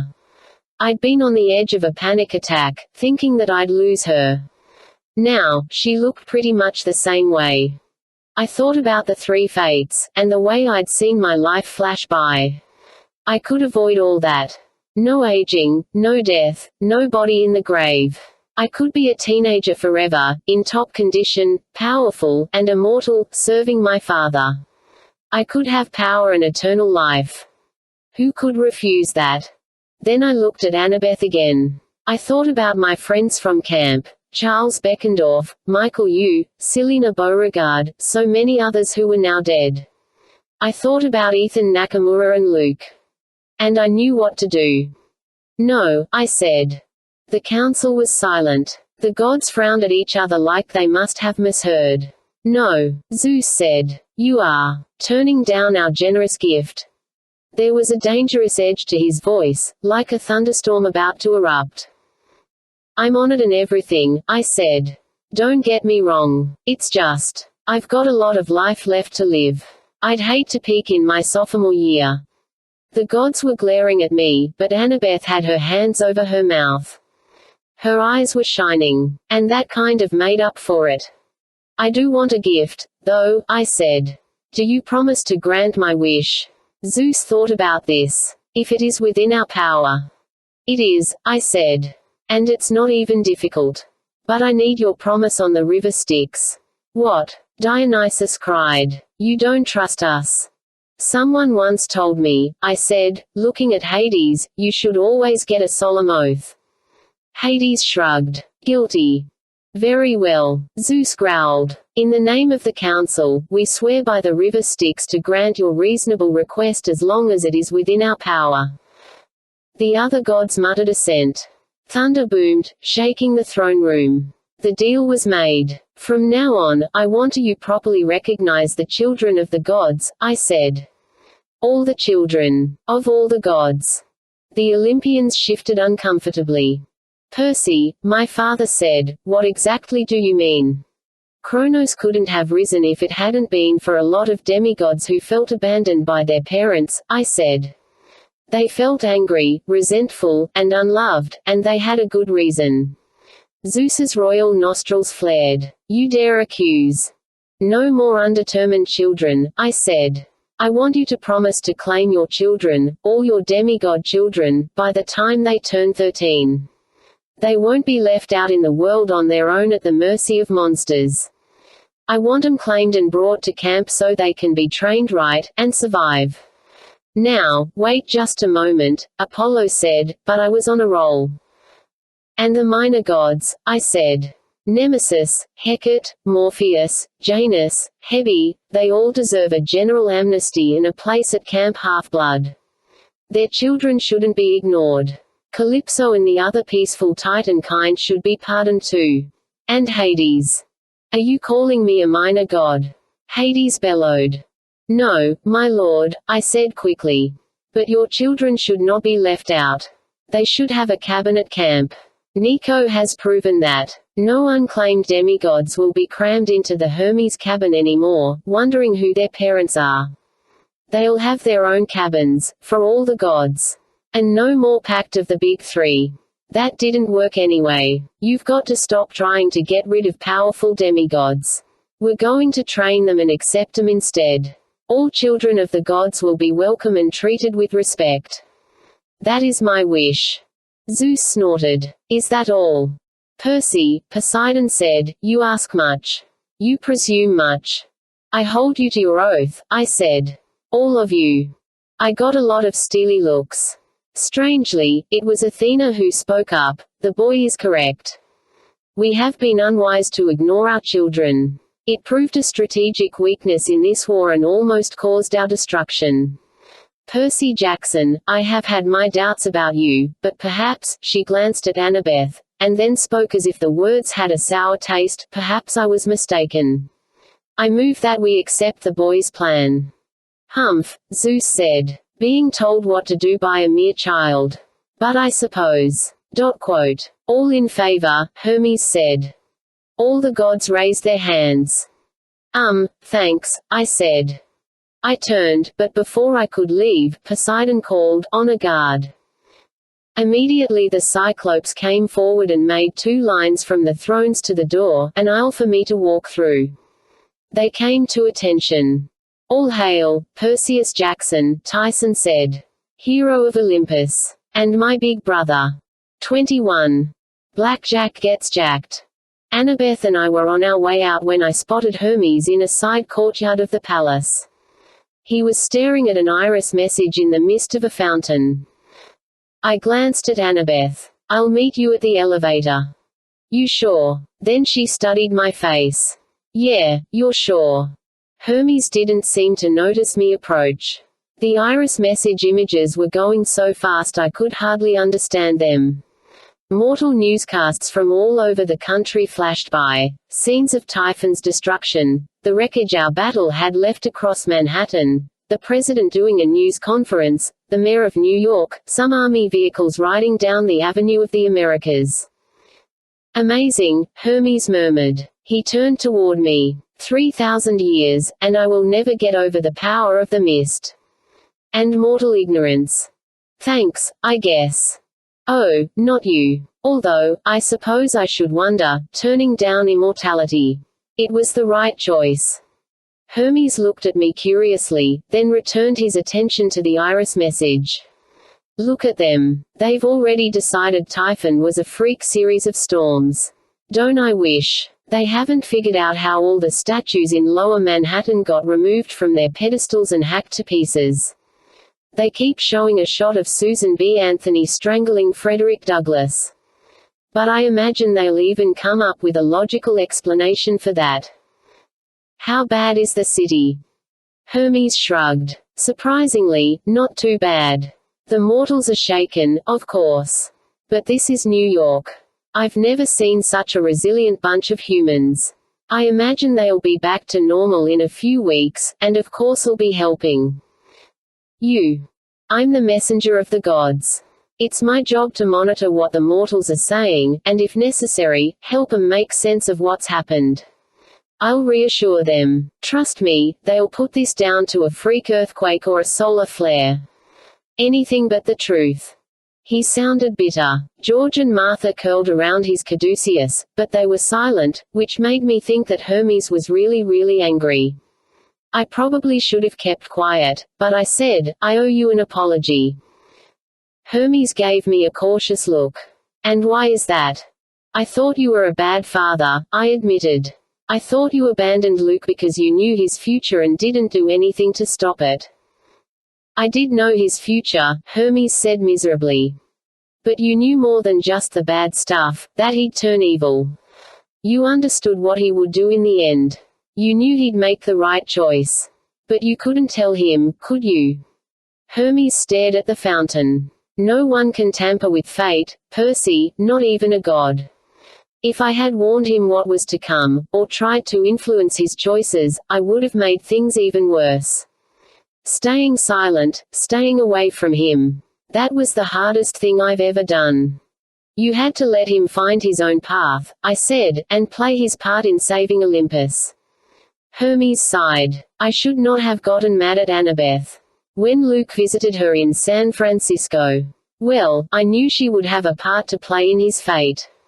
I foresaw that much. I thought perhaps she could do what I could not and save him. When she refused to go with him, I could barely contain my rage. I should have known better. I was really angry with myself. Annabeth did save him, I said. Luke died a hero. He sacrificed himself to kill Kronos. I appreciate your words, Percy. But Kronos isn't dead. You can't kill a Titan. Then. I don't know, Hermes grumbled. None of us do. Blown to dust. Scattered to the wind. With luck, he's spread so thin that he'll never be able to form a consciousness again, much less a body. But don't mistake him for dead, Percy. My stomach did a queasy somersault. What about the other Titans? In hiding, Hermes said.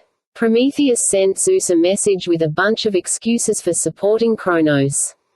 I was just trying to minimize the damage, blah, blah. He'll keep his head low for a few centuries if he's smart. Krios has fled, and Mount Othrys has crumbled into ruins. Oceanus slipped back into the deep ocean when it was clear Kronos had lost. Meanwhile, my son Luke is dead. He died believing I didn't care about him. I will never forgive myself. Hermes slashed his caduceus through the mist. The iris picture disappeared. A long time ago, I said, you told me the hardest thing about being a god was not being able to help your children. You also told me that you couldn't give up on your family, no matter how tempting they made it. And now you know I'm a hypocrite. No, you were right, Luke loved you. At the end, he realized his fate. I think he realized why you couldn't help him. He remembered what was important. Too late for him and me. You have other children. Honor Luke by recognizing them. All the gods can do that. Hermes' shoulders sagged. They'll try, Percy. Oh, we'll all try to keep our promise. And maybe for a while things will get better. But we gods have never been good at keeping oaths. You were born because of a broken promise, eh? Eventually we'll become forgetful. We always do. You can change. Hermes laughed. After 3,000 years, you think the gods can change their nature? Yeah, I said. I do. Hermes seemed surprised by that. You think, Luke actually loved me. After all that happened. I'm sure of it. Hermes stared at the fountain. I'll give you a list of my children. There's a boy in Wisconsin. 2 girls in Los Angeles. A few others. Will you see that they get to camp? I promise, I said. And I won't forget. George and Martha twirled around the caduceus. I know snakes can't smile, but they seem to be trying. Percy Jackson, Hermes said, you might just teach us a thing or two.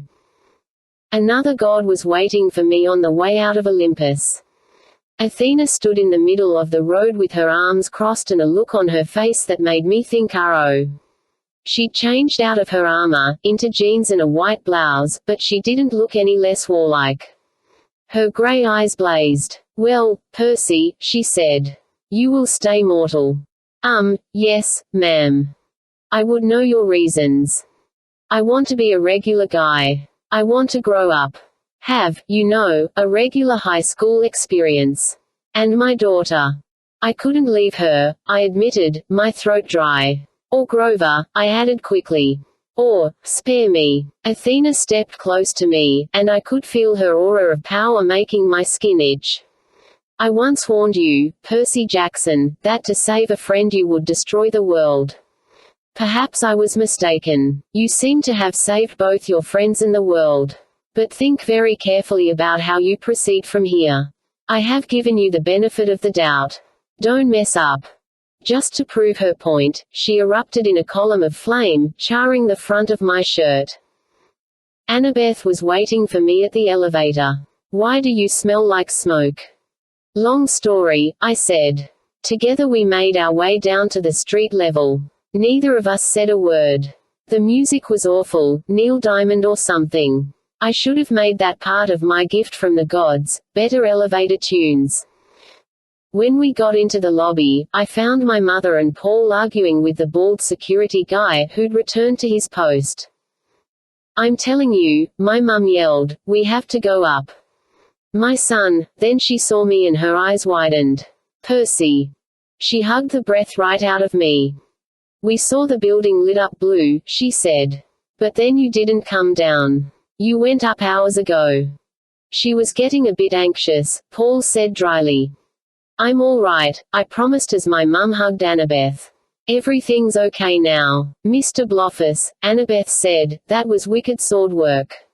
Paul shrugged. It seemed like the thing to do. But Percy, is this really? I mean, this story about the 600th floor. Olympus, I said. Yeah. Paul looked at the ceiling with a dreamy expression. I'd like to see that. Paul, my mum chided. It's not for mortals. Anyway, the important thing is we're safe. All of us. I was about to relax. Everything felt perfect. Annabeth and I were okay. My mum and Paul had survived. Olympus was saved. But the life of a demigod is never so easy. Just then Nico ran in from the street, and his face told me something was wrong. It's Rachel, he said. I just ran into her down on 32nd Street. Annabeth frowned. What's she done this time? It's where she's gone, Nico said. I told her she would die if she tried, but she insisted. She just took Blackjack and... She took my Pegasus. I demanded. Nico nodded. She's heading to Half-Blood Hill. She said she had to get to camp. 22. I am dumped. Nobody steals my Pegasus. Not even Rachel. I wasn't sure if I was more angry or amazed or worried. What was she thinking? Annabeth said as we ran for the river. Unfortunately, I had a pretty good idea, and it filled me with dread. The traffic was horrible. Everybody was out on the streets gawking at the war zone damage. Police sirens wailed on every block. There was no possibility of catching a cab, and the Pegasus had flown away. I would have settled for some party ponies, but they had disappeared along with most of the root beer in Midtown. So we ran, pushing through mobs of dazed mortals that clogged the sidewalks. She'll never get through the defenses, Annabeth said. Peleus will eat her. I hadn't considered that. The mist wouldn't fool Rachel like it would most people. She'd be able to find the camp no problem, but I'd been hoping the magical boundaries would just keep her out like a force field. It hadn't occurred to me that Peleus might attack. We've got to hurry. I glanced at Nico. I don't suppose you could conjure up some skeleton horses. He wheezed as he ran. So tired. Couldn't summon a dog bone. Finally we scrambled over the embankment to the shore, and I let out a loud whistle. I hated doing it. Even with the sand dollar I'd given the East River for a magic cleaning, the water here was pretty polluted. I didn't want to make any sea animals sick, but they came to my call. 3 wake lines appeared in the grey water, and a pod of hippocampi broke the surface. They whinnied unhappily, shaking the river muck from their manes. They were beautiful creatures, with multicolored fish tails, and the heads and forelegs of white stallions. The hippocampus in front was much bigger than the others, a ride fit for a cyclops. Rainbow, I called. How's it going, buddy? He neighed a complaint. Yeah, I'm sorry, I said. But it's an emergency. We need to get to camp. He snorted. Tyson, I said. Tyson is fine. I'm sorry he's not here. He's a big general now in the Cyclops army. Neig. Yeah, I'm sure he'll still bring you apples. Now, about that ride. In no time, Annabeth, Nico, and I were zipping up the East River faster than jet skis. We sped under the Throgs Neck Bridge and headed for Long Island Sound. It seemed like forever until we saw the beach at camp. We thanked the hippocampi and waded ashore, only to find Argus waiting for us. He stood in the sand with his arms crossed, his 100 eyes glaring at us. Is she here? I asked. He nodded grimly. Is everything okay? Annabeth said. Argus shook his head. We followed him up the trail. It was surreal being back at camp, because everything looked so peaceful. No burning buildings, no wounded fighters. The cabins were bright in the sunshine, and the fields glittered with dew. But the place was mostly empty. Up at the big house, something was definitely wrong. Green light was shooting out all the windows, just like I'd seen in my dream about May Castellan. Mist, the magical kind, swirled around the yard. Chiron lay on a horse-sized stretcher by the volleyball pit, a bunch of satyrs standing around him. Blackjack cantered nervously in the grass. Don't blame me, boss. He pleaded when he saw me. The weird girl made me do it. Rachel Elizabeth Dare stood at the bottom of the porch steps. Her arms were raised like she was waiting for someone inside the house to throw her a ball. What's she doing? Annabeth demanded. How did she get past the barriers? She flew, one of the satyrs said, looking accusingly at Blackjack. Right past the dragon, right through the magic boundaries. Rachel, I called, but the satyrs stopped me when I tried to go any closer. Percy, don't, Chiron warned. He winced as he tried to move. His left arm was in a sling, his 2 back legs were in splints, and his head was wrapped in bandages. You can't interrupt. I thought you explained things to her. I did. And I invited her here. I stared at him in disbelief. You said you'd never let anyone try again. You said, I know what I said, Percy. But I was wrong. Rachel had a vision about the curse of Hades. She believes it may be lifted now. She convinced me she deserves a chance. And if the curse isn't lifted, if Hades hasn't gotten to that yet, she'll go crazy. The mist swirled around Rachel. She shivered like she was going into shock. "Hey!" I shouted. "Stop!" I ran toward her, ignoring the satyrs. I got within 10 feet and hit something like an invisible beach ball. I bounced back and landed in the grass. Rachel opened her eyes and turned. She looked like she was sleepwalking, like she could see me, but only in a dream. "It's all right." Her voice sounded far away. "This is why I've come. You'll be destroyed." She shook her head. "This is where I belong, Percy. I finally understand why." It sounded too much like what May Castellan had said. I had to stop her, but I couldn't even get to my feet. The house rumbled. The door flew open and green light poured out. I recognized the warm musty smell of snakes. Mist curled into 100 smoky serpents, slithering up the porch columns, curling around the house. Then the oracle appeared in the doorway. The withered mummy shuffled forward in her rainbow dress. She looked even worse than usual, which is saying a lot. Her hair was falling out in clumps. Her leathery skin was cracking like the seat of a worn-out bus. Her glassy eyes stared blankly into space, but I got the creepiest feeling she was being drawn straight toward Rachel. Rachel held out her arms. She didn't look scared. "You've waited too long," Rachel said. "But I'm here now." The sun blazed more brightly.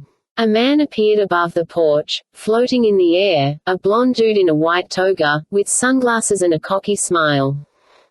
"Apollo," I said. He winked at me but held up his finger to his lips. "Rachel Elizabeth Dare," he said. "You have the gift of prophecy. But it is also a curse. Are you sure you want this?" Rachel nodded. "It's my destiny. Do you accept the risks?" "I do." "Then proceed," the god said. Rachel closed her eyes. "I accept this role. I pledge myself to Apollo, god of oracles. I open my eyes to the future and embrace the past. I accept the spirit Adelphi, voice of the gods, speaker of riddles, seer of fate." I didn't know where she was getting the words, but they flowed out of her as the mist thickened. A green column of smoke, like a huge python, uncoiled from the mummy's mouth and slithered down the stairs, curling affectionately around Rachel's feet. The oracle's mummy crumbled, falling away until it was nothing but a pile of dust in an old tie-dyed dress. Mist enveloped Rachel in a column. For a moment I couldn't see her at all. Then the smoke cleared. Rachel collapsed and curled into the fetal position. Annabeth, Nico, and I rushed forward, but Apollo said, "Stop. This is the most delicate part." "What's going on?" I demanded. "What do you mean?"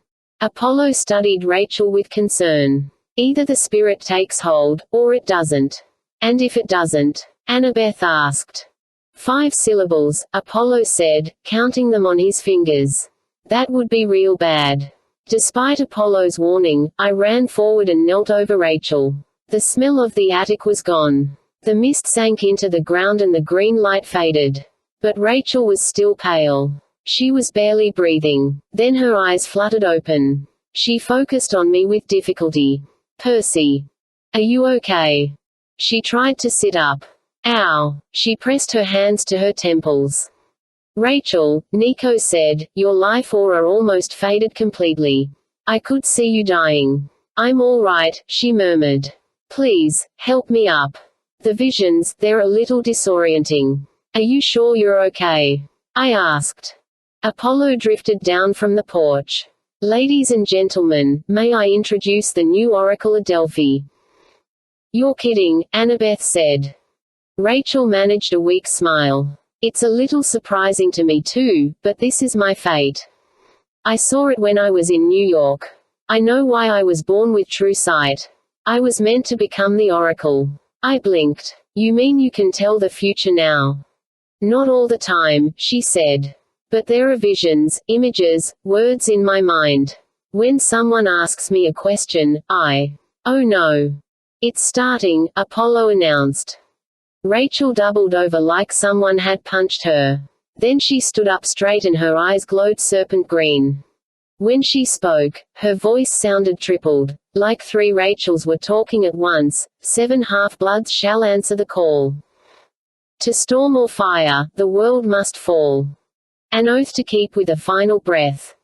And foes bear arms to the doors of death. At the last word, Rachel collapsed. Nico and I caught her and helped her to the porch. Her skin was feverish. "I'm all right," she said, her voice returning to normal. "What was that?" I asked. She shook her head, confused. "What was what?" "I believe," Apollo said, "that we just heard the next great prophecy." "What does it mean?" I demanded. Rachel frowned. "I don't even remember what I said." "No," Apollo mused. "The Spirit will only speak through you occasionally. The rest of the time, our Rachel will be much as she's always been. There's no point in grilling her, even if she has just issued the next big prediction for the future of the world." "What?" I said. "But, Percy," Apollo said, "I wouldn't worry too much. The last great prophecy about you took almost 70 years to complete. This one may not even happen in your lifetime." I thought about the lines Rachel had spoken in that creepy voice, about storm and fire and the doors of death. "Maybe," I said, "but it didn't sound so good." "No," said Apollo cheerfully. "It certainly didn't. She's going to make a wonderful oracle." It was hard to drop the subject, but Apollo insisted that Rachel needed to rest, and she did look pretty disoriented. "I'm sorry, Percy," she said. "Back on Olympus, I didn't explain everything to you, but the calling frightened me. I didn't think you'd understand." "I still don't," I admitted. "But I guess I'm happy for you." Rachel smiled. "Happy probably isn't the right word. Seeing the future isn't going to be easy, but it's my destiny. I only hope my family." She didn't finish her thought. "Will you still go to Clarion Academy?" I asked. "I made a promise to my father. I guess I'll try to be a normal kid during the school year, but right now you need sleep," Apollo scolded. "Chiron, I don't think the attic is the proper place for our new oracle, do you?" "No, indeed." Chiron looked a lot better now that Apollo had worked some medical magic on him. "Rachel may use a guest room in the big house for now, until we give the matter more thought." "I'm thinking a cave in the hills," Apollo mused. "With torches and a big purple curtain over the entrance. Really mysterious. But inside, a totally decked-out pad with a game room and one of those home theater systems." Chiron cleared his throat loudly. "What?" Apollo demanded. Rachel kissed me on the cheek. "Goodbye, Percy," she whispered. "And I don't have to see the future to tell you what to do now, do I?" Her eyes seemed more piercing than before. I blushed. "No." "Good," she said. Then she turned and followed Apollo into the big house. The rest of the day was as strange as the beginning. Campers trickled in from New York by car, Pegasus, and chariot. The wounded were cared for. The dead were given proper funeral rites at the campfire. Selena's shroud was hot pink, but embroidered with an electric spear. The Ares and Aphrodite cabins both claimed her as a hero, and lit the shroud together. No one mentioned the word spy. That secret burned to ashes as the designer perfume smoke drifted into the sky. Even Ethan Nakamura was given a shroud, black silk with a logo of swords crossed under a set of scales. As his shroud went up in flames, I hoped Ethan knew he had made a difference in the end. He'd paid a lot more than an eye, but the minor gods would finally get the respect they deserved. Dinner at the pavilion was low-key. The only highlight was Juniper the tree nymph, who screamed, "Grover!" and gave her boyfriend a flying tackle hug, making everybody cheer. They went down to the beach to take a moonlit walk, and I was happy for them, though the scene reminded me of Selena and Beckendorf, which made me sad. Mrs. O'Leary romped around happily, eating everybody's table scraps. Nico sat at the main table with Chiron and Mr. D, and nobody seemed to think this was out of place. Everybody was patting Nico on the back, complimenting him on his fighting. Even the Ares kids seemed to think he was pretty cool. Hey, show up with an army of undead warriors to save the day, and suddenly you're everybody's best friend. Slowly, the dinner crowd trickled away. Some went to the campfire for a sing-along. Others went to bed. I sat at the Poseidon table by myself and watched the moonlight on Long Island Sound. I could see Grover and Juniper at the beach, holding hands and talking. It was peaceful. Hey, Annabeth slid next to me on the bench. Happy birthday. She was holding a huge misshapen cupcake with blue icing. I stared at her. What? It's August 18th, she said. Your birthday, right? I was stunned. It hadn't even occurred to me, but she was right. I had turned 16 this morning, the same morning I'd made the choice to give Luke the knife. The prophecy had come true right on schedule, and I hadn't even thought about the fact that it was my birthday. Make a wish, she said. Did you bake this yourself? I asked. Tyson helped. That explains why it looks like a chocolate brick, I said. With extra blue cement. Annabeth laughed. I thought for a second, then blew out the candle. We cut it in half and shared, eating with our fingers. Annabeth sat next to me, and we watched the ocean. Crickets and monsters were making noise in the woods, but otherwise it was quiet. You saved the world, she said. We saved the world. And Rachel is the new oracle, which means she won't be dating anybody. You don't sound disappointed, I noticed. Annabeth shrugged. Oh, I don't care. Aha. She raised an eyebrow. You got something to say to me, seaweed brain. You'd probably kick my butt. You know I'd kick your butt. I brushed the cake off my hands. When I was at the River Styx, turning invulnerable. Nico said I had to concentrate on one thing that kept me anchored to the world, that made me want to stay mortal. Annabeth kept her eyes on the horizon. Yeah. Then up on Olympus, I said, when they wanted to make me a god and stuff, I kept thinking, oh, you so wanted to. Well, maybe a little. But I didn't, because I thought, I didn't want things to stay the same for eternity, because things could always get better. And I was thinking. My throat felt really dry. Anyone in particular? Annabeth asked, her voice soft. I looked over and saw that she was trying not to smile. You're laughing at me, I complained. I am not. You are so not making this easy. Then she laughed for real, and she put her hands around my neck. I am never, ever going to make things easy for you, seaweed brain. Get used to it. When she kissed me, I had the feeling my brain was melting right through my body. I could have stayed that way forever, except a voice behind us growled, well, it's about time. Suddenly the pavilion was filled with torchlight and campers. Clarice led the way as the eavesdroppers charged and hoisted us both onto their shoulders. Oh, come on, I complained. Is there no privacy? The lovebirds need to cool off. Clarice said with glee. The canoe lake. Connor Stoll shouted. With a huge cheer, they carried us down the hill, but they kept us close enough to hold hands.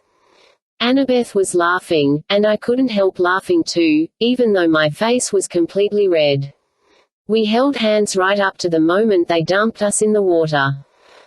Afterward, I had the last laugh. I made an air bubble at the bottom of the lake. Our friends kept waiting for us to come up, but hey, when you're the son of Poseidon, you don't have to hurry. And it was pretty much the best underwater kiss of all time. 23. We say goodbye, sort of. Camp went late that summer. It lasted 2 more weeks, right up to the start of a new school year, and I have to admit they were the best 2 weeks of my life. Of course, Annabeth would kill me if I said anything different, but there was a lot of other great stuff going on too. Grover had taken over the Satyr Seekers and was sending them out across the world to find unclaimed half-bloods. So far, the gods had kept their promise. New demigods were popping up all over the place, not just in America, but in a lot of other countries as well. We can hardly keep up, Grover admitted one afternoon as we were taking a break at the canoe lake. We're going to need a bigger travel budget, and I could use 100 more satyrs. Yeah, but the satyrs you have are working super hard, I said. I think they're scared of you. Grover blushed. That's silly. I'm not scary. You're a lord of the wild, dude. The chosen one of Pan. A member of the Council of, stop it. Grover protested. You're as bad as Juniper. I think she wants me to run for president next. He chewed on a tin can as we stared across the pond at the line of new cabins under construction. The U-shape would soon be a complete rectangle, and the demigods had really taken to the new task with gusto.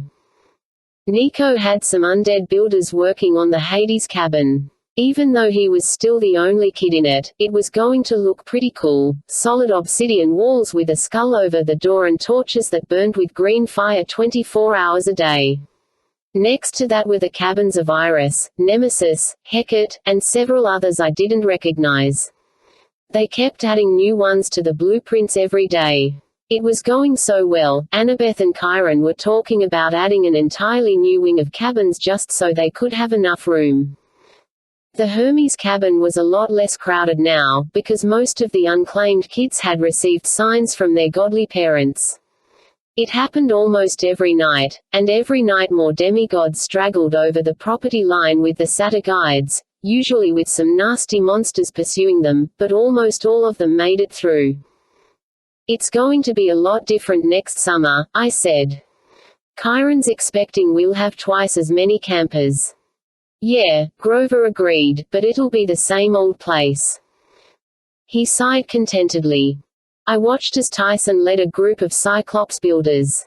They were hoisting huge stones in place for the Hecate cabin, and I knew it was a delicate job.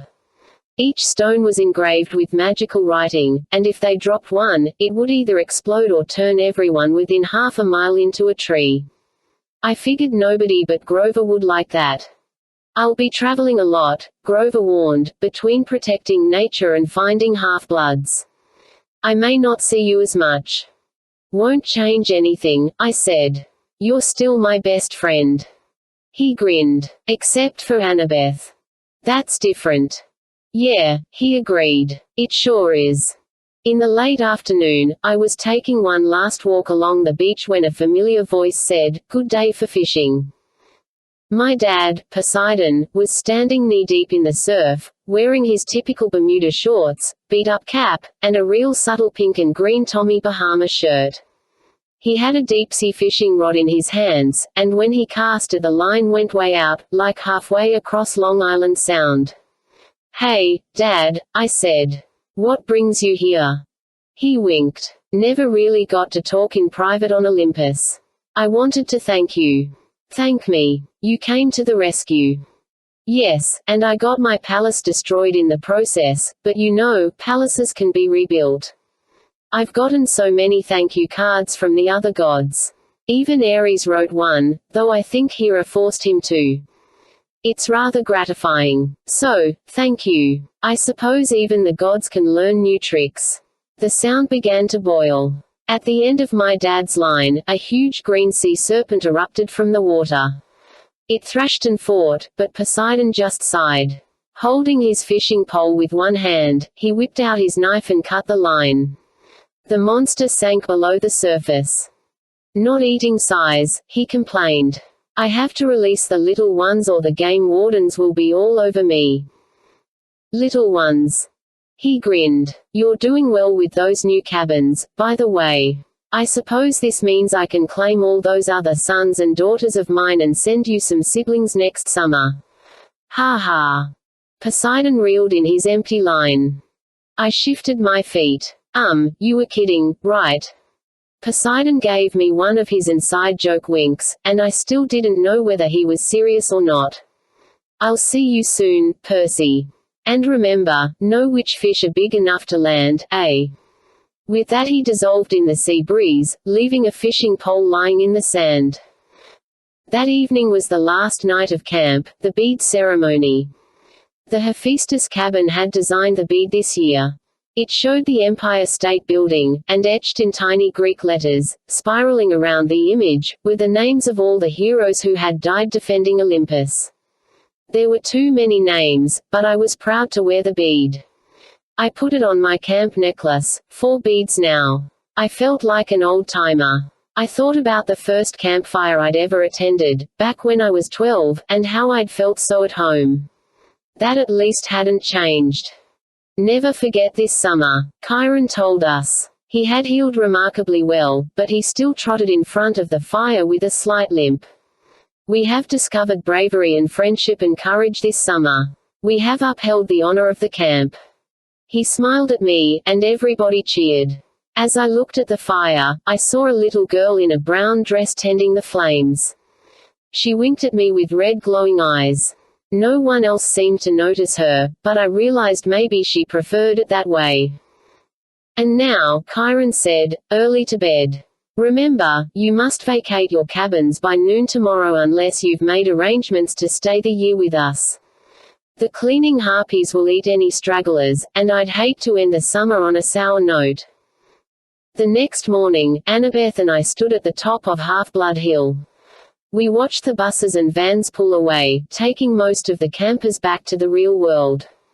A few old-timers would be staying behind, and a few of the newcomers, but I was heading back to Good High School for my sophomore year, the first time in my life I'd ever done 2 years at the same school.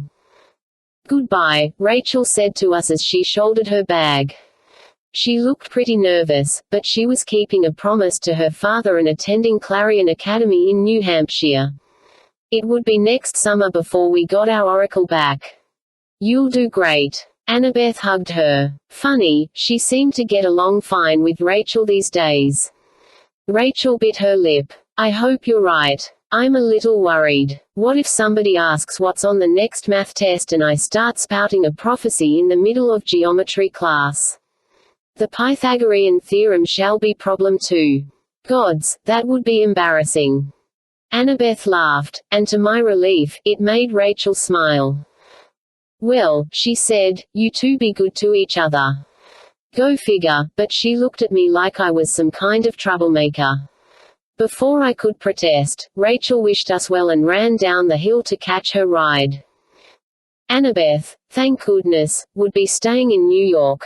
She'd gotten permission from her parents to attend a boarding school in the city so she could be close to Olympus and oversee the rebuilding efforts. And close to me? I asked. Well, someone's got a big sense of his own importance. But she laced her fingers through mine. I remembered what she'd told me in New York, about building something permanent, and I thought, just maybe, we were off to a good start. The guard dragon Peleus curled contentedly around the pine tree underneath the golden fleece and began to snore, blowing steam with every breath. You've been thinking about Rachel's prophecy? I asked Annabeth. She frowned. How did you know? Because I know you. She bumped me with her shoulder. Okay, so I have. 7 half-bloods shall answer the call. I wonder who they'll be.